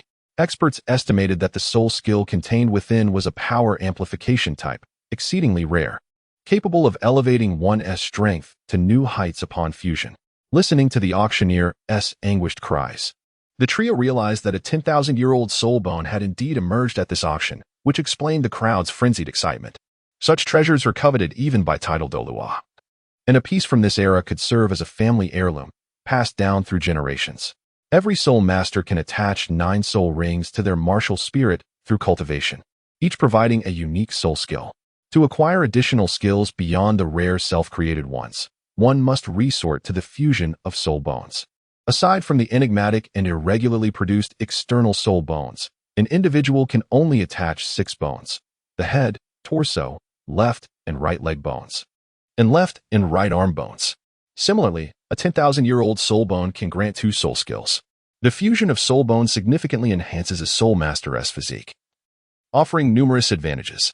However, the scarcity of soul bones makes their appearance a fiercely contested event among various factions. Feng Ming and Shun Mingchen gazed at the soul bone on the auction floor with fervent eyes, their desires unabashedly evident. As few soul masters could maintain their composure in the presence of such a coveted relic. The first cast a fleeting glance at the soul bone, then picked up a piece of fruit from the platter, playfully teasing Linger. Soul bone. Huh. To the first, who comprehends the path ahead, it holds no value whatsoever. Perhaps in the beginning, it may serve as a source of support, yet in the latter stages, it becomes a monumental burden. If given the choice, the first would rather forego even the soul ring. Contemplating the realms displayed on the infinite jade wall, the first dismissed the soul bone as mere trifles, hardly worth a dog's attention. After some time, Shin Mingchen, regaining her composure, observed the first, who wore a delighted expression while teasing Linger, and curiously inquired, "First, don't you desire it?" The first glanced at an old classmate with disdain and remarked, "It's merely a piece of bone. Even for broth, it is deemed unclean. I possess a cleanliness obsession." Was there truly such a person? However, Shin Mingchen believed the words of the first, for the indifferent gaze directed at the soul bone betrayed no pretense. Subsequently, she involuntarily wrinkled her nose and took a whiff of her own body, inwardly lamenting, "I have gone to such lengths, yet he remains unresponsive. Does he find me repulsive as well?" Her brows knitted together, a surge of irritation welling within her. At that moment, Feng Ming, who had been listening to the first, regained his senses and approached, offering a shoulder massage and leg rub, stating, "Boss, in the future, should you acquire any soul bones, I shall not find them dirty, nor do I have a cleanliness fetish."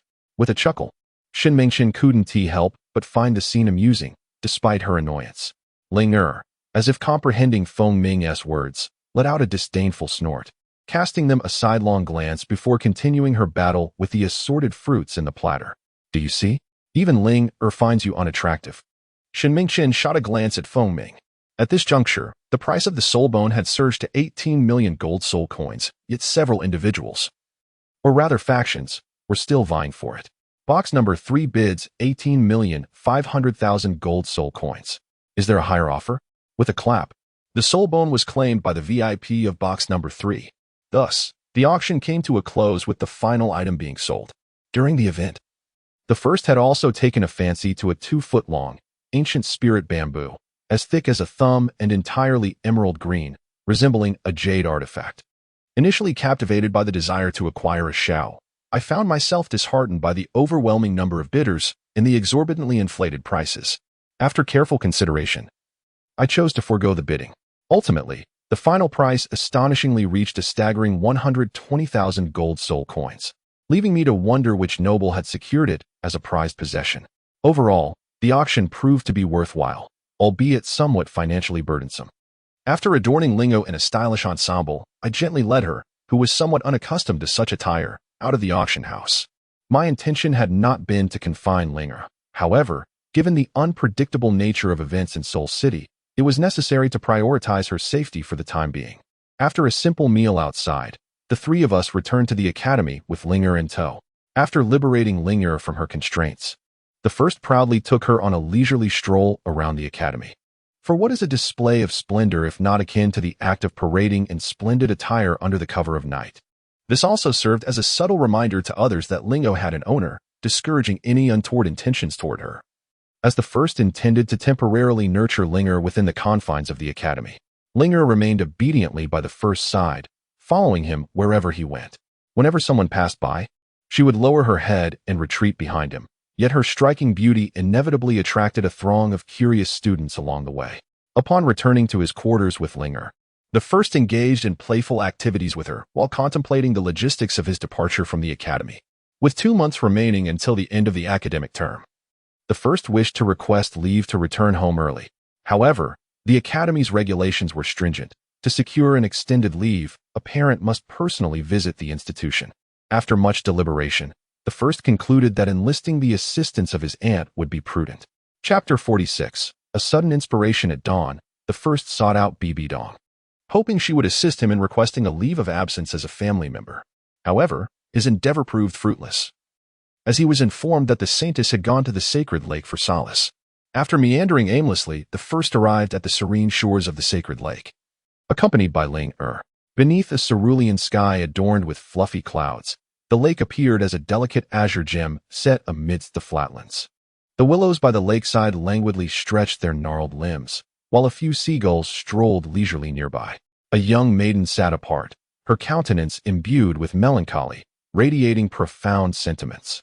Suddenly, the echoes of a familiar heart crossed his mind, as he reflected on the autumnal transformation of the landscape. A voice interrupted the maiden's reverie, prompting her to glance towards its source. In the embrace of mutual longing, they both braved the winter's chill, destined to share a lifetime together. "Is it you, first?"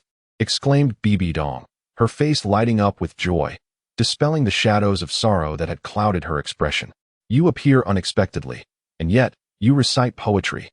Bibi Dong pondered the lines of verse spoken by the first, feeling a blend of elation at their reunion and a tinge of sadness at the poignant words. "Dear maiden, what burdens weigh upon your heart? The world is resplendent, yet you dwell in sorrow."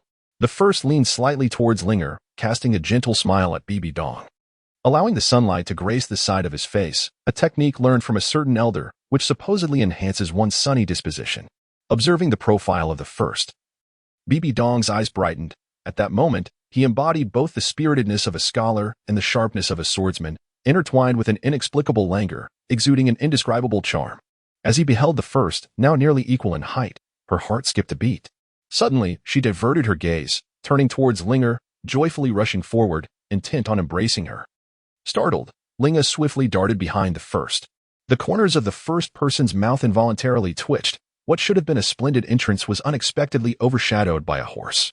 "Old hen, bah." It's the first. Hastily stepped forward to intercept Bibi Dong, who was acting as an eagle, safeguarding her beloved Linger. "It turns out that the person who purchased the little colt at the auction was you. That day, I was distressed all night because someone snatched my little colt away." After saying this, she glared at the first person, puffed up with indignation. "Yes, it's you. The one who competed with me for Linger is you." The first person was left utterly dumbfounded. What a remarkable coincidence. "What do you mean?" Bibi Dong, referred to as Auntie by the first, stepped forward and abruptly pinched her ear with her delicate fingers, her face brimming with triumph. "It's all right, Auntie, please don't cause a scene," the first person exclaimed, desperately grasping Bibi Dong's hand. "Humph, let us see if you dare to be so disrespectful again." Before the first could fully register the chill from her grasp, Bibi Dong released her ear, withdrawing her hand and blushing slightly. Fearing that the first might uncover the truth, she quickly changed the subject. "What brings you here?" "I had a dream last night, a vision of the celestial angel, compelling me to come to the shores of the holy lake early this morning in search of someone. It was said that there exists a person here in need of my salvation, hence my arrival." In that fleeting moment, she was drawn into the performance, her gaze tinged with a hint of bewilderment, as if ensnared in a reverie. She then surveyed her surroundings, seemingly in search of the individual illuminated by the divine light. Yet, there was no one else present. Their eyes locked, and the performer appeared to be an expert in micro-expressions, transitioning from confusion to astonishment and back to uncertainty. Deep within, she awarded herself a commendable 9 out of 10 for her act. Could it truly be a celestial guide, or was it mere coincidence? Bibi Dong's gaze upon the first figure deepened her conviction. However, a melodious voice broke the silence from afar, calling out, "Saintus, Saintus." Both felt a tremor within, their hearts fluttering with trepidation as they averted their gazes, exhaling softly as they turned to face the newcomer. This was a predicament. A sudden flutter gripped my heart, prompting me to take a step back. Hastily, I addressed Bibi Dong, saying, "Aunt, I've just remembered that I must take Linger for physical training. So I shall take my leave now. We'll converse another time." With that, I called out to Linger and swiftly dashed away, observing my departure. Linger tilted her head in confusion and blinked her eyes before pursuing me in earnest. The initial action left Bibi Dong utterly perplexed. However, once the first had departed, a sigh of relief escaped her lips. She was unaware of the reason behind her racing heartbeat moments earlier.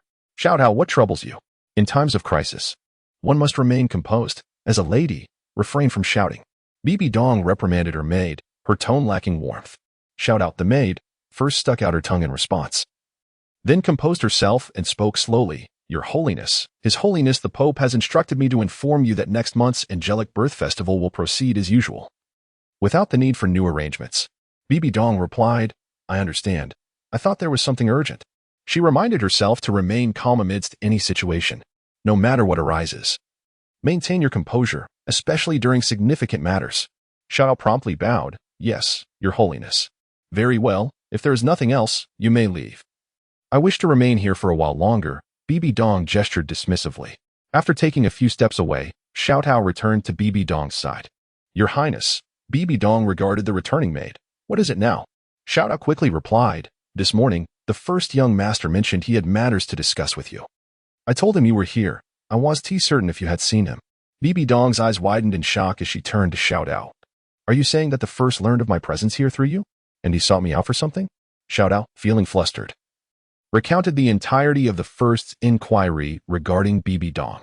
First, Bibi Dong clenched her fists and shouted towards the direction the first had taken, startling a flock of gulls into flight. Xiao Tao recoiled, cautiously distancing herself from her mistress. Had she not just admonished herself to speak kindly and to maintain tranquility in the face of great matters? The more Bibi Dong pondered, the angrier she became. Her cheeks flushed with emotion as she hurriedly pursued the direction the first had gone. Bibi Dong silently gritted her teeth, recalling how Brother Qin Feng always insisted that one should discipline children promptly. After a brief run, I came to a halt, reclining upon the verdant grass, inhaling the fragrant aroma of the greenery and gazing at the picturesque scene of the lake. My thoughts drifted once more to Bibi Dong. Alas, I hope that maid has not divulged my search for Bibi Dong. Otherwise, today's fleeting whim to perform for merely a few minutes would lead me into the throes of chaos. Sigh. It appears my skills are still lacking.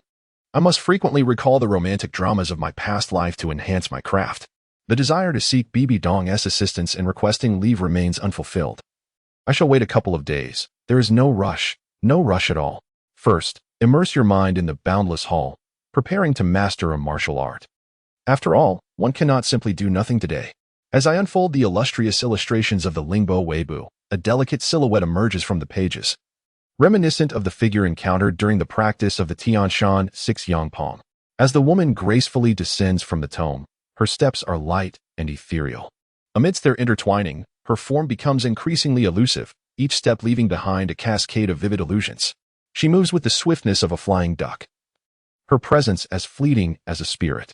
The Lingbo Weibo, as soft as silken stockings, stirs up clouds of dust. Her movements are unpredictable, teetering between danger and safety. The rhythm of her advance and retreat is elusive, as if she were both departing and returning. As I gazed upon the seemingly dance-like steps, I found myself involuntarily murmuring. The shadows of figures multiplied, and in my eyes, each person appeared to be genuine, yet simultaneously, they seemed to be illusions. The line between reality and deception had long begun to blur. This is the essence of the ethereal steps of Lingbo, elusive and transcendent. As the wind billowed the sails, I pondered, was it the heart that stirred or the sails that fluttered? The apparitions here bewitched not only the eyes but also the spirit. Suddenly, the woman came to a halt, and the myriad of figures gradually dissipated. Just as I believed the spectacle had concluded, she delicately advanced a step forward. Beneath her feet, the ephemeral shadow of the koan trigrams flickered and vanished, followed by a sequence of steps, each corresponding to a hexagram. With each stride, she quickened her pace, as if time itself had come to a standstill beneath her feet. Despite feeling increasingly dizzy, as though the world were spinning around, I forced myself to keep my eyes wide open, for this was a momentous opportunity. Gradually, my eyelids grew heavier, and I faintly heard, "The vast and boundless is the void. Unity of heaven and humanity is attained. The illusion of flowers in the mirror and the moon on the water is the realm of existence. Self-reliance and clarity of nature are achieved." In my dazed state, I sensed something brushing against my face. Suddenly, I grasped that object, and upon opening my eyes, I sighed with relief. It was merely Linger's tail. A soft chuckle escaped my lips. "Awake? Quite pleased, aren't you?" A few simple words drifted from the side, causing my previously poised figure to freeze in an instant. Auntie the First slowly turned around, offering a sweet smile to Bibi Dong. "Continue dreaming. Let's see whom the angel god has chosen for you to save this time." Bibi Dong fixed her almond-shaped eyes intently upon the First, her gaze unwavering. What to do? What to do? The First felt an overwhelming sense of urgency within, as if a colossal word of danger loomed above her head. The First smiled sheepishly. "I couldn't help but notice your unhappy expression, so I thought to offer you some words of comfort." "You humph. Please don't do that again." Today, I felt utterly embarrassed in front of Xiao Tao. Bibi Dong gently touched Lingo beside her, lightly dismissing the matter. Perhaps she hadn't truly been angry, merely a tad vexed. Bibi Dong sat back down next to the First, affectionately ruffling Lingo's hair, momentarily at a loss for words. After a long pause, the First spoke. "Bibi Dong." Bibi Dong replied. "Do you perhaps dislike Xiaogang?" She inquired once more. Chapter 47. Heart-to-heart conversation. Never had I anticipated that Bibi Dong would candidly pose such a question to me. For a moment, I found myself at a loss for words. Over the past few years, whenever Xiaogang was present, I always walked briskly. My words were exceedingly polite. You could not conceal this from me. Without waiting for my reply, Bibi Dong continued to speak. "The teacher also disapproves of Xiaogang, urging me to maintain my distance from him." Yet, she seemed increasingly aggrieved, unsure of what else to articulate. "Nevertheless, Yu Xiaogang possesses remarkable talent. Even though his martial soul has mutated into a seemingly worthless one, he remains undeterred, demonstrating profound research into the theory of martial souls." Bibi Dong continued speaking, nodding in agreement. "Did you think I would say that? Surely you cannot believe I would utter such words." In an instant, his gaze shifted as he lifted his head to look at Bibi Dong, his eyes shimmering with an inexplicable brilliance that left her somewhat bewildered. One moment, Bibi Dong was listening to pleasing words, and the next, her heart was struck by an unexpected blow. In a fit of anger, she extended 2 fingers, pinching and twisting fiercely. "Ah, quick. It's turning blue. It's turning blue. Let go." He hastily clutched the hand, wreaking havoc at his waist. This time, the pain was real. Seeing the genuine agony on his face, Bibi Dong quickly released her grip. "Why you? Are you all right?" she asked sheepishly. "Serves you right for saying such things." Then, as if to ease the tension, she batted her large, expressive eyes, offering a self-conscious explanation. First, she rubbed the soft flesh around her waist and, with a hint of irritation, addressed Bibi Dong. "Today, I shall take the time to analyze this for you. This foolish woman, usually quite astute, how is it that she now finds herself at a loss? To begin with, as your master, why would one hold affection for Yu Xiaogang? What remarkable talents does he possess that warrant the Pope's admiration? Is it his unparalleled martial prowess, his extraordinary potential, or perhaps his keen intellect?" Listening to the First's remarks, Bibi Dong interjected. "Xiaojiang's theoretical research is indeed exceptional, and he demonstrates considerable perseverance. I have also reviewed his theory on the 10 core competencies of martial souls that he published last year. While I may not wholly agree with some of its content, I still hold him in high regard. Regardless of his intentions, he has undeniably benefited a greater number of common folk, and that is an undeniable truth. As always, one must first elevate before suppressing. As the saintess of the Spirit Hall, you should be well aware of the nature of this information. You know precisely whether he is a true master or merely a conveyor of knowledge." As she observed Bibi Dong remaining silent, she patiently waited until her thoughts had crystallized before continuing. "Have you ever pondered why he is ridiculed as a master? Is it merely the rejection of his theories by others, or is there a hidden agenda aimed at tarnishing his reputation? The 10 theories he has articulated possess significant value, particularly for the common folk. Whose interests does this threaten? Why do the major sects and the 2 great empires, including the Blue Lightning Overlord sect, harbor such disdain for him? If he were not the son of Yu Yuanzhen, would he still face such scorn? You must question whether his intellect is truly as profound as it appears, considering he has published papers under his own name, utilizing a millennium's worth of data gathered by the Spirit Hall, while disregarding the institution's standing. This is precisely why his theories, which undermine noble interests and align with the common people's cause, still fail to earn the Spirit Hall's endorsement. As Bibi Dong listened to the barrage of rhetorical questions from the first speaker, her rationality returned, and she transformed back into the astute saintess she once was. She gathered her thoughts, seeking to respond to the first speaker's inquiries, yet she wondered if the pale answers that surfaced within could genuinely persuade her. A tremor coursed through Bibi Dong's body. Upon observing Bibi Dong's expression, it was evident that she was deep in contemplation. I posed another question. Do you believe that Yu Xiaojiang was blinded by greed, or was he utterly oblivious to the situation? At that time, did he ever consider you the saintess of the Spirit Hall? I am unaware of the answers to these inquiries. You might endeavor to seek them out yourself. What I articulate is not intended to exonerate the Spirit Hall or the Pope. I merely stand in solidarity with your perspective. Upon observing Bibi Dong's pale visage, no further words were uttered. The only sound permeating the air was Bibi Dong's labored breathing.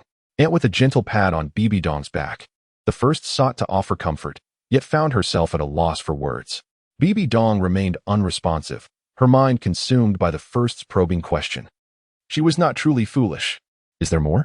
Observing Bibi Dong in that moment, the first felt an unfamiliar sensation. Had her words been too harsh? The first pondered silently. What else is there? Please, share with your aunt.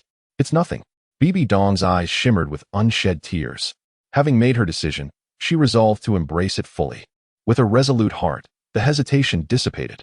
What do you envision might transpire if, in the end, you truly unite? As a discarded outcast of the Blue Lightning Tyrant sect, how would they react to the fact that a mere waste has captured the heart of the Holy Maiden of the Spirit Hall? Would the elders who advocated for Yu Xiaojiang's expulsion secretly conspire against the Spirit Hall? How would other factions harboring animosity towards the Spirit Hall propagate their narratives? What thoughts would the allies of the Spirit Hall, or even its lower-ranking members, harbor? The most exquisite and sanctified Holy Maiden has surrendered her affections to a mere waste. Has the Spirit Hall lost all its worth? How would the denizens of the continent perceive the Spirit Hall? A cascade of rhetorical questions ensued, as Bibi Dong's delicate form gradually softened, leaning gently against Linger. Her eyes fluttering shut, tears streaming down her cheeks. Linger turned her head and delicately licked Bibi Dong's cheek, as if offering solace. The first gently patted Bibi Dong's back, clearly sensing her tender form quiver softly. Cry if you must. If you're weary, let your tears flow for a while. The first spoke with tender affection. Woo-woo-woo-woo-wah. Bibi Dong, upon hearing these words, could no longer contain herself. She turned, wrapped her arms around the first's waist, resting her head upon her lap. And her sobs grew louder. In this moment, she was merely a woman of exceptional talent in her cultivation, caught in the throes of love, rather than the Pope of a future era, devoid of the weighty experiences of life. She could not answer any of the initial questions. Yet she was certain that the first person had not deceived her, nor would they ever do so. Gently, the hand tapped the rhythm, offering solace to the woman. After a considerable time, Bibi Dong's breath gradually elongated, becoming steady. At first glance, one cannot help but be astonished. She has unwittingly turned her own leg into a pillow and succumbed to slumber. As I reach out, poised to rouse her, I am captivated by her tear-streaked visage, reminiscent of a rose glistening after a rain, compelling me to silently admire her beauty. Perhaps it is best to let her use my leg as a pillow just this once, considering she has wept for so long and is in such a melancholic state. First, he told himself. The gentle breeze caressed the willow branches, while gulls leisurely searched for small fish in the shallow waters. Linger occasionally nibbled on the grass beside him, and at other times, playfully chased the butterflies that fluttered by. A young man lowered his gaze, observing the evident traces of tears on the lashes of a woman. Lost in thought, everything appeared as if painted on a canvas. This life could be succinctly described in 2 words, serene. As for the leg of the first, which had long since lost sensation, who cared about that? The sun gradually dipped in the west, and as the girl's eyelids fluttered slightly, this picturesque twilight began to fade. When Bibi Dong sleepily opened her beautiful eyes, she found the first gazing intently at her, causing her cheeks to flush instantly, and her eyes to shyly glance aside. Upon noticing the marks left on the first's clothing due to her presence, though dried by the wind, she felt a wave of embarrassment wash over her, her face growing even warmer. She quickly rose, elegantly tucking a stray lock of hair behind her ear. What are you staring at? Bai Dong playfully chided. Admiring a beauty, the first replied with utmost seriousness. Observing Bai Dong's expression, a blend of delight and annoyance, the first felt a sense of intoxication. Wine doesn't intoxicate. But people do, he murmured. Smack. I am your little aunt. Bai Dong gently tapped the first's head with her hand. Yes, you are my little aunt. Bibi Dong, regaining her composure, let out a soft sigh.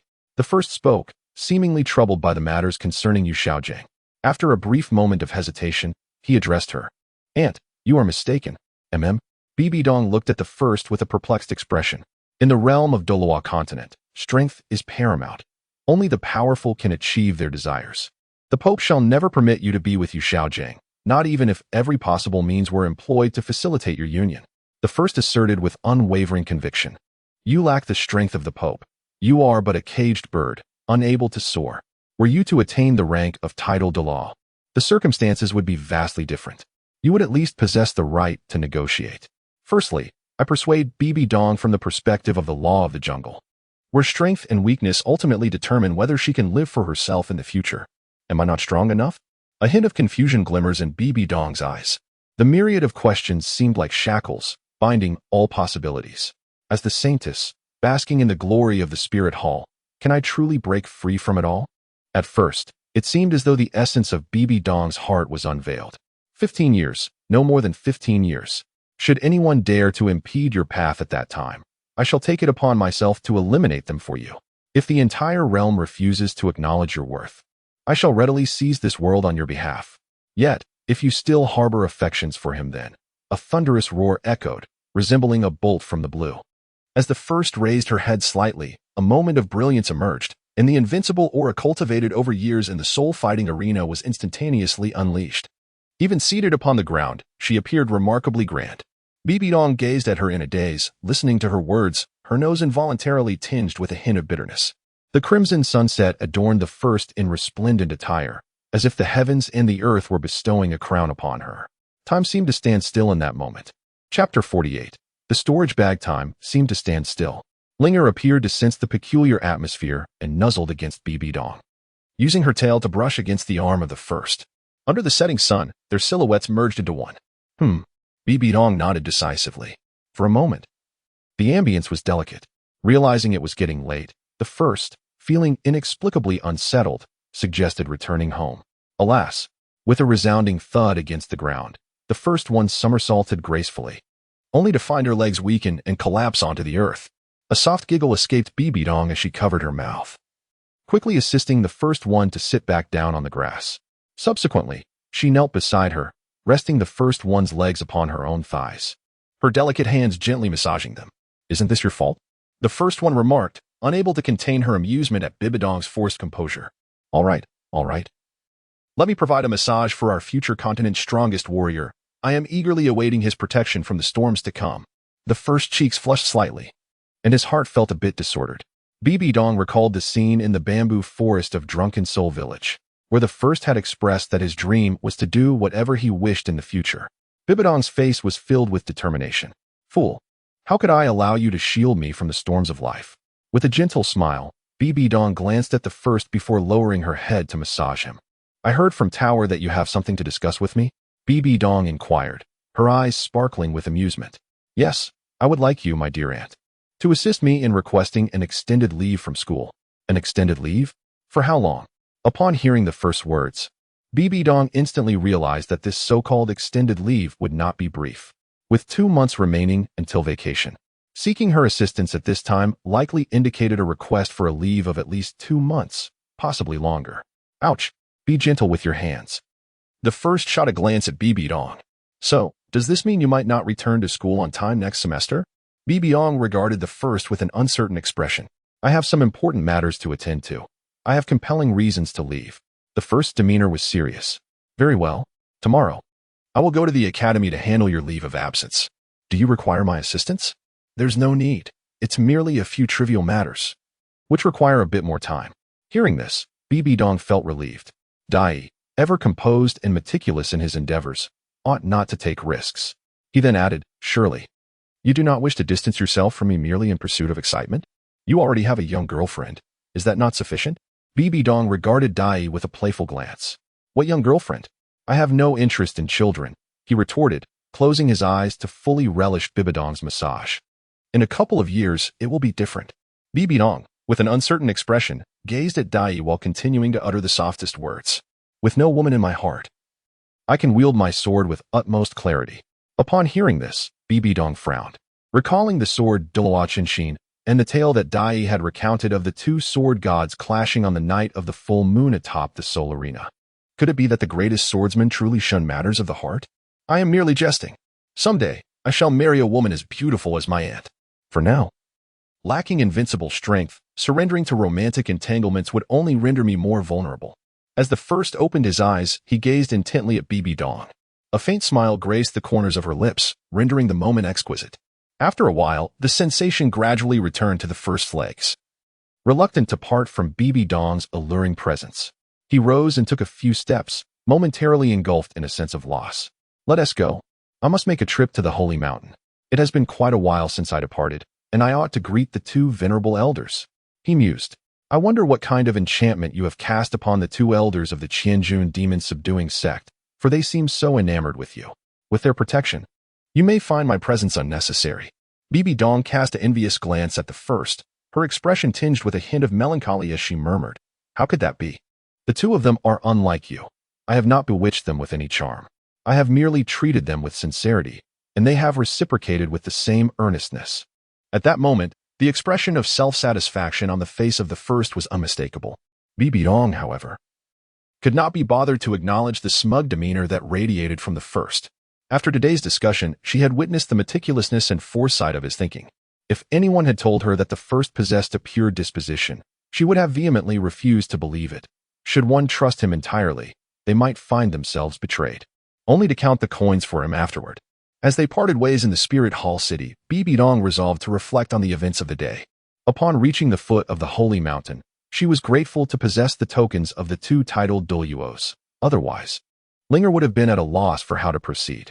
With Linger in tow, they encountered the two esteemed titled Douluos without obstruction. Old gentleman, I have come to see you. The first called out from a distance. Enough of that. This little steed of yours is rather charming. Surely, you do not intend to rely on it to woo the fairer sex? The venerable elder teased the first. Not at all. It is merely my pet, Ling. Besides, I am quite accomplished, dashing, and youthful, the first replied confidently. All right. We acknowledge your prowess, but it is already evening. What brings you here? Surely, it is not merely for a meal. Qianjun interjected, cutting off the first's words. I have matters to attend to and shall not be able to join you both for tea during this period.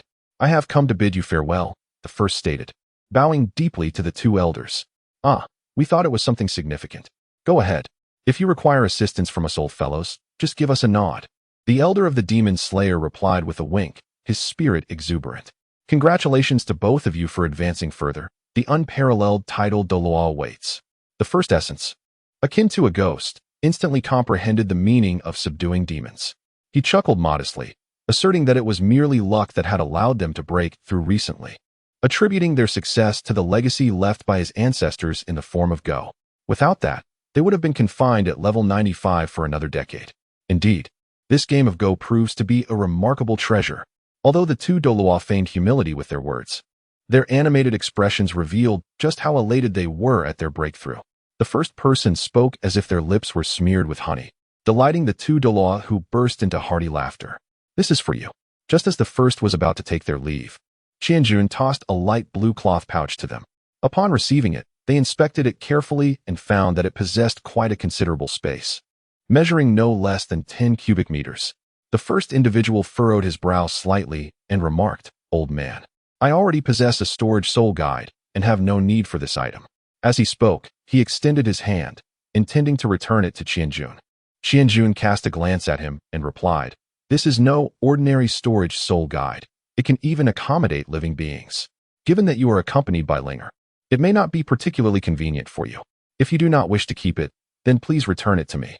In that fleeting moment, the first individual retracted the storage bag, scrutinizing it carefully before accepting it with gratitude, casting a thankful glance at the two venerable seniors. The two titled Douluo naturally perceived the warmth in the first's gaze, which brought solace to their hearts. After all, they no longer traversed the continent, spending their days engaged in chess, sipping tea, and enjoying fine wine in this tranquil setting. The storage bag would serve no purpose for them, and thus, it was a fitting use of resources to bestow it upon you. With a smile, Qianjun addressed the first. Young one, are you not departing? Surely, you do not wish to remain here solely for a meal. Unable to withstand the intensity of the first's gaze, he began to usher his guest away. The first bowed deeply to the two individuals, cherishing their kindness in his heart. Before returning home with Linger, he began to play with the newly acquired soul guide, occasionally placing Linger inside, then releasing her, thoroughly enjoying the moment. However, upon noticing Linger appearing somewhat listless, he finally hung the storage bag at his waist.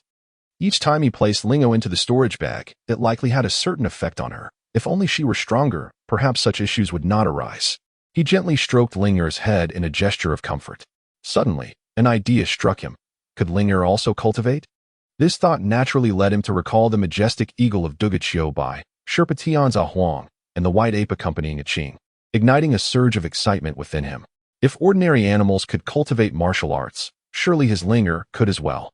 Perhaps she could even advance to become 100,000-year soul beast ahead of time. The mere thought of nurturing 100,000-year soul beast filled his heart with uncontainable excitement. Sitting cross-legged, he positioned Linger before him, first extending his hands to gently caress her back, reassuring her not to be anxious. He then released a strand of true energy, slowly penetrating Linger's body. At that moment, the limitless jade wall seemed to sense his intentions, as a beam of light followed his true energy into Linger's being. From the initial perspective, a rapid transformation allowed a clear view of Linger's internal meridian distribution, as well as the faint, pale mass of soul energy residing in her brain, which undoubtedly served as the soul sea where soul beasts stored their essence. The meridians within Linger's body were rather intricate. Each limb and the torso possessed a relatively broad meridian with minimal obstructions. In contrast, the other meridians were not only slender, but also severely blocked. The first step involves skillfully manipulating the vital energy, meticulously navigating the most unobstructed meridian within. The primordial vital energy of the first was exceptionally pure, and with the assistance of a divine perspective, that meridian was gradually being unblocked. Chapter 49. Disguise. It is uncertain how much time had elapsed when the obstruction in that particular meridian was finally cleared by the initial strike. Pausing his current actions, he cautiously observed Linger, anxious about any potential mishaps. Suddenly, the pale white soul energy within Linger's mind surged towards the unblocked meridian, circled around, and then returned to the sea of souls. It was evident that the mass of soul energy had noticeably expanded. With a radiant expression, the first one opened his eyes, wiping the sweat from his brow and gently stroking Linger's head. You shall be blessed from now on, he declared joyfully. Nay, Linger rose gracefully, affectionately licking the back of his hand with her delicate pink tongue in gratitude. She could already sense the newfound strength coursing through her body. Initially, I plan to observe for a day. If there are no significant changes, I shall gradually open all of Linger's meridians. The following day, at the break of dawn, I placed the necessary items into my storage necklace and made my way to the teaching building, eagerly awaiting good news from Bibi Dong. All right, let us depart. Shortly thereafter, Bibi Dong emerged from the building, waving the leave request form in the distance. Shall I accompany you back? I am quite uneasy about you going alone. What if? Bibi Dong seemed somewhat apprehensive. After all, First had garnered too much attention in the soul arena. Although she had participated infrequently since last year, one could never tell if someone was lurking in the shadows, waiting for an opportunity to eliminate her. Do not worry, I am well prepared. Let us first visit your home. With a wave from Bibi Dong, the two of us exited the school gates and arrived at her residence. The room was devoid of superfluous items, its overall aesthetic leaning distinctly towards a youthful pink, with a large Rongrong rabbit plushie adorning the bed. This is not my first visit, and I find no surprise in the room adorned with a youthful charm. By the way, where is Linger? If you wish, you may leave her in my care. I shall tend to her while you attend to matters.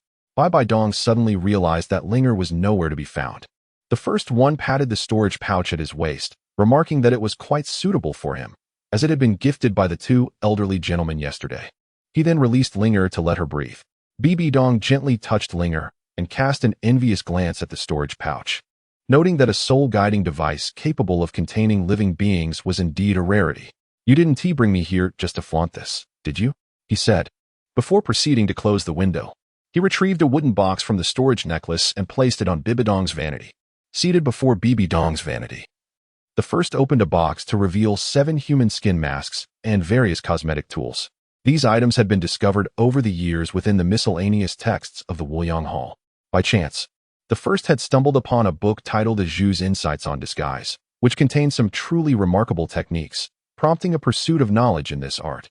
The 7 masks displayed a variety of visages, youthful, robust, elderly, and of both genders. The endeavor to gather materials for the creation of these masks consumed more than half a year, and coupled with the intricate crafting methods and tedious processes, it had taken years to produce merely 7 finished pieces. Intrigued, Bibidong leaned closer to examine the contents of the box: eyebrow pencils, eyelash glue, brow scissors, and foundation. Although she was uncertain of the purpose of the masks, she was familiar with the other tools. You can apply makeup?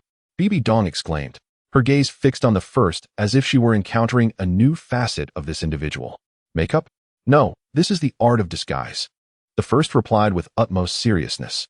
With a moment of contemplation, the first selected one of the human skin masks from the box.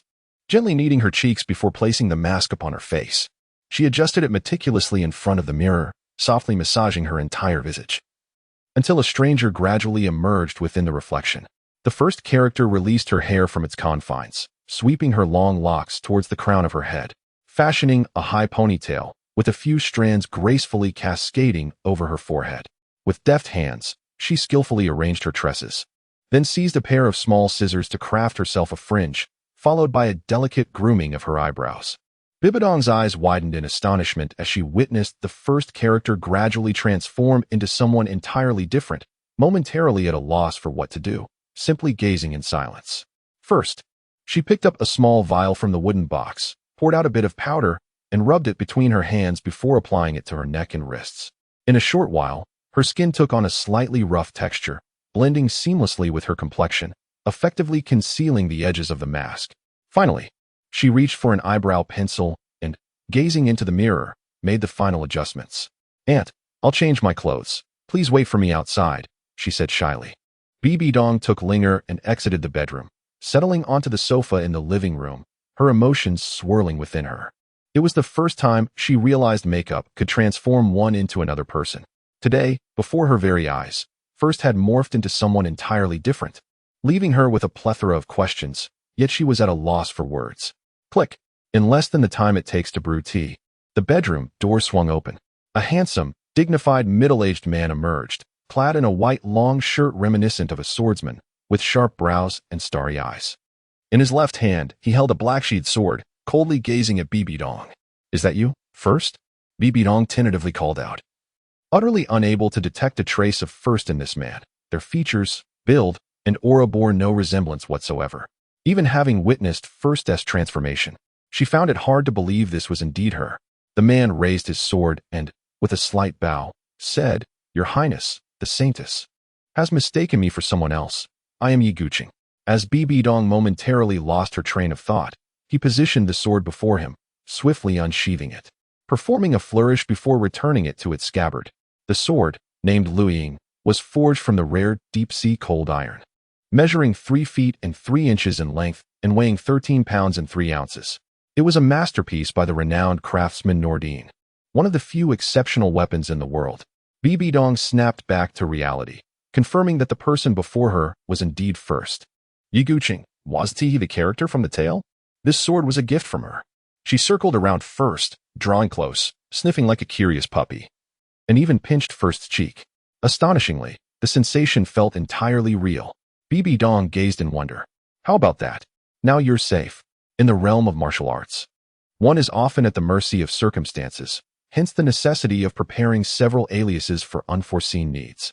The First cast a triumphant glance at Bibidong and gestured towards Linger, who, as usual, affectionately nuzzled against the First's leg. "See, the little one still recognizes you," Bibidong remarked, her eyes wide with astonishment at the scene unfolding before her. First, pondering thoughtfully, remarked, "It must be the scent." She produced a fragrant sachet and hung it at her waist. Soon, the delicate aroma of orchids wafted through the air, causing Linger to anxiously pace within the room, seeking the familiar essence of her master. Perfectly attuned, First and Bibi Dong exchanged a glance. "Linger, come here," she called, retrieving Lingo's favorite cake infused with the essence of fresh grass, offering it to her. After a delightful romp, Linger finally recognized that the person before her was indeed her master. With Linger safely tucked away in a storage pouch, First and Bibi Dong proceeded side by side out of the spirit city. "Auntie, are you not returning yet?" First inquired, having already traversed 5 or 6 miles from the city. She halted, gazing at the distant silhouette of the city, hoping Bibi Dong would reconsider her return, aware that venturing alone posed dangers. "No need to worry about me. I am quite formidable now, and this is the territory of the Spirit Hall. No one would dare lay a hand on me. I shall see you a little further." Bibi Dong's expression was tinged with reluctance, and an undercurrent of impatience stirred within her heart. The first involuntarily reminded Bibi Dong once again, "I have already conveyed everything necessary to you yesterday. Take care of yourself." Bibi Dong reflected on their conversation from the previous day, which allowed her to reevaluate the first. He had matured into an adult, endowed with remarkable wisdom. It was through their dialogue that she recognized the precariousness of her own situation. "Rest assured, I shall dedicate my energy to cultivation," she affirmed. "You are absolutely right. Only through formidable strength can I earn the calm attention of others." After the first insightful analysis, she extricated herself from the confines of the game, only to realize the multitude of blunders she had made, each step driving her closer to a dead end. As the night wore on, she pondered deeply, a chill creeping down her spine, and upon rising in the morning, she found her sheets damp with sweat. Upon realizing that she truly comprehended the situation, he finally felt a sense of relief. At this point, there is little else he can do. "I shall take my leave now. Take care." As the first individual contemplated turning away, a voice interrupted. Is there a continuation of the poem you recited yesterday?" Suddenly, memories of an old friend flooded her mind. Upon reflecting, the mountains and rivers are now cloaked in autumn. In 2 places, longing endures through the falling snow, which signifies our shared journey towards a lifetime of togetherness. Bibi gazed at the silhouette of the first figure, pressing her lips together. The beauty of the poem stirred a profound ache within her, leaving her deeply moved. The first step forward is taken slowly, without a glance back. By the side of an old friend lies a new companion, while I sit alone amidst the winter snow of mountains and rivers. What brings this longing that binds the heart and soul? In this lifetime, we shall not err again as we grow old together. Alas!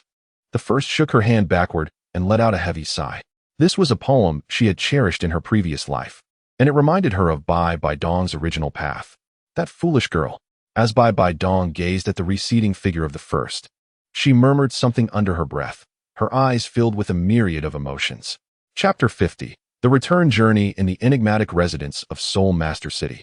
A middle-aged man clad in black attire knelt on one knee, reporting to a mysterious figure seated above him. "My lord, according to our scouts, the one known as Dongfang Bubi has taken a leave of absence from the Soul Master Academy and may have even departed from Soul Master City. We must ascertain his whereabouts and attempt to win him over. If he declines, return immediately without causing unnecessary complications. Understood?" The enigmatic figure spoke slowly while holding a teacup. "Yes, I shall dispatch someone to handle it," the middle-aged man replied, his demeanor humble. "Go. Ensure to conceal your presence and avoid detection." The mysterious figure gestured with a wave of his hand. "Understood. I take my leave." The man retreated slowly. Meanwhile, other factions began to mobilize around the first. At this moment, the first practiced the Lingbo Weibo, skillfully traversing the path while acclimating to the new footwork, leaving behind a trail of residual shadows. The Lingbo Weibo, rooted in the principles of the I Ching, progresses with each step embodying a hexagram. Each complete cycle of 64 hexagrams strengthens one's inner power rather than diminishing it. The first journey of running was not only invigorating, but also imbued with a sense of exhilarating freedom. Glancing up at the blazing sun, I sought a shaded refuge to rest and gather my strength until the heat subsided. I intended to release Linger for some exercise, as remaining cooped up in the storage bag for an extended period was not ideal. As soon as I set Linger free, she bounded towards me, nuzzling against my leg and making soft sounds of delight. "Good girl, let's try to avoid keeping you in the storage bag next time, shall we?" First, I knew there was nothing inside the storage space, and it was cramped. Linger could only lie down to sleep inside, which naturally became tedious over time. I took out Lingo's favorite fruits and cakes from the storage necklace, placed them before her, gently stroked her head, and comforted her. Before departing from Spirit City, he had already filled the storage necklace to the brim with all the favorite delicacies for both himself and his beloved steed, Linger. Watching Lingo relish her meal with evident delight, he retrieved a large pork knuckle he had purchased in Spirit City and enjoyed a simple yet satisfying lunch. Post-meal, reclining beneath the dappled shade of a tree with half-lidded eyes, one hand idly stroking Linger resting beside him, he was enveloped in profound contentment. After a brief repose, he gently positioned Linger before him, laying her down carefully. Sensing her master's intentions, Linger remained utterly still, cooperating perfectly. Given their outdoor setting, he divided his attention, methodically guiding his internal energy to cleanse Linger's meridians while remaining vigilant of their surroundings, inevitably slowing the process. Over an hour passed before he had only halfway unblocked one of the broader meridians in her limbs. Assessing his dwindling energy reserves, now reduced by half, he decided to halt. Rising, he summoned Lingo to resume their journey. Employing the ethereal dancing over waves technique, he simultaneously replenished his chi and advanced swiftly, while Lingo frolicked alongside, radiating exhilaration. To her, this freedom to roam was paradise compared to the confinement of the storage pouch. Thus, their routine unfolded, pausing whenever his chi replenished to tend to Linger's meridians, resuming travel once half depleted. After a week, over 80% of Linger's 5 primary meridians were cleared, and the white spiritual energy in her soul sea had multiplied severalfold. It seemed she would soon ascend to the rank of a century soul beast. Following another session, he consulted the darkening skies and his map, his brow furrowing slightly. Time to hasten. The nearest town, Camp Horwood, lay over 20 li away, and ominous clouds gathered on the horizon.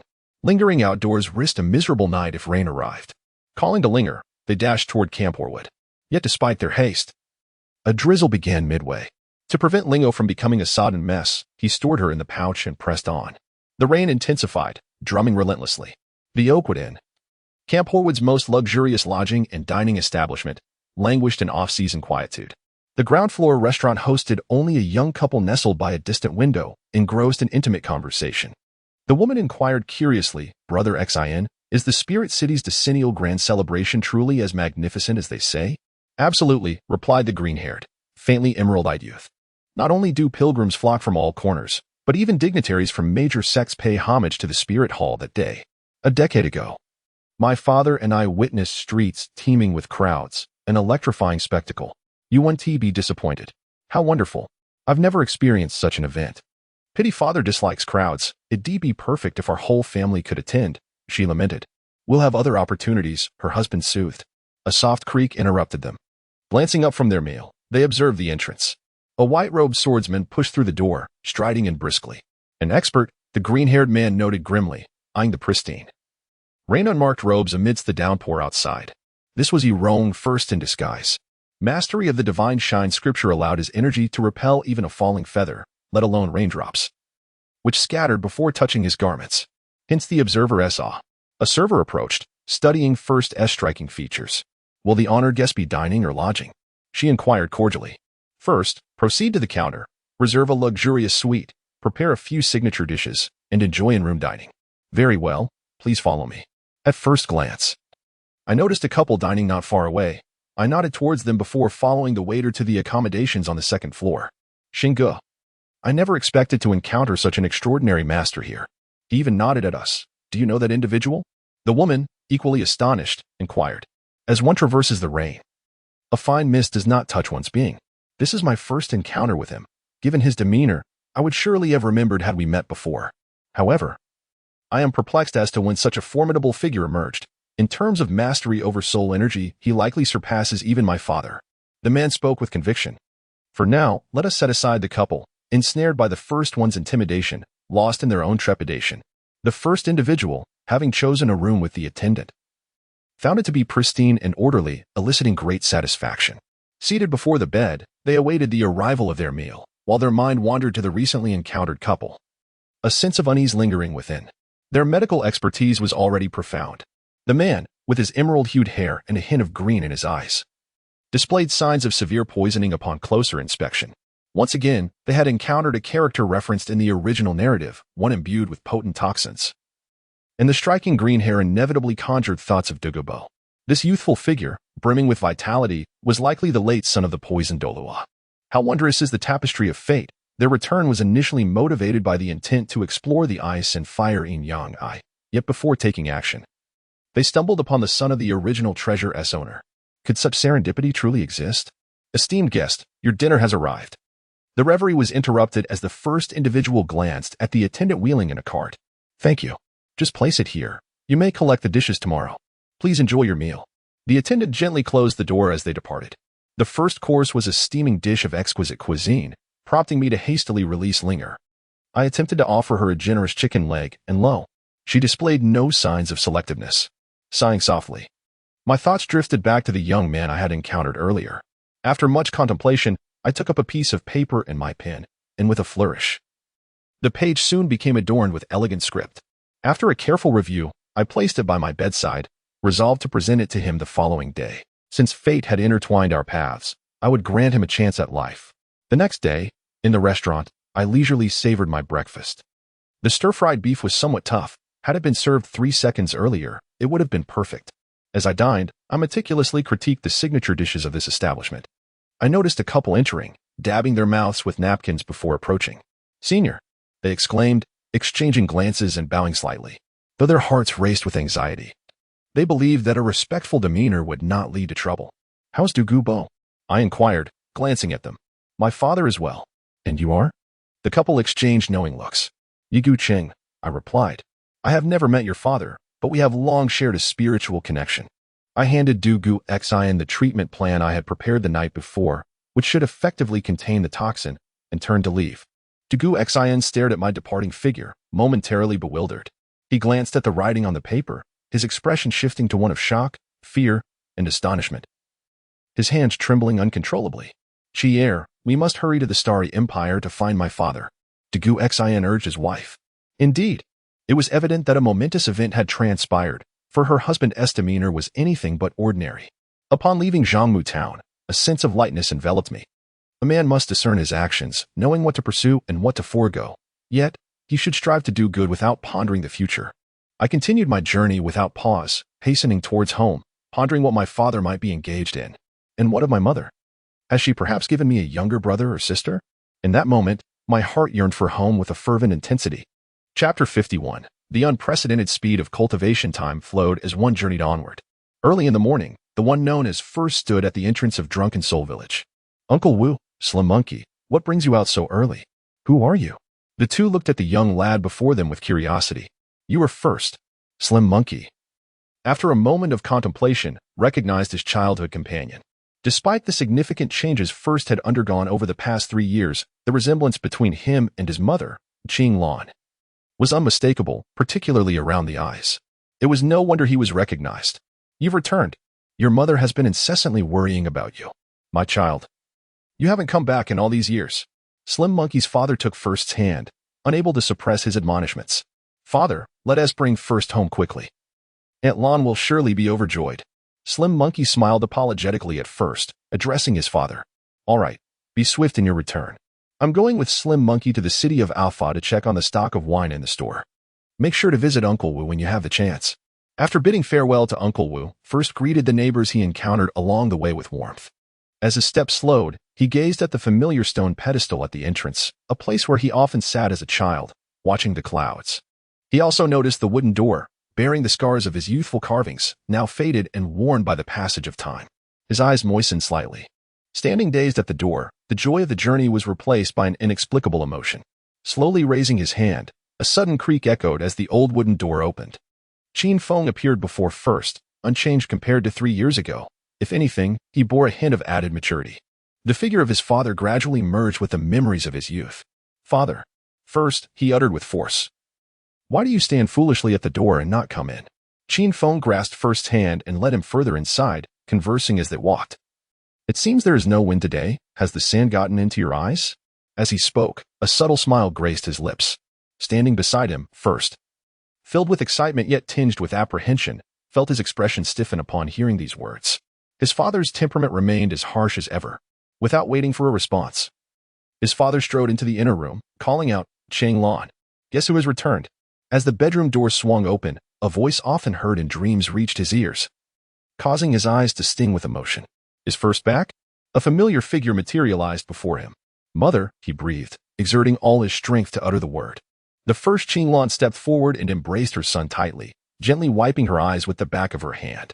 Affecting a tone of nonchalance, she remarked, "My dear child, what brings you back today? There remains over a month until your holiday." "Well, I had my aunt assist me in securing a brief leave, allowing me to return early. However, I have completed all my studies. I am, after all, the top student in my grade." In his mother's presence, the first seemed to regain the innocence of youth, shedding his usual composure. "Very well, very well, very well." After the initial surge of excitement, Qngln released her son, as if in slow motion. She meticulously scanned her son's features from top to bottom, etching his likeness into her memory. After a brief moment, she joyously exclaimed, "Your third uncle sent over 2 Songhua chickens last night. I shall prepare your favorite honey-glazed chicken." With that, she made her way toward the kitchen. "Wait, be careful. Let me help," Qngln said nervously, offering support to his wife and indicating that he could manage the tasks on his own. At the very first glance, something seemed amiss. His mother appeared more mature than 2 years prior, clad in loose-fitting garments, with a subtly protruding abdomen, and her familial features were more pronounced. Grasping his mother's wrist, he was taken aback, but soon a smile graced his face as he exclaimed, "Mother, splendid news. It has been 3 months already," Qin Feng declared with pride. "Please, take a seat. I shall handle the meal preparations. Over the past few years, I have honed my culinary skills." In that moment, he felt a surge of joy, comforted by the presence of siblings alongside their parents, which eased his heart. For the past 3 years, he had only maintained correspondence with his family through letters, not out of a lack of desire to return, but rather due to the long and treacherous journey. At that time, he was not strong enough. What if something were to occur? It was only after surpassing level 40 and mastering the art of disguise that he felt a sense of self-preservation. Moreover, in order to conceal his second identity, he had departed from the Soul Master City. Otherwise, given his character, it was likely he would have remained hidden until he attained the rank of Soul King. Under the unanimous decision of the father and son, the first Qinglan could only sit in the courtyard, remotely directing the proceedings. She took out the barbecue grill, while some slaughtered the chicken and others washed the vegetables. With a radiant smile, the first Qinglan remarked, "It has been quite a while since our home has been so lively." Eager to showcase her culinary skills, she began to artfully arrange various ingredients from her storage space. By noon, several exquisite dishes graced the table: golden silk candied fruits, rock candy plums, honey-glazed chicken wings, roasted drumsticks, beggar's chicken, the enchanting 24 bridges by moonlight, and whose jade flute hears the falling plum. Over the years, as a seasoned gourmet, Huang Rong had diligently perused numerous recipes. The family gathered around the table as Qinglan enthusiastically introduced each dish to her parents, explaining their names and preparation methods. She served her mother a bowl of soup. Watching expectantly, "Delicious," her mother exclaimed in praise, and Qinglan joyfully helped her mother with her portions, enveloping the family in a warm and harmonious atmosphere. "Eat more. You are still growing." In the first bowl, there was an additional chicken leg and a chicken wing. I glanced at my parents, then lowered my head, momentarily at a loss for words. Suddenly, I sensed something amiss, as if something was lacking. "Lingo." I hurriedly released Linger, who had been forced to sleep. "What an adorable horse." The first Qinglan gasped softly, covering her mouth. First, he introduced Lingo to his parents, casually recounting the events of the auction, which left them both astonished and intrigued. Qinglan gently caressed Linger with joy, feeding her tidbits. Linger seemed to sense the kindness of the woman before her, as well as the little life within, docilely accepting the affection. "Have you returned this time to obtain your 4th spirit ring?" Qin Feng casually inquired, estimating the timeline based on Qinglan's cultivation speed. "Yes, I came back early precisely to hunt a spirit beast for a breakthrough. But mother it's fine.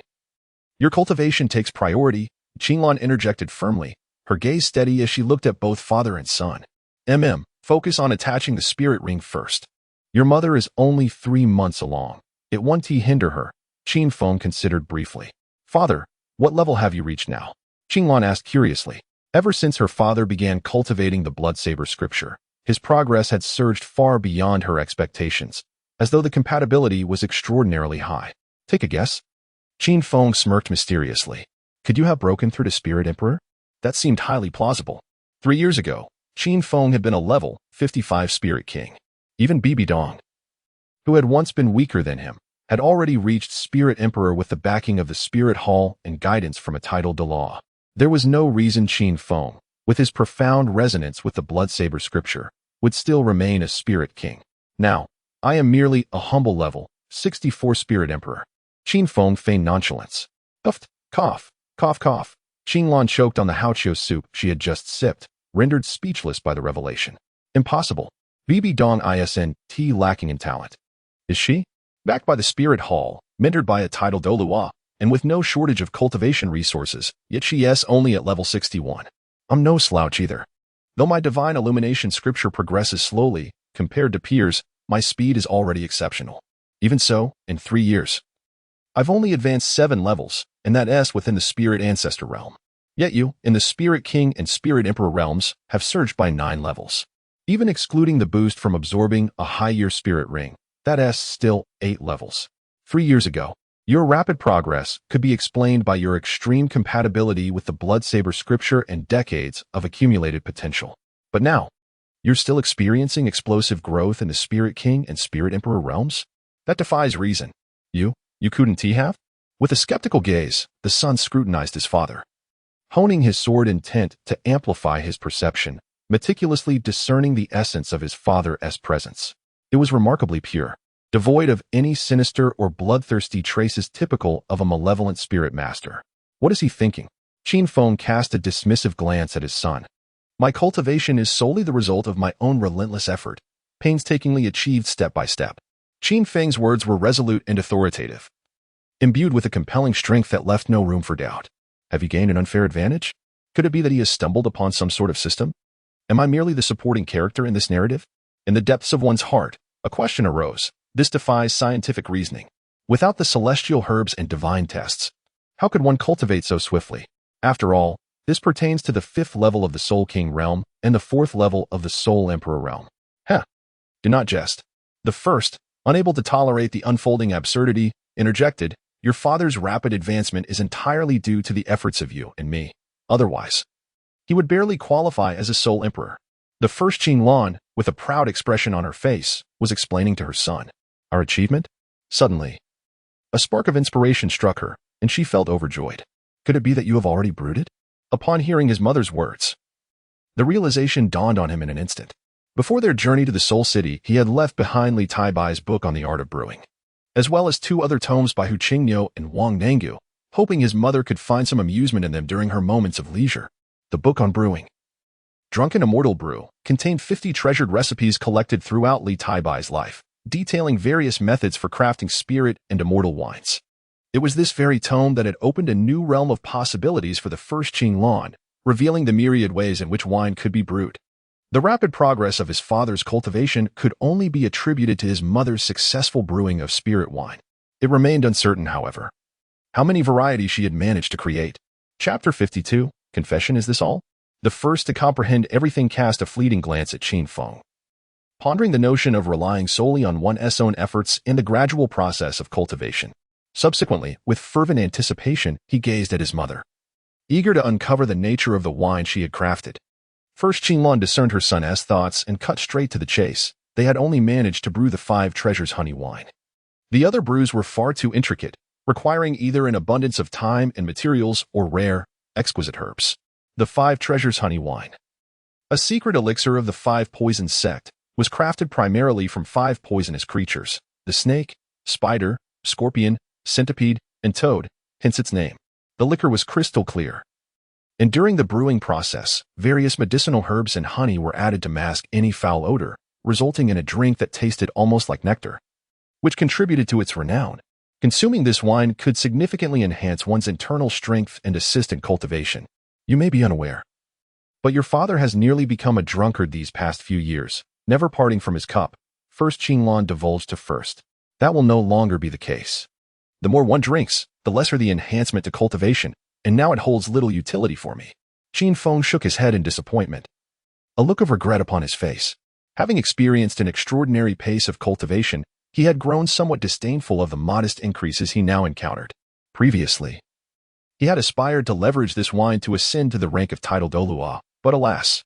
Moments later, Qin Feng emerged from the chamber with a small, transparent jar of wine containing approximately 5 pounds of the elixir. The liquid sparkled like water, yet something felt amiss with the 5 treasures within. Qin Feng explained to first. Your mother has modified the recipe. These 5 treasures are derived from the fire toad, gold-eating centipede, mystic water snake, azure-wood scorpion, and earth-digging spider, all of which are millennium soul beasts. By employing the theory of the interdependence and opposition of the 5 elements, we have eliminated their toxicity, maximizing the medicinal effects, which far surpass the original version. I owe much to those 2 medical tomes of yours. Unfortunately, with my current skills, I can only incorporate millennium soul beasts into the brew. Had we used 10,000-year soul beasts, the efficacy would surely be even more potent, First Qinlan remarked, a hint of greed in her voice. You've already turned the 5 treasures honey wine into a masterpiece and still limit its potential, First retorted, momentarily at a loss for words. What a pity that in your pursuit of swordsmanship, you're unable to indulge in wine just yet. Otherwise, Qin Feng shook the jar enticingly at first. In a few years, it will be the same, so there is no need for regret. How much 5 treasures honey wine remains? I wish to present some to the 2 esteemed elders.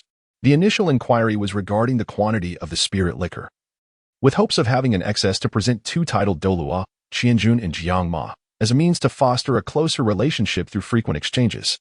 The diverse vintages of the 5 treasures necessitate adjustments to the other medicinal materials, making the brewing process rather cumbersome. Thus, the yield has been limited.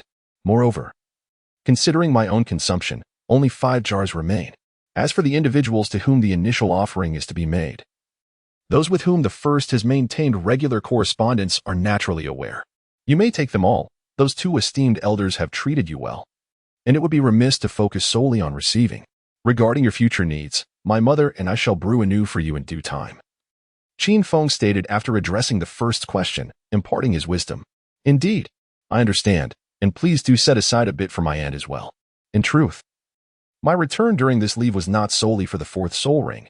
I have 2 significant matters to attend to. After a brief pause to compose his thoughts, he turned to Qin Feng and said, the first matter is to request your company in seeking a location within the Sunset Forest.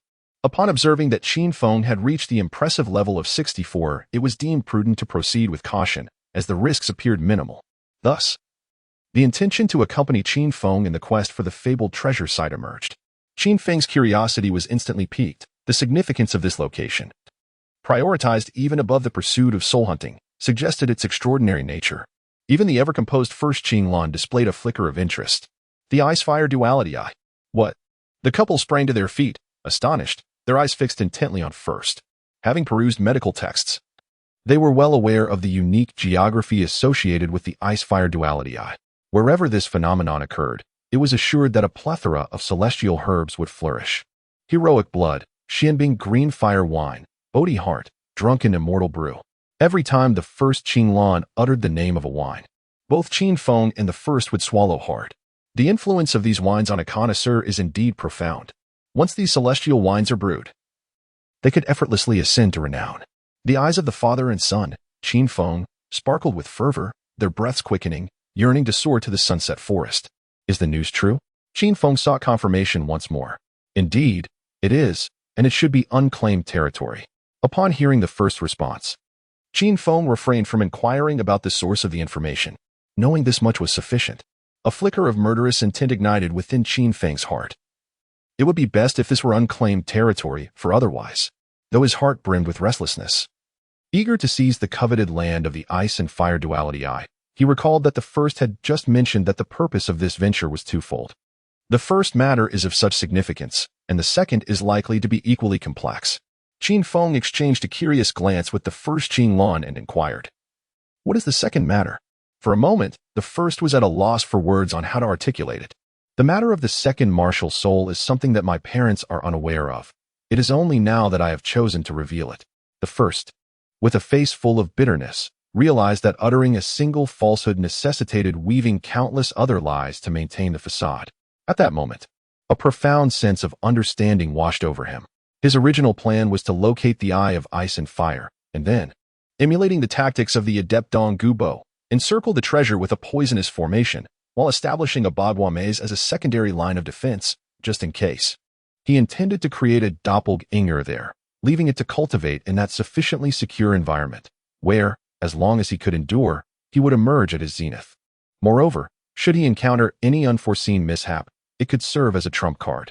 However, With his mother expecting and both he and his father bound for the sunset forest, he knew they would not return in the near future. More importantly, upon seeing the surprise, affection, and longing in his mother's eyes, he felt an overwhelming pain in his heart, yearning to remain by her side. Given the circumstances, it was only right to fulfill his filial duty. In the midst of his contemplation, a decision crystallized within him. Observing the conflicted expression on his face, his parents assumed he was in grave trouble and urged him to speak up. Qin Feng even prepared himself for a fierce confrontation. The sight of his parents' expressions deepened the turmoil within him. In truth, after absorbing the first soul ring, he had sensed a change within himself. Qin Feng spoke directly.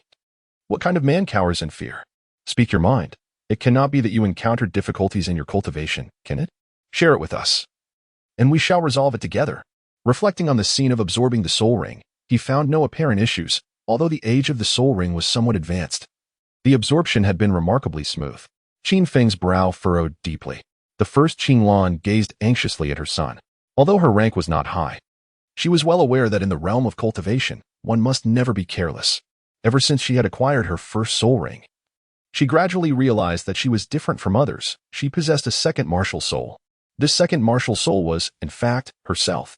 Perhaps due to the unique nature of this martial soul, I did not initially recognize it. It was only after acquiring the additional martial soul that I began to sense something amiss. Later, while perusing the collection in the school's library, I stumbled upon texts that documented the existence of a second martial soul, and everything became clear. Thus, I dared not disclose this information to you. At first, he shifted all the blame onto the second spirit, portraying himself as utterly innocent, merely hoping that the impending storm would not befall him. The second spirit? This is indeed a boon. Two spirits are undoubtedly more formidable than one. The first Qinglan's eyes sparkled with joy as she spoke, desiring to see the second martial soul of her husband. Suddenly, she noticed an unusual expression on his face, a glimmer of despair flickering within. An unsettling feeling arose in her heart as she anxiously inquired, "What is wrong? Did I say something amiss?" The first, having discerned Qin Feng's apprehension, hastily added, "I have already discovered a method to compensate for the deficiencies of the second martial soul. My return this time is solely for this matter." Qin Feng, overwhelmed with excitement, rose to his feet and placed a hand firmly upon the first shoulder. "Is that truly the case? You are not deceiving me, are you?" His voice trembled slightly, tinged with hoarseness.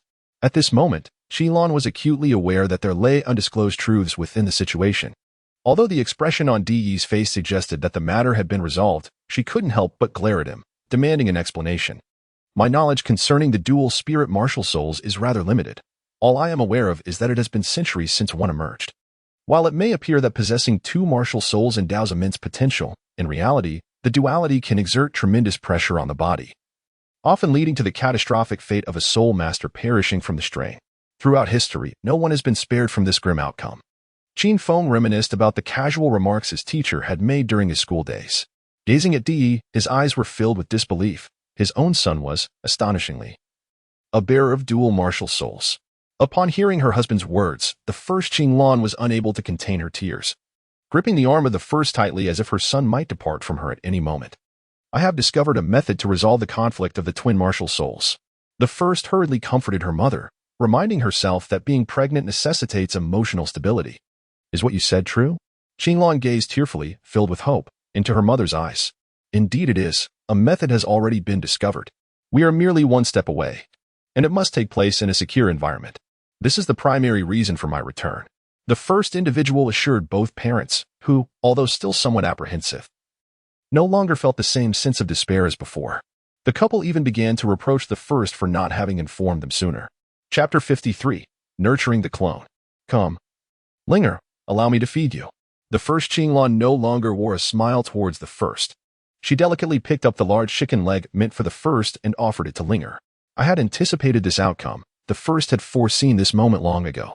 At the dining table, the family sat in silence, while only Linga wandered about, playfully seeking a morsel to eat. After the meal, the first took the initiative to wash the dishes and made her way to the courtyard, where her parents had been waiting for quite some time. Linger seemed to sense the weighty atmosphere, remaining still beside the first Qinglan. Qin Feng took a deep breath and asked once more, "Are you truly capable of resolving the issue of the second martial soul?" "Indeed," she replied. "I have discovered a permanent solution. Only the final step remains. You all must guard me closely and ensure that I am not disturbed." First, there is no further explanation. Just wait a moment. Secondly, the essence is merely an explanation, one that even parents would find hard to believe if spoken aloud. All right. Qin Feng's expression grew serious as he secured the wooden door. He summoned his martial spirit and stood beside it. The first Qinglan sat aside, her hands tightly gripping Linger. Her gaze fixed upon the meditating figure of the first. In her heart, she fervently offered prayers. How long had she waited for this moment? In the quiet recesses of my mind, I ponder the myriad experiences of these past few years as they flit before my eyes. Taking a deep breath, a fleeting glimmer of sword intent courses through me. I gradually close my eyes, immersing myself in profound introspection, surrendering to the depths of self-reflection. From a divine perspective, one gazes upon the luminous cocoon, floating amidst the vital energy within the Dantian. At this decisive moment, the boundless jade wall radiates resplendently, filling every inch of the Dantian space with boundless light. An ethereal figure materializes before the radiant cocoon. This is the second martial soul of the first. Suddenly, the cocoon exudes an immense gravitational force, drawing the second martial soul into its embrace. In the very first moment, all perception was lost. At this juncture, to the eyes of Qin Feng and his spouse, a delicate veil of white mist began to envelop the figure of Di, gradually shrouding him entirely. As time passed, the mist slowly contracted, leaving behind only a substantial cocoon where Di had once sat. What could this possibly mean? The couple found themselves in a state of bewilderment. Days turned into nights and nights into days. Throughout these 3 days, they remained steadfastly by the cocoon, their hearts burdened with worry. By this time, Qin Feng had not closed his eyes for 3 consecutive days. His beard was unkempt, and his face bore the marks of exhaustion, having long lost its previous vigor. During this period, Qinglan had not stepped outside the courtyard even once. At this moment, she lay with her head resting on the table, caught in a light slumber. The dark circles under her eyes and the disheveled strands of hair revealed that her condition was far from ideal.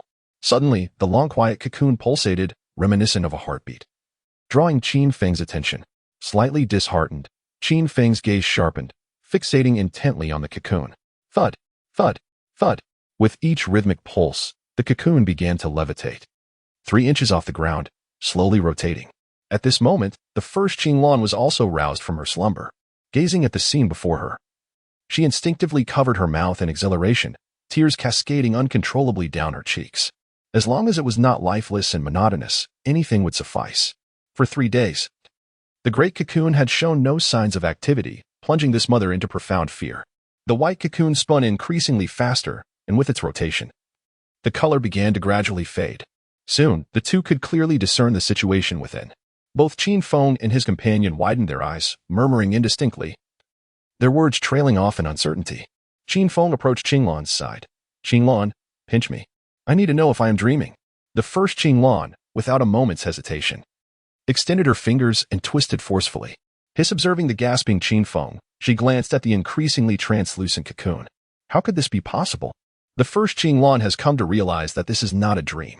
At this moment, the great cocoon has gradually dissipated, revealing 2 figures slowly emerging. 2 identical beings sit facing each other in a meditative position, their hands pressed together. They are strikingly alike. One is clad in garments, while the other stands completely bare. As I slowly opened my eyes, a subtle smile graced my lips, and my perspective split in 2, akin to gazing into a mirror. This sensation was indescribably wondrous. First, she retrieved a set of clothing from the storage necklace and handed it to her doppelganger. Qin Feng and the first Qinglan stared blankly at the 2 sons before them, their hearts swirling with confusion. What on earth was happening? It wasn't until the 2 stood side by side in front of them that they finally grasped the situation, gazing at the identical pair. The parents found themselves unable to recognize their own children. This absurd scene had truly unfolded. This. First, you. No, you both. What on earth is going on? In the end, it was the first Qinglan who anxiously inquired, acutely aware that both individuals before her were indeed her sons. Yet, she was painfully aware that she had only given birth to 1 child. Observing their parents' haggard faces, the 2 boys knelt heavily before them. Bang, bang, bang. Father, mother. They bowed deeply 3 times, an overwhelming sense of guilt flooding their hearts. Qin Feng and his wife, bewildered, hurried to lift the children before them, though they were at a loss as to why the first had transformed into 2. Nevertheless, the bond of blood that linked them could not be erased. The first Qinglan promptly retrieved a handkerchief to wipe away the dirt that had stained their heads. The two of them helped their parents to sit on the stone bench before slowly revealing the reason behind their actions. Is this a method you stumbled upon in a scroll you inadvertently acquired? Is it truly possible, through secret arts, to externalize one's martial soul and create a doppelganger? Are you willing to undertake such uncertain endeavors? The first Qinglong and Qinfeng listened attentively to the first's explanations, akin to a tale unfolding before them. Although it seemed incredible, the truth lay manifest before their eyes. Isn't this a success? The first elucidated. Observing the two versions of himself, Qinfeng felt a deep-seated resentment. His teeth gnashing in frustration, had it not been for his wife's intervention, he would have certainly dealt them a sound thrashing. This further validated the adage that one should discipline their offspring early. So, you are both the first now? Did you emerge from the previous first? He inquired, his thoughts trailing off as he dared not contemplate the implications. No. It's somewhat difficult to articulate, but it is not as you presume. We are both the original first, united in body and mind, our consciousness intertwined. This approach not only alleviates the pressure of the second martial soul on our physique, but significantly enhances my survivability, yielding countless future benefits, the first hurriedly clarified. How could you undertake such perilous endeavors without informing us? Qinglong's demeanor shifted as she seized one of the versions of the first and pressed him against the table. With a series of resounding slaps, she began to chastise him. Father, quickly pull mother away. Her anger is detrimental to the fetus. The first dared not resist, casting a hopeful glance at Qinfeng for assistance. You are right. Let your mother vent her frustrations, as it is beneficial for her health. Qinfeng replied, his face adorned with a broad smile as he too grasped a clone and mimicked his wife's actions, relishing the chance to finally discipline this mischievous child. For a fleeting moment, the first reveled in dual pleasures, realizing that being a clone was not without its drawbacks. Let us see if you dare to conceal such matters from us again. I want tea. I want tea. The first repeatedly shook his head in submission. Now, you both should rest. I did not anticipate this would take such a long time, he remarked, observing the fatigue etched on his parents' faces. Indeed, we shall discuss everything tomorrow, Qinfeng stated, gazing at his two sons. The events of the day had been overwhelmingly exhilarating, and he needed a moment to recuperate. The couple retreated to their chamber, leaving the two versions of the first alone in the courtyard. At this juncture, the first finally had the opportunity to assess his own condition. His original form remained at level 40, likely due to the absence of one martial soul, and he felt considerably lighter in body. Upon summoning the water martial spirit, 3 soul rings of yellow and purple materialized beneath the first. The water martial spirit appeared more agile than ever, and he could sense that his original spirit had vanished. Remarkably, his doppelganger had also reached the 10th level, poised to break through with the addition of a single soul ring. This new doppelganger was entirely conceived from the essence of the original, possessing a physique of comparable quality. Its meridians were fully interconnected, and both its body and soul were capable of withstanding a 10,000-year soul ring. The mere thought that his first soul ring began at such a formidable age filled him with uncontainable joy, leading him to burst into laughter. Even more importantly, he was aware that he had been granted a second chance. Even if one were to perish, he had the means for a resurgence. Reflecting on his parents who had tirelessly safeguarded him over the past 3 days, he quickly covered his mouth to avoid disturbing their much-needed rest. Moments later, he sighed and speculated. If he consumed the divine herb and then manifested a second doppelganger, what might occur? His thoughts began to wander. Upon inspection, it was discovered that within the mind of the clone, there existed a spectral manifestation of the infinite palace. However, unlike the true self, which could master a martial art with merely a level 20 proficiency, the clone would need to diligently cultivate and strive to comprehend the ultimate essence of the technique, which was indeed a lamentable realization. As the information transmitted from the infinite jade wall washed over him, the clone felt a twinge of greed. Nevertheless, he did not dwell on it too much, for the clone possessed ample time to develop cautiously. At present, its primary function was merely to serve as a locator for teleportation purposes. Chapter 54. The fusion of martial spirits. The path ahead is exceedingly clear. After the division, the focus lies primarily on physical cultivation, progressing towards the ultimate embodiment of yang, the soul skills that enhance bodily attributes through percentage additions, embodying the principle of overcoming all. Remaining out of others' sight, I choose to stay at home temporarily to accompany my mother, waiting for the time to guard the Eye of Ice and Fire, thus securing a retreat. All of this has been meticulously planned in advance. The first one continues to wander outside. In terms of martial arts, the focus is primarily on the techniques of the Xiaoyao sect, while in the realm of martial souls, the aim is to master the 3 transformations of water. The requirements for soul skills are not particularly stringent. The celestial herb within the eye of ice and fire should prove beneficial, should fortune favor me this time. The first, filled with eager anticipation, evidently harbored immense expectations for that ethereal herb. Gazing at his doppelganger, a wave of emotion surged within him. He was on the verge of taking flight. Suddenly, a gentle contact occurred between their hands. The body jolted, retreating swiftly by 2 steps, leaving the first in a state of profound astonishment. At the moment their essences intertwined, a torrent of soul energy surged towards one another. Had it not been for the first's exceptional mastery over his own soul power, the outcome would have been uncertain. Soul-spirit fusion technique. A brief contemplation made it clear what had just transpired. In the realm of Douluo continent, there has always existed a saying: if 2 soul masters possess similar soul natures, their attributes align harmoniously or complement one another, a soul-spirit fusion technique shall manifest. As they cultivate, these 2 soul masters may even achieve a profound telepathic connection. If they are of the same gender, their bond will be akin to that of brothers, steadfast and unbreakable. If of the opposite gender, they are destined to become lifelong partners. Each soul-spirit fusion technique possesses the ability to transcend ranks in battle, showcasing remarkable prowess. Yet only a few soul masters are capable of wielding this technique, rendering it highly coveted. Upon reflection, it becomes evident that the emergence of a soul-spirit fusion technique between the 2 was not entirely unexpected. Consider the foundational conditions for such a technique. The mere alignment and complementarity of attributes can yield a soul-spirit fusion technique. There are countless soul masters who meet this criterion, yet the notion of compatibility remains enigmatic. Take, for instance, the combination of a chrysanthemum and a soul, or an eye and a hammer. What compatibility can be ascribed to these? Only the dragon and serpent spirits exhibit a high degree of compatibility, thus introducing a multitude of uncertainties. In contrast to these arcane rumors, the first harbored his own conjectures.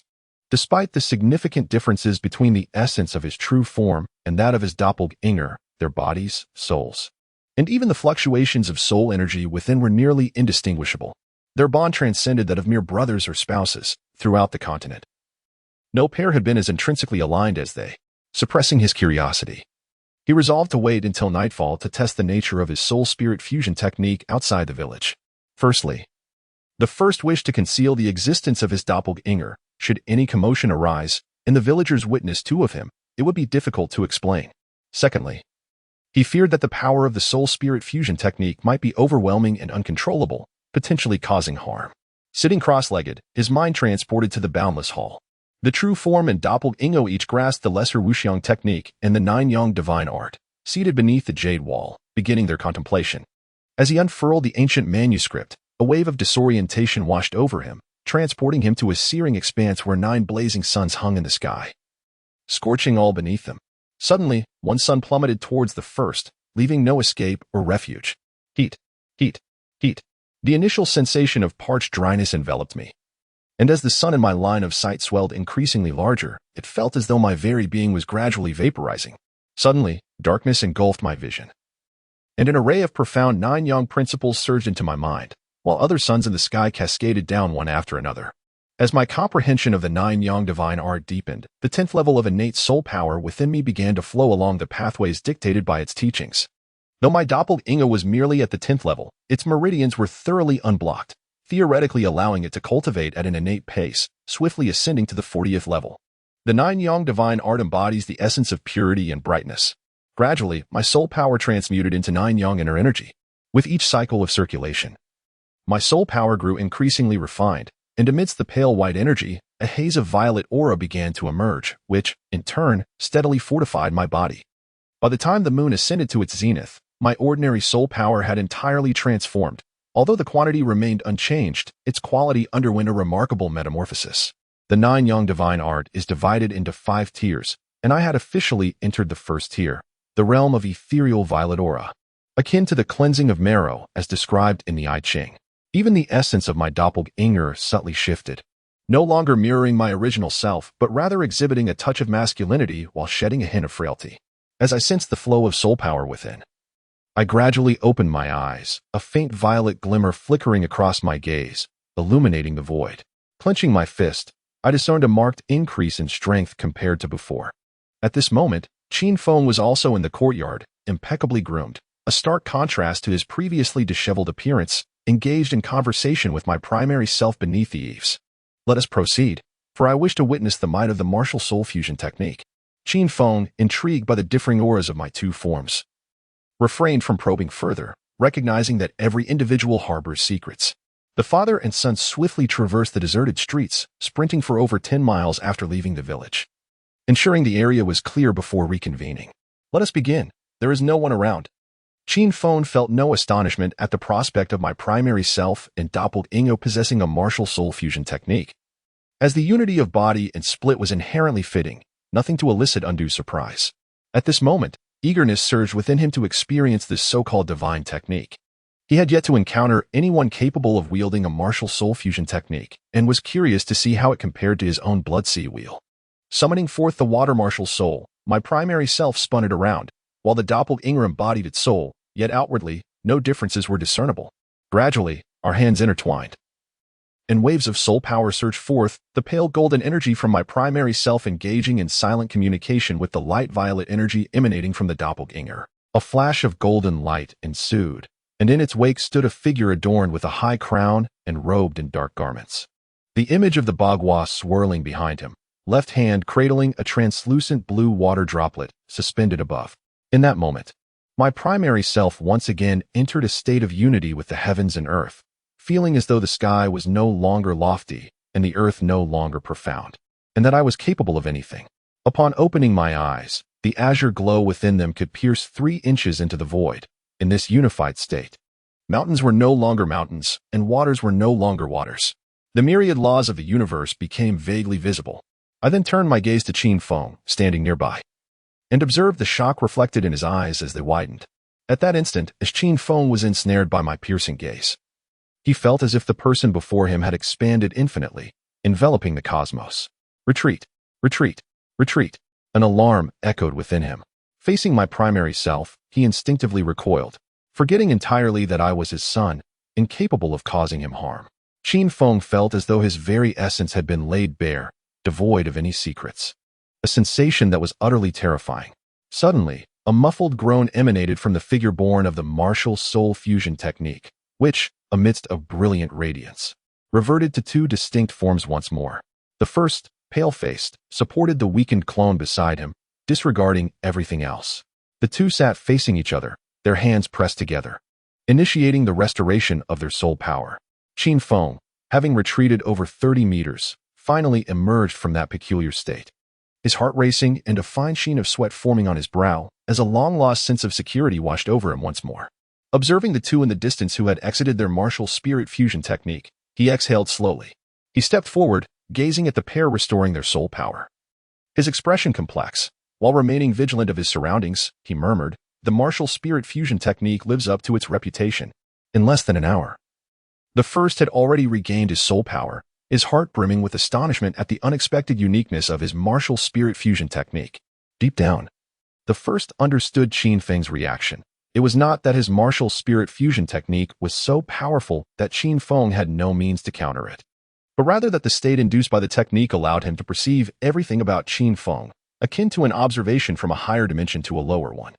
Though it seemed as if an eternity had passed during the martial spirit fusion, in reality, it lasted only 3 brief breaths before a thorough examination could take place.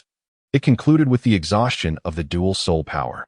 Their martial soul fusion technique also comprised 2 variations, one of which was showcased this time, primarily centered around the first water martial soul. In that state, it felt as if they were one with the universe. Nothing within the realm could escape the watchful gaze of the duo. He still vividly recalls the moment his eyes fell upon Qin Feng, revealing a myriad of intricate lines, pale white lines of fortune, black and white lines of life and death, golden lines of wealth, and pink lines of destiny and love.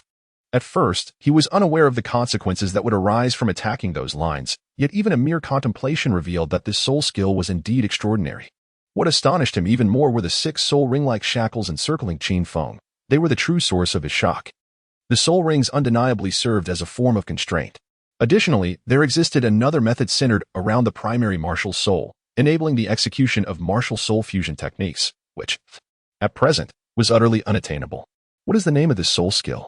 Qin Feng inquired, having calmed his emotions, his excitement evident in his voice. The first one spoke softly. This martial soul fusion technique shall be named Return to the Vault. Chapter 55, the Vajra Tiger with a gentle touch upon Linger's head. The first slowly rose from the bed. The space was rather confined, and sharing the bed with another body proved to be somewhat disconcerting. After completing his morning ablutions, he made his way to the kitchen, ready to embrace the day's endeavors. The main body prepared the dough, while the doppelganger finally chopped the filling. Subsequently, the first utilized his internal energy to freeze spoonfuls of meat broth into ice spheres, ultimately assembling them into delectable soup dumplings. During this period of pregnancy, a craving for sour flavors has emerged. A bowl of bayberry soup would be delightful.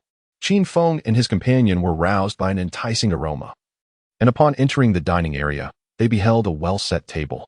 One first was serving rice, while another emerged from the kitchen, placing 2 steaming baskets of soup dumplings upon the table. Perfection. The first Qinglan gazed upon her sons, marveling at the wonder of it all. Then she cast her eyes upon her own belly, a radiant expression of maternal affection illuminating her face. How delightful it would be to bear a daughter. Having already welcomed 2 sons, she yearned for a girl to complete her family. The eldest Qinglan expressed her sentiments, declaring that this time her mother was undoubtedly expecting a daughter. Upon hearing this, the eldest, wishing to delight her mother, echoed her words. Qin Feng cast a peculiar glance at the eldest. When had his son become so sweet-tongued? Yet, in his presence, he always displayed a sharp tongue. The family joyfully concluded their breakfast, after which Qin Feng engaged the 2 in a discussion regarding their forthcoming plans. The initial decision is for Qin Feng and his avatar to venture into the Soul Beast Forest, where the latter will enhance his martial soul with the first soul ring. Meanwhile, the original will remain at home to care for his mother. After the avatar has successfully acquired the soul ring, he will stay behind to look after her, while the original and Qin Feng head to the Sunset Forest. Qin Feng contemplates this plan, finding its feasibility quite high.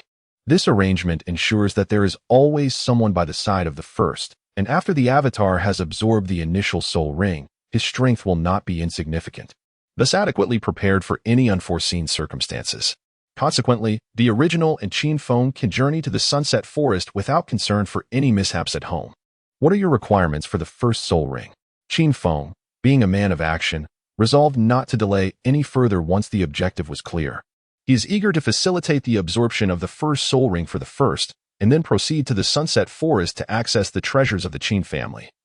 Wishing to avoid any prolonged uncertainties, my first soul ring should ideally provide a percentage-based attribute enhancement soul skill, preferably an all-attribute boost. And I desire a soul ring of 10,000 years, the first elaborated. Are you certain you will not perish in the process? Qin Feng exclaimed in astonishment as he gazed at his son, incredulous that he would aim to absorb a 10,000-year soul ring at the first level. You truly dare to dream. Rest assured, there is no cause for alarm. Our physiques are now identical. Before we set off, I had the 2 esteemed elders assess our physical and spiritual strength. We are capable of absorbing soul rings up to 15,000 years, he assured confidently. The first pair assured Qin Feng, so, did you absorb a 10,000-year soul ring for your 4th soul ring? Indeed. The first one gazed proudly at his father. Although he understood that the soul ring was a shackle, he felt compelled to plunge into it for now. Resolving to devise a strategy after attaining the title of Douluo, Qin Feng licked his parched lips, his face alight with joy, excitement spilling over in every expression. It seemed he must also dedicate himself to training. Being the offspring of a formidable father truly imposed a considerable weight upon him. After some deliberation, the first one temporarily entrusted his storage bag to his avatar, which was already brimming with supplies. Qin Feng bid farewell to the first and Qinglan, while the first transformed his avatar to resemble Yi Guqing, thus broadening the horizons of the 2 who stood by. Father and son exited the village, heading straight for the largest soul beast forest in the Undefeated Duchy. The first Qinglan strolled through the village with her son, enjoying the company of Linger. And in that moment, she truly appreciated the benefits of companionship, her smile blossoming without restraint, with the first step taken in the ethereal wave-striding technique. Albeit constrained by the limitations of his soul power level, he did not manage to create an afterimage. Nevertheless, his speed rivaled that of an ordinary steed. Coupled with the passive recovery of soul power afforded by the ethereal wave-striding technique, the swirling purple aura within him further enhanced his velocity. At that moment, he resembled a perpetual motion machine, growing more spirited with each stride. Who would have thought your speed would be so remarkable? Qin Feng remarked. casting a glance at his son beside him. If I cannot surpass others in strength, I must at least outpace them. However, he felt a twinge of unease regarding whether the Songlong forest in the Enrolled Duchy harbored the soul beast he sought. Rest assured, 6 months ago, when I ventured there in search of the 5 treasures to brew the 5 treasure honey wine, I encountered a diamond tiger over 1,300 years old. It will undoubtedly suffice for your first soul ring, Qin Feng exclaimed, wearing an expression that suggested his son had struck a remarkable fortune. At first glance, the news of the existence of a diamond tiger in the Songlong forest was indeed striking, warranting a visit. The diamond tiger ranks highly among all tiger-type soul beasts, its entire body shimmering with golden light. In terms of both offense and defense, it surpasses even the white tiger to some extent. Its speed is remarkably balanced, considerably swifter than ordinary tiger-type soul beasts. However, its sole weakness lies in its reliance on close-range attacks, unlike the white tiger, which excels at both long and short distances. A 10,000-year-old diamond tiger would not be inferior to an ordinary 30,000-year soul beast, barely qualifying as a top-tier soul beast. Unfortunately, due to its scarce population and years of relentless hunting by soul masters, it has gradually approached extinction. Thus, discovering one here was unexpected. One could only hope that this diamond tiger had yet to be discovered by others. Excitement ignited within him, quickening his pace. The two rushed forward, seldom pausing along the way. After 5 days, they finally reached the outskirts of Songlong Forest, where they found a suitable spot to acclimatize their bodies. Early the next morning, father and son welcomed the rising sun, applying insect repellent and scent-masking powders before stepping into the Songlong Forest. Stay close, Qin Feng cautioned the first, concerned that he might not fully comprehend his own situation. Although you're strong, your soul power is only at level 10, making you far from a match for 10,000-year soul beasts. Understood, I will stay close, came the reply, tightly gripping the unsheathed Luiying sword. The first knew his own circumstances well. Despite possessing formidable strength, he could not rival a 10,000-year soul beast, and even a 1,000-year soul beast could spell his doom. Therefore, he remained closely beside Qin Feng, vigilantly scanning their surroundings. The dense jungle, perpetually buffeted by fierce winds, caused the leaves to rustle, reminiscent of crashing waves. Hence the name of the Songlong Forest. This environment significantly hampers the senses of soul masters, particularly their hearing. Yet, it serves as a paradise for tiger-type soul beasts, where the clouds dance with dragons and the winds roar with tigers. Furthermore, it is not uncommon for disciples from the Dai family of the Star Luo Empire to venture here to enhance their soul rings. As they ventured deeper, the trees grew increasingly robust, with trunks too thick for 3 adults to encircle. They had entered a territory frequented by 10,000-year soul beasts, prompting the father and son to further reduce their pace for safety. Suddenly, a fierce gust surged from the side, carrying with it a green figure that lunged towards the first. The figure was perceived first, followed by a resounding roar. Before the first could react, a flash of crimson light flickered and vanished. With a thunderous impact, the ground trembled. Qin Feng, wielding the blood knife, fixed his gaze upon the lifeless body that lay before them. Its fur was a deep azure, and its length measured 6 meters and 3, revealing it to be a 26,000-year-old wind spirit tiger, renowned for its speed and ambush tactics, earning it the title of Soul Beast Assassin. At first glance, he recognized the soul beast and approached it for a closer inspection. The wind spirit tiger bore a 2-foot gash on its abdomen, from which droplets of blood were just beginning to seep. Gently tracing the wound with his fingers, he could feel the sharpness of the cut, realizing that over the years, his father's soul power had progressed rapidly, and his swordsmanship had also improved. It was likely that he was not far from comprehending the essence of the blade. Suddenly, the soul beast's innards slipped out from the gash, rendering it irretrievably dead. After slightly processing the carcass, they placed it into a storage bag and continued their search for the diamond tiger. Along the way, they encountered various soul beasts. Most sensed the murderous aura emanating from Qin Feng and chose to avoid him from a distance. The remaining soul beasts, intrigued by the prospect of flesh, had already met their demise under the blade. With various delectable body parts, Chapter 56. The first soul ring, the indomitable diamond tiger, despite receiving a direct blow from Qin Feng's blade, exhibited a dimming of its golden aura, yet miraculously bore no visible marks from the strike. In a moment of desperation, it managed to fend off the glaring attack, a testament to its formidable defense. However, the diamond tiger, already wounded, could not withstand the sheer force of Qin Feng's assault. Though it had blocked the blade's edge, the impact left it weakened, causing its limbs to falter under its own weight. and it sank to the ground, trembling violently, with blood trickling from the corner of its mouth. With his third and fourth soul rings shimmering, Qin Feng advanced, unleashing the blood blade technique. A shadowy gleam appeared upon the bloody blade as he relentlessly struck at the diamond tiger's limbs. Roar! The unwilling diamond tiger found itself unable to contend with the unscrupulous Qin Feng. After a desperate roar, it succumbed, its strength waning, collapsing into a pool of its own blood. Humans are never up to any good, not even when it comes to soul beasts, remarked the first, observing the scene with a mix of awe and resignation. Oh, what do you mean? Qin Feng inquired, intrigued. Back in the day, when I sought to attach a second soul ring to my water martial spirit, I encountered a similar fate. The roar of the ice tiger transformed me into a soul ring. This diamond tiger's plight appears no different, the first elaborated. Then why not hasten to slay it and claim the soul ring? Qin Feng shot a disapproving glance at the first, who still pondered over eloquent words amidst the soul beast forest. With a dismissive shrug, he grasped the Lu Ying sword and aimed for the diamond tiger's eyes, thrusting the blade with precision, which pierced true. A fine sword, he mused as he twisted the blade, allowing the blood to cascade away. A faint dark luminescence gradually emerged from the diamond tiger's form, coalescing into a black soul ring. The father and son duo then proceeded to tidy the scene, stowing the diamond tiger into a storage pouch, aware that the 10,000-year-old tiger bones would prove invaluable for their future training. Their gaze then turned towards the newly formed black soul ring. Are you certain you can absorb a 10,000-year soul ring? Qin Feng questioned, his concern palpable. Rest assured, it will be no problem. In the first position of meditation, as the black soul ring was drawn into his body, Qin Feng stood guard nearby, his gaze fixed anxiously on his son, overwhelmed by a profound sense of unease. Once the soul ring entered his being, it manifested within the infinite hall, where a beam of radiant light descended from above, revealing the 3 soul skills the ring could bestow in written form. Golden body, under the divine level. It grants absolute defense for 2 seconds, with a cooldown of 1 hour. Diamond form, consuming 30% of soul power, it generates a golden light membrane around the body, enhancing defense by 250% for 3 minutes. Diamond transformation, entering this state results in a rapid decline of soul power, but increases defense and strength by 120%, speed by 50%, and significantly enhances resistance to all attributes with no time limit. One word, formidable.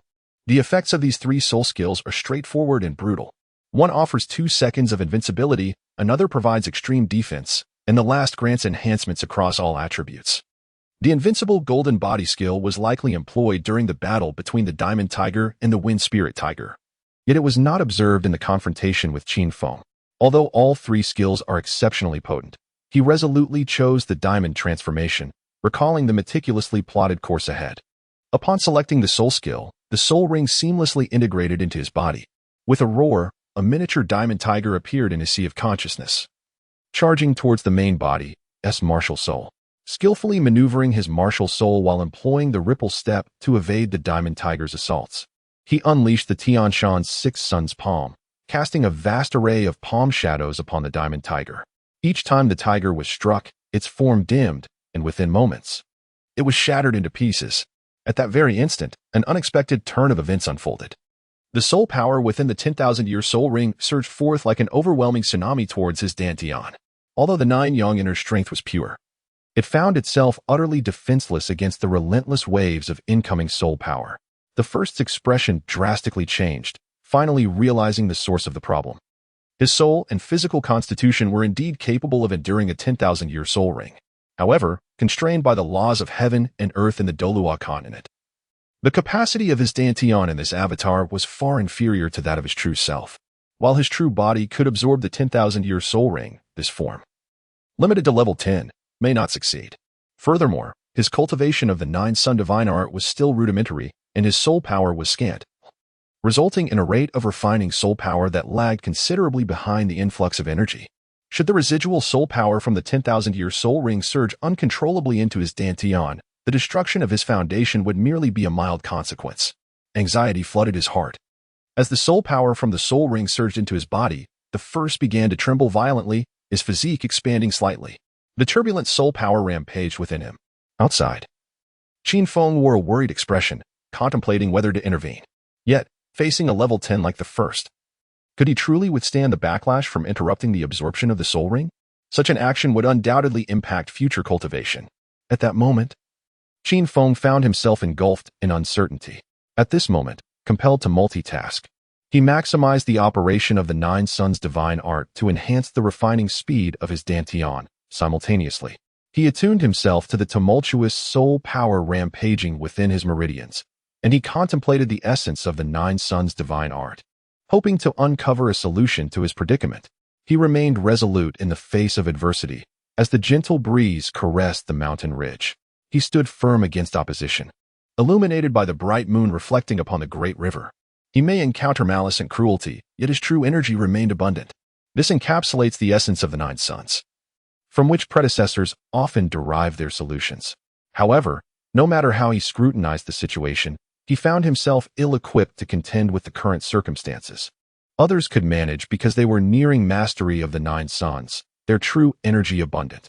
Yet, he was merely a novice, facing a tsunami-like influx of soul power, while his internal strength resembled a flickering candle in the wind, on the verge of being extinguished. Ultimately, even if his meridians were resilient, they could not endure for long. Meridians? Yes, meridians. How many meridians exist within the human body? It is feared that no one truly knows. In a past life, it was calculated that the length of a person's blood vessels could encircle the earth twice, and the meridians should be no less impressive. For an ordinary person to break through to the innate realm, the extraordinary 8 meridians must be connected to traverse the bridge between heaven and earth, stepping into the innate. Yet he, in his earlier years, had attained perfection in divine illumination, energy coursing through his entire network of meridians, all pathways open, before he could step into the innate. Throughout history, all martial arts, even the most extraordinary inner skills, have only utilized the extraordinary 8 meridians and a fraction of minor channels. Yet now, these remaining minor veins represented a lifeline for him. The full circulation of his meridians signified that he could divert the incoming soul power into other channels, alleviating concerns about those minor veins bursting from the pressure. He could then free his hands to gradually refine the soul power within. In an instant, the deadlock was revitalized. Indeed, in critical moments, one must rely on the essence of divine illumination. With a focused thought, he dispatched a surge of internal energy, akin to the legendary Yu the Great managing the floods, directing the flow of water. While obstructing the water is challenging, guiding it is relatively easy. Before long, the pressure within the dantian space diminished significantly, and everything began to fall into place. Outside, previously, the first, with a visage contorted in anguish, felt his body swell beyond its original size due to the surge of soul power. Qin Feng raised his hand, then lowered it, repeatedly in a state of turmoil. Just as it seemed he could no longer endure, he resolved to intervene and disrupt the absorption of the soul ring, believing that as long as the green mountains remained, one need not fear the absence of firewood. At the moment of his decision, he suddenly observed the serene expression returning to his son's face. He quickly retracted his hand, feeling the backlash of soul power surge within him. Ignoring his own discomfort, he scrutinized the situation closely. Upon witnessing his son's complexion returning to normal and his swollen physique gradually stabilizing, he exhaled in relief. Unable to fathom how he would explain any misfortune to his wife upon returning home. With the internal crisis alleviated, the first focused entirely on circulating the 9 yang divine art, swiftly breaking through the 10th level barrier. The internal energy of the 9 yang began to swell gradually, producing an increasing amount of ethereal purple mist, hastening the process of cleansing and fortifying his physique. Until, at a certain moment, the 9 yang energy ceased to emit the ethereal mist, becoming somewhat heated. The 9 yang divine art finally ascended to its second tier, self-generating heat. The illusion of the great sun. The ever-warming internal energy slowly coalesced toward the dantian, ultimately forming a radiant illusion of the sun at its core, marking a significant accomplishment in his martial arts journey. The soul power coursing through the minute meridians within him surged into the great sun as if rivers converging into the sea. The dantian gradually expanded, elevating the level of soul power, which transformed into a blazing golden hue, radiating even more heat. Meanwhile, the first, who was cooking at home, also breathed a sigh of relief, narrowly avoiding a critical failure of his second form. As the second sun of dawn began to rise, the first slowly withdrew his energy. Opening his eyes, which briefly gleamed with a golden light, Qin Feng, ever vigilant, sensed a wave of warmth emanating from him. "Are you all right?" Qin Feng inquired anxiously. his concern heightened by the numerous anomalies since the absorption of the soul ring. When the first attained a preliminary mastery of the 9-yang divine art, he radiated a searing heat, even scorching the earth beneath him. Observing his son successfully complete the absorption of the soul ring, Qin Feng finally relaxed. Though the journey was fraught with difficulties, the outcome was favorable, and he felt an unprecedented sense of well-being. Clenching his fist, he savored the sensations within, unable to suppress a broad smile. In the future, before attempting such feats, consider your mother and me. If anything were to happen, Qin Feng's voice trailed off, his eyes glistening with emotion. I understand. It won't happen again. The first, witnessing a rare display of vulnerability from his father, felt a stir within, rendered momentarily speechless. All right. Let us be off. It is already the second day. We should head out. It is indeed the second day. Let us hurry. I'm famished. The father and son exchanged simple yet earnest words, eager to bridge the gap between them and dispel the earlier tension. As they made their way out, their pace quickened. Unlike their earlier search for soul beasts. Chapter 57. Daily life as dusk approached. The two individuals arrived at the edge of the forest. What is your soul skill? The first ring is a millennium. How remarkable. Qin Feng, noticing they were about to exit the woods, felt no urgency to hasten their journey and curiously gazed at the first. They gradually came to a halt. The first soul skill is an amplification type, enhancing defense and strength by 120%, while increasing speed by 50%, significantly boosting attribute resistance. The most crucial aspect is that as long as my soul power is sufficient, I can remain in the diamond transformation state indefinitely. It's merely a first soul skill, quite ordinary. The first individual spoke with an air of nonchalance, uttering the most ostentatious words. As the martial spirit manifested, a singular black soul ring ascended from beneath his feet, yet no other alterations occurred. With a resonant command, he activated the diamond transformation, and instantly, he radiated a resplendent golden aura, as if he had mastered the indestructible body technique. His stature increased by several inches, his muscles began to swell, and he felt lighter, imbued with an unprecedented sense of strength that left him somewhat disoriented. He could distinctly perceive his newfound power. Furthermore, in the state of diamond transformation, his defensive capabilities were not merely enhanced on the surface, even his internal organs' defenses were augmented by 150%. This was a comprehensive enhancement without any blind spots. How long can you maintain this state? Qin Feng inquired in astonishment. Recognizing that the amplification effect rivaled that of other sixth-ring battle spirit masters, such a soul skill could not simply be attributed to the mere 10,000-year diamond tiger. After considerable contemplation, he concluded that the potency of this martial spirit had likely elevated the efficacy of the soul skill. Upon hearing his father's question, the first individual's expression immediately faltered as he exited the diamond transformation state. I can only sustain it for 3 minutes. In battle, merely about 1 minute. Qin Feng, upon learning of the substantial soul power consumption, was not surprised. After all, such a premium 10,000-year soul skill would naturally entail significant energy expenditure, especially given the current low soul power of his son's body. Rather than offering consolation, Qin Feng remarked, rest for 3 hours, but only fight for 1 minute. My son, a man's endurance cannot be so limited. You must strive harder. He then patted the first individual's shoulder in an exaggerated manner, sighing and shaking his head as they made their way out of the forest. What a peculiar father indeed. The two spent the night in a nearby town before hastily returning home. The matter concerning the ice and fire to yonder eyes could not be postponed, as each passing day brought additional risks. Moreover, with the imminent arrival of their child, the family was eager to resolve this situation before the birth. First, what is your current level? Qin Feng asked during their journey. I am at level 17 now, and I am confident I can reach level 20 in about 3 months. At that point, I will seek a soul beast that provides percentage attribute enhancement soul skills. I prefer a straightforward approach, his son replied. Qin Feng felt a surge of excitement upon hearing his son's words, followed by a wave of envy, reflecting on the vast differences between individuals. Meanwhile, the first individual spent his days in the company of Qilon, apart from honing a few newly learned martial arts skills.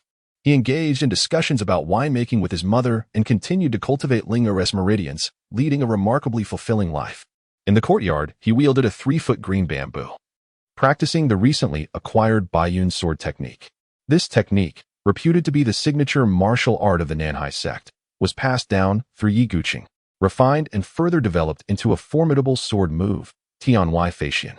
This move encapsulated the essence of the 8 immortals, delivering a strike that was both magnificent and swift.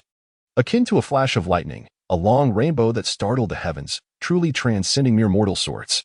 During the battle atop the purple Forbidden Peak, Tianhui Feishian became a legendary echo, and the Baiyun sword technique subsequently diminished in stature.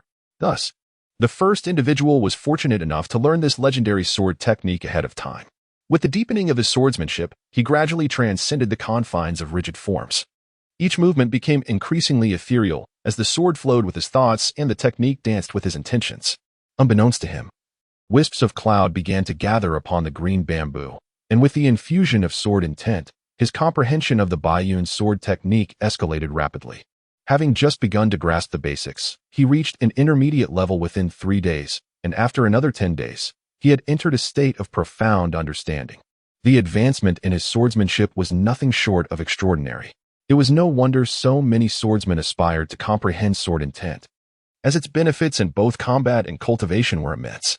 Conversely, while the Tianshan 6 Young Palm also saw progress, it paled in comparison to the rapid advancements of the Baiyun sword technique, remaining at the intermediate level. Mastery of the Tianshan 6 Young Palm required an understanding of the 4 opposing concepts: speed and slowness, truth and falsehood, yin and yang, hardness and softness, culminating in the formation of a unique domain. At present, there are only 2 realms of understanding: the distinction between truth and falsehood, and the contrast of speed and slowness. This insight has only been attained after a profound comprehension of the ethereal steps of Lingbo. How delightful! Observing her son pausing from his sword practice, the first Qinglan joyfully applauded and encouraged him. She did not grasp the intricacies of sword techniques or their might. She merely felt that during his dance with the sword, enveloped by mist, his movements were ethereal and breathtakingly beautiful. The first, radiating joy, felt a deep sense of fulfillment with each modest advancement, as if a towering edifice had risen from the ground. Approaching her mother from behind, she gently assisted in massaging her shoulders. "Where has Linger gone?" she inquired curiously. It seems she has been elusive these past few days. Currently, Lingo was the darling of the entire village, leveraging her beauty to indulge in meals at one household today and drinks at another tomorrow, occasionally darting into the underbrush to catch rabbits, almost resembling a wild horse. Yet, despite consuming so much, she remains remarkably slim. "Truly, spirit beasts are extraordinary," the first remarked with a smile. Just as they mentioned her, Linger appeared, her pristine white fur adorned with leaves and twigs, a gray-furred rabbit clutched in her mouth. She approached the first and Qinglan, lowering her head to nuzzle gently against them, clearly aware of who the true master of the household was. "My, she has grown quite a bit." The first Qinglan chuckled as he gently patted Linger on the head, retrieving the rabbit from her mouth. "I'll have your master prepare roasted rabbit for you shortly." Ever since Linger had tasted a large chicken leg, it seemed she had unlocked a new realm of culinary desire, reveling in the joy of meat. Yet her utmost favorite remained rabbit. Upon hearing this, Lingo trotted over to the first Qinglan, gleefully nudging him from side to side. After clearing away the dry grass and leaves clinging to her, Lingo tugged at the sleeve of the first Qinglan, leading him aside. She then settled down slowly, her large eyes filled with eager anticipation. At first, I couldn't help but twitch my lips. All right. I shall promptly clear your meridians." The intelligence of this horse is increasing with each passing day. First, sitting beside Linger, he solemnly assisted in unblocking the delicate meridians. At this moment, the white soul energy within Lingo's sea of souls gradually began to transform into a yellow hue. As the first thought emerged, I harnessed my soul power to stimulate Lingo's essence, causing it to circulate ceaselessly through the 5 principal meridians. Gaining momentum with each passing moment, gradually, the soul power within Lingo's soul sea began to join the flow, and slowly, a vortex began to form within her soul sea. The first reclaimed his soul power, observing the automatic circulation of soul energy within Linger. With each complete cycle, the once white energy gradually transformed into a deeper shade of yellow. Linger's exterior began to shimmer with a blend of yellow and white light. "What is happening to Linger?" inquired the first Qinglan with curiosity. "She is likely on the verge of advancing to a century-old soul beast." The two watched from a distance, captivated, for they had never witnessed a soul beast breakthrough before. Everything unfolded in an orderly manner, and as Linger's soul energy fully transformed into yellow, a piercing cry erupted, prompting her to burst through the door. "Mother, I'm going out to take a look. Please be careful at home." "All right, go see Lingo quickly." Although their time together had been brief, Linger's adorability and charm had already endeared her to Qinglan, who regarded Lingo as a cherished member of the family. Thus, seeing Lingo rush out, she felt a surge of anxiety. The first followed closely behind. As Xiao Xiao called out, Ling ran swiftly, her hooves pounding against the wind, accelerating with each stride. The first trailed far behind, and together, man and horse circled the village in a ceaseless dance. Having comprehended the situation, the first rider noticed that Lingo had grown significantly in size and grace as she galloped. When Lingo finally came to a halt, the first rider swiftly approached her and gently patted her head. At this moment, Linger had undergone a remarkable transformation. Her height had increased from just over 1 meter to 1.5 meters, rendering her suitable for riding. Linger nuzzled her head towards the first rider, glancing back as if to extend an invitation. Then I shall not be polite. With that, the rider mounted her. The dragon horse, adorned with snowy fur and a splendid golden saddle, was irresistible to any man. Giddy up. A gentle tap on Lingo's side prompted her to leap forward, and the rider quickly adjusted his posture on her back. As the brisk wind brushed against his face and the rustling of leaves filled the air, he felt an overwhelming surge of exhilaration. After thoroughly enjoying the ride, he guided Linger back home. Upon arrival, he greeted his mother to ease her worries, then prepared Lingo's favorite dish, oak-roasted rabbit meat, as a well-deserved treat. After all, Lingo had evolved into a valuable mount, no longer merely a playful creature. Chapter 58. The sunset forest in the courtyard. The first pot was set to simmer, preparing a rich lamb soup. There are 3 key points to consider when making lamb soup. First, sprinkle some salt into the clean water and repeatedly rinse the lamb in the lightly salted water to remove any residual blood. Secondly, blanch in cold water, skimming off the froth. Thirdly, not long after the culinary class commenced, Qin Feng returned, weary yet fulfilled, accompanied by his doppelganger. The family gathered harmoniously, savoring lamb soup while listening to Qin Feng recount tales from the soul-hunting path. His narratives, rich and intricate, evoked a sense of nostalgia, leading one to muse that it would be a pity if Qin Feng were not to pursue a career as a storyteller. After the meal, the private space was granted to his parents, and the firstborn retreated to his chamber. Soon after, the original form and the doppelganger sat facing each other, their hands pressed together, commencing their cultivation. Due to the harmonious connection of their martial spirits, their simultaneous practice significantly accelerated their progress. For the firstborn, who harbored insecurities, each day felt as if it were to be stretched into 2. In recent days, Qin Feng had remained by his wife's side, acutely aware that he would soon have to depart, especially during her pregnancy, which provided him with compelling reasons to go. Despite having a son of extraordinary talent and a gentle, kind-hearted wife, and having made remarkable strides in his own cultivation, now even a soul sage, he was not without fears. He understood that the Douluo continent was a realm where the weak perished before the strong, and the whims of fate were unpredictable. Only through greater strength could he safeguard his family. Previously oblivious, he now recognized the significance of the ice and fire yin-yang eye, and he could not afford to let this opportunity slip away. The two embraced, relishing their fleeting intimacy. As a week quietly passed without any disruptions to the couple's time together, one day, Qin Feng softly comforted his wife, Qing Lan, and the firstborn sensed that their departure was imminent. After their transformation, Yi Rong and Qin Feng ventured into the sunset forest in search of the Eye of Ice and Fire, while also intending to acquire the 4th soul ring. After such a lengthy period, it was indeed time for a breakthrough. The Sunset Forest is situated approximately 100 miles east of Tiando City, and it is one of the 3 major gathering places for soul beasts on the Douluo continent. Whether it harbors soul beasts that are 100,000 years old remains a mystery, rendering it exceedingly perilous. With time of the essence, the two examined a map and, without any delay, set forth towards the Sunset Forest.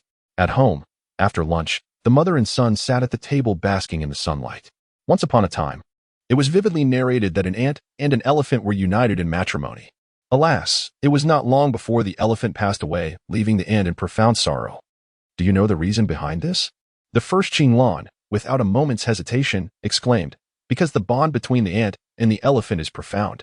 But no, the ant, weeping, lamented to the elephant that it would spend the rest of its life merely burying it. With a chuckle, upon seeing her mother as spirits lift, the first quickly recounted several amusing tales about Xiaoming, making her mother beam with joy. A woman in the throes of pregnancy is often filled with anxiety, thus, the first exerted great effort to ensure her mother maintained a cheerful disposition. Once her mother settled down for an afternoon nap, Linger took her post at the door. Ever since Ling transcended to a century-old soul beast, she found the dwelling too cramped and rarely ventured inside. After tidying up the dishes, she entered the infinite palace. Approaching the bookshelf laden with martial arts manuals, she gazed at the numerous tomes before her. The path taken by her doppelganger diverged from that of her true self, necessitating the cultivation of martial arts that best aligned with her chosen trajectory.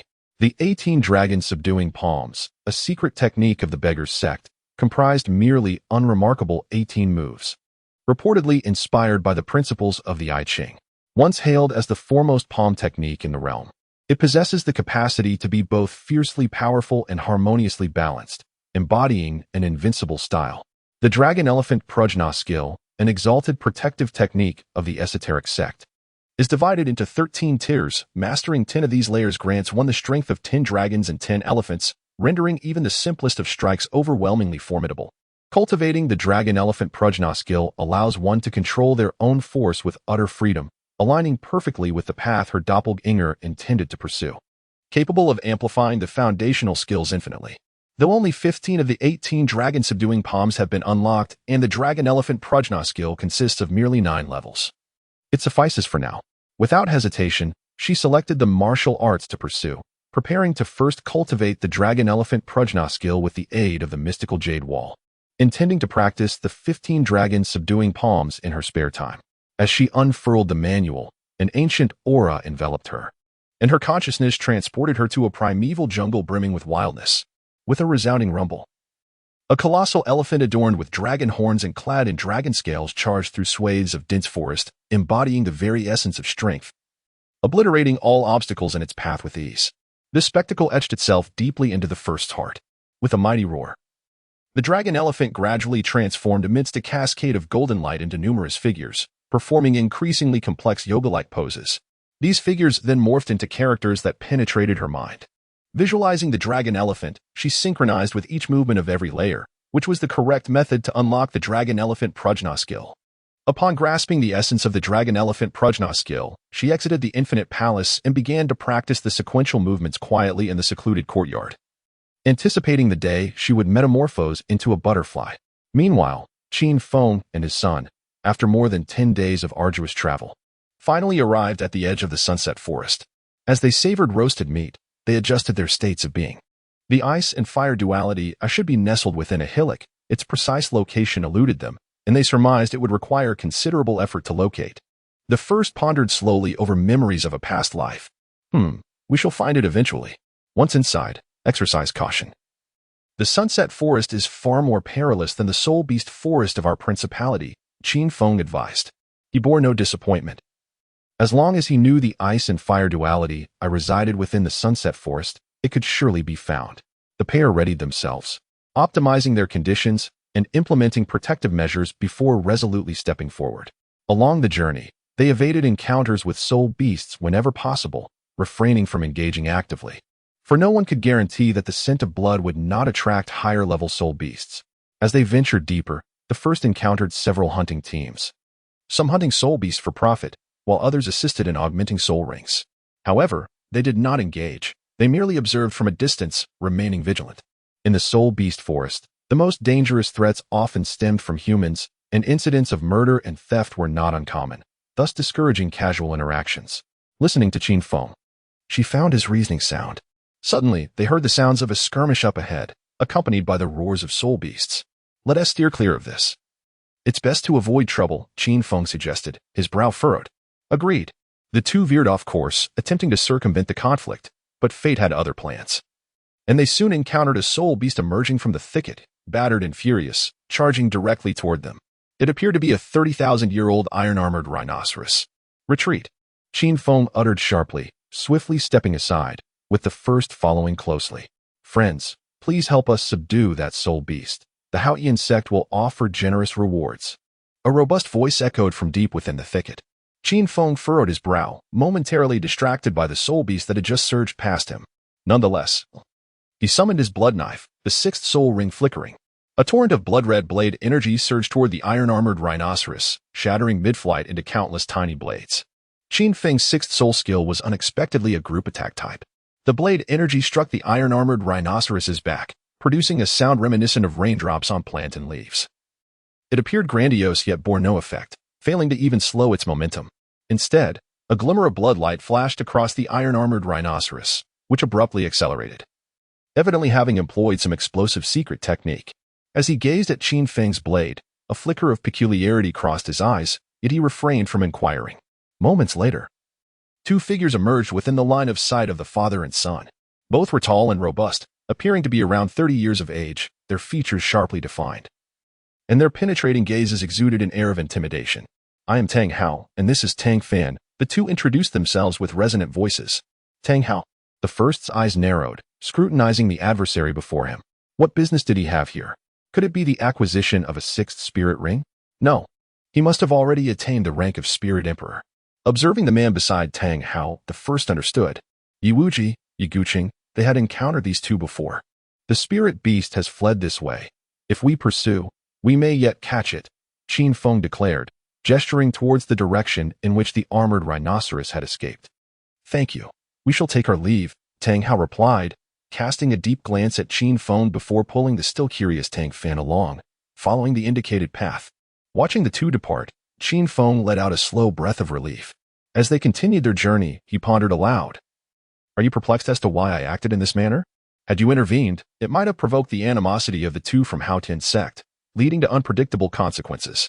Conversely, should you have engaged directly with that spirit beast in haste, even if you succeeded in detaining it, your own condition would have been compromised. Entrusting your fate to others, a wise man would not do such a thing. The approach I took earlier was indeed the most prudent. After a moment of contemplation, he articulated his conjecture. Chapter 59. Breakthrough. Listening to the analysis presented by the first, Qin Feng wore an expression that conveyed a father's pride in his grown son. Indeed, even if we were to intercept that soul beast, what could the two from Haotian sect offer us? Their favors are hardly generous. The disparity between profit and risk is undeniably vast. Remember, promises in the Soul Master realm carry little weight, even those from Haotian sect. One must always prioritize self-preservation. Perhaps it was due to the first's maturation that Qin Feng candidly expressed his views without embellishment. After exchanging opinions, the father and son set the matter aside. Meanwhile, Tang Hao and his companion returned with a sense of frustration after their futile pursuit of the armored rhinoceros. It is all their fault. Had they been able to stop the armored rhinoceros, we wouldn't be in this predicament, Tang Fan vented irritably to Tang Hao. I am aware. And they did not exert their full strength, Tang Hao asserted confidently. Then, are you asking me why I do not confront those two? Tang Hao interrupted his cousin directly. Bang. When did the deterrence of our Haotian sect become so feeble? Tang Fan angrily struck a nearby giant tree with his fist. That individual who calls himself Yi Wuji is no ordinary opponent. He is likely not much weaker than I, Tang Hao remarked gravely. Moreover, he also managed to intercept that soul beast, did he not? This reflects the typical modus operandi of a lone wolf. Cunning. Let us seek another soul beast. With that, he pulled his cousin away, yet his thoughts remained preoccupied with the names Yi Wuji and Yi Guqing. Time flew by, and half a month had passed. The father and son duo continued to wander through the sunset forest, yet they had achieved nothing. Not only had they failed to locate the Eye of Ice and Fire, but they had also encountered no suitable water-type soul beasts. The climate of the sunset forest was not as hot and humid as that of the Stardow forest. Rather, it was characterized by dryness, leading to a scarcity of water-type soul beasts, and even fewer suitable ones. The pair endured hardships, traversing one hill after another, exploring numerous ravines, and countless times narrowly avoiding encounters with high-ranking soul beasts, their faces caked in dust. None of them harbored thoughts of retreat. If the Eye of Ice and Fire were easily found, it would have been discovered long ago. They understood the adage that to cover 100 miles is to accomplish 90. As they progressed, the two noticed the air gradually becoming more humid, and upon exchanging glances, they comprehended each other's thoughts. The dense moisture in the sunset forest indicated the presence of a water vein nearby, likely teeming with a multitude of water-type soul beasts, thereby altering the local environment of the forest. Qin Feng, wielding his blood knife, led the way, while the first, brandishing the firefly sword, summoned his water martial spirit, ready to provide support at a moment's notice. Before long, the sound of rushing water reached their ears, and the trees became increasingly sparse. A river, spanning over Tinjiang, appeared like a silken ribbon traversing the forest. Its flow was gentle, and from the first's vantage point, numerous soul beasts could be seen drinking at the riverbank. Noticing the absence of suitable soul beasts, the two carefully searched along the river. For if there were a water-type soul beast suitable for the first, this would be the most promising location. Wait. The first individual grasped Qin Feng's arm, directing his gaze towards a patch of floating earth on the river's surface. Qin Feng observed intently, noticing the presence of large and small pale blue fissures on the land. And he soon realized that this was the shell of a tortoise-type soul beast. However, he was uncertain about the specific soul beast, awaiting the first person's assessment. In terms of fundamental knowledge, Qin Feng found himself lacking compared to the well-informed first individual. This should be a cracked earth turtle, a soul beast of the earth attribute. Yet, the faint blue luminescence emanating from the cracks in its shell suggested a possible mutation. The first individual also appeared somewhat perplexed. Do you have a way to lure it out? It's too perilous in the river, Qin Feng remarked, furrowing his brow. The cracked earth turtle was inherently irritable. Throwing stones to provoke it should yield results, but if it had indeed mutated, the outcome was uncertain. Listening to the first person's suggestion, Qin Feng felt his soul rings flicker and promptly lifted a nearby boulder, hurling it towards the creature. Let us give it a try and see what happens. With a resounding crash, the stone struck the soul beast before bouncing off and plunging into the river, creating a splash. As the turtle's shell barely emerged from the water, it suddenly shot upwards, revealing its massive body, which spanned approximately 10 square meters. Unlike other cracked earth turtles, whose skin was rough and uniformly earth-toned, this soul beast was adorned with pale blue scales covering all parts except for its shell. Another large stone was thrown, and the soul beast immediately detected Qin Feng's presence, unleashing a furious roar as it charged towards the two. Qin Feng's expression brightened. He was not afraid of its wrath, but rather concerned about it hiding in the river. He warned the first individual to be cautious of their surroundings, brandishing a bloody blade as he rushed forward. The second soul ring of the first flashed brightly. Upon striking the enraged soul beast with a sphere of water, its speed was drastically diminished, causing it to rebound towards Qin Feng, who found his blood knife now adorned with a touch of frost, imbued with ice.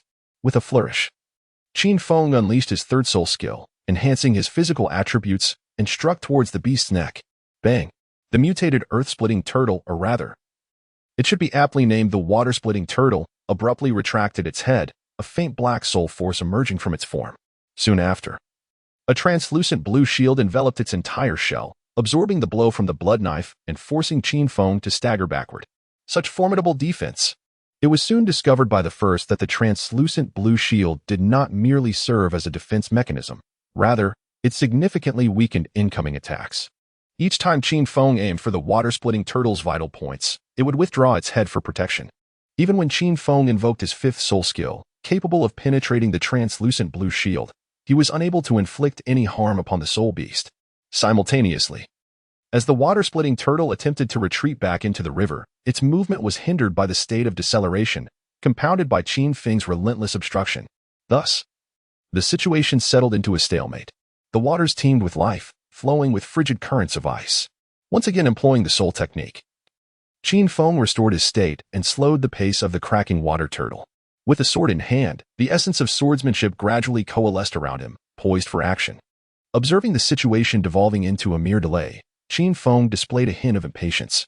He took a slight step back, releasing the murderous aura cultivated through years of training in the Bloodblade Sutra. The three formidable soul techniques, Bloodblade Slash, Blood Soul, and Blood Soul S Fury, were unleashed in succession, an overwhelming aura instantly permeating the vicinity.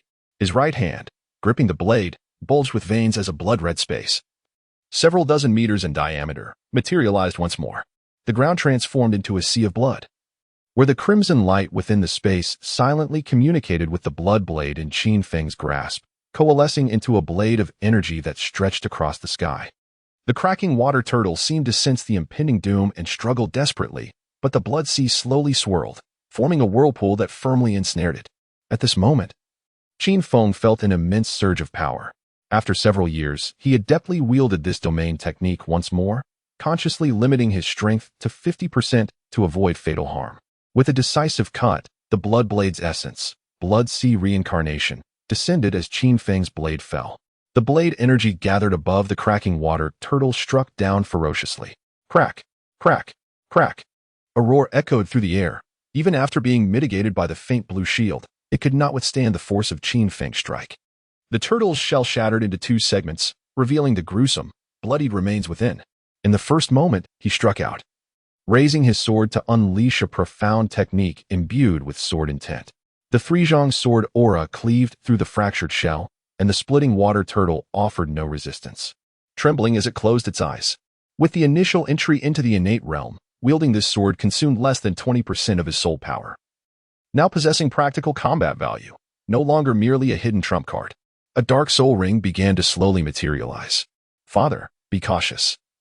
You almost allowed the soul beast to meet its end. The first cast a sidelong glance at Qin Feng.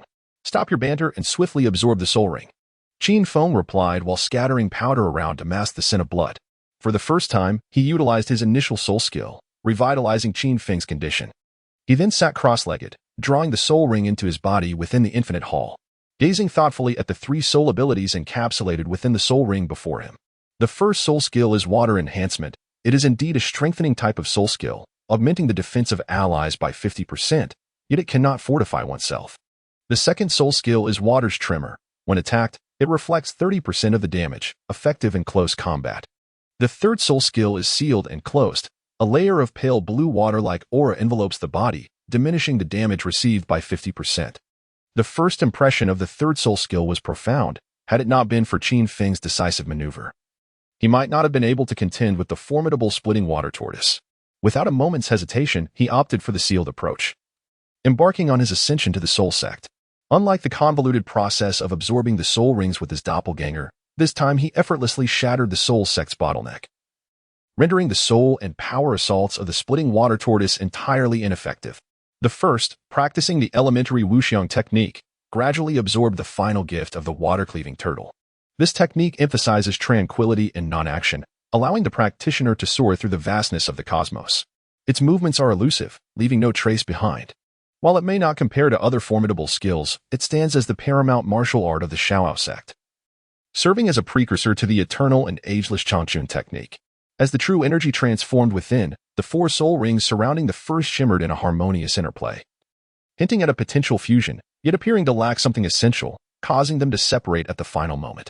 At this juncture, the first soul power surged, ascending to the 42nd level before coming to a halt.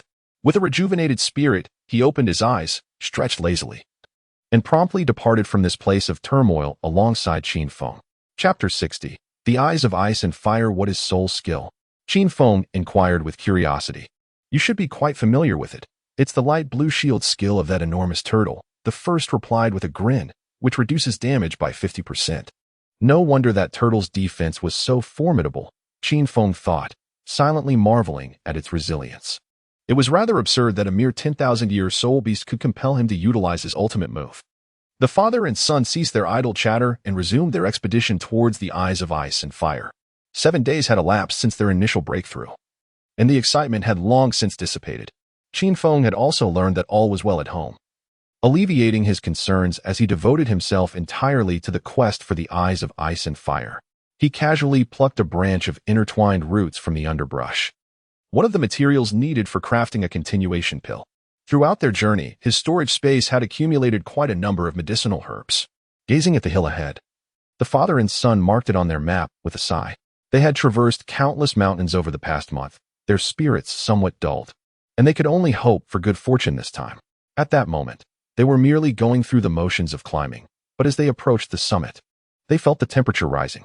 Typically, one would expect the temperature to decrease with elevation, but soon they detected a faint sulfuric scent. Indeed, it's nearby, the first exclaimed, recalling the descriptions of the Eyes of Ice and Fire from his past life.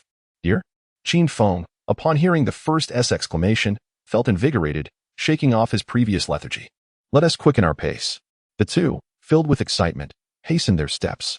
Upon reaching the precipice of the mountain, the sulfur scent intensified, reminiscent of a volcano. Before them lay a deep abyss, shrouded in swirling mist, obscuring the view of what lay below. They cautiously descended along the rugged cliffside, and as they navigated through the dense fog, a brilliant sight emerged. An oval lake, divided into crimson and milky white hues, appeared before them. Visible vapors continually rose from the water, creating the very mist they had traversed moments before. Ice and fire in opposition, the duality of existence truly. It was the Eyes of Ice and Fire. How much mystic ice and green fire wine could be brewed from this? Even without the legendary celestial herbs, this would still be invaluable. The prospect of Douluo was within reach. Qin Feng's voice quivered with excitement.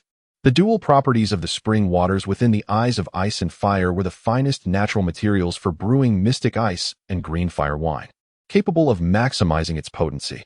If he could indeed concoct the ultimate mystic ice and green fire wine, it would undoubtedly yield tremendous benefits for the cultivation of a titled Douluo. Truly, it was no wonder that his mother referred to him as a wine connoisseur. His first thought was of the mystic ice and green fire wine. Be careful, hold on tight. The first was filled with joy after searching for a month. They had finally succeeded. No one ever complains about having too many treasures. As they approached their destination, the two became increasingly cautious. A mishap at this point would be utterly regrettable. Approximately half an hour later, they set foot on the ground. Their eyes drawn to the distant red and white oval-shaped lake, an indescribable excitement bubbling within them. Surrounding the ice and fire eyes, a plethora of herbs flourished: ginseng, cinnabar lotus, stargrass, sky-reaching vine, and Tianshan snow lotus. In this sacred place, herbs matured in a single year, equivalent to a decade in the outside world, and their potency was unparalleled. Various precious medicinal plants thrived like weeds, and even plants with conflicting medicinal properties intertwined closely, a sight unimaginable in the outside realm. Let us proceed carefully and avoid any contact with the plants. First reminded, fully aware that Qin Feng had likely studied medical and toxicological texts as well. Should they succumb to poisoning? Even though ample medicinal resources lay nearby, the chaotic growth would complicate the assembly of an antidote. I understand, I'll be cautious. Qin Feng replied, his eyes ablaze with fervor.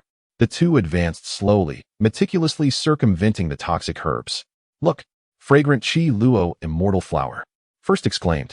Qin Feng lifted his gaze to behold a magnificent pink blossom swaying gently, its petals resembling crystal, while the heart of the flower shimmered in soft lavender, creating a visible pink aura with its faint fragrance. The fragrant Qi Luo immortal flower did not possess detoxifying properties, yet carrying it could effectively shield one from toxins. Standing before this exquisite flower, the two inhaled its delicate aroma, feeling significantly more at ease. In the vicinity of the ice and fire eyes, one was inevitably affected by the icy flames. Even a titled Douluo could not linger for long. Discovering the fragrant Qi Luo immortal flower provided a secure refuge, alleviating their concerns. Should they find themselves overwhelmed, they could retreat here to recuperate. Continuing their journey, they carefully skirted around the domain of the snowy swan kiss, as if facing a formidable adversary. Soon, they encountered a multitude of celestial herbs such as the Qi Luo tulip and the narcissus jade skinbone, causing them to pause frequently in awe. The 8-petal immortal orchid had a mild medicinal effect, suitable even for expectant mothers, benefiting their unborn children.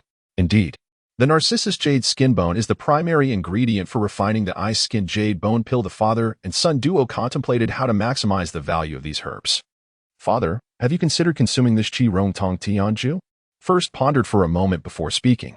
No, at my age of 40. Consuming such celestial herbs would be rather extravagant, Qin Feng contemplated before declining.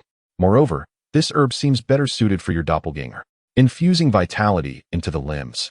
Circulating blood through the 8 meridians, it could forge an indestructible body.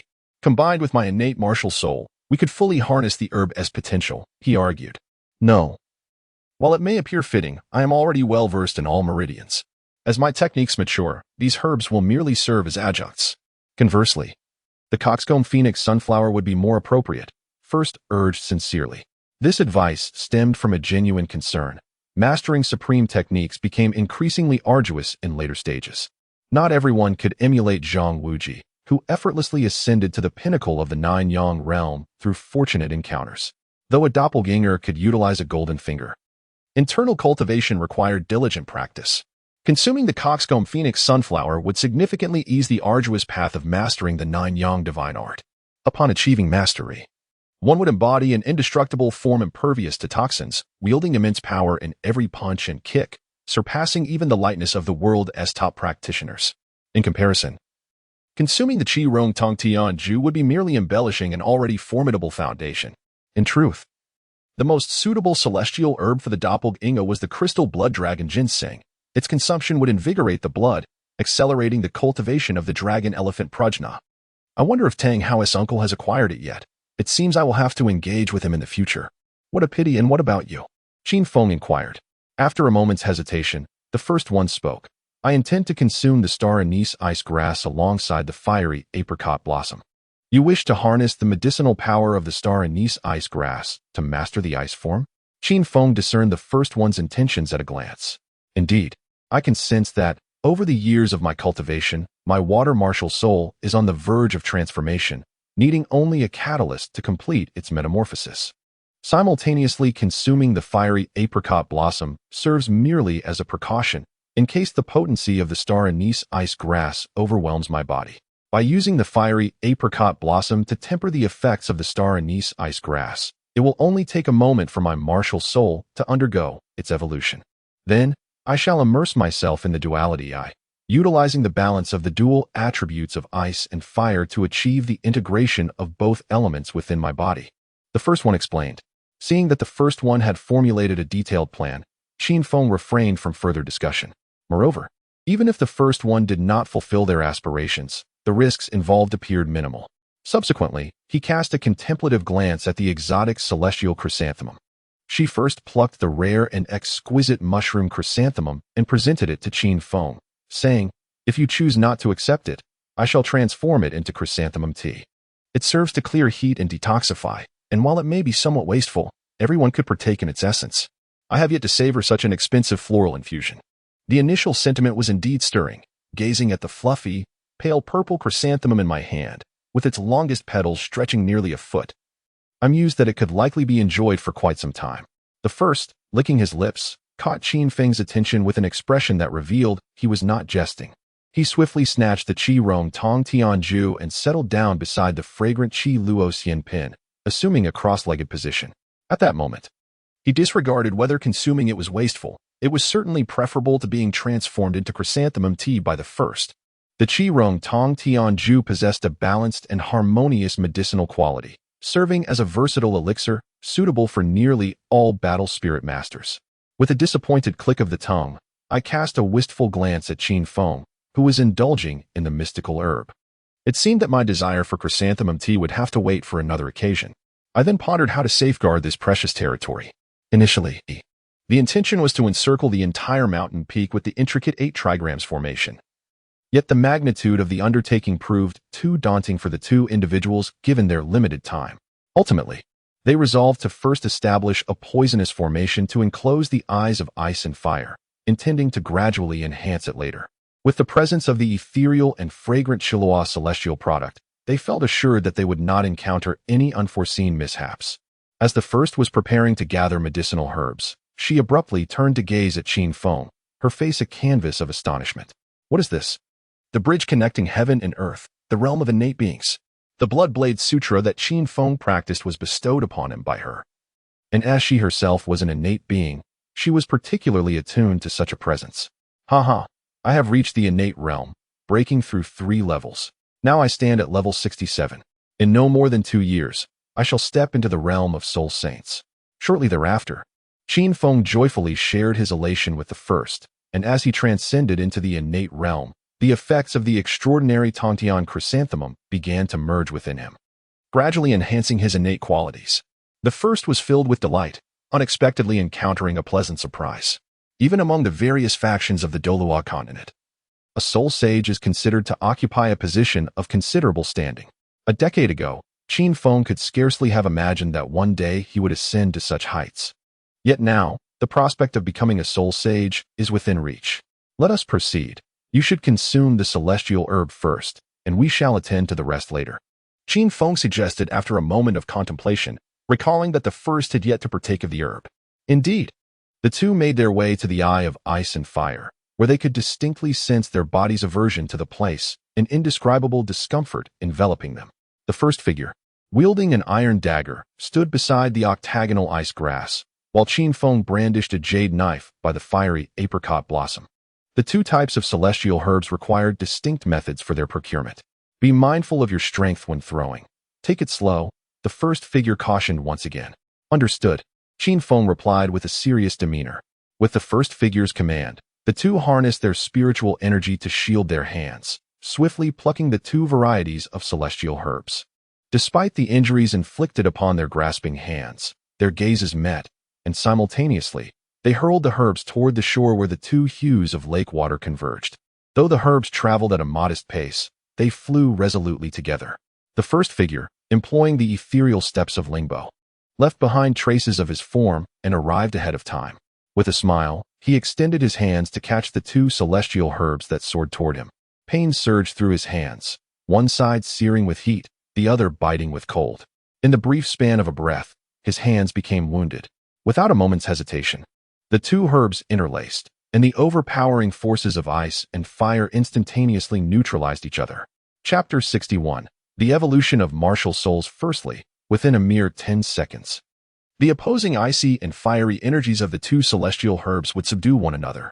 Without a moment's hesitation, I hurriedly placed both herbs into my mouth. As I chewed, before even savoring their flavor, the herbs dissolved into a liquid that flowed into my belly. I shed my garments, removed my human skin mask, and set it aside with my storage necklace. Shortly after consuming the two celestial herbs, their medicinal effects began to surge forth. Initially, a chilling stream enveloped me, my body cloaked in a veil of azure frost, while my water-martial spirit within the sea of consciousness swiftly completed its final metamorphosis. Suddenly, the cold retreated, and a wave of heat engulfed me. The interplay of red and blue hues flickered across my exterior as my form seemed to transform into iron. Tempered by the dual forces of ice and fire, I activated the minor wuxiang technique, absorbing and refining the potency of the octagonal profound ice grass, which accelerated the evolution of my water-martial spirit.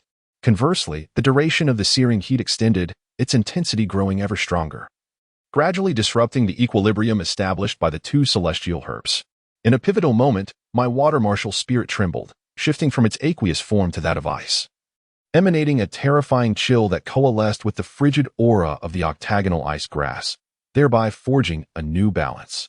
At this critical juncture, the water-martial spirit finally achieved its evolution. The first body was on the verge of collapse, and upon sensing the evolution of the martial soul, it plunged into the confluence of ice and fire within the eye of duality. As the first immersed itself, the ripples on the surface of the red and white lake dissipated, leaving no trace of change from before. Qin Feng cast a glance at the spot where the first had vanished, clenched his teeth, and returned to the side of the ethereal Luo elixir, commencing his cultivation. With his son exerting such effort, and having consumed the celestial herb himself, how could he allow his life to be one of mediocrity? Comfort and tranquility enveloped him. At that moment, the first experienced a sensation akin to an infant nestled within the womb.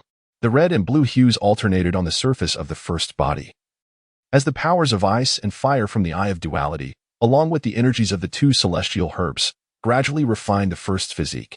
Although the majority of the medicinal potency of the two herbs was utilized for bodily refinement and the completion of the martial soul's evolution, the operation of the minor wuxiang technique seized a thread of creation from the harmonious interplay of ice and fire, causing the soul power to ascend slowly yet steadily. As the sun and moon revolved, the peculiar nature of this place rendered it inhospitable to any insects.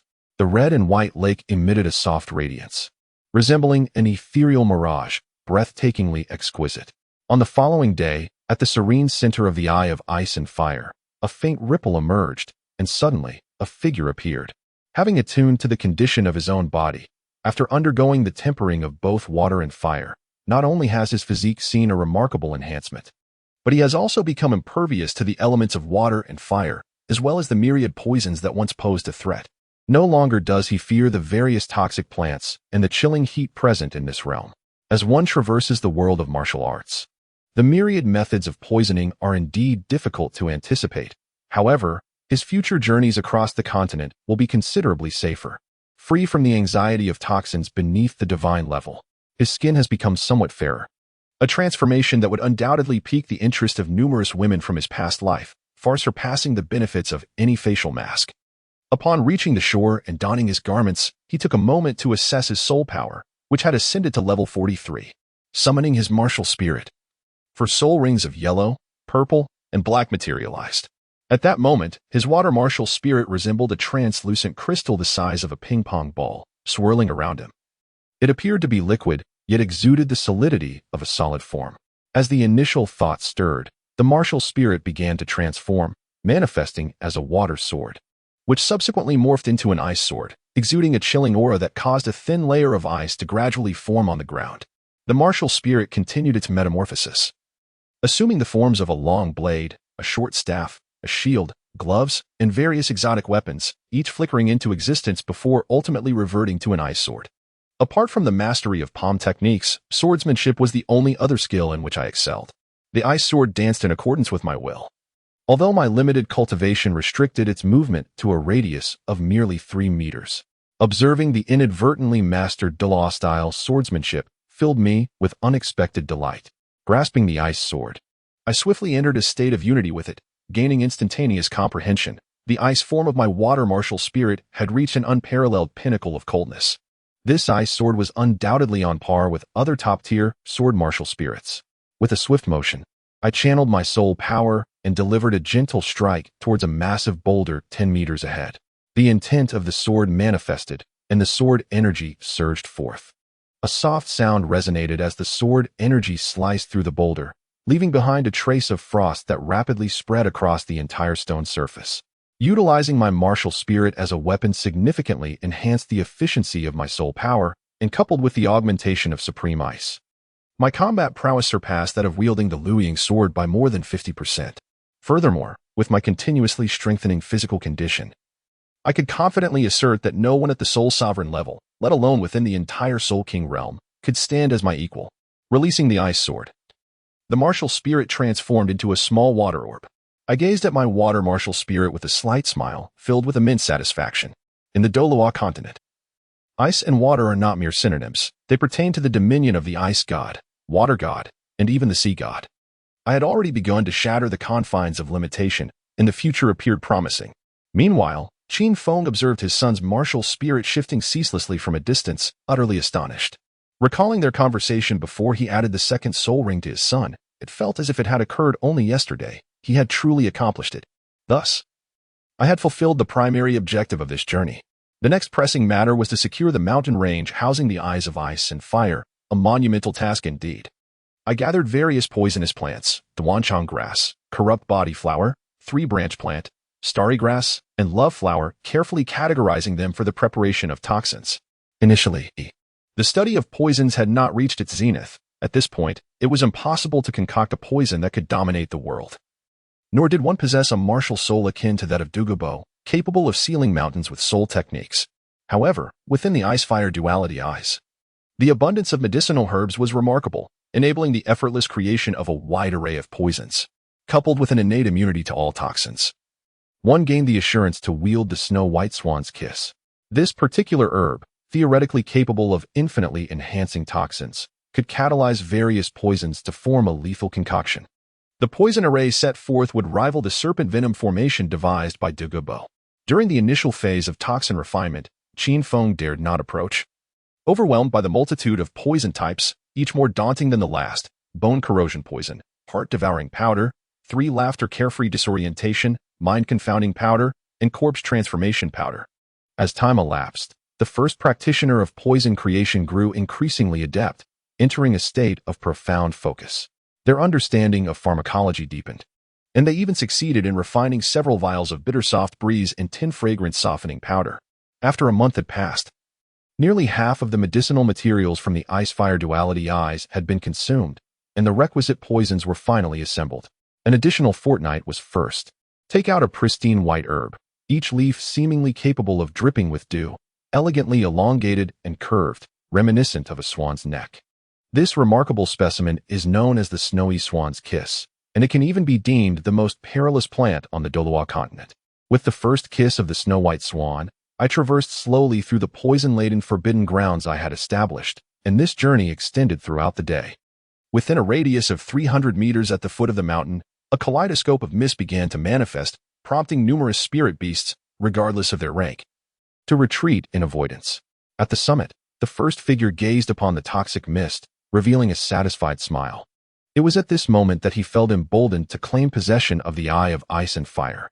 Upon arrival at the Eye, a sense of relaxation washed over him. This place was undeniably secure. Observing the red and white lakes, surrounded by a mere fraction of various herbs, he felt no pang of regret. With his treasure in hand, he knew it would flourish within a few short years. After a month of relentless toil, he suddenly found himself enveloped in fatigue. Casually selecting a massive stone, He conjured an ice sword that materialized in his grasp, effortlessly carving a flat surface. Disregarding the icy layer above, and succumbed to slumber. Qin Feng, witnessing the first S actions, could only shake his head in exasperation. During the initial stages of alchemy, he had attempted to advise against excessive fatigue, but the first, lost in concentration, was not in a state to heed such counsel, and so he let it be. Ignoring the peacefully slumbering figure, Qin Feng resumed his tasks. He produced several jade-crafted wine jars, periodically adding various herbs, and ultimately, with great care, incorporated some spring water from the eye of 2 instruments. Nodding while stirring, he sealed the jars. This concoction was his version of the mystic ice and fiery elixir, brewed with the spring water from the eye, along with a plethora of precious herbs such as the 9th-grade purple ganoderma, snow ginseng, tianshan snow lotus, and flame flower. Meticulously crafted through dozens of procedures. This was merely the beginning. The journey to create the elixir required 3 additional stages and a fermentation period of 3 years before it could be considered complete. To maximize its efficacy would necessitate an additional 3 years. From inception to fruition, the mystic ice and fiery elixir demanded no less than 6 years, earning its place among the finest recipes cataloged by Li Taibai. Ultimately, he buried these jars beside the eye of ice and fire. After a slumber that lasted a full day and night, I awoke feeling utterly refreshed. Upon reflecting on the passage of time, I realized it had been nearly 3 months since I had left home. Although my mother was already aware of my safe journey alongside my father, and our successful quest for the Eye of Ice and Fire through our spiritual connection, her worries remained. It was indeed time to return. As the sun began its descent in the western sky, my father and I conferred and resolved to embark on our journey home the following morning. In the meantime, we planned to venture into the sunset forest to capture a soul beast that had lived for over 20,000 years, so that I could bestow a second soul ring upon my avatar, thus avoiding further expeditions upon our return. My avatar, having harmonized all its meridians and advanced to the 2nd level of the 9-yang divine skill, had significantly accelerated its cultivation speed, reaching level 20 just a couple of days prior. Now, only the soul beast remained to perfect the process. The first harvest included the coxcomb celosia and the 8-petal orchid, while the other herbs shall remain in their place for the time being, to be utilized as circumstances permit. The coxcomb celosia is intended for the doppelganger, and the medicinal properties of the 8-petal orchid harmonize perfectly with those of the matriarch, the first azure mist. This evening, the moon is particularly full. Observing her father, who tosses and turns restlessly beside her, she understands that he longs for home. On the following day, as dawn gently broke, Qin Feng emerged from the confines of the vibrant toxic mist, sheltered by the delicate fragrance of exquisite silks. Casting a glance over his shoulder, he released a sigh of relief. What kind of soul beast soul ring do you intend to augment your second martial soul with? Qin Feng inquired while making his way along the path beside his son. A soul beast of over 20,000 years that possesses no weaknesses in both offense and defense would suffice, and if it's a rare soul beast, that would be even better. After all, did we not encounter a golden crocodile king nearly reaching 20,000 years during our journey here? I find it quite impressive, he remarked with a glimmer of expectation in his eyes. Although that golden crocodile king had yet to reach the age of 20,000 years, its species quality was more than adequate to compensate for its lack of age. Chapter 62. The soft-shelled shrimp, what are you thinking? That golden crocodile king, with its tough hide and formidable strength, is far more ferocious than any other 10,000-year soul beast. I cannot guarantee capturing it alive. Qin Feng felt a sense of weariness regarding the first's naive aspirations. Did he truly believe himself to be omnipotent? Isn't there a potion? The corner of the first's mouth curled slightly. In an instant, Qin Feng comprehended. There was no need for a head-on confrontation. His face brightened with joy. With their objective set, the duo adjusted their course towards the area where they had previously encountered the golden crocodile king.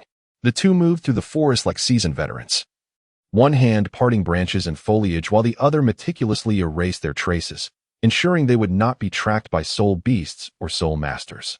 3 days later, the father and son had distanced themselves from the core region of the sunset forest, arriving at the mid-outer layer, free from the threat of high-ranking 10,000-year soul beasts, allowing them to finally breathe a sigh of relief. In a hushed tone, Qin Feng instructed the first, be cautious in your search, do not create a disturbance. If the golden crocodile king discovers us, it will not be a trivial matter. Yes, I understand, the first replied prudently, lightening his footsteps. They had reached the area where they had encountered the golden crocodile king before. It was eerily quiet, devoid of other 10,000-year soul beasts. Clearly within the dominion of the golden crocodile king, the only sound that graced their ears was the rustling of leaves in the wind. As the father and son maintained their composure, searching slowly and carefully, at long last, they spotted their target basking in the sun by a small river. It was remarkably easy to identify, distinctly different from ordinary crocodile soul beasts, with its entire body gleaming gold, yet measuring less than 6 meters in length. The golden crocodile, a member of the golden lineage of soul beasts, possessed the bloodline of the golden dragon king. In terms of strength and defense, it rivaled that of the titan giant ape of the same age, with legends claiming its teeth could rend the defenses of a giant dragon.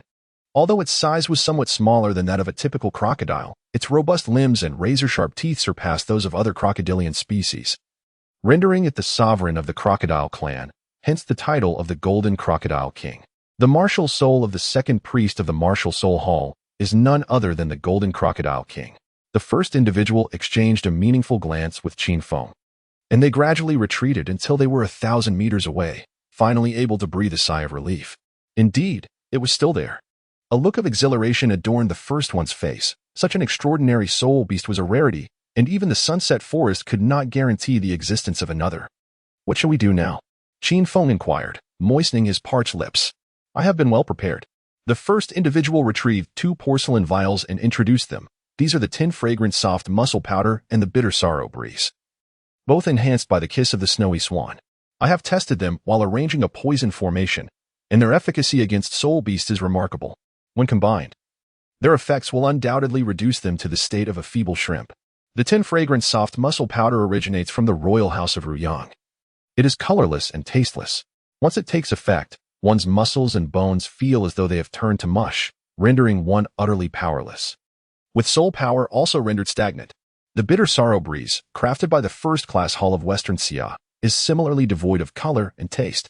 Upon inhalation, it brings forth tears like rain, gradually sapping one's strength, while the flow of soul power feels as though burdened by an immense weight. Enhanced by the kiss of the snowy swan, these substances become unparalleled instruments of subterfuge. "Follow me." The first led Qin Feng towards the golden crocodile king. Seeking the favorable wind direction, he inhaled deeply a few times from the red bottle. This was the antidote to the poignant, sorrowful breeze. The pills within the white bottle could nullify the effects of the 10 fragrant softening powder. First, he took out 2 porcelain vials and handed them to Qin Feng. As for himself, he was now impervious to all poisons. How foul! After Qin Feng consumed the pills from the white porcelain vial, he uncorked the red vial, and a pungent stench enveloped him entirely. The first step is to distance oneself. After all, good medicine is often bitter. Come, let us go and test its efficacy. The first one sprinkled some odor-absorbing powder on the 2 individuals before stealthily making their way towards the upwind direction of the golden crocodile king. At that moment, the golden crocodile king remained sprawled there, yet a millennium-old armored tortoise had joined its side. The golden crocodile king leisurely swayed its tail from time to time, as if indulging in a snack, taking bites out of the armored tortoise in a gruesome spectacle. Blood pooled around, and the occasional twitching of the tortoise's body indicated that it was still alive, yet its shell, reputed to rival steel, offered no defense against the jaws of the crocodile. The golden crocodile king needed not to tear. With a mere clenching of its jaws, it would sever a piece of the tortoise's body. Qin Feng and his son felt a chill run down their spines as they exchanged glances, secretly relieved that they did not have to confront this monster head-on. In comparison to the golden crocodile king, what was the diamond tiger but an inconsequential soul beast? The first stretched out a hand to once again gauge the direction of the wind, while both he and Qin Feng carefully grasped a porcelain vial, cautiously opening it to avoid making any sound. As time ticked away, the 2 held their breaths, daring not to move, silently observing the golden crocodile king as it put on a culinary display. Before long, the golden crocodile king's movements began to slow, its tail no longer thrashing about. It lay on the ground, its large mouth agape, tears and saliva pooling around it. Witnessing the situation unfold as anticipated, both were filled with elation. Qin Feng, observing the creature's grotesque state, exclaimed with excitement, "The 2 potions you concocted are truly remarkable. Do you have any more? Please give me some. I still have 3 vials of each. I shall keep 1 of each for you, as I have other uses for the rest," the first replied without hesitation. "Excellent. That will suffice." Qin Feng's heart brimmed with joy. Having witnessed the effects firsthand, He realized that even the extraordinary physique of the golden crocodile king could not withstand it. Surely, even a titled Douluo, unaware, would falter. Slowly, Qin Feng in the first approached the golden crocodile king, halting 30 meters away, ever vigilant in case this was a ruse by the creature. After all, a 10,000-year soul beast possesses the intellect of a human child. Caution is never amiss. The first took the tin fragrant soft tinden powder from Qin Feng's hand and placed it alongside his own sorrowful clear breeze, clutching both porcelain vials tightly. He employed the wind-chasing moon technique recorded in the Rain of Flowers and Golden Coins manuscript, hurling them into the golden crocodile king's maw. Exercising caution, the pair waited a while longer. Qin Feng summoned his blood blade and delivered a vertical slash, sending the golden crocodile king flying. Upon landing, the beast emitted a series of furious roars, yet remained motionless. Only then did the two exhale in relief. Qin Feng activated his soul power amplification skill and, from a distance, unleashed blade energy to sever the golden crocodile king's limbs with brutal precision, then proceeded to trim its fangs.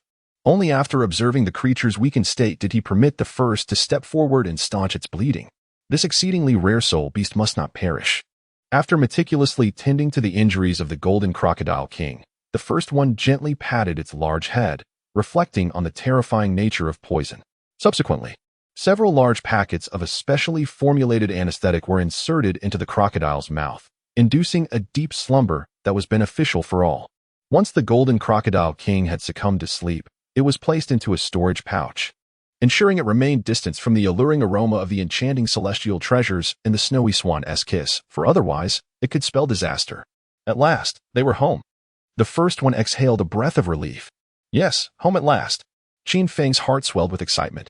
For an entire week, the two had traversed from the depths of the sunset forest to its outskirts, exhilarated by the sight of numerous ancient soul beasts appearing around them. Whoosh, crack, thud. A golden soul coin struck a leaping soft-boned rabbit with perfect precision. Firstly, he picked up the rabbit and secured it with a rope, fastening it to his waist. Throughout the journey, his skills honed over years of practice in the art of throwing money like petals finally proved invaluable. By the time the father and son emerged from the sunset forest, they were adorned with an assortment of wild game. As they continued their trek, they encountered a small river where they washed away their fatigue. Subsequently, he transformed his appearance into that of a handsome young man in his 20s. A precaution taken for unforeseen circumstances. The duo commenced the preparation of their wild game by the riverbank, having traveled several dozen miles from the sunset forest, thus free from the disturbances of soul beasts. They had 2 soft-boned rabbits, one for braising and the other for roasting. The fiery chicken would serve splendidly for a beggar's chicken dish. First, a variety of pots and pans were retrieved from the necklace, as preparations began for a celebration of the successful completion of their journey. Qin Feng had long grown accustomed to this. He had often indulged in the exquisite delicacies crafted by his son. During their time in the sunset forest, they had subsisted solely on rations, and now, reminiscing about the meals prepared by the first, a look of eager anticipation spread across his face. Having departed from the sunset forest, where they had resided for over 2 months, both were in high spirits, engaging in lively conversation and laughter. Qin Feng constructed a fire pit above the ground where the beggar's chicken lay buried, applying the secret sauce crafted by the first onto the ingredients placed upon the grill. First, I prepared several hearty dishes using those wild ingredients, along with a few refreshing appetizers, and simmered a pot of fish soup, intending to treat both myself and my father. Before long, the enticing aroma filled the air. I glanced at the creamy white fish soup, carefully ladling it into a clay pot.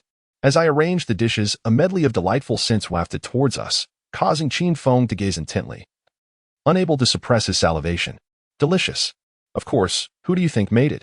I replied, pride swelling within me as I declared, in today's world, my culinary skills are second to none. With a beaming smile, I picked up a slice of pickled fish, savoring its flavor that lingered delightfully on my palate, relishing every moment. Such a delightful aroma. As those words echoed, both Qin Feng and I felt a sudden shift in our expressions, rising to our feet and scanning our surroundings, yet finding no one nearby. In an instant, a glint of sword intent flickered within me, and I abruptly looked up to the sky, where 2 figures descended, walking upon the air like a sword. Qin Feng quickly grasped the gravity of the situation. This was serious. I could sense the slight murderous aura emanating from them, which meant they were aware of my depth as well, a connection shared between swordsmen who have comprehended the essence of sword intent. I already knew who had arrived. With a martial spirit of the sword and an understanding of the killing sword intent, there could be no other than sword Douluo Chenshin. I was astonished to have encountered so many significant figures in less than 3 months. In the dimness of contemplation, the first pondered how to proceed. Suddenly, a startling voice echoed, as 2 figures descended from the heavens, standing not far from the first and his son. Both appeared to be in their 30s. One donned a flowing robe, exuding an air of refined elegance, while the other, with shoulder-length white hair and strikingly sharp features, was clad in simple attire. At that moment, both men regarded the first and his son with grave expressions. I am Ning Fengji from the 7 Treasures Glazed Tile School, and this esteemed individual beside me is Elder Sword Douluo, the cultured young man stated as he stepped forward and bowed respectfully. Forgive my rudeness. It is indeed an honor to meet Sword Douluo and the young master, Qin Feng replied, waving his hands repeatedly in a gesture of humility. I am Yu Wujia, and this is my brother, Yi Guqing. The two then returned the greeting together. Chapter 63. An unexpected encounter. At this moment, Ning Fengji appeared calm on the surface, yet his heart was filled with astonishment. Previously, after acquiring his 7th spirit ring in the Sunset Forest and becoming a soul sage, he felt an overwhelming sense of elation.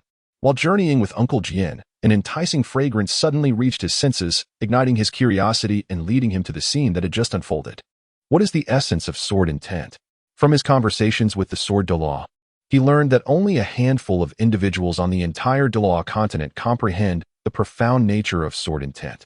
Due to the influence of the guardian Douluo, Chen Xian, it is likely that few possess the understanding of what sword intent truly signifies, as Ning Fengji does. Beyond its enhancements in battle, possessing sword intent signifies that one has unlocked the gateway to becoming a titled Douluo. This revelation came to him long ago, stemming from his inquisitive nature when he had inquired about it with Uncle Jian. To his surprise, another individual in this world has grasped sword intent, which implies the potential to transcend into a titled Douluo, particularly one of formidable strength. With a respectful demeanor, Ning Fengji bowed to the 2 individuals, not only out of reverence, but also with the intention of forging a connection. It was indeed a privilege to encounter the 2 of them in this setting. It was evident that such flattering words could only be articulated by someone as astute and diplomatic as Qin Feng. As for the initial meeting, they had exchanged a bow. But now, as Ning Fengji locked eyes with the Sword Douluo, the essence of sword intent manifested in their gazes. This was not mere arrogance. No swordsman could remain indifferent when faced with the continent's foremost swordsman. Moreover, at this moment, the Sword Douluo exhibited a palpable eagerness. It was exceedingly rare for 2 practitioners of sword intent to converge. The sword is a weapon of slaughter, and it is through combat that one can progress more rapidly. The father of the Sword Douluo ventured forth to challenge the Angel Douluo, Qian Douluo, in pursuit of reaching the pinnacle of the sword path. And he did so without a hint of regret. The first slowly retracted his sword intent, extending his hand in a gesture of invitation, if you do not mind. Shall we share a meal together? The old man readily responded, I shall not be polite then. Chen Xian, devoted to the sword and sincere towards both the blade and the people, unexpectedly took the initiative before Ning Fengji, a decision unimaginable in the past. Ning Fengji, however, remained unfazed. His interest piqued as he remarked, no need for such formality. I should be a few years older than you 2 brothers. If you hold me in regard, simply call me Ning brother. Having just emerged from the Sunset Forest, we are indeed quite hungry. Ning Fengji intentionally sought to forge a closer bond with the 2. After exchanging a few compliments with Qin Feng, he promptly made his way towards the sumptuous dishes, seating himself directly on the ground without the slightest pretension. At first glance, Ning Fengji exuded an air of refined elegance, yet simultaneously displayed a bold spirit, prompting silent admiration within. He truly lived up to his reputation as the foremost among the top 3 sects, though regrettably constrained by his martial soul. Ah, what an exquisite ambience! What a magnificent sword! Qinshin had already diverted his gaze from the first figure, captivated instead by several dishes that resembled picturesque landscapes, overflowing with admiration. Your Excellency, this dish is named Moonfall and Crows Crying Beneath a Frosty Sky, crafted primarily from the Xianbing golden rooster.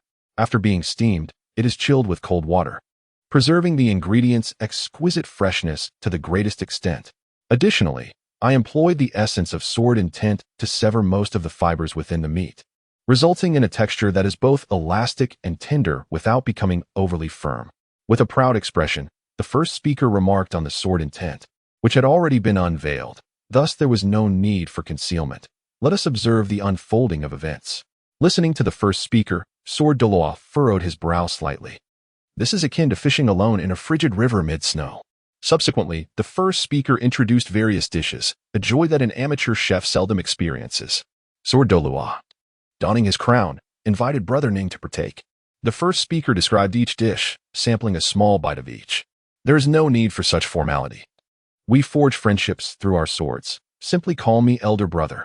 Chen Xian could no longer restrain himself and interjected, hinting at something deeper. In that case, we shall each share our own, Ning Fengji chimed in.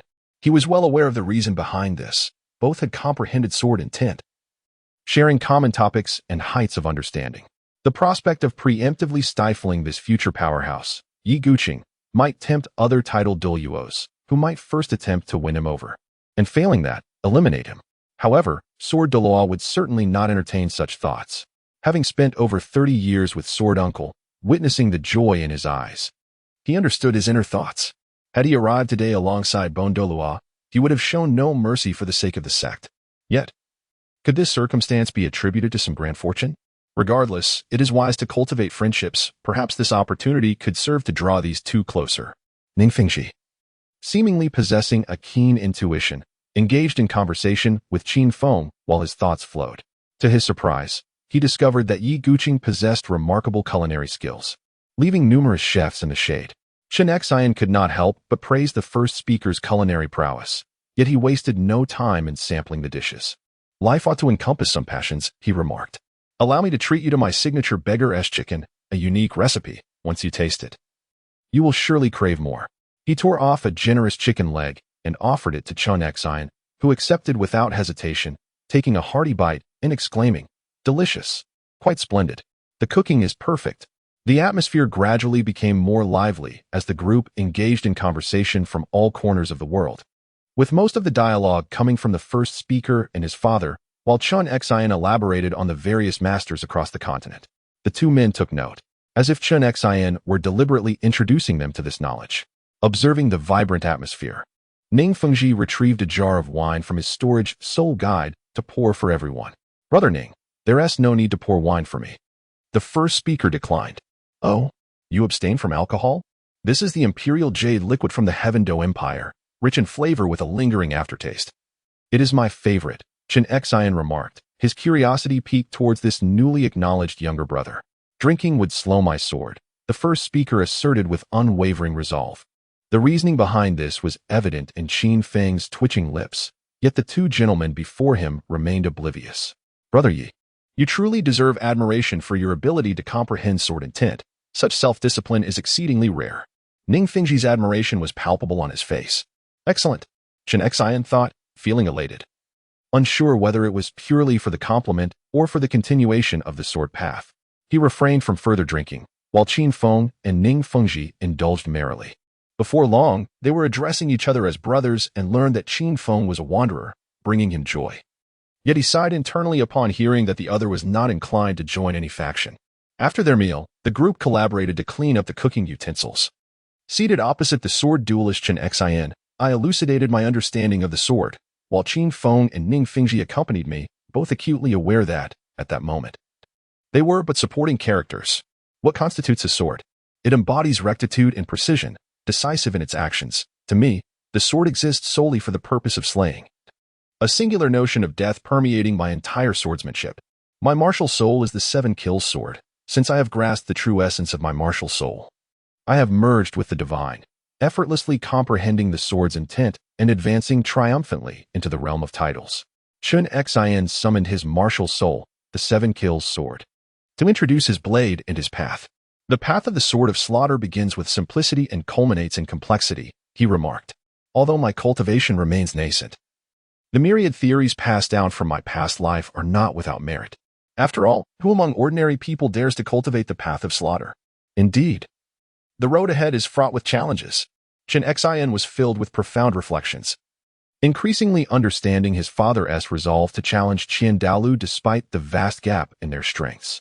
I believe that mastery of the sword involves the heart, intent, and technique. Achieving excellence in any one of these elements signifies the pinnacle of swordsmanship, while mastery in all three, sword heart, sword intent, and sword technique, renders one truly extraordinary. Chen Xian instantaneously comprehended this, pondering deeply the feasibility of such an attainment. These were merely my scattered insights, yet they lacked a cohesive system. The two of us continued to engage in dialogue, incessantly sharing our interpretations of the sword. First had not been swayed by the theories of past lives to deceive sword Douluo, that was not his own swordsmanship, while others practiced their swordplay step by step. Reaching the pinnacle and then reflecting upon their journey first was different, due to the influence of the infinite jade wall. The sword techniques he learned had already revealed their true essence to him. He had glimpsed the summit, and the intermediate process merely required his diligence to fill in the gaps. Though this approach was expedient, it lacked a personal touch. This sword discussion was also an opportunity for First to introspect. What did his sword path signify? Self-defense? Dominating the world with his sword? A hint of confusion lingered within him as he continued his quest for clarity. A flash of sword intent shattered illusions. Among swordsmen, communication was best achieved through their blades. The winds howl, and the waters of the easy river grow cold. This is my martial spirit, the easy river. I seek your guidance. An ice sword materialized in his right hand as he performed a respectful gesture of a swordsman. Yet, no soul rings appeared, signifying First's profound mastery over his martial spirit. There were many aspects of the sword path spoken of by sword Douluo that First found perplexing, and thus, he sought to comprehend it through the sword. Between swordsmen, what could hold more weight than the sword in one's grasp?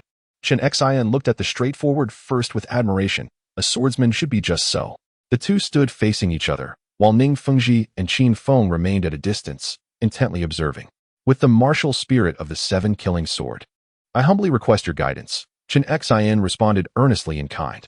At this moment, the disparity in soul power levels and statuses faded. They were all seekers of truth. Chen Xian held his sword with one hand, its brilliance shining forth, awaiting First's move. A blinding radiance filled the air. The first sword aimed directly at the center, piercing with precision. A faint smile graced Chen Xian's lips, for it had been an eternity since he had witnessed such a succinct and decisive swordplay. The seven-killing sword was placed horizontally before him, successfully fending off the initial direct thrust with an elegant counter. The two long swords briefly met before retreating, creating a moment of mutual offense and defense. Neither party employed soul techniques, nor did they draw upon soul power. They relied solely on their understanding of the sword. Executing fundamental techniques, thrusts, slashes, hooks, and cuts, this was the first time the opponent encountered such a formidable adversary, unable to close within a foot of Chen Xian. Despite the lively exchange, it was evident to the observing Ning Fengji and his companion that the first was predominantly on the defensive, clearly at a disadvantage. The first had anticipated this outcome. If his current swordsmanship could merely match Chen Xian, he would begin to question the true merit of the continent's foremost swordsman. First, I resolved to seize this rare opportunity to refine my foundational swordsmanship. In a fleeting moment, my long-stagnant technique exhibited a subtle yet distinct transformation. Since my debut, I have consistently triumphed, yet I still yearned for a deeper cultivation. Qinshin discerned my shortcomings and launched a series of attacks toward me. With each sharpening of my blade, the intensity of Qinshin's swordsmanship escalated, honing his edge even further. Unparalleled talent, this was Qinshin's assessment of me at that moment. Since our duel commenced, I could distinctly perceive my own progress. Whenever I managed to suppress his strikes, the next moment his blade would gleam even brighter, embodying an unwavering resilience. Qinshin took pleasure in nurturing the younger generation. It had been years since he experienced such a feeling. Enthusiastically, he fed me techniques, eager to discover just how far the newly acquainted you could advance. Chapter 64, Transcendence. Half an hour passed in the blink of an eye. As the duel progressed, the swordplay of the two became increasingly agile and incisive. At this moment, Chen Xian had long since shed the nonchalance of his earlier demeanor. Initially, he could effortlessly keep the first sword at bay, a full foot away. However, as the first opponent continued to advance, that distance diminished to half a foot. The foremost sword now approaches within 3 inches of Qinshin's body, and even the auxiliary soul master, Ning Fengji, standing nearby, can discern the magnitude of the first one's progress. Clang! The two withdrew their intersecting long swords, simultaneously retreating after drawing back their blades. With a subtle adjustment of breath and the circulation of soul power, the surrounding temperature plummeted rapidly, causing a layer of white frost to crystallize upon the ground. Then, the chill retreated with astonishing swiftness, heralding the unprecedented emergence of ultimate ice in an era where it should not yet exist. What a chilling beauty it is. Chun Xian's gaze brightened as he fixated on this unfamiliar sword martial spirit, the seven-killing sword radiating an aura of death, filling the atmosphere with a palpable sense of impending doom. Observing from the sidelines, Qin Feng swiftly retreated, shielding Ning Fengji. The gentle rain of Tianjia is as delicate as cream, while the grass appears vividly green yet remains distant. As he softly recited the lines, the sword intent of the first transformed from tangible to ethereal. In an instant, he vanished and reappeared behind Chen Xian, executing a horizontal slash. Clang! Chen Xian felt the force of the strike, suppressing his cultivation to barely channel the power of a soul emperor. Just as he sidestepped to block the blow, preparing to counterattack, the first executed the Lingbo Weibu, transforming with the Qian Dui and withdrawing. An overwhelming sword intent descended from the heavens, unstoppable. Do you not see the waters of the yellow river flowing from the skies, rushing towards the sea, never to return? Boom. For the first time, Chen Xian withdrew. Gazing at the 3-foot sword Mark left at his previous position, excitement flickering in his eyes. The 7 emotions and 7 injuries manifested as a streak of crimson brilliance on the blade, intensifying its lethal aura. The 7-killing sword technique was unleashed. A tempest of thoughts swirling in the first's mind, this move was both a physical strike and a mental assault. High above the yellow river, amidst the white clouds, lies a solitary city amidst towering mountains. As the verse drifted through the air, the sword intent of the first became elusive yet profoundly weighty, transforming defense into offense, effortlessly countering Chen Xian's strike. The murderous intent surged forth once more, culminating in a brilliant slash that shattered the first sword momentum, hurtling toward him. The first step danced upon the ethereal waves, advancing and retreating, as the silhouettes of the 2 combatants materialized in various locales. Ning Feng's gaze was fixated on the first, who, while reciting poetry, wielded his sword with grace, his face a canvas of astonishment, lost in contemplation. Strike! The heavy sword, devoid of sharpness, glided through the air as the dust-heart sword sliced through, forming a lethal character with 6 radiant sword lights, descending towards the first with lethal intent. Essence of the long sword, spanning the vastness of the 9 realms. Without evasion, the first unleashed the ultimate move of the Lianqing sword technique. Empowered by the essence of sword intent, causing the sword energy to surge to 5 zhang, striking fiercely at the crimson sword aura. A resounding boom echoed as a wave surged forth, causing the first to retreat 3 steps, while Chen Xian remained unyielding, his expression somewhat fervent. Heaven knows how many years it has been since he last engaged with another wielder of sword intent. The aura of sword intent around him thickened as he pressed down the sword towards the first. In the realm of 7 killings, a vast wave of murderous intent enveloped the first, weighing heavily upon his body and rendering his soul power somewhat obscure.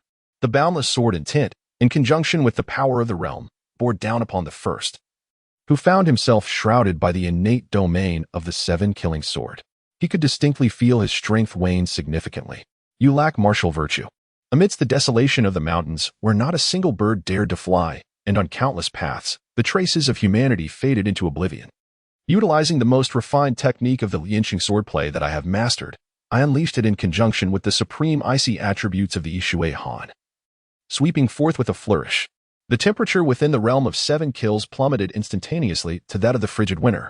My offensive surged with even greater swiftness, as the overwhelming sword intent, propelled by the 7 kills sword, coalesced into a singular strike. Slash! The foremost sword technique resonates and shatters.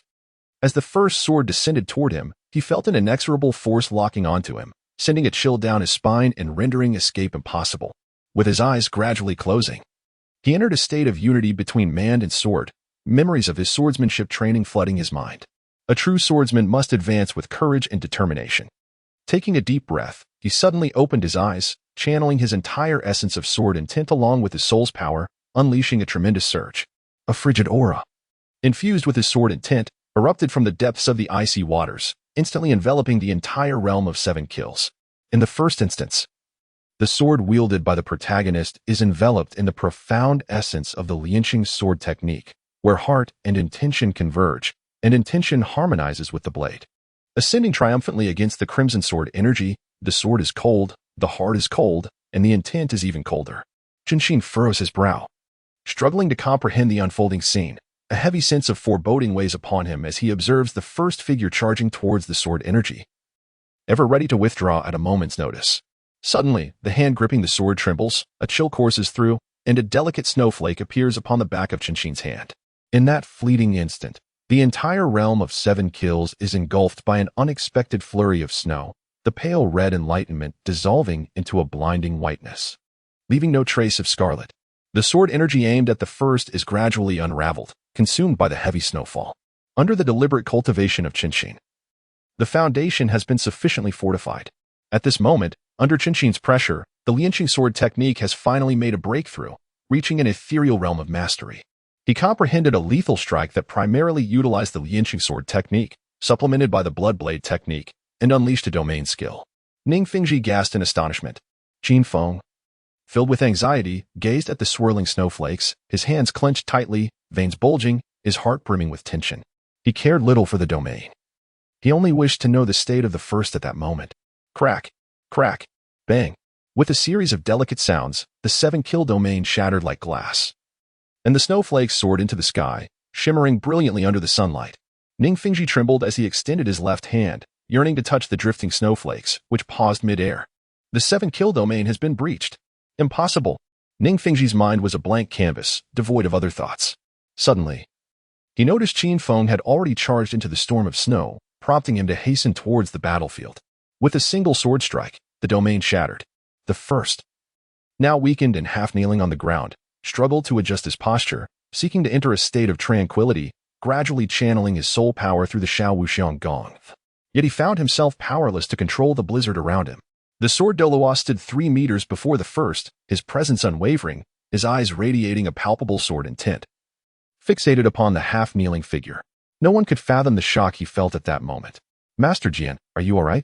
Ning Fengji called from a distance. I am a titled Douluo. What could possibly be amiss? Qin Feng had rushed to the first side, cautiously watching Qinshin. Rest assured, I am in control. Brother Yi is unharmed, Qinshin replied, initially irked by Ning Fengji's inquiry, before hastily clarifying to Qin Feng. What a domineering sword technique. Qinshin, rightfully acclaimed as the continent's foremost swordsman, instantly discerned that the first had not merely comprehended the domain, but had generated it through his sword technique. Although both were domains, the distinctions and implications between them were vast. This led him to ponder the first swordsmanship, sword intent, and the essence of the sword. Hearing Qinshin declare that he was unscathed allowed Ning Fengji to calm down, scrutinizing his master, ignoring the layer of frost on his sleeve. His right hand gripped the 7-kill sword tightly, his complexion noticeably paler than usual. Had it not been for his deep understanding of his master, he would never have detected any anomaly. It seemed the earlier encounter was not so simple.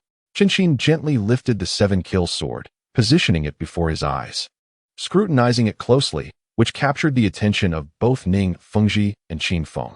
The sword's blade was adorned with 8 distinct crystals of varying hues. Qin Feng, observing the scene, was perplexed.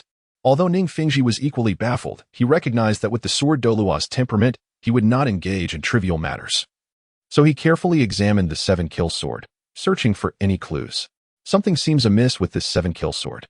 Growing up alongside Qinshin, Ning Fengji felt an unsettling dissonance emanating from the sword, causing him to frown involuntarily. The 5th soul ring has been sealed. Qinshin spoke slowly, devoid of any displeasure. His interest piqued as he gazed upon his martial soul. Since becoming a titled Douluo, few things had managed to intrigue him. Ning Fengji's pupils constricted sharply, inhaling several deep breaths of the frigid air, and turned to Qin Feng. Master Jian possesses profound control over the 7-kill sword martial soul, condensing his soul ring into the sword to unleash greater power. 1, 2, 8. Upon hearing Ning Fengji's explanation, Qin Feng began to count mentally, finally realizing the discrepancy. Brother Yi Guoqing's technique not only shattered my 7-kill domain, but also utilized his sword intent to communicate with the domain's power, instantaneously sealing one of my soul rings. Although I only employed soul power at the Soul Emperor level, that technique was my defeat. Qinshin added. So, the sword intent and comprehension could be wielded in such a manner. Qinshin, disregarding further conversation with the two, immersed himself in the profound understanding of his martial soul. This method of forcibly sealing another's soul ring through sword intent was unprecedented and had never crossed his mind. This single strike opened a gateway to a new realm of possibilities for him. If Yi Guoqing could achieve it, he too could surely explore it.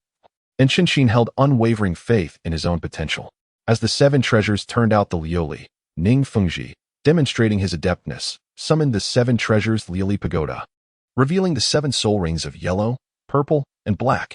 Qin Feng, captivated by Ning Fengji's actions, was astonished to discover that the young master of the Seven Treasures Liuli sect had already attained the rank of a seven-ring soul sage. The seventh soul ring shimmered, and the seven-treasure glaze tile gradually expanded, revealing its true form above Ning Fengji's head. A divine light emanated from the sixth and fourth layers, enveloping the first layer. Cough, thank you, Brother Ning. The first condition was instantly restored to a considerable extent, allowing him to rise slowly, pressing his still slightly dazed chest. After expressing his gratitude to Ning Fengji, he turned to face the sword Douluo before him, who had acted without regard for martial ethics, impulsively unleashing his domain. I merely wish to test my younger brother's depth. It appears there is no harm done. Noticing that the first was unharmed and observing the seven kills sword, Chen Xian's gaze flickered with an air of defiance. Just as Chen Xian anticipated that Yi Guqing might be angered, the first stepped forward, gently bent his waist, and deeply bowed. Thank you for your guidance, esteemed senior. His foundational understanding of swordsmanship had become more solid, and his city sword technique had experienced a significant breakthrough, all of which could be attributed to Chen Xian's sparring. Chen Xian helped the first to his feet, dismissively waving his hand.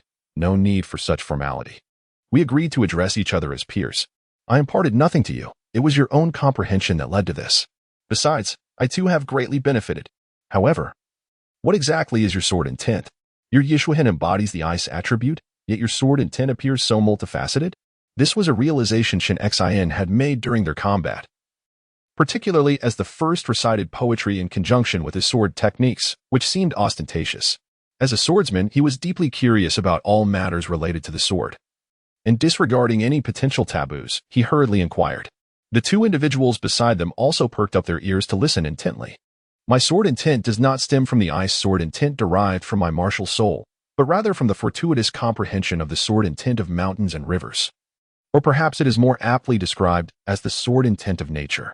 Upon hearing the first's explanation, Chen Xian reflected on the verses recited during their earlier battle, as well as the corresponding sword techniques and intent. It indeed resonated profoundly. This is rather extravagant, isn't it? Chapter 65. The Power of Gold. Listening to Qinshin's complaints, the first felt a surge of joy within. After all, the reason he had learned the Lianqing sword technique was precisely for its extravagant flair. Soon, he would unlock the seal of his elder brother's fifth soul ring, utilizing his own sword intent and the power of his domain to expedite the unsealing. Although he had recently grasped this technique, he had yet to master it perfectly, rendering him unable to seal his opponent's soul ring at will. As it bore a considerable degree of randomness, the first furrowed his brow slightly. Upon hearing the first words, Qinshin sighed contemplatively. Today I realize that soul rings may not be as reliable as one would think. They are merely external objects. As sword cultivators, with a sword in hand, we possess the world. The first spoke with spirited confidence. Haha, indeed, they are but trifles. Qinshin laughed heartily, feeling a youthful vigor replace his somewhat aged demeanor. Oh, the way of the sword. Brother, would you care to spend some time at my Seven Treasures glazed tile school? We could exchange insights in earnest. Subsequently, Qinshin extended an invitation to the first, while Ning Fengji gazed at the two with eager anticipation.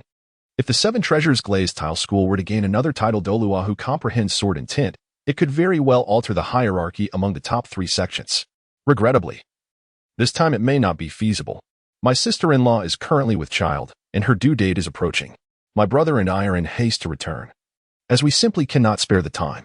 After a brief moment of hesitation, the first declined Qinshin's invitation. Alas, Qinshin glanced at the first and Qin Feng, and immediately discerned that they were not deceiving him. They were indeed occupied with pressing matters.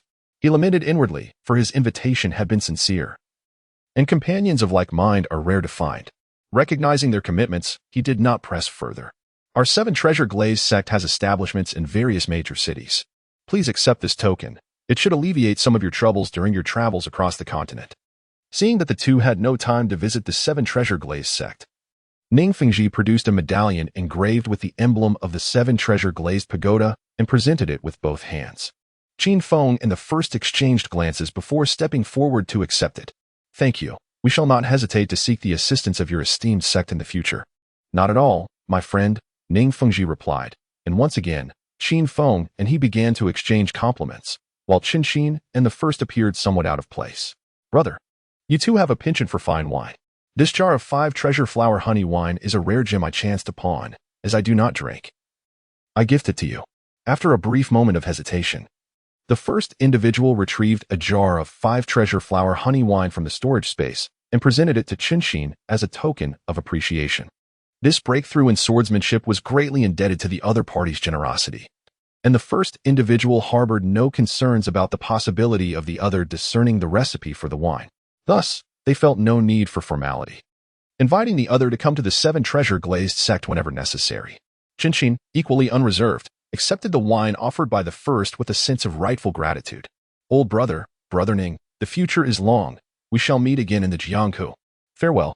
The first individual and Qin Feng exchanged polite gestures. Until we meet again. He bid farewell. Ning Fengji reciprocated, feeling a deep sense of regret within.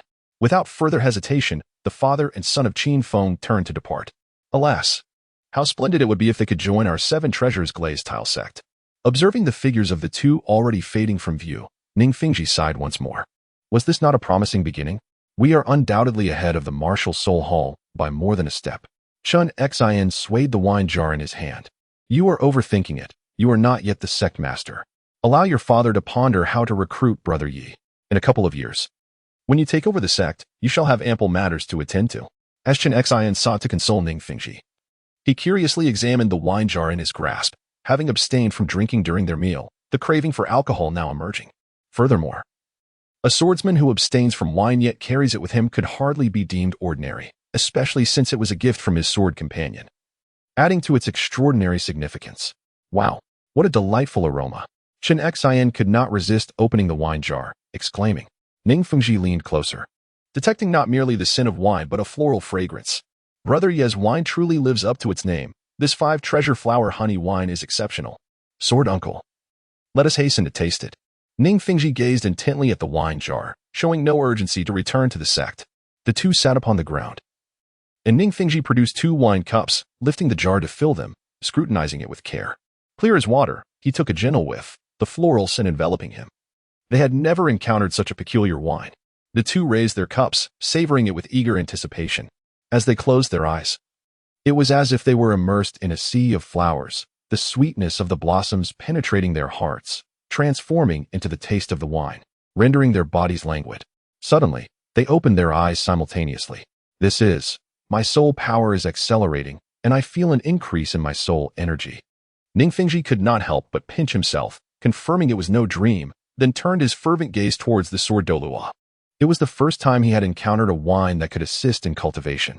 No. This jar of wine can only be shared in half.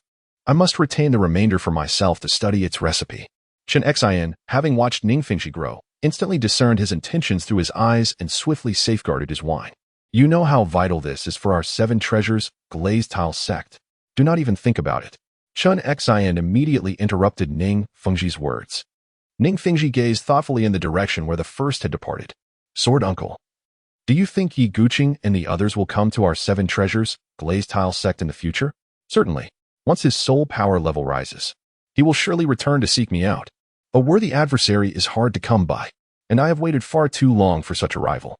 The two fell into a contemplative silence. At this moment, after leaving Ning Fengji's sight, Qin Feng and his son raced away, exhaling a sigh of relief after a considerable distance. Even though they sensed no malice from the sword Douluo, the pressure was undeniably overwhelming. It was unexpected that Ning Fengji had already reached the Soul Sage level. They must have emerged from the Sunset Forest to hunt for the 7th ring. Qin Feng reflected throughout their journey. Ning Fengji was likely several years younger than him, yet had already attained the Soul Sage level. Yet Qin Feng felt no despair within. Possessing such treasures, surpassing Ning Fengji was merely a matter of time. The two continued onward without pause, fearing further unforeseen events, hastening homeward with eager hearts. 10 days later, at home. First, do you mean to say your father will return soon? That rascal, how can he take so long to come back? Thankfully, you are here, otherwise, who knows what he is up to out there? Calculating the time, it had been 7 months since Qing Lan's pregnancy, her belly now quite pronounced. A woman in her condition often exhibits a capricious temperament. One moment she worries for her husband, and the next, her thoughts drift elsewhere. Even Lingo had been keeping her distance from her mother during this time. He will be back soon. See, he is almost here. With an exasperated roll of her eyes, the first felt an overwhelming sense of helplessness. This period had been nothing short of unbearable. At that moment, the weary Qin Feng, accompanied by his true self, appeared at the doorstep. The first Qing Lan could no longer contain her emotions, tears streaming down her face. Qin Feng hurriedly stepped forward and embraced his wife. The two of them oblivious to the presence of others, whispering sweet nothings to each other. Upon exiting the abode, the first manifestation retained the form of Yi Guqing, eliciting merely curiosity among the villagers regarding the arrival of a relative. Moving to a secluded area outside the village, the first summoned the golden crocodile king from the storage pouch. At that moment, the creature remained entirely unaware, and throughout the journey, the first diligently monitored its condition, having nourished it with a single rabbit over the course of several days to sustain its life. The sedative concocted at the ice and fire duality had nearly been depleted, and for the past 10 days, the golden crocodile king had been ensconced in a deep slumber. Observing the sleeping creature, the manifestation exhibited no hesitation. It aimed for the eye region and, summoning all its strength, plunged the sword into its brain. The unfortunate golden crocodile king met its demise unaware. Wisps of dark energy escaped from its body, coalescing into a black soul ring. Without further delay, the manifestation seated itself upon the ground, drawing the soul ring into its being, while the original form stood guard. Within the infinite hall, the black soul ring hovered in midair, presenting 3 selectable soul abilities before the first.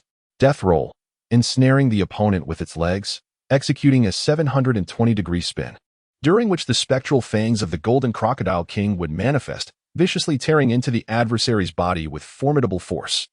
Upon first encountering the initial soul skill offered by the golden crocodile king, I was immediately captivated. It was a martial arts technique, quite impressive. Golden power, a remarkable enhancement of 150% in strength, a 150% increase in defense, and a 30% boost to sharpness attributes, all of which are stackable. Upon witnessing the second soul skill, my breath quickened with astonishment. It is indeed capable of perpetually augmenting percentage attributes. How are other soul masters to compete with this? Is my own advantage not excessively pronounced? Gazing at such a substantial enhancement, one might surmise that upon reaching the rank of title Douluo, one could effortlessly challenge the divine. At this moment, a sense of exhilaration began to swell within me. Even if the other spirit masters were aware of it, they would likely remain unfazed. I silently admonished myself to stay grounded and turn my gaze towards the third spirit ability, the roar of the crocodile king, the majesty of a sovereign.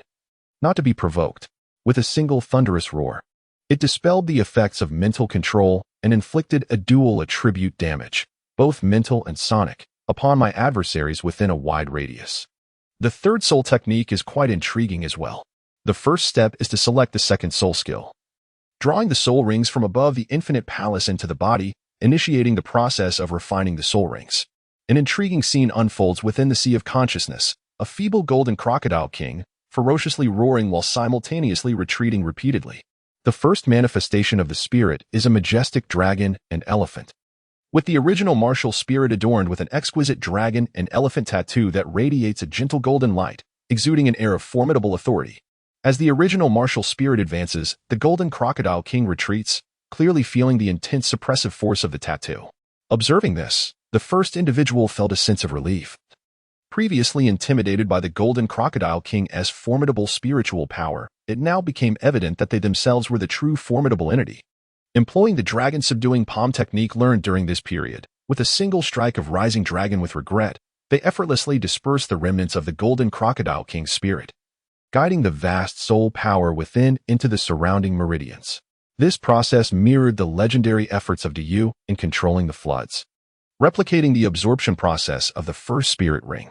The shadow of the great sun within the Dantian, as the soul power accumulated, began to materialize gradually, growing increasingly intense and progressing towards the pinnacle of fire attribute soul power. At this juncture, the first avatar's 9-yang divine skill was merely at the second level of self-generated heat, with the shadow of the great sun. Once that great sun solidified, the soul power would naturally evolve into the ultimate form. Furthermore, the great sun would split into 3, reaching the third level of the 9-yang divine skill, where the 3 suns converge, unlocking a realm of hidden effects. As the remnants of the golden crocodile king's soul power were refined, the first individual's level surged dramatically. Even though they feared an unstable foundation and had deliberately suppressed the soul power level, they still ascended to the 24th level, nearing the 25th. This rapid progression instilled a sense of trepidation, as it felt unreal. Upon opening their eyes, the first individual rose, 2 dark soul rings floating around them, oscillating up and down. The transformation of the diamond, the power of gold. The first directly activated 2 spirit rings, transforming into a golden figure, his entire body expanding noticeably. He felt a surge of restless power coursing through him, yet his soul energy plummeted rapidly. In the heat of battle, it seemed that his soul power would be depleted in no time. Clearly, the revolution has not yet triumphed. There remains much effort to be exerted. Chapter 66, Affection. After staying at home for 2 days to make slight adjustments, I mounted Linger and embarked on the journey back to school. My other self remained at home, hidden from the eyes of outsiders. With more than half a month remaining until the start of the term, I had ample time. Last semester, I had requested leave in advance, and failing to return on time would pose considerable complications. Hence, I set off early. Over the past few months, Linger has undergone a remarkable transformation. After breaking through as a century-old soul beast, she has grown rapidly and now stands at an impressive height of 1.7 meters, exuding an aura of divine elegance, making her more than capable of serving as my steed. For Linger, returning to school with me is a dream come true. Galloping down the road with me on her back, she joyfully calls out, reveling in the freedom from her temperamental mistress. What could be better? It was observed that as Linger sprinted, the efficacy of channeling one's vital energy through the meridians was greatly enhanced. From that moment on, the pace of growth would accelerate.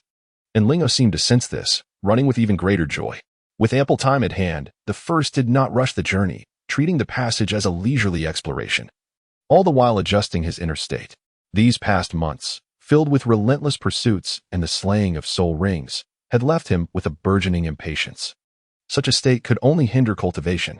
Life is finite, yet knowledge is boundless. To navigate the finite with the infinite is indeed perilous. Lying on Linger's back, the first one gazed at the white clouds drifting above, his mind wandering amidst the teachings of the Nanhua Sutra. Upon regaining consciousness, he noticed that Lingo had come to a halt, nibbling on the yellow flowers by the roadside. He affectionately patted her head, signaling their bond. After consulting the map and adjusting their course, they continued onward. Along the way, they frequently engaged in playful banter, and when the mood struck, he practiced his martial arts. Even taking out the flute he had crafted, playing a fragmented melody, all while basking in the leisurely atmosphere. Meanwhile, outside the martial soul city, Bibi Dong found her mood considerably less delightful. She had been lingering alone along the path that the first one would inevitably traverse for 3 days. Yet there was still no sign of her dear nephew. With only 2 days remaining until the academy commenced, she couldn't help but wonder if he might not come at all. Since their last conversation, she had been bearing an overwhelming burden and had even spoken with Yu Xiaojiang, resulting in a rapid cooling of their relationship. After experiencing tears, laughter, and pain, she had learned to let go, yet her feelings for the first one were distinctly different. Despite their 3-month separation, the image of him in her heart grew clearer. Unbeknownst to her, her feelings for the first one had transformed. They were no longer merely familial. Bibi Dong felt utterly bewildered by this change, fully aware of its implications. Being 8 years his senior and referring to his mother as sister, the sudden shift in their dynamic proved to be a challenging internal struggle. Nevertheless, she found herself unable to resist waiting for him. As the sun dipped below the horizon, the road remained devoid of any figures. With a sigh, Bibi Dong felt a sense of relief wash over her, her thoughts drifting to how she would face her sister Qinglan in the future as she slowly turned to head back. "Aunt, why are you here all alone?" At the sound of the voice, Bibi Dong gradually regained her focus. Turning around, she beheld the silhouette of the first one against the sunset, reminiscent of their time by the lakeside. First, after a long pause, Bibi Dong snapped back to reality, gazing at the figure now standing beside her. With long hair cascading down and a handsome visage, he had grown to her height, his voice brimming with surprise. "I thought you weren't coming. I waited here for ages, and when I saw no one, I was about to head back," she exclaimed, her words tumbling out in a rush, as if she needed to express everything she had held back during their time apart. The first softly responded, quietly listening to the girl's words. "Moreover, I have clarified everything with Yu Xiaojiang." Bibi Dong's expression was complex, ultimately transforming into a resolute determination.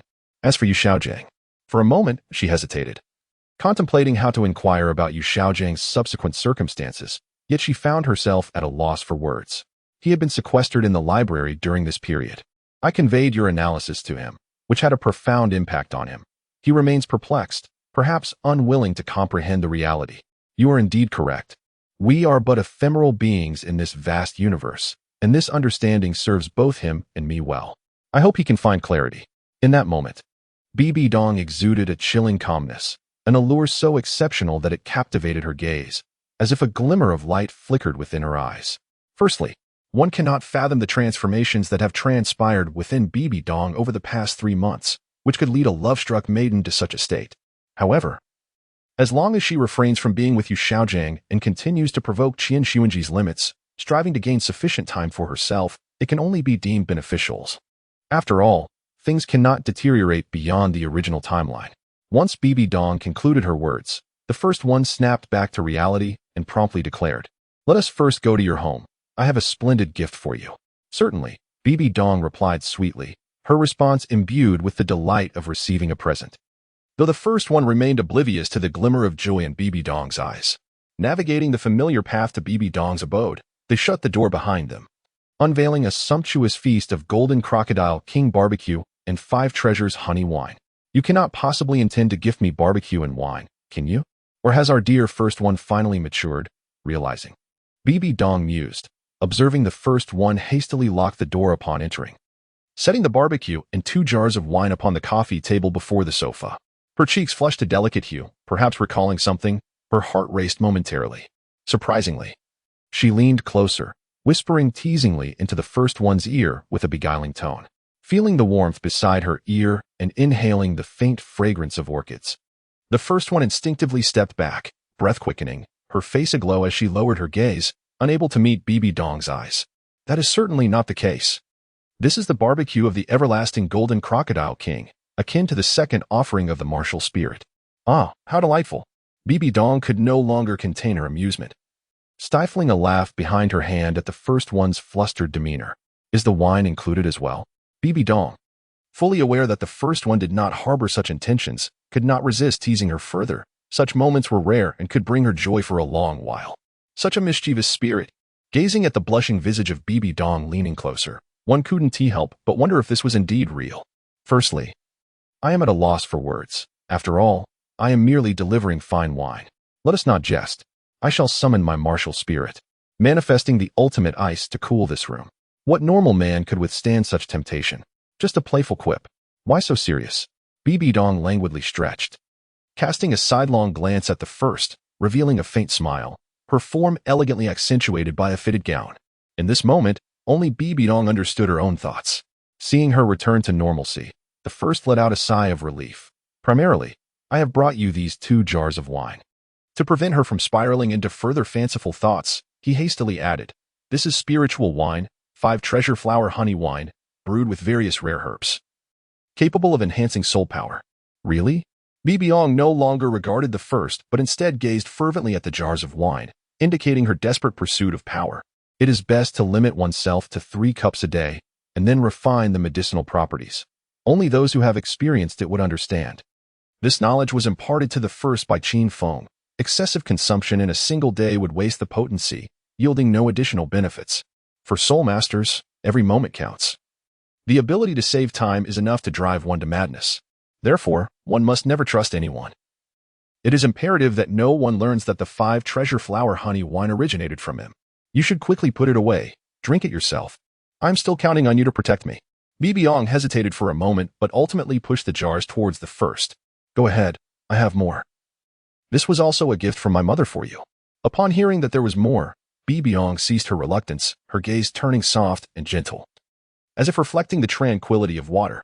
As she first opened the wine jar and poured a cup, Bibi Dong accepted it and consumed it in one swift motion. Her eyes narrowed slightly, and she remained silent, as if fearing the floral aroma would dissipate from her lips. After a considerable pause, sensing her soul power gradually increasing, she finally spoke. "What a fragrant wine.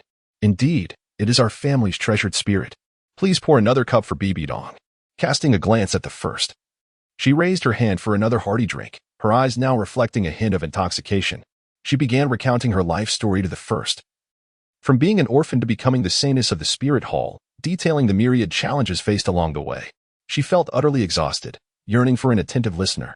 Bibi Dong stowed the 5 treasure flower honey wine and retrieved another bottle from her storage space, sipping as she poured out her inner turmoil to the first. With one hand grasping the wine bottle and the other holding a skewer of golden crocodile king meat, she soon found herself swaying unsteadily. Do stop drinking. You're already intoxicated.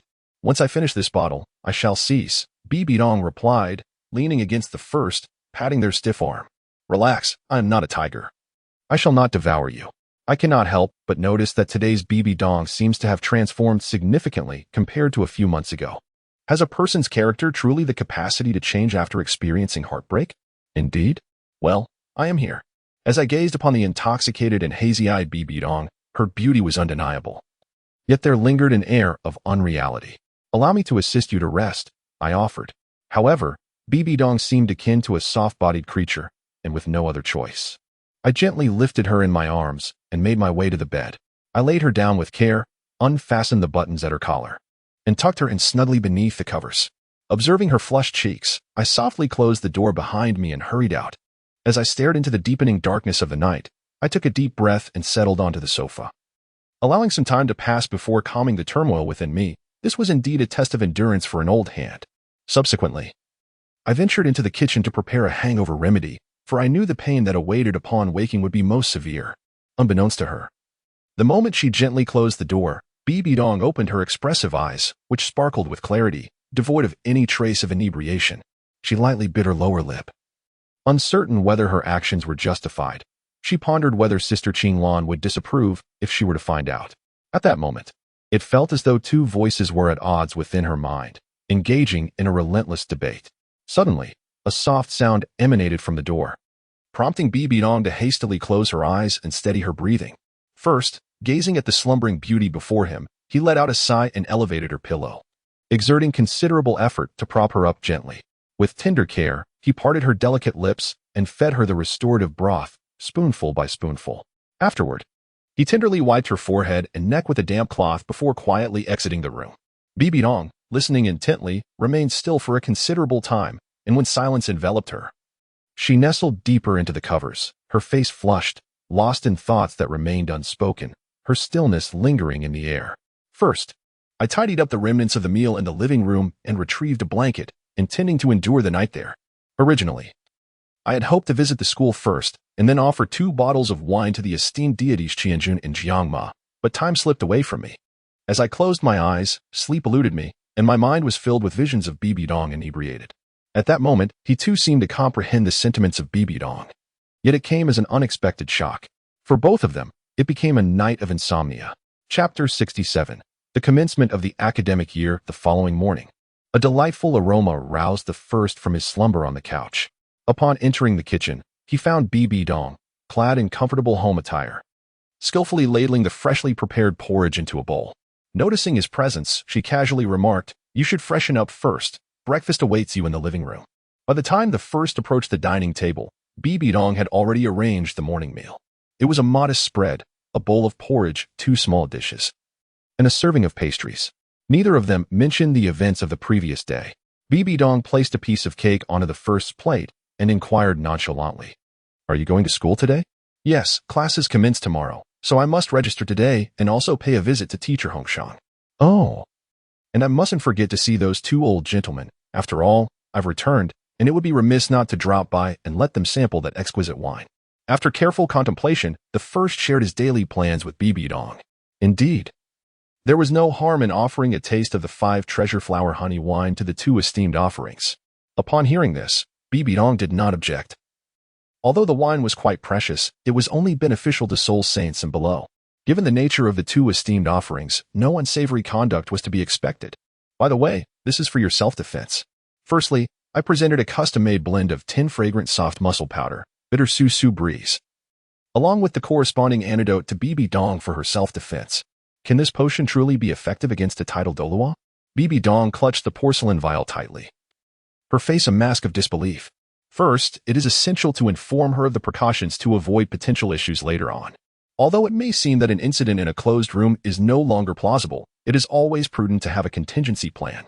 It is worth noting how astonished Bibi Dong was upon discovering the efficacy of the medicine. After the meal, the first individual departed, leaving the responsibility for the dishes to Bibi Dong, urging the first to attend to their own affairs. Upon stepping outside, the first noticed Lingo gazing at them with a look of distress, realizing they had forgotten Linger outside. Filled with remorse, The first spent a moment playing with Linger before entrusting her care to BB Dong. As the first navigated through the bustling crowd, a sense of disorientation lingered. Yet it was rather pleasant. Unbeknownst to the first, since entering the spirit city, every action had been meticulously recorded. In the Pope's Hall, a sudden exclamation pierced the air. You say someone stayed at Dong Er's place last night. Qian Xuanji abruptly rose, his gaze piercing downwards, causing the atmosphere to thicken. The individual below knelt fervently, forehead pressed to the ground, hastily uttering, "This subordinate deserves punishment." That was the Holy Maiden's nephew. It was late. And I can assure you he slept in the living room, thus, humph. This shall not happen again. Send 2 maidservants to Dong Er. And what of Yu Xiaojiang? Your Grace?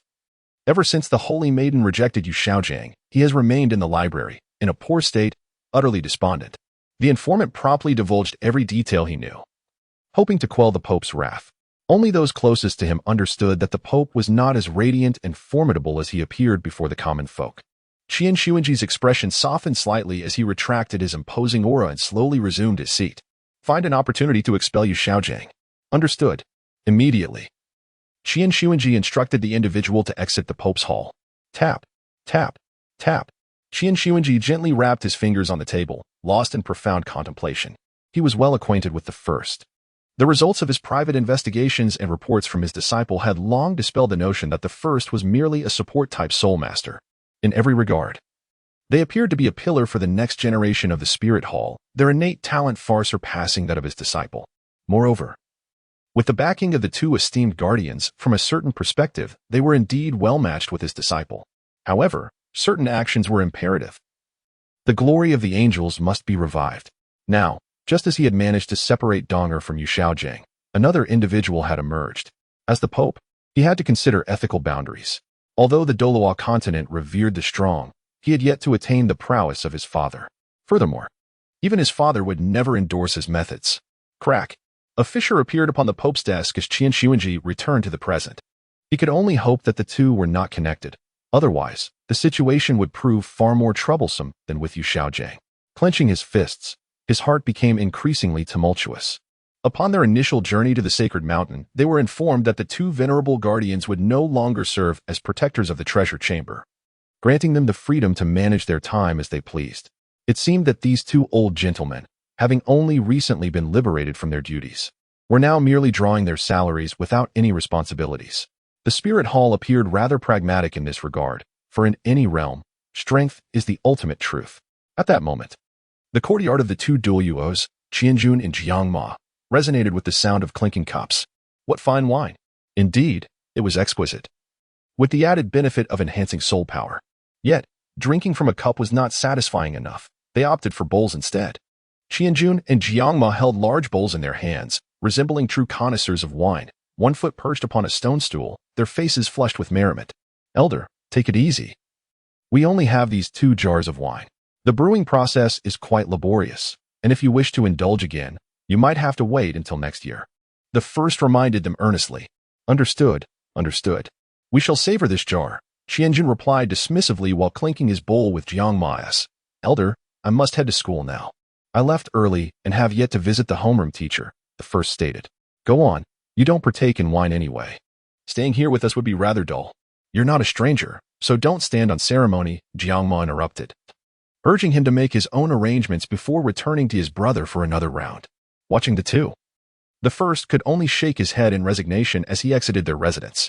After the departure of the first, the 2 titled Douluos ceased their revelry. Brother, what of that little girl, BB Dong? The demon slayer seemed momentarily uncertain. Indeed, it may be prudent to activate some clandestine connections, just in case. Our esteemed Pope is not a paragon of integrity. Otherwise, how could one of angelic lineage be ensnared at the ordinary title Douluo stage? Qianjuan's gaze was penetrating. Lost in contemplation. Shall we inform the first and that girl BB Dong in advance? Inquired the demon slayer. Let us observe the situation for now. After all, the first spent the night with the girl. It provides an opportunity to gauge the Pope's reactions and discern whether his affections lie with her talent or her form. Moreover, even if we divulged this information, I fear the first would find it hard to believe that the wielder of an angelic spirit possesses an impure heart. Qianjun meticulously analyzed the situation, pondering how an individual who appeared brutish and combative could possess such meticulous discernment. From the moment I took Bibidong as my disciple, I sensed something amiss. No adept has ever emerged from a twin spirit. What more could he aspire to? I hope events do not unfold as I fear, Qianjun sighed. And what of the Grand Priest? The demon slayer could no longer remain composed, his expression grave as he channeled his soul power to dispel the effects of alcohol. He may be privy to certain truths, and while he may harbor personal motives, he would never intervene. He is the earthly representative of the angel god, and must maintain a facade of righteousness. We need not worry, Qianjun replied indifferently. You have seen the character and talent of that lad. He will undoubtedly not be inferior to Qingdao Lu in the future, perhaps even surpassing him. Such fine wine, displayed before us, indicates he does not view us as outsiders. No one shall dare to bully our own, even if they are the Pope. The two priests exuded confidence, for the wielder of the coiling dragon staff spirit, if devoid of the courage to break through all shackles, could never attain the esteemed level of 96. Their trust in the first moral integrity was unwavering.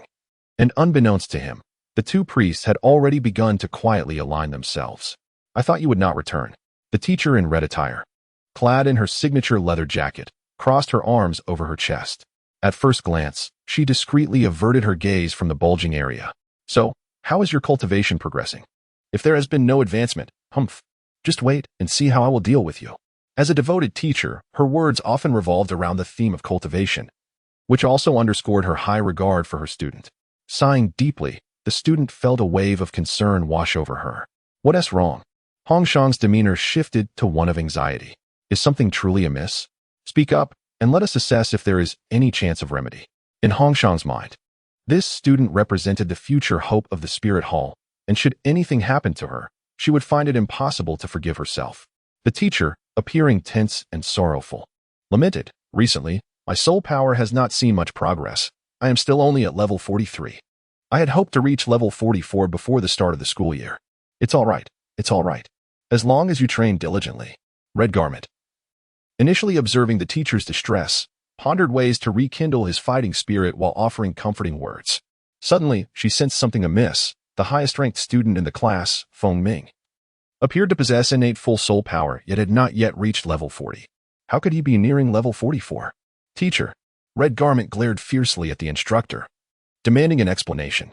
I was merely trying to lighten the mood and surprise you. The teacher replied sheepishly with a smile. Red Garment, however, was not angered. The level 43 soul power was sufficient to dispel any notion of jest.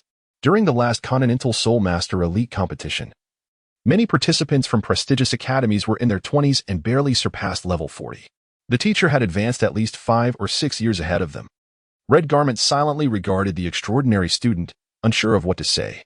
After a considerable pause, she quickly inquired, what is your soul skill? How many years is your soul ring? It must be of significant age to enhance your soul power to such an extent. First and foremost, I am not jesting. My soul skill manifests as a supportive defensive technique, capable of diminishing the damage endured by my allies by half. Without waiting for the teacher to inquire further, I summoned my martial spirit, and 4 soul rings of yellow, purple, and black emerged beneath my feet. The black, nearly a 10,000-year soul ring. Observing the speechless teacher, Nono gently tucked a strand of hair behind her ear and casually remarked. This was her inaugural moment revealing her soul ring before others. Witnessing the astonishment on her teacher's face, a sense of pride blossomed within her. So this was the sensation of being the protagonist, unveiling one's soul ring in public. As her teacher took deep breaths to calm his nerves, she felt compelled to clarify. Ultimately, as long as one's physique is sufficiently robust and the soul is potent enough, one can indeed absorb a 10,000-year soul ring at the 40th level. Red Garment, still wearing an expression of disbelief, replied, Of course, I am aware of that. I also recognize your formidable physique, which should enable you to withstand the soul power impact of a 10,000-year soul ring. However, your soul is surprisingly strong as well.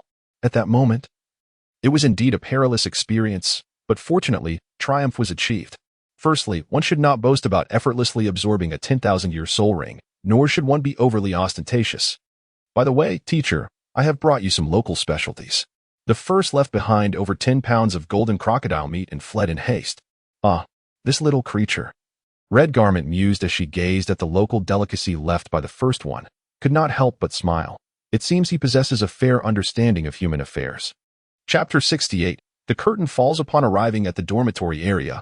I discovered that my companions had already returned to campus, leaving me as the last to arrive. "Why did you come so late?" exclaimed Feng Ming. "We've been waiting for you for several days." It was evident from the tone that it was Feng Ming speaking. Feng Ming, Yu Ying, and Xin Mingchen were all present, collectively chiding me for my tardiness. I acknowledge my fault. I should have arrived earlier. As a gesture of apology. "How about I treat you all to some barbecue? It's exquisite soul beast meat." First, I glanced at my companions. After all, there are bonds of affection among us.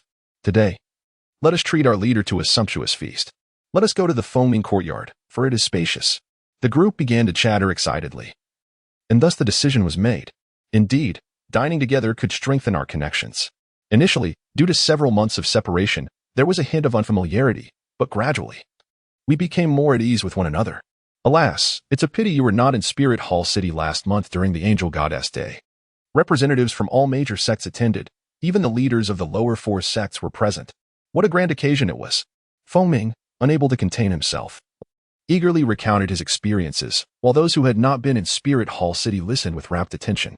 Did the leaders of the upper three sects not attend? One curious soul inquired. The leaders did not come. They merely sent elders from their sections. It is said that the upper three sects do not see eye to eye with our Spirit Hall, Feng Ming replied in a hushed tone. As his grandfather held a high position within the Spirit Hall, granting him insights unknown to the average person. Have you all been progressing well in your cultivation during this time? We are already in our 4th year. It must be nearing the time for the selection of battle teams. I inquired of the ever-inquisitive Feng Ming. With a face full of reluctance, he responded. I have asked the teacher, and the selection for the battle teams will only occur in the 2nd semester of our 5th year. Facing seniors who are 5 or 6 years older than us, we have little chance, apart from our leader. Yu Ying, however, remained composed as she remarked. Since we chose to leap over the Intermediate Soul Master Academy, we must be mentally prepared. After all, we are at least 3 years behind them. Although we cannot participate in the Continental Elite Soul Master Tournament and thus miss out on the associated honors, we gain early access to the resources of the Advanced Soul Master Academy, which is certainly not a loss. Strength is what truly matters. One could not help but lift their gaze to admire the striking figure of their companion, observing them with keen insight. After graduating from the primary academy of the Spirit Hall, they chose to advance directly to the Advanced Academy. Naturally, some prodigies opted to forego the opportunity to enter the Advanced Academy earlier, aspiring to gain fame across the continent by participating in the Continental Elite Soul Master competition. While those individuals may not have enjoyed the same resources as their peers who advanced ahead of their time, the rewards reaped from winning the competition are exceedingly vast. Thus, the notion of advancing or not indeed possesses a duality. Glory is merely a byproduct of strength. Having made the decision to forge ahead, one must continue on. For the path of a soul master is still long and arduous. The first pair shows little interest in participating in the soul master competition. They would rather dedicate their time to refining their culinary skills and other miscellaneous studies. By the way, I have recently learned a musical piece, and I would like to perform it for you. Please share your thoughts and feedback. Suddenly, the first individual thought of the flute skills they had acquired and wished to showcase them before their companions, hoping to soothe their restless hearts. Boss, you can play music? It must sound delightful. Feng Ming exclaimed, his eyes wide with astonishment. The leader, who devoted all day to training, had meticulously filled their schedule. How could one find the time to learn the art of melody? The disparity between individuals seemed even greater than that among various soul beasts. Xin Mingchen and several other girls gazed at the first with sparkling eyes. The title of the piece was High Mountains and Flowing Water. The first, with an air of self-satisfaction, produced a flute, adjusted his stance, placed it to his lips, and began to play with closed eyes. The intermittent and jarring notes echoed, sending a shiver down the spines of Xin Mingchen and others. Exchanging glances, they clasped their ears and cautiously made their way toward the door. Casting a glance at Feng Ming, silently wishing him well. Feng Ming, with a face ashen, watched as others exited his courtyard, while he found himself with no escape.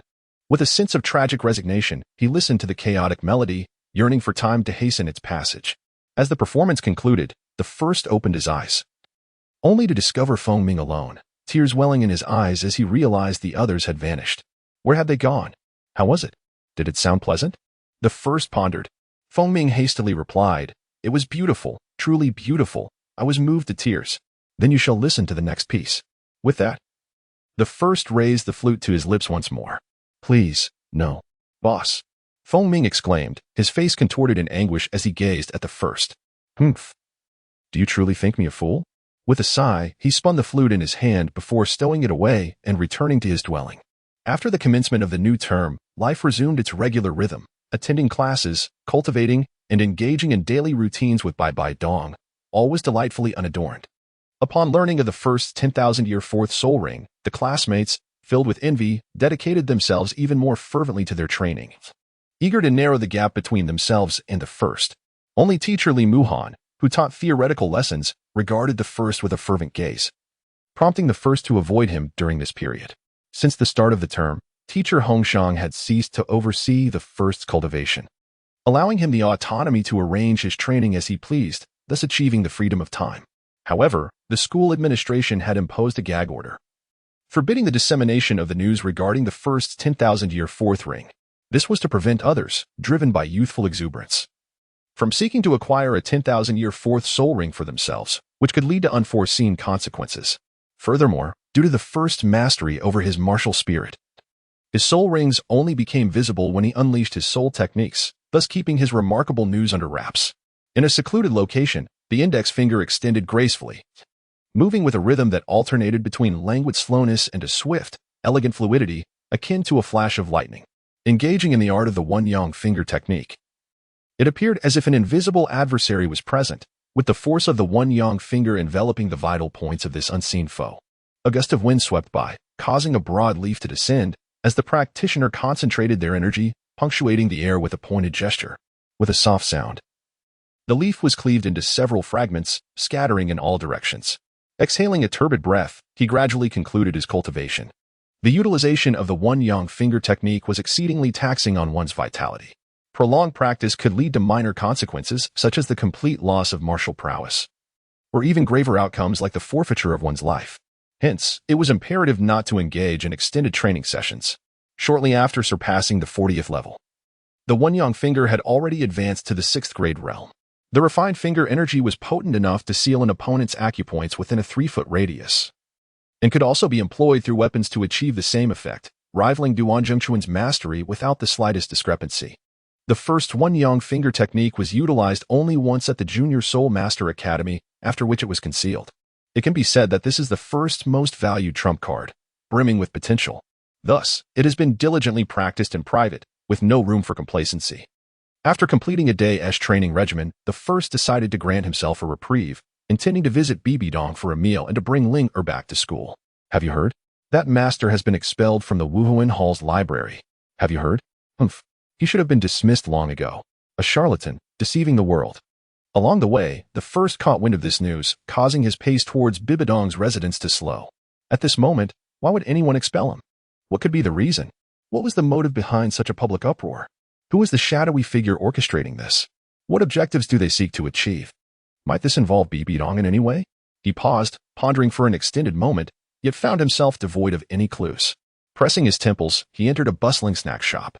He ordered a blueberry sandwich and a cup of coffee, settling into a corner to listen intently. What audacity possessed Yu Xiaojing to clandestinely peruse the confidential records of our spirit hall? Fortuitously, the high priest discovered his transgression. Otherwise, a patron was vociferously exclaiming, drawing the agreement of those around him. Indeed, has the traitor been apprehended? How dare he betray our spirit hall? He has been captured. It is a supervisor from the archives, though the specifics remain under investigation. The Pope, in his benevolence, merely expelled Yu Xiaojing. Hush. Are you courting death by speaking ill of the Pope? In less than the time it took to finish a cup of coffee, he pieced together the events timeline. The puppeteer behind the scenes was unmistakably identified. However, the Pope's ultimate intentions eluded him. By chance, he caught sight of a vaguely familiar figure flitting past the street corner outside. He set down his coffee cup, savored the last bite of his meal, and placed a silver coin on the table before hastily exiting. Following the somewhat disguised figure, he turned left and right, eventually emerging from the western city gate. After traversing 6 or 7 miles away from Spirit City, the individual finally discarded their guise. It was Yu Xiaojing.